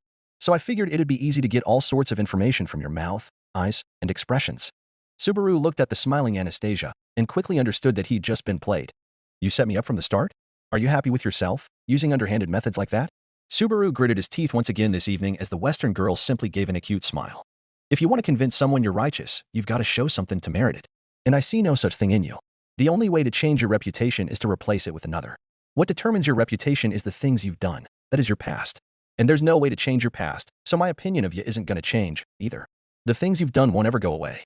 Anastasia smirked haughtily at the boy she had just duped. You have no right to comment on that reputation when it suits your needs. In fact, Beatrice growled, hating every bit of what she was watching. What kind of woman are you to use his humiliation as a way to break his spirit like that? Petra quickly realized what was done to Subaru and glared at Anastasia, fully realizing that this was a candidate she was talking to. How come you seem spiteful here? Otto was the only one fair-headed enough to ignore the angering situation and see through the merchant queen immediately. Could it be that you were taking great pleasure in fishing information out of a man who led to your night's suspension? Otto-kun. Julius glared down at the merchant. Do not use such accusations to bring a rift between me and Subaru. That's not an accusation, it's a fact. Otherwise, why would she use it against him? Rem looked Anastasia in the eyes after refuting Julius. How could you see good in yourself after realizing that you're another one in line to lead him for doom? The fuck? His doom? Heichel blinked rapidly, realizing that these people were all insane. Fuckers are talking like the kid's dead or something. Anastasia herself simply hummed with a relaxed, neutral expression on her face. To answer ya, Rim-san, I'd say that I feel pretty good about myself with or without this. I'm teaching Natsuki-kun a very important lesson that will lead to him saving all of you. The merchant queen looked from the maid to the half-elf below, said the maid. Which is more than both of you can say. One of you leaves him dry without any help, and the other keeps getting killed in front of him to the point he's got nightmares stopping him from thinking straight. Anastasia's words strike at Amelia and Rim, forcing both women to let their eyes down in shrinking confidence and overflowing guilt. Don't judge a gal for trying to help in her own way. Anastasia scoffed at them both, unapologetic and even annoyed at the notion that she was at fault. Subaru swallowed his words in anger and stood up from his chair. A long wand was pointed at him in a second. Mimi smiled with crumbs on her face as she held her death stick toward him. You don't want to get any closer to my lady. I'm super strong, you know. Thanks, Mimi. But you don't have to do anything. There's nothing Natsuki-kun can do, anyway. Anastasia cheerfully spoke to the little girl in a proud, cheerful tone. Were you just probing into him? Tybee noticed what Otto had. As the merchant looked interested, the tactician decided to ask the question for the both of them. Why? Anastasia huffed and toyed with her scarf over answering the little twin. Both of you are absolute scum. Screw you. Subaru moved to tear the paper to shreds, making Anastasia open an eye to look at him in disappointment. I guess Julius's efforts went to waste. It's partly my fault, though. Subaru slowly lowered his arms down and kept the paper in his hand. I guess even you wouldn't do something that dumb. I'm relieved. Mimi, let's go. Okay. Subaru just glared at the table as the satisfied Anastasia began walking out. One last thing. Subaru looked up to find her holding a finger up to him. The key to negotiation is how prepared you are before you come to the table. Know what the other person wants, and dangle it in front of him. And since all you do is want, that's where you're lacking. Subaru's teeth grinded in anger. Now, shall we go, everyone? Anastasia clapped and smiled cheerfully. All Subaru could do was look on in shock and awe as every single person in the restaurant stood up and began exiting. Bye. See you later. Mimi waved and ran out behind Anastasia. Subaru slammed the table in frustration. Damn it. He shouted in frustration as the restaurant owner rubbed the back of his head and went into the back room of the building, leaving Subaru all alone to glare at his fist. This has done nothing but give you a bad image, my lady. Julius sighed and leaned back in his chair. You didn't have to worry about him on my account. You can see through me so easily, Julius-kun, but we can't have expected my cute self to have such a meeting with Natsuki-kun. I'm sure my network picked up on his fight with Karsten-sama, and that's what led to my meeting with him. Anastasia hummed sweetly, feeling a bit happy that she left him some advice after humiliating him herself. So you have spies in my household, even though my network stamped the first batch. Crush muttered under her breath, unable to believe how far things had escalated just because of her breaking faith with Subaru in one loop. Is he going to get left behind by all of you? Felt asked as she could only stare in shock at the screen. What is this trail of failures? Fucking shit. Petra herself looked at Subaru's expression with heartbreak. Hey boss, that wasn't cool. Using him like that. Mimi looked down in shame at his lady's actions to their brother-in-arms. I wish. The knight clenched his fist in anger. I wish he would have asked me for help. Julius gritted his teeth in frustration. Anastasia simply ruffled the fox scarf and kept her eyes on the screen. At least I gave him a bit of good advice before leaving him behind to die. Rem finally showed up and entered the empty restaurant. She noticed her companion angry glaring at the table and stepped over to him. Subaru-kun, what's wrong? Did something happen? Nothing. Rem, how did it go? Subaru looked at the maid with desperation. Don't blame yourself again. Naya. Felix's small sad whimper allowed Rem to look down at him in surprise. She had been feeling just that when she saw herself coming right at the end of Subaru being humiliated a second time. The healer's head on her thigh turned to look at her, his eyes red from crying but giving her an honest look. We can't always be there for the ones we love when they need us. I promise you that sometimes we are there. And we end up making it worse for them. Felix-sama. Are you trying to teach me something? Rem whispered her question to him as she toyed with his hair for comfort. Just understand that loyalty can cause heartbreak, Rem-san. I think that's always been what everyone's trying to tell you, Naya. Felix sighed and leaned himself upward to get off of Rem's lap and sit properly in his seat. He noticed a small look of concern from Crush which filled his heart with butterflies and explosions of warmth that he didn't know could exist within him. Thank you. Felix-sama. Rem sighed tiredly and looked at Subaru's head with a sad frown. I reported the maneuvers of the witches' cult to the night station. I gave them Roswell-sama's name, but we didn't get the response we wanted? Rem looked a little despondent. It seems the Knights have received several such reports already. They said, since the cult's background is unclear, they receive countless anonymous tips that cannot be verified. If that's how the real cultists stay hidden, it's no laughing matter. If we can't scrape a military force together. Subaru looked unsure of how to continue. What shall we do? Subaru's mind began playing moments of his previous loop. Death. Bodies. Remington laughter. We'll go back to the mansion. We'll go back and take Amelia and Ram away from there. Subaru's shaking hands gripped the paper he had and held it up. To the capital or to where Roswell is. Anywhere's fine. Where they are now is dangerous. There's no time. We should leave now. That's the best plan he can make with what's given to him. Heichel seemed to sober up as he took more information from what he was watching. I'm intrigued with the kid's constant fails, but he's got it rough. I wonder how he managed to bring them to help him after such a bad start. Do you think what he's saying is true? That the cult would kill everyone in that village they keep mentioning? Schultz asked Heichel, receiving a small shrug. Fuck if I know, but his plan of only saving the princess he serves is kinda his best bet so far. Heichel watched Amelia flinch at the mention of her from his mouth. What about the villagers? Amelia asked from beneath all of the other rows, looking at Subaru guiltily. Subaru, don't give up. Please. Rem looked away from the half-elf. Replaying a certain memory she was reminded of when it came to Subaru giving up a fight. Petra herself looked horrified at the solution Subaru was reduced to. No. Please. I do wonder how he FAAA read. Roswell looked on, taking no pleasure at all from how desperate Subaru's become. He was so close to changing into the perfect vessel. The greatest looper. This ability of his should have increased his need to realize that nothing matters, and he should use it with impunity, but Ram kept looking at the window as her master rambled with himself, understanding more and more what she couldn't see before. How did he not become corrupted like me? How come he doesn't change after all of it? Roswell's face seemed at a loss, keeping his attention laser-sharp on the boy. Scene changed to Subaru and Rim riding a run-down smaller dragon carriage. At this pace, we should reach the mansion by morning. Then we'll have plenty of time to take Amelia and run from the witch's cult. The question is how to transport her. Subaru's eyes widened as he noticed a camp of dragon carriage riders resting to the side of the road. He noticed a gray-haired boy waving at them. That's... Subaru whispered in surprise as he noticed Otto. Another meeting. I hope I help him this time more than the last. Otto muttered with a very weary tone.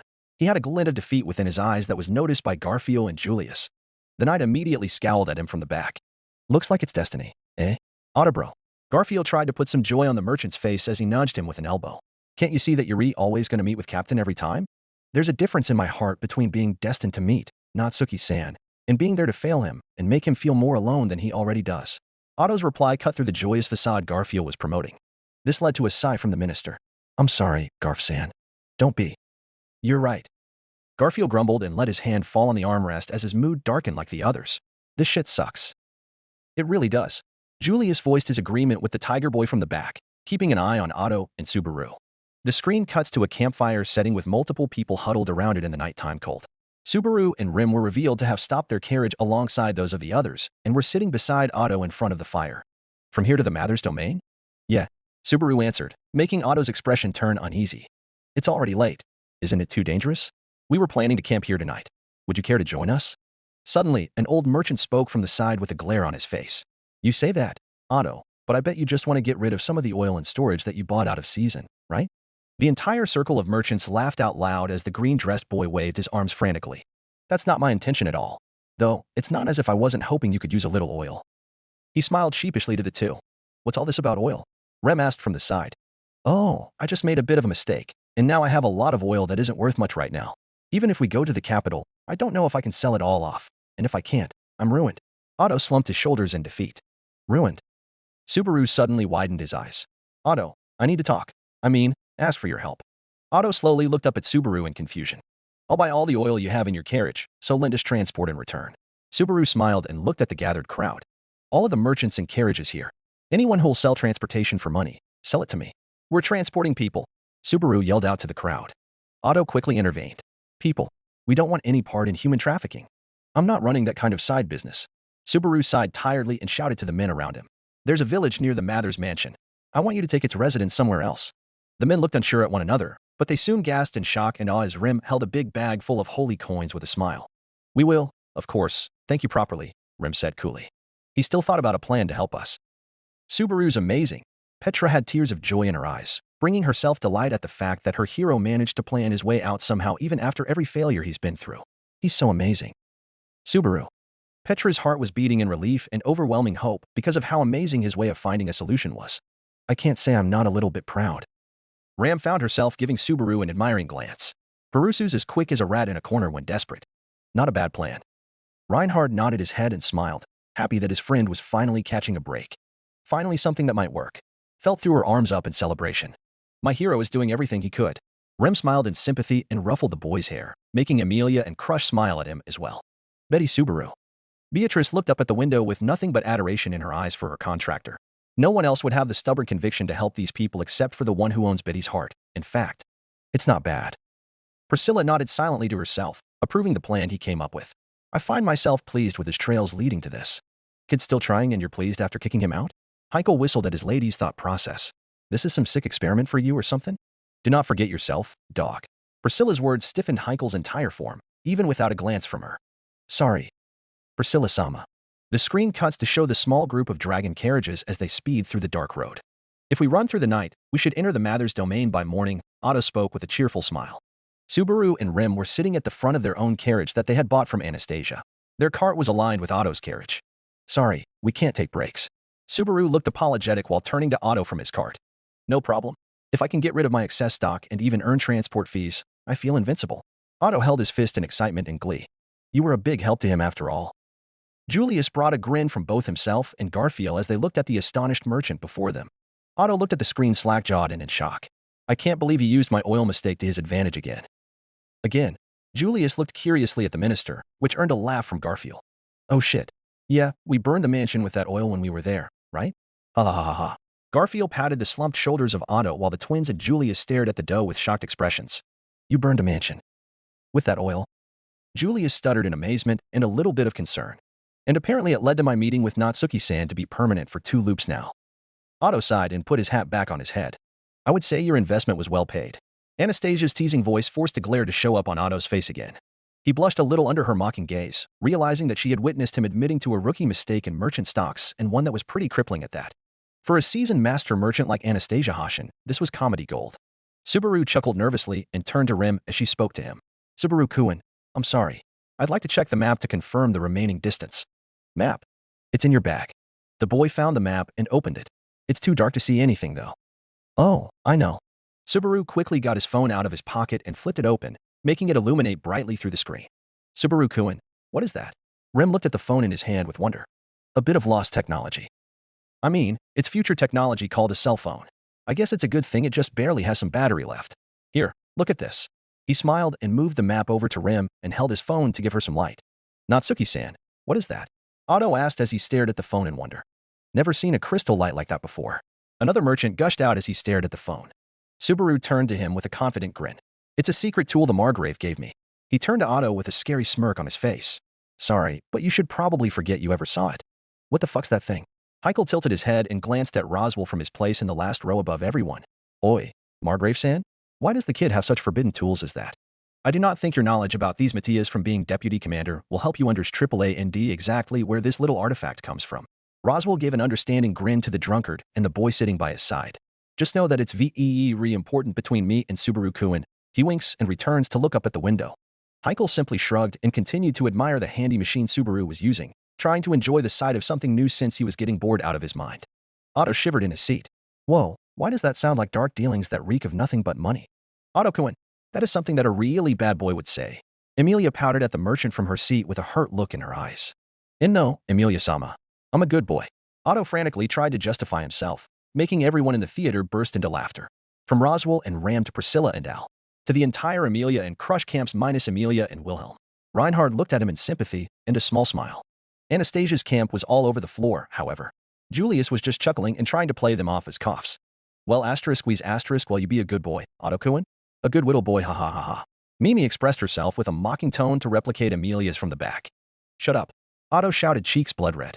Frederica was giggling alongside Petra in the background, but she had a small smile reserved for the minister, silently thanking him for lightening the mood of the room with his personality, even if it was done by accident and at the cost of his own pride. She will, of course, be using this against him when appropriate. Forever. Rem turned to the road with a smile. Just a bit farther, and we should see Flugel's tree. If we head northeast from there, the Mather's domain isn't far. Flugel's tree. It's a huge tree standing so tall in the Lifaz highway, it seems to pierce the clouds. Legend has it that a wise man named Flugel planted it centuries ago. As the merchants explained to Subaru, the boy could only look up ahead to the now visible gigantic tree. I can't call that anything but amazing, Subaru whispered in awe at the sight of the wise man's tree. Whoa, that's so cool. Garfield shouted with an expression of awe and jealousy that he didn't get to see such a sight because of the sanctuary. This is where Capin's legend began. He used that thing? He sure did, Garfield-kun. Rem had a small pleasant smile on her face, finding the admiring looks from Petra and Garfield cute.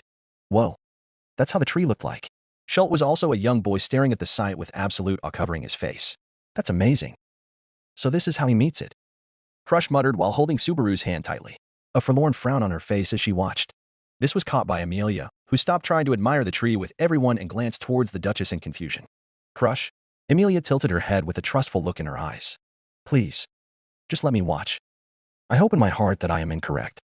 Crush stopped Amelia from probing further, earning a glare from Beatrice. Subaru's eyes grew wide in superstition. He turned around to the merchant that was just explaining the tree to him, only to find nothing running beside his and Rim's carriage. Where'd the guy in the bandana go? Subaru looked around with a disturbed face and couldn't find the man nor the man's cart and dragon. What the fuck? Heikel looked closer at the window above him, holding his armrest to keep him balanced. Where's that fucking guy? What? Petra's look of warmth and comfort was replaced immediately with one of concern and disturbance. Wait a minute. Felt looked at Reinhard, who looked at her back with the same level of alarm. No fuck. We forgot the whale. Wilhelm's aura imitated a murderous intent that rivaled no other across the entire room. What? Heikel's lips stuttered out after choking on his own saliva. What the fuck? Hang on. He didn't get distracted by the tree and run off course, did he? What's wrong, Natsuki-san? Otto asked in confusion. Where'd that buddy of yours go? The older guy in the bandana, who was riding on this side of us. Subaru asked as he turned to Otto. What are you talking about? No one was riding on the opposite side of me. The merchant asked, bewildered. Huh? Subaru glared, dumbfounded. His attention was soon grabbed as a white, thick fog filled the area around them. Subaru slowly looked up to see a dark mass floating above, covering him and the rest of the small flock of carriages. There it is. Felix's whisper was the only thing heard across the silent theater, as everyone looked on the screen with frozen expressions of shock. The boy blinked in wonder and slowly opened his phone's flashlight and pointed it at the huge mass beside him, inches away from Subaru. A gigantic slimy yellow eye opened and stared down at him like a dark abyss. Sharp, bestial, malicious. Subaru stared at the eye that towered him and the carriage he rode upon with frozen shock. The abyss of the pupil moved to stare down at him. Subaru's face contorted to one of horror. The eye widened and inspected him with a distinct glint forming. The thing floating above him moved and roared in front of them, making the wind itself burst in circles. Subaru shouted as he was knocked by the wind of the monster as the fog filled up the entire road. The final shot was of the flat plains of grass getting covered in an ever-expanding cloud of fog from the middle of the highway. Title screen. A Pig's Greed. The fog. Frederica narrowed her eyes in worry as she remembered the stories told of the calamity. That's how that man was taken away. Rem quickly hugged the boy's neck and softly rested her cheek against his while looking at the screen in fear. Petra was trying so hard not to hide and be strong for Subaru. But the atmosphere was too terrifying after seeing that beast for herself. How did Subaru beat that? Why are all of these people just breaking him like this? A red-haired young man looked at the screen with an expression of despair that allowed his arms to grow numb and hang at his sides. No. Heikel's face contorted from despair to horror. Holy fucking shit. Heikel-sama. Breathe. Schultz got over his scare over the whale immediately when Heikel dropped to the floor before their seats and kept grasping at his neck, unable to breathe. Oi. Bro. Are you okay? I'll knelt with Schultz to turn the man over his back and help him breathe. He's having a panic attack? What the hell's the matter with him? I'll pondered this as he began taking necessary precautions while the man struggled to breathe below him and Schultz. Priscilla stared at Heikel with a look of thought, not at all caring for the man's sudden reaction to the beast above her. So, 'tis a part of why you're so pathetic, is it? She questioned under her breath as her knight and butler tried to revive the deputy commander in the back. No. Reinhardt's heart clenched in pain, unable to walk up to his father and help as Wilhelm held his wrist in place. Grandfather. It will not be pleasant. But we all need to keep away from him, or else it will hurt more. Wilhelm's words were lost on Reinhardt, but the voice of the whale above him made him look up at the screen with a look of loss. Reinhardano. Please. Wilhelm begged his grandson, making the knight choose by letting his wrist go. Fuck. Ricardo shouted in anger. Julius and Otto stared at the scene with despaired glances thrown toward one another before looking at the screen once again. Garfield choked and stepped back, excitement gone as he witnessed the size of the beast. W.O. Hang on. Hang fucking on. Captain won't beat this alone. Get out of there. Emilia and Beatrice both gasped and stared at the screen slack-jawed. Run. Big bro. Felt shouted with a terrified expression on her face for Subaru's sake. Wilhelm scowled deeply at the monster on screen, returning to his seat alongside Reinhardt. Reinhardt's face contorted to one of anger as his aura flared up similar to his grandfather's. The whale. The knight's cool, charming smile was gone, replaced with one of an angry child at the beast that ruined his life. At the beast that will kill his friend. Emilia's eyes were filled with complete fear. Not of the beast's size or its tactics, but fear for what will happen to Subaru. A boy who was just caught in all of this after surviving darkness after darkness. Crush. Is this why you didn't want to tell me earlier? Amelia's voice was broken and defeated as she looked on without a reason not to keep her eyes from blinking. Yes. I wasn't sure of the timing, but the location here meant that our suspiciousness was correct. Subaru Natsuki had to meet the white whale in a loop before meeting with me for the deal. Crush looked at the window with a haunted glint in her eyes that showed her accepting what she saw. I never thought I would see it again. Will it be painful, I suppose? Beatrice questioned, her face emotionless now as she heard everyone talking about what would happen to her contractor when the beast of gluttony kills him. The whale, you mean? Crush seemed unfamiliar with the name Beatrice used, but she shook her head to answer. I wish it wouldn't be. Whoa, what? Subaru was shown lifting off into the air and being scrambled in a tornado-like wind wave because of the monster's attack. Subaru-kun. Rem quickly caught him and jumped to the back of the carriage with Subaru in her grasp. The boy fell over with his phone getting knocked beside him and showing him the time. Crush's eyes went wide and her breathing stopped completely at this moment. Oh my. She looked back to find that Wilhelm and Felix gave the same exact looks of shock and immediate understanding as well. That's how he knew the timing of its arrival. Crush whispered to herself, finding little hope that this might be the last loop Subaru needed to die in. The monster above them began spraying white smoke that was so heavy it demolished the carriages around Subaru, and Remington Otto struggled to turn the cart away from the destruction of this monster's flock. What happened? What the hell is going on? Subaru shouted as he struggled to fight the wind and gravity pushing him down on the cart floor. Subaru-kun, stay down. We've lost our divine protection of windbreak. Rem held his hand as the cart began moving with increased speed. Subaru and Rem both looked towards the front of the cart to find that they both landed on Otto's speeding wagon. The platinum-haired boy had a look of terror on his face as he shouts for the both of them while operating the dragons by their leashes. You didn't know? There's only one being that can fly through fog with such a huge body. The white whale. Subaru's eyes showed fear and despair as the giant whale roared through the foggy atmosphere above him. ****. The fear of God was put into most of the theater except for the few who held enough power to protect themselves. Priscilla and Roswell were the only ones left without giving the whale a frightened expression, while all of the others increased their panic due to the voice of the whale becoming an echo inside of the room with no end to it. Heinkel's breathing had stabilized while the window continued showing the scene, so he was left to pant on the ground with his eyes clenched closed and his head covered by his hands at Priscilla's feet with Al and Schult patting his back. His breath stopped in place as the whale's haunting noise filled the world around him. Rem, do you see the white whale? Subaru asks desperately while holding on to the speeding cart. I can't, it's too dark. Rem turns to him with alarm. What happened to the other carriages? He asked while watching his surroundings very carefully. It seems they've scattered and fled, but I don't know where they fled to. Rem answers. Damn. After we finally found some transportation. Before they could blink, a large mouth suddenly opened behind the moving cart. It was like a gaping hole into another abyss that was different to the pupils of the beast. This open void of darkness led to unsavory places that none in the cart wished to see. The open mouth began sucking the air and fog around them. Like a tornado, the whirlwind was sucked into the whale's snout, making Subaru fly directly in the middle of the open jaws. Subaru shouted for dear life as he gripped a rope that was keeping up with the whirlwind and kept Subaru tied to the moving cart. A feminine shout filled the harsh winds around Subaru as Rim jumped from the cart wagon and forced her mace directly above the whale's dry lip, drawing blood as well as pain screeching from the beast. Rem landed right beside Otto firmly, cracking the wood chair of the driver's seat and startling Otto. Thank you, Rem. Frederica held a hand to her chest and breathed a sigh of relief as Subaru was safely on the ground. Very well done, Rem-sama. Wilhelm nodded his head firmly, approving of the way she made the beast bleed. Such a fearsome young lady. Garfield sat down with saucer-like eyes and a wide-open jaw at the whale's form and fearsomeness. That was reckless of you, sister. You could have been hurt because of Barusu's uselessness and your self-sacrificing nature. Ram admonished while glancing down at her sister in disappointment. Remembering their talk before the viewing, Rem hugged Subaru tightly and looked at the screen in worry. If I can't sacrifice myself, how will I show him what I'm good for? The maid whispered softly to herself as her eyes teared up.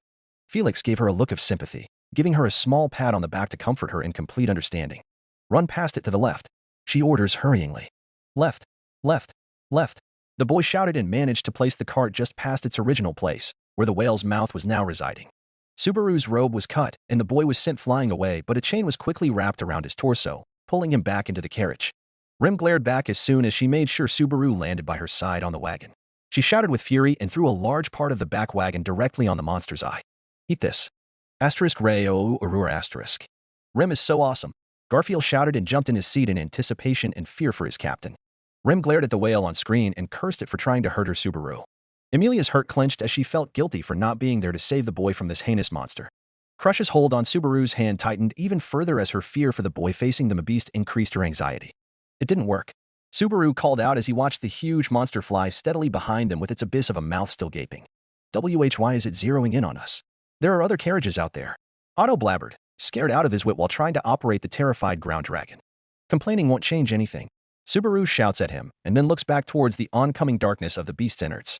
His eyes closed shut, and he tapped his forehead with his fist out of pure concentration. Think. Think. Think. We need a way out. Isn't there something? Anything? Rem watched the boy mutter and shout in desperate need of a plan. Her face turned into one of determination. Subaru-kun. He looked up to find her handing him a bag of coins. Please accept this. Did you come up with something? Subaru looked at her with hope. I will get off the carriage and intercept it. You escape the fog in the meantime. The nasty-eyed boy stared at her with shock, but Rim was already moving. Oda-sama, please take care of Subaru-kun. He has the payment we promised you. Payment? That's the least of our problems right now. We have to stay alive first. The merchant shouted from the front. The maid smiled softly towards Subaru, who could only give a look of bewilderment. Subaru-kun, I'm not very smart, so this is the only plan I can think of. Please. Hold on, Rem. I won't let you. I won't let you go. If you die too, I'll... Subaru hugged Rem into his chest tightly as he whimpered in despair, shielding her from falling over the tumbling cart. The maid's eyes widened as she was held by him. I believe I was born for this very moment. Subaru looked at the maid he was hugging with confusion. What are you talking dash, asterisk smack asterisk. Subaru swiftly became a lump after Rem chopped him in the neck. What did you? The paralyzed boy gasped as his body was slowly placed down by Rem on the wagon's side. She knelt before him and whispered to him kindly. It will be all right. I'll always be watching over you from behind.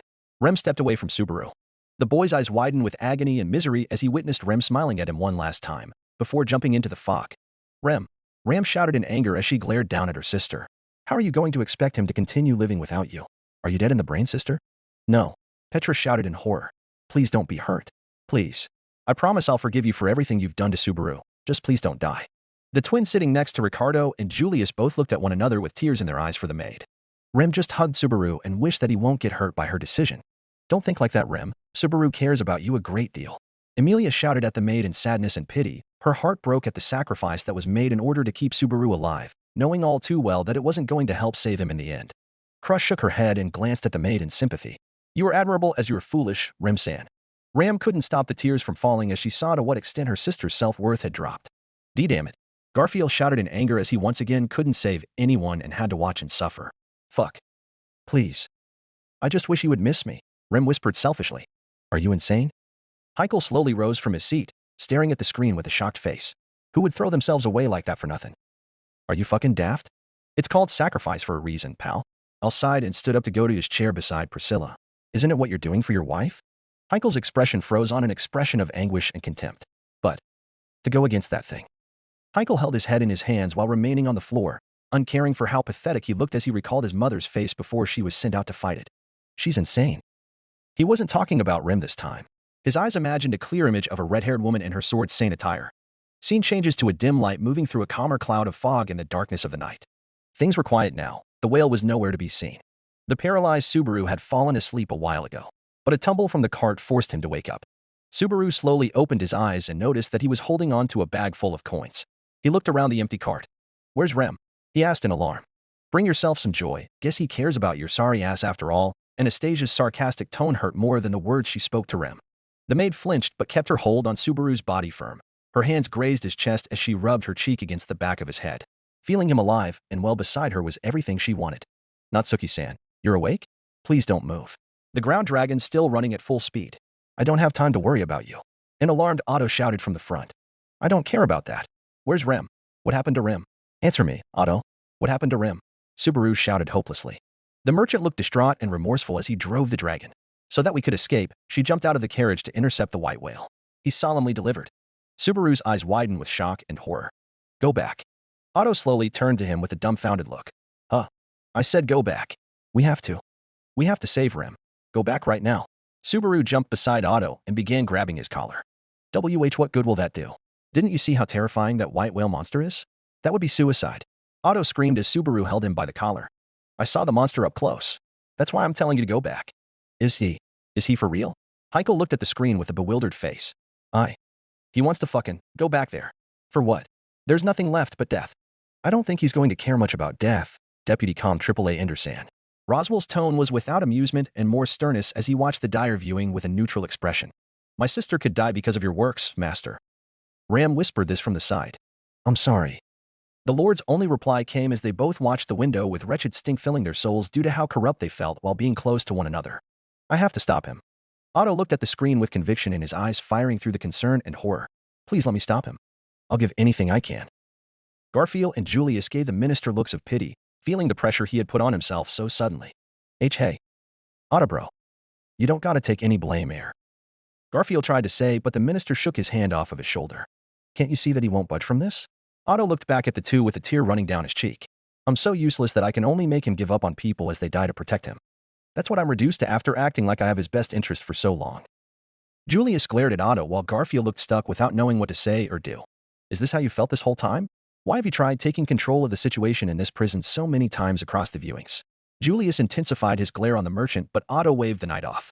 Off of your high dragon back already. Can't you see how damn useless I am? Otto pointed upwards as the window continued the scene. Otto pushed Subaru off and shouted, Have you gone insane? Do you want the hope she left with us to go to waste? Don't you dare talk about Rem. You abandoned her. You have no right to talk about her. Go back. You still don't understand how terrifying the white whale is. When a punitive force assembled by Legunicus set out to subjugate it, that monster killed the first sword saint. There's no way we can win. Otto shouted and turned to operate the speeding cart. Subaru was taken aback by this. It killed the sword saint? Fuck off. Heiko rammed his head against the chair nearest to him. Shut the fuck up. He shouted with all of his might, his voice overtaking the entire room.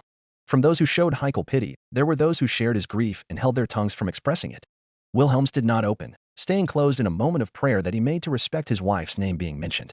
Reinhard himself looked down at the floor with an emotionless frown that made him seem detached from the identity of the person that was spoken about.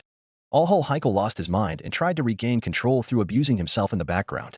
No one in the room wanted to intervene on the Estrella family as they suffered divided amongst themselves. Otto could only look up ahead. I'm weak, and so are you. So there's no way we can save that girl. Subaru's face twisted with misery as he looked back into the foggy road. But I know Rem isn't actually strong, either. I wish I was strong enough not to have hurt you or let you go. Rem could not hold her sobs inside of herself as she held her beloved ever closer. I'm sorry, Subaru-kun. Of course he would think this way after what he's seen you do for his sake. In fact, Beatrice glared at the screen, not intending to crank her neck and look back. He held your corpse within his hands as he died. Rem's tears began running down her cheeks and through Subaru's hair. We were fortunate to escape it for now, but in this mist, there's no telling when it'll show up again. The merchant spoke with a smile on his face, making Subaru glare hatefully. Otto, watch what you say. The merchant looked confused at this. Huh? What do you mean, Natsuki-san? Don't talk like this is some game. We were fortunate. You must be joking. Do you know how Rem felt when she dashed? Who is Rem? Subaru's outraged look turned to one of confusion. Huh? What? Otto looked up, confused and bewildered. I don't understand. Why? Petra also questioned, not understanding what was happening. It's the fog of the forgotten. Crush allowed herself to answer in a shaky yet steeled voice. Rem was just caught in one of the whale's attacks, leading to her erasure from our world, memories and all. Otto's eyes widened alongside Petra and Schult, the youngest people apart from Tivy and Mimi who hadn't learned about the whale's abilities yet. That's how the fog feels like. Otto, on the other hand, couldn't believe what he was seeing. So Rem-san is just gone like that. And I have to watch myself try to convince Natsuki-san that everything is okay from here. Rem herself wasn't watching the screen anymore as she was simply holding onto Subaru's body. Emilia's eyes gave the maid a small glance of pity, while she held Subaru's hand in silence, squeezing for comfort and peace as things continued to escalate. Otto glanced at Subaru worriedly and bewildered. There was no one with that name among the merchants who separated from us. Who are you talking about? The merchant asked while staring at Subaru innocently. Slam. The disturbed Subaru punched Otto in the face so hard the cart began stumbling and moving unevenly for a moment. Garfield sucked his breath and cringed at the sight, feeling bad for Otto, while the minister looked on with a shocked expression at the position he was placed in. This isn't fair. Otto whimpered while staring up at the towering window showcasing his failure. Sit down. You might not change anything in this loop, but there's always the things you did do correctly. Julius gave Otto a firm hand on the shoulder to make the minister sit in his seat. Any one of us could be in his final loop. You ever think about that? Otto's words were spoken without context as he became more haunted by the screen's cruelty. I do, all the time. But now is not one of those times. Not with your mindset. Julius shook his head and patted Otto's shoulder after he had sat down. Otto kept his hold on the dragon's barring and held his cheek in pain. What do you think you're doing? He asked in shock. Cut the crap. You talk about how Rem let us escape, and then ask who she is. Do you have a death wish? Subaru shouted while grabbing hold of the merchant's collar. I'm telling you, I don't know what you're talking about. Why are you suddenly talking like this? Did seeing the white whale make you lose your mind? Otto shouted as he glared at Subaru. The merchant's eyes roamed to something floating behind the black-haired boy holding his collar. The whale opened its yellow eye and stared at the two. Otto screamed in fright. The ground dragons ran away from it while the merchant began crying and shouting in despair. It's still after them, Petra shouted with her eyes wide from the shock. But Rem's sacrifice. Emilia and Crush watched with wide worried eyes as they held the boy's hands. Rem hugged the boy tight and trembled in place. Forgive me. Even in my death was useless. The maid softly whispered as she cried tears of agony for her hero. Why is it still after them? Felix growled, angry that Rem's sacrifice was for nothing and angry at how persistent this monster was.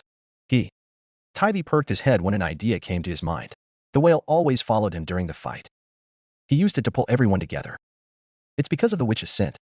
Ram growled as she glared at the whale that had erased her sister. Rem nodded her head and kept her grip on the boy from behind. Crush remembered back to that legendary scene of a young man jumping off the Great Calamity's snout and forcing it to follow him down to the floor of the world and stop hiding in the shadows of the clouds and the sky. The moment when Natsuki Subaru brought down the white whale. So he used the witch's scent. Crush whispered in awe as she understood just how crazy their plan was. And how much pain this boy had to go through to make said plan perfect. Why? Why is it so persistent? I thought we'd left it behind. The merchant slowly looked at the lamp light beside him and threw it away.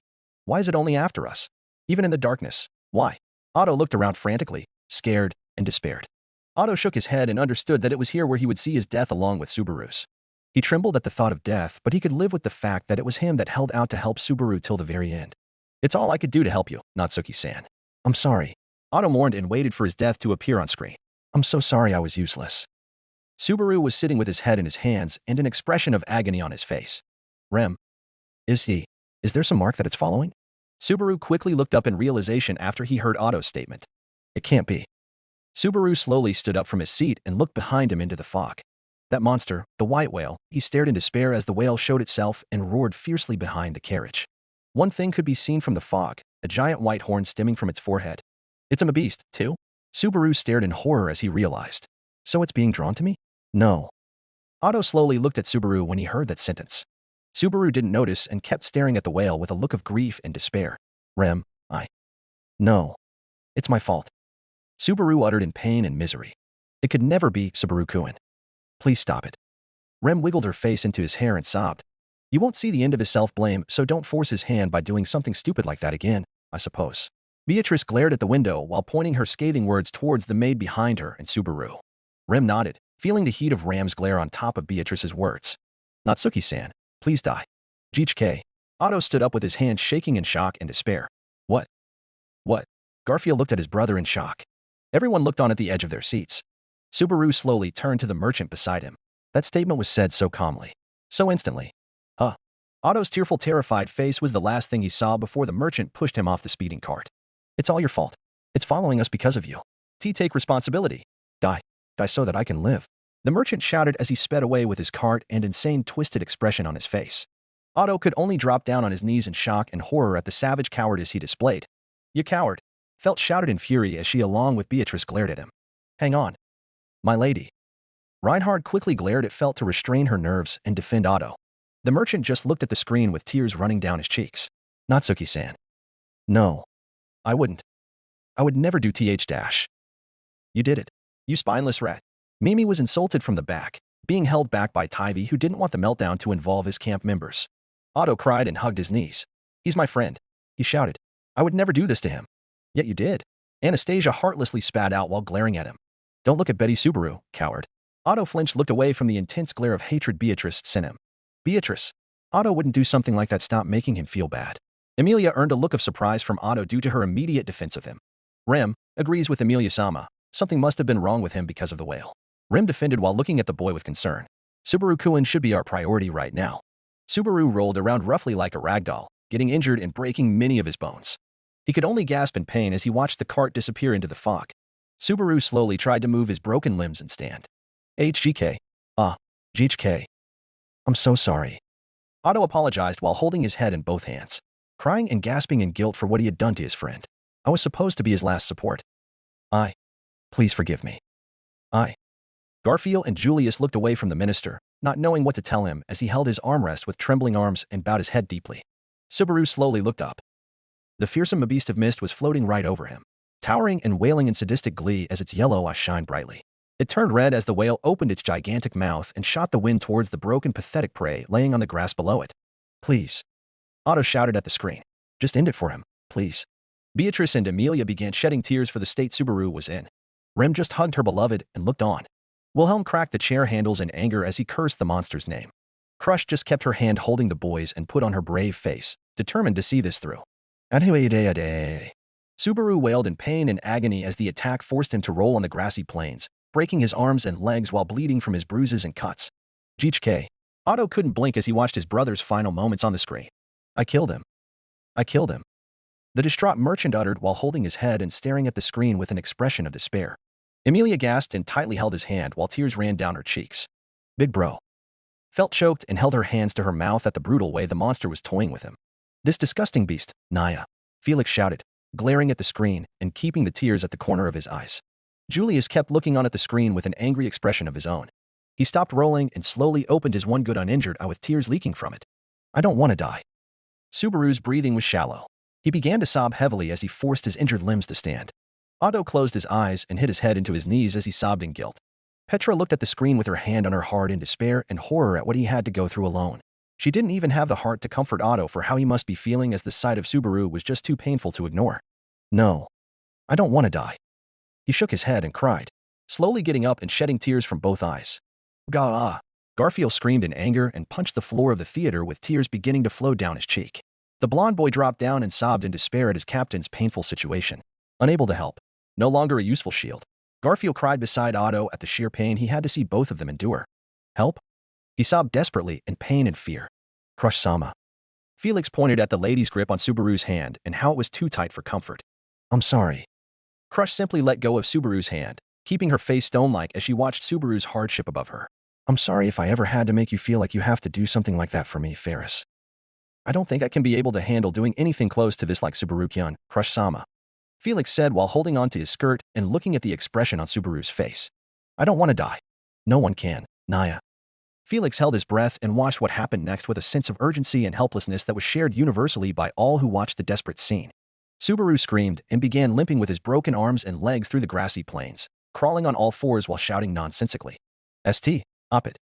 Reinhard muttered softly, analyzing and calculating every scratch on Subaru's form as he was stalked by the beast.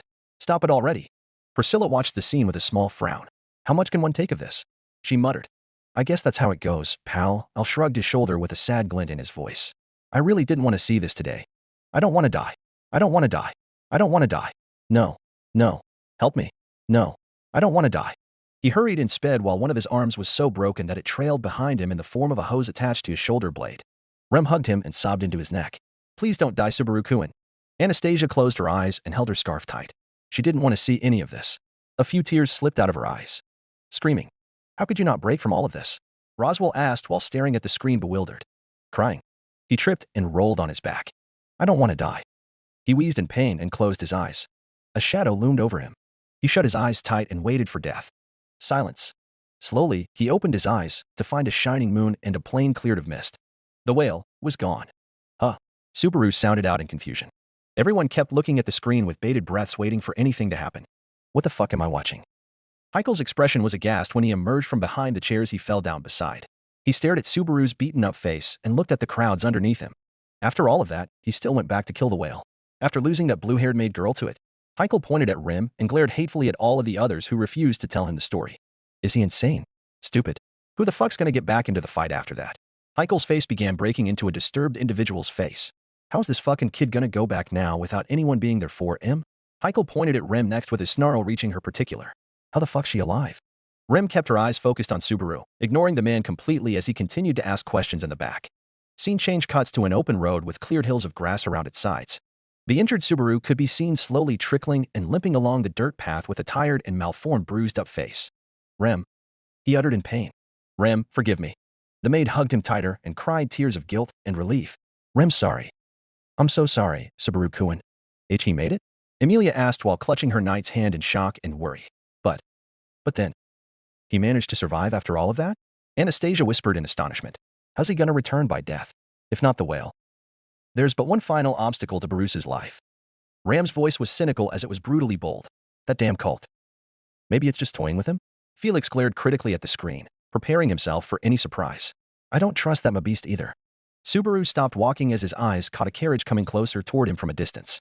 You're Before him, the cart stopped to show the dragon carriage he had just pushed off of, but there was no merchant in its driver's seat. Otto came back. Petra shouted happily, making the merchant raise his head instantly with hopeful tear-filled eyes. Frederica held her hands together, praying that Otto could find some peace through this next scene. Where is he? Where's Otto? He asked tiredly. His answer came when he moved to sit in the driver's seat. The seat was filled with blood with 2 blades sticking to the wood. The blades had blood on them. The damn cult. Julius muttered in anger. Otto must have run into them. Emilia looked at the grief-stricken boy with a look of sympathy. Are you okay, Otto? Bro, are you all right? Garfield asked, his heart tired from all useless weeping. He felt anger and frustration that Otto was killed as well by those cultist bastards. But the shape of the merchant was worrying him. Otto-san. Julius brought a hand to touch Otto's shoulder, leaning from his seat. Rem looked at the boy with eyes filled with sympathy and understanding because she was in the same situation herself. Otto kept staring at the screen with his eyes rounded and open, tears streaming. Jaw slack and horror are visible on every inch of his face. Guilt. Hopelessness. Cowardice. Otto witnessed himself throwing his own brother away to save his skin. He witnessed said brother get killed many times in the most horrible of ways. And yet Subaru had saved him. He saved him from the cultist who almost killed him. Otto died on the screen, but the Otto in the theater was alive and well, living happily because of Subaru's kindness. I truly can't help him with anything. Otto's voice was one of conclusion and finality, as if he simply stated a fact that wouldn't be refuted. Everyone stared at the boy with worry and confusion. No one understood what the boy's sentence meant, except for one infuriated elegant knight. You damned fool. Julius growled while narrowing his eyes at the broken Otto. Garfield set his friend down and sat beside him while giving him a worried look. Come on, man. This isn't funny. I see, cough, cough, GKH. Subaru slowly sat on the bloody wooden seat and grabbed the helm of the dragon's leash with his broken arm. Let's go, he uttered with a tone of pain and exhaustion. The diligent ground dragon looked at him for a moment and began moving the cart forward. The scene cuts to Subaru waking up as the carriage stopped. He looked around him to find that he was at the border of the forest. His sights fell into the distant sign of buildings to the far end of the road. The forest? Huh? Subaru. A childlike voice exclaimed from beside him suddenly. Subaru struggled to move his bruised eyelids, so he fully turned and looked to find Petra and another kid looking at him. It is Subaru. Another 2 kids ran up from his other side and climbed the carriage. What happened to you, Subaru? You're a mess, Subaru. You stink. The children began giggling and laughing at him. Subaru's ruined face managed to smile a little. You guys. Subaru uttered as he looked at the smiling faces of the kids. I wasn't too late this time? He fell down unconscious. Subaru. The kids shouted in worry. Darkness. Schultz looked at the kids surrounding Subaru with a look of admiration. He really did survive an encounter with the white whale. And came back to save these people anyway? That's so amazing. The boy's awestruck look wasn't lost on his lady who tapped his head with her fan in annoyance. Beside them, Heichel's glare softened when he noticed the children surrounding Subaru with warmth in their eyes. He made it. Emilia whispered from the front row, unable to comprehend the journey Subaru had taken so far in just one loop. He's done so much. How? How does his life end then? How is this fair? Her voice trembled with sadness as she watched. In the back, Petra was holding on to Frederica and keeping her eyes wide open to see her friends and herself still alive and well, unlike what she had witnessed last time. As Subaru made it. He still made it even though all of his plans failed. He's such an idiot. Petra hugged her mentor's waist and forced herself to hide away her face from everyone. There was no denying that the little maid was experiencing pure happiness for her hero. Frederica didn't have the heart to break the news that this was a failed future for her prodigy, so she kept stroking Petra's hair and patting her head. Subaru's eyes slowly opened. He was sleeping on a fancy-looking familiar bed wearing those same white robes from his first day at the mansion. He was in Roswell's mansion. Slowly turning to his side, he found someone sitting on a chair beside his bed. A blue-haired maid. Rem. He instantly shot up from his resting place and held the girl's hand. The girl who had been peacefully reading a book by his bedside gasped and looked at him with an annoyed stare. Why are you so readily touching me, Barusu? I understand that you're happy to see me after a few days away, but don't instinctively jump on me like that. It's indecent. Ram pulled her hand away and closed her book in disgust. Subaru could only stare at her in shock as the blue hair was gone and replaced with pink instead. He mistook Ram for Rem. Oh. Yeah, that's right. He looked down in sadness. Do you see, sister? Ram sighed with a disappointed look on her face for Subaru's ruined mood after doing so much to get to the mansion. You've made him live with the fact that he killed you, and now he's going to imagine you in my place, which means he will be even more perverted towards my charming figure than normal. Ram spat her admonishment with a hint of sadness towards her sister. Rem blushed a bit and perked her head up. You shouldn't live in guilt for what happened to me. I gave up my life for his own sake. He doesn't see it that way, I suppose. Beatrice turned on Subaru's lap to face the maid hugging him from behind. Glaring, she seethed. You're going to make him give up sooner or later, I suppose. Because of me? Rem was horrified at the thought. He could give up. What do you think will happen when he always finds you dying every time he tries harder?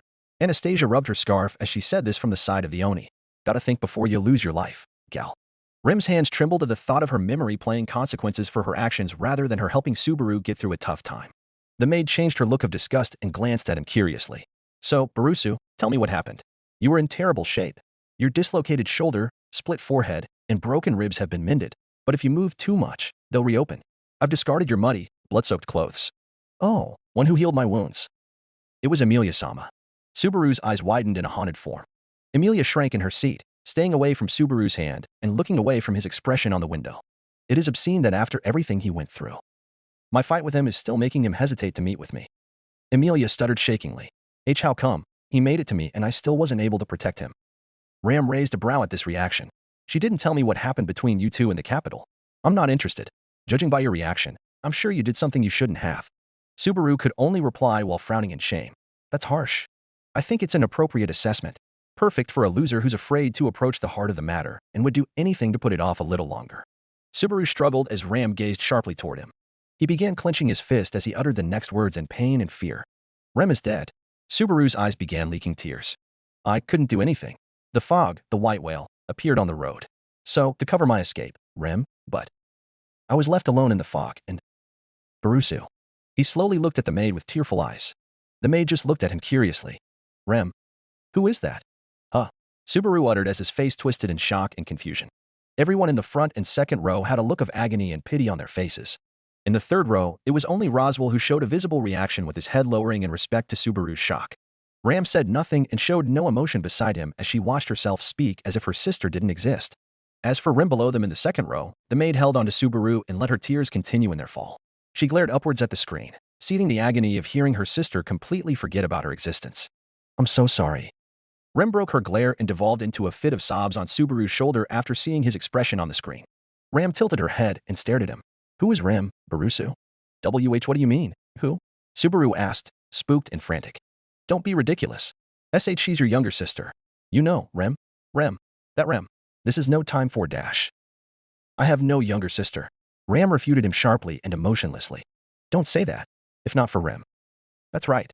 What would you call that whole mess in the Mabeast forest? You, Rem, and I fought those maybe asked and dash. Something is seriously wrong with you, Barusu. I hate to admit it, but you were half responsible for the Algarm eradication. Roswell-sama and I handled the rest. There was no place in it for this long-lost sister you call Remington. Subaru could only stare at the glaring maid in shock. This isn't funny. Even for a nightmare, this doesn't make sense. He growled in confusion. I am always serious. You must be the one who's dreaming. Dreaming. Dreaming? Dreaming. Subaru shouted and stood up from his bed. That's bull. Barusu.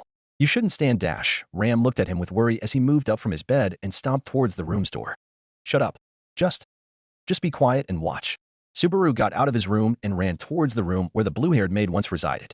He opened the room to find it empty with no sign of life or furniture in it. It can't be. He gasped in bafflement and looked around in the room. Barusu, are you satisfied? Rem isn't. No such person has ever lived in this room. Go back to your room and exhaustion is making you confused. Ram walked away and left him to his thoughts. This is what it must have felt like when the victims of the whale's fog had family members who still remembered them but no one else would. Crush sighed and looked away from the harrowing scene, giving Subaru's hand another gentle squeeze. Even my belongings don't exist anymore? Rem looked beyond shocked at the screen. Is this what it felt like when I was asleep? Yes, Ram answered her sister from the back with tears starting to flow down her cheek. It's always been on Barusu to carry this burden alone, the one who remembers everything. Schultz gave the maid's words nods of respect, realizing how precious these people see the boy even after so many failures and strokes of complete luck being revealed to them. I wonder how he manages to get them all back in the end. Subaru's been feeling this pain for so long. Emilia whispered softly and leaned more to rest on her knight's shoulder, feeling attached to him and grateful his presence beside her. Something she wished for in the nights he would spend aimlessly talking about his day to the coma-induced Remington. Every day. She wished he would do that to her now. Just speak aimlessly and cheerfully, so she could slap him and tell him to be a good boy and rest on her lap to cry his worries and trauma away. She gently and softly squeezed the no-doubt crushed hand of her knight and hoped to have him whisper his love in her ear. Nothing came. Subaru was shown walking slowly in the halls of the mansion with a disturbed face. All I have to do is run away, run away, run away. What good will running do? Subaru asked in despair as he remembered the way Rim jumped into the fog to save him. Come on. You gotta look at how Captain keeps fighting. Garfield nudged Otto's arm and pointed toward their third brother with a proud look on his face. Can't you see him fight? He's talking about running away because I helped break him, Garf-san. Otto's voice was emotionless and cold, leading Garfield to lean away from him with a sigh. Yuri not gonna stay like that. Garfield warned the minister with a glare. I promise it. Just let me be. I'm already a coward who threw his friend out to die. Otto turned from the tiger and moved his seat to the far end of the first row, away from Garfield and a glaring Julius. I agree with you. Julius glanced at Garfield after Otto was gone to sit by himself. He will not stay in that disgusting mindset. Garfield couldn't help but feel relief from having the backing of Julius when it came to helping his friend. He gave a small nod of appreciation and turned back to the window. He had a determined expression as he looked back at the hall. Walking across it, he stopped at the door to this wing's quarters. He slowly moved his hand to the handle of the door, but he struggled and shook in place. Lend me your courage, Rem. He shouted and opened the door with nervousness and reluctance oozing off him. Asterisk creak. Asterisk. The door opened. Subaru. A startled half-elf stood up from her desk and stepped toward the boy. Why, did you come back? She looked at him with an expression of confusion and hurt. Subaru's own guilt forced him to hesitate for a moment, but he soon steeled himself in determination and stepped closer to her. That's not fair. Petra spoke in sympathy for her friend, not liking how disturbed Subaru was looking at all. He still needs to make up with Emilia-sama after all of this? It seems like he's finally reached a breaking point. Bro no longer wants to fight this. Ricardo mused solemnly while patting Tivy on the head. I would understand him not wanting to fight anymore. Felt whispered in pity for her big bro. Rem just looked at the screen forlornly, her tears remaining fresh as they trailed her cheeks. Piano version of Styx Helix plays. Let's go. We can't stay here, he declares with full force. Go? Where? No. Why? Emilia shakes her head and looks at him with a puzzled face. Anywhere that isn't here is fine. If you have to ask why, I'd say, for your sake. I came back here for you. Emilia turned away from him and looked riddled with guilt. That again, Subaru? You came back covered in wounds and worried me to death. Weren't you in the capital being treated by Ferris? Why are you here now? That other you must have a lot of confusion about why he's acting like that. Felt sighed and rubbed her forehead. All this loop shit's got my head hurtin', and not the good kind. Emilia frowned at the screen, slowly moving to capture Subaru's hand for her own comfort and relief. I don't think I ever thought about what would happen if he met with me after the fight we had. I always just assumed he would be too angry with me. Or you hoped that was the case. Anastasia snorted from behind the half-elf, making Emilia thin her lips in thought. Peepuck always told me that it was for the best. He read Subaru's emotions. Emilia shook her head and trembled in place. I should have questioned him more. But I guess I wanted Subaru to stop feeling any pain because of me. Then you're guilty of being my sister, Emilia-sama. Ram surprised all as she glared down at the half-elf. You'll forgive me if I put you both in the same bracket as self-sacrificing fools. Delightful, Priscilla snorted dryly, enjoying the deserved shots being fired at the two girls holding Subaru so tightly. Emilia's head flushed downward in shame. Subaru's guilty expression turned to one of pure determination as his eyes teared up. If you're going to protest, I'll drag you away if I have to. In a few days, you'll see I was right, whether you want to or not. Subaru quickly grabbed her arm, making Emilia grimace in pain. Wait, Subaru, what happened to you? You weren't this kind of person before. I thought you. And yet Emilia was shocked into silence from her stutters by Subaru's loud demand. Just be quiet and do as I say, he shouted in despair. Emilia looked taken aback. You can't stay here. You'll regret it. You will. No one will be saved. I don't want to suffer and cry anymore. Just do as I say. Then everything will work out. It will. Wait, he's planning to leave the villagers behind? Felix asked in a heartbroken tone. But they were so happy to see him, Naya. After the shit Capin's gone through, I'm surprised he's still trying to save the princess instead of running for a knife or something that can make him return. Garfield leaked a small glint of disappointment. I guess he still wants to save one person first. But he's being too forceful and too rash with Emilia-sama. Reinhard frowned in worry at the situation. What else do you expect? He's trying to get her to do what he wants to prove himself right. That there was nothing wrong with the way he behaved when they fought, and that he doesn't have issues he needs to conquer deep within himself. Anastasia explained while shaking her head sympathetically at the boy's troubled antics. Julius winced and looked down. I won't let you feel this way again. You damn moron. I will beat you every time you make a mistake like this. Julius vowed to his friend and watched the screen with an aura of determination surrounding him. The haunted look on his face changed to one of pure agony as he scratched and pulled on his hair. Why doesn't anyone understand? Emilia looked away from him with guilt. I'm sorry. I don't understand what you're saying. I want to. But I'm not sure I have the time for that right now. There's so much I need to do. So for now. Emilia stared at the ground with a sad frown. Nobody can understand you. Roswell whispered, leaning forward and watching everything with the most fascinated gaze he ever had in his life. None could be one with you after all of these lives you've lost. You walk above them. You are above them. So why are you still uncorrupted by the feeling of loneliness? I will help understand. Petra had tears running down her cheek, Her voice broken, but she couldn't hear what Roswell was saying in the back as she stared at Subaru's face. I'll help you talk about all of it. I won't stop listening and will always be there for you to cry. Frederica patted her head with a proud smile, happy with the little maid's vow. It won't work. Emilia slowly looked up at the boy as he muttered in a tone laced with pain. His arms fell to his sides weakly. First, there were Reinhard and Felt, who both watched with expressions of guilt and shame. I should have returned. Reinhard sighed and let the shame overcome him. It won't work. You won't work. You'll fail. You can't do it. It's no use. Emilia's eyes widened as she stared at Subaru as he rambled. The shot became focused on hiding away his eyes once more as he spoke to no one but himself while Emilia watched. This is the kid that beat back the whale and the colt? Heikel gave a glare that was full of pity for him. Might do you some good to continue watching in silence, pal. This window will explain everything you're confused about sooner. AL's words were filled with a hint of anger and warning. The drunkard took that as a sign that something bad would happen soon.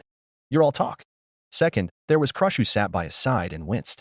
Her hand caressed us softly, but her heart ached at the thought of what could have happened had she stopped him from leaving the mansion in her loop. Wilhelm could be attributed to her side as the one who first noticed Subaru's eyes after Rim in the loop.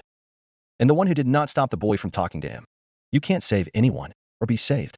Third was Rim, the poor maid who looked at the screen with a slack-jawed expression, not comprehending how painful it was to hear him speak this so openly yet. You'll keep doing rash and unreasonable things until you see as many corpses as the number of reckless decisions you made. That's your future. Subaru shouted hatefully without his face being shown. Fourth was the minister sitting at the tail end of the first row, all alone without anyone to comfort him by intention. I'm sorry. Otto whispered hoarsely, tiredly, and painfully. Emilia's eyes trembled with fear. Why? The half-elf stared at him with sympathy and hurt. Why are you crying as if you're in such pain? As the reflection of the boy's face was shown from the perspective of Emilia's eyes, the most haunted wide-eyed look was plastered on his face as tears streamed down his cheeks. Emilia looked on with one hand clenching her chest and the other holding onto Subaru's hand. Her face trailed tears she wasn't prepared for. He was.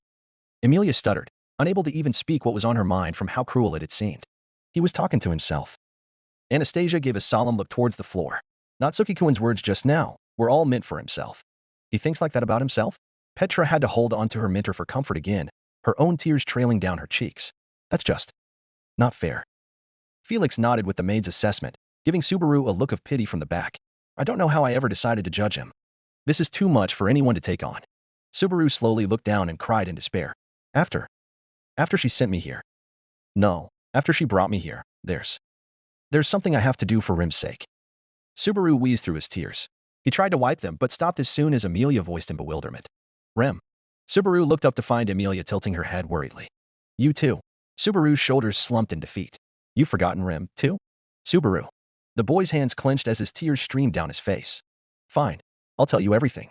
If all of you are going to forget Rim, I'd rather expose everything and end up vomiting blood. Subaru growled out in determination and despair as he held his robes tightly. If you're coming for me, then come. I'll gladly give you my beating heart.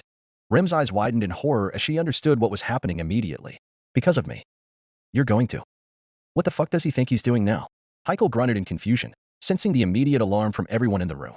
He's going to challenge the witch? Anastasia looked on in outrage. Is he insane? Emilia stared at the screen with wide eyes. I'm so useless that he would rather kill himself challenging her. Instead of telling me he needs help. Her voice broke as her tears ran down. Subaru glared determinately at the scared elf before him. Emilia. Yes. She steeled herself and prepared for what he was about to speak. I can use return by death to dash. The world around him stopped and clouds of dark smoke-like matter filled the room. Two black hands gently appeared and caressed his chin. One of the hands slowly lowered down and softly touched the beating heart of the boy. What the actual fuck? Heikel's hair stood on end at the sight, unable to register much else happening around him in the theater. Is that? It's the witch. Schultz trembled in fear, holding onto Priscilla's hand for protection since before this scene had started. You're fucking shitting me. Heikel panted breathlessly as he felt another constraining attack in his chest. Who the hell is this kid? Why wasn't anyone informed about this from the Royal Guard? We are watching the same thing as you. Julius gritted his teeth and glared at the black hands surrounding Subaru's body. But the hand moved away from his heart after softly touching it. Huh?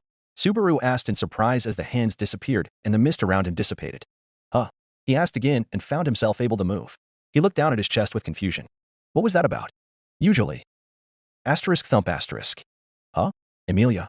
Subaru held Emilia softly and looked at her with alarm. She had fallen into his arms. Don't. Wah. Huh. Subaru slowly fell down and held Emilia's bleeding body as a pool of blood formed beneath him. He had a disturbed expression as he raised her chin to look at her face. He screamed and cried in terror at the corpse before him. That hand just killed a candidate. Heikel muttered with the color white overwhelming any other on his face. Amelia trembled against Subaru's arm, closing her eyes and keeping her breath steady as she nuzzled his neck. I'm here. She didn't kill me. Don't let her torture you, please. That vile being. Rim growled into Subaru's back as she stopped her sobbing to glare at the chair he was sitting on. She killed Amelia-sama when Subaru-kun refused to abide by her taboo. It's a way to blackmail him into submission, Reinhard spoke humbly, mystified by the prospect. Subaru is dealing with an entity who will kill everyone he loves if he didn't care about himself enough to break the rules. This is absurd. Taivi muttered, listening into what everyone was saying and keeping a look of disturbed shock. How can one get out of a situation like this? I don't suppose it's clear now why Natsuki Subaru never could talk about his ability. Crush earned reverent nodding from Amelia and Remington, as the others in the room understood exactly how harsh Subaru's ability was on him. He didn't want anyone else to die. Is that why he stopped trying to talk about all of these things that happened to him?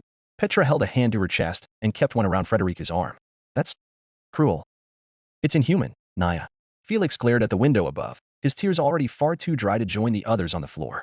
The screen changes to the outside of the mansion for a moment. You have the look of someone who believes he's the most unfortunate soul in the world. A voice sounded as someone entered the quarters where Subaru was sitting with Amelia's body hugged to his chest tightly. The disturbed boy looked up to find a girl with twin tails glancing down at him coldly. Beatrice. The spirit sitting on Subaru's lap earned the look of surprise she held at this moment. I didn't expect to see myself, I suppose. Beatrice-sama. Rem looked at the girl with concern. I'm not sure this is the best thing to see now. Remember what happened with everyone who came across Subaru-kun so far in this loop. We all failed him. Betty will be different, I suppose. The spirit adopted a stubborn, desperate tone. Betty saved him when you and your sister tried to kill him like rats. She always helped him. Her voice trailed into the uncertainty she was creating for herself. Beatrice. Amelia wiped her tears away and looked at her with a guilty expression. Bubby won't come out, I suppose. The girl slowly removed the green crystal from Amelia's neck. The crystal was shattered in half. Don't worry. Bubby won't die, I suppose. He just returned to his original form for now. Beatrice solemnly hid the shattered crystal pieces in her pocket and glanced at the boy. You have something you want to say, I suppose? Subaru slowly looked at Amelia's corpse and closed his eyes. Please kill me. Right here. He pleaded pathetically. No. Beatrice sternly spoke. That will never happen, I suppose. She had an air of finality around her, as if proclaiming it a challenge for the viewing to show her any different. Get up and die somewhere far away from Betty if you wish it. But don't you ask me to harm you. Rim and Amelia looked at the spirit with shocked faces, not expecting her to say such words. Get up. Beatrice ordered with a merciless glare, her tears beginning to fall. The spirit's eyes narrowed. You would ask me to kill you? That's too cruel, I suppose. You understand nothing. You understand nothing at all. The little girl growled in anger. Huh? Beatrice. I won't grant any of your wishes. You want to die? Then die on your own. Betty wants no part of it, I suppose. The little girl waved a hand and distorted reality in front of the boy. What are you? Everything is already hopeless, but your staying here is a problem. I will at least protect this mansion, I suppose. The girl glared at him as a giant black hole opened up before them. Beatrice. Subaru struggled to keep himself and Amelia on the ground as the portal raged and sucked him in toward it. Betty is not like Roswell.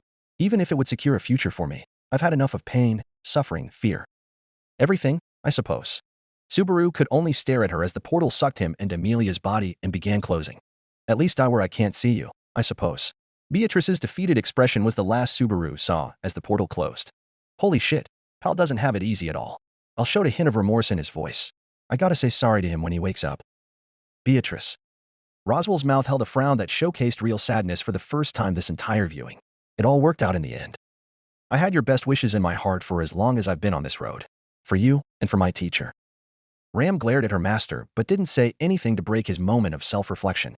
It didn't appear he was guilty about anything happening on the screen, just simply telling Beatrice to be patient for his plan to work out. Something the infuriated spirit at the front row kept to herself since she already remembered what Roswell had told her before the viewing commenced. All of it led to Betty and her contractor meeting properly, in fact. Beatrice shoved the glares from Felt and Julius with a look of disinterest. It won't matter since Betty won't kill him, in fact. The tears that ran down her cheek afterward led her to turn around and hug Subaru's chest as tightly as she could along with Rim and Amelia. Darkness. Above a clearing in a forest, the night sky tore apart as a portal suddenly opened, and out tumbled Subaru and Amelia, rolling on the ground. Subaru slowly got up and immediately held the half-elf closer to him. Amelia. She was unresponsive, face cold and blood coming out of her slightly hung mouth. Subaru's eyes teared up in despair. Sorry. I'm sorry. I'm sorry. I'm so sorry. Someone. Anyone. Subaru wheezed and screamed into the night sky. Please kill me. Emilia held on to him tightly, not even blinking as she watched the tragic scene play with her corpse being the center of his final words. His wish to die so he can save her. The sheer idea of it numbed Emilia's brain into a blunt shutdown that forced her to stop breathing for a moment. Don't die. She whispered with what little breath was left in her chest. Please don't die. And slowly, a group of dozen hooded men surrounded Subaru, shocking him into silence. I've been waiting for you, believer in love. A figure stepped up front before him, a raging toothy grin on his disturbed green face. Seeing the different expressions of anger and disdain across the room, Heikel sighed to himself in realization. That's him, ain't it? The witch cult terrorist. Heikel's tone was a testament to how desensitized he has become. After the white whale and the witch killed the half-elf candidate that looks like her, he still ended up facing the archbishop too. This kid's life fucking sucks. He had his fist gripped harshly in anger for Subaru, not particularly caring about the boy, but when things were this unfair towards someone trying to do their best, Heikel could relate heavily. Beetlejuice. Subaru whispered in horror. The man's grin grew tenfold. My. The one you're clutching to your chest, there wouldn't be the half-devil girl, would it? How diligent you are. Before we could even act, you took the half-devil's life in the name of the ordeal. Hee. I'm diligent? That's right. You are diligent. Fantastic. Beetlejuice laughed morbidly before abruptly stopping and glancing down at Subaru. That word sickens me every time. Frederica told her surprising gripe to everyone in the room, her tone far from the polite, restricted maid she'd always been. No one in the room could blame her as they saw the hated man who's tortured many because of what he did to Subaru in the previous loop, to come so far only to end up with another corpse of someone dear at the feet of the man you despised. What a wretched tragedy mine eyes are seeing. Priscilla spoke with the tone of someone observing from a faraway land, detached from the events being shown completely. Big bro. Felt's eyes began watering for the first time, having had enough of the piling misfortunes that continued to happen all because she couldn't take one small action at the very start of the candidacy. Fuck. I should have gotten to him. Still, unable to overcome even one ordeal, much less confront one of the sins, and after all that waiting, she trips over the first pebble in her path, and it's over.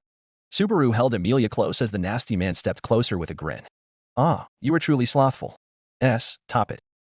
Emilia muttered into Subaru's arm. Please, Father Geese. Stop it. She wished for any sign of the familiar friendly face she had seen in the sanctuary. Just fucking end this already, you monster. Heikel spat hatefully, cringing at the long-winded torture Subaru was going through. Subaru's angry glare turned to a surprised look as he saw two long black hands coming out of the archbishop's back. As the hands moved to pick Emilia's corpse, Subaru quickly held Emilia and jumped out of the way. Beetlejuice's eyes widened in shock. Did you see the unseen hand just now? The green man asked softly, appearing disturbed by such knowledge. Subaru just glared at him and held Emilia tightly. He could see them now? Anastasia asked this with a concerned glance at the half-elf below. You don't gotta grip his hand too hard. No one's gonna take him away. Julius nodded his head while gritting his teeth in fear for Subaru. He remembered the way Subaru used this to his advantage in the fight. Soon. He will win soon. Julius needed to remind himself that Subaru would stand up again. All he needed to do was watch what his friend had been through and understand his painful trials. This madman will get his payback. On that, I promise. There was no sign of elegance on Julius's face, just a scowl unbefitting a man of his looks. Otto stared at the screen with his empty eyes slowly narrowing and glaring at the madman before Subaru. His overlapping emotions did not blind him to those he must hate more than himself. Betelgeuse is the chief among them as of this moment in time. No. That's bad. The archbishop looked betrayed and angry. This isn't right. It's all wrong. It's a mistake. A mistake. He shouted in anger and confusion. Subaru's eyes widened as the man bit on his finger hard. My authority. He bit on his other finger and made it bleed. The authority of sloth. He crushed another of his fingers. My unseen hand, granted to me by love. His entire hand had crushed and bleeding fingers. No others can be allowed to see it. Beetlejuice screamed maniacally as 6 dark hands spurted out of his back and over Subaru. Roswell, Emilia, and Beatrice all looked at the archbishop with the same expression of familiarity, while Emilia and Beatrice showed a mix of hurt and concern for the friend they once knew. Roswell had anger flashing within his eyes for the madman he once knew and cherished. Fuck this guy. Garfield growled, his razor teeth bared with predatory rage showing in his eyes. Everyone began watching at the edge of their seats, concerned about what may happen to end Subaru's life. The boy held on to Emilia and moved to escape, but the group of cultists blocked him from all sides. Subaru could do nothing but struggle in futility as 2 unseen hands held him by the neck and the leg away from Emilia. You held her as if she were terribly precious to you, but how beautifully will you cry when the half-devil's body is torn apart? Ha ha ha ha. Subaru struggled and cried as Beetlejuice sent his hands towards Emilia's discarded body. The tears leaked as he screamed. Stop. Stop. Beetlejuice laughed sadistically as his hands reached Emilia's corpse. Please stop. He screamed in despair. Amelia gasped as the hands became nearer and nearer to her body. Both she and the rest of the theater minus Heikel and Schultz remembered the disturbing scene from the previous viewing where Rim was mangled and deformed by the man in a twisted sense of pleasure he derived from breaking Subaru's insane facade. Please. No. Don't do it. Rim begged from behind Amelia, wishing to spare another person the pain of seeing such a thing happen to themselves. Please stop him, Subaru-kun. The hell's the kid gonna do? Heikel asked with a sober expression. He's got nothing. Ricardo and Elle nodded solemnly with that statement. Disgusting filth. Priscilla spat a whisper of hate as her ruby eyes glowed in the darkened room due to her anger at the green corpse of a man. What a waste of effort from mind-pleasant eyes to watch something so hideous. Someone just save him already. Petra shouted while holding her hair with both hands like Subaru did when he was begging Amelia to run with him. Just prove me wrong and show me that there's some good left in this world other than Subaru. Please. And for Petra's begging, the screen played the next scene. Asterisk whoosh. Asterisk. Asterisk clank. Asterisk. Asterisk clank. Asterisk. Asterisk clank. Asterisk. Asterisk clank. Asterisk. Asterisk clank. Asterisk. Asterisk clank. Asterisk. Asterisk clank. Asterisk. Asterisk clank. Asterisk. Asterisk clank. Asterisk. Asterisk clank. Asterisk. Asterisk clank. Asterisk. Both Subaru and Beetlejuice stared wide-eyed as sharp magic icicles were shot down from the sky and planted firmly all around Amelia's body, blocking the unseen hands. A voice growled from the sky. What are you doing? Is that? Julius instantly understood who it was that did that. Amelia's eyes widened in hope. Beatrice allowed happy sobs to escape her throat. So it came? Good. I thought this farce was taking too long. Priscilla nodded her head while fanning herself. Beetlejuice looked up. His eyes were rife with fear. The entire sky was filled with hundreds of sharp icicles pointed at everyone around Amelia. In the middle of this ready storm of sharp death was a floating small cat. What are you doing to my daughter? Puck growled out and glared at the Archbishop. You scum. Subaru looked petrified by the cat. Title card. Disgrace in the extreme. Ending theme. Stay alive. Episode 9 Director's Cut. End. Episode 10. Arc 3's continuation. Start. Author note. Rewrite Reactionist here. I'm happy with how this chapter turned out. Sorry for the long wait. I've been in medicine school. Smiley face. This chapter marks my longest chapter yet. The intro itself is akin to 20k give or take, with the rewritten script taking 13k, and the reactions on top of all of that. Overall, it's 59k in length. This also marks WHDA's first step past 500k words. 500,000 words, bros. Thank you all for the support you're sending me. I want to make sure you guys understand that I read all of the comments. I never missed one. Thank you for everything. Doing my best for me, and then for you to enjoy. Again, I wish to put attention to the fact that I'm wasting time and energy to make this content, and if you can spare it, and think I'm good for it, you can go check out my Ko-fi account. My name is Reactionist on there. Any donation helps me with my new life and med school as I write more stuff for you guys. Thanks once again for reading.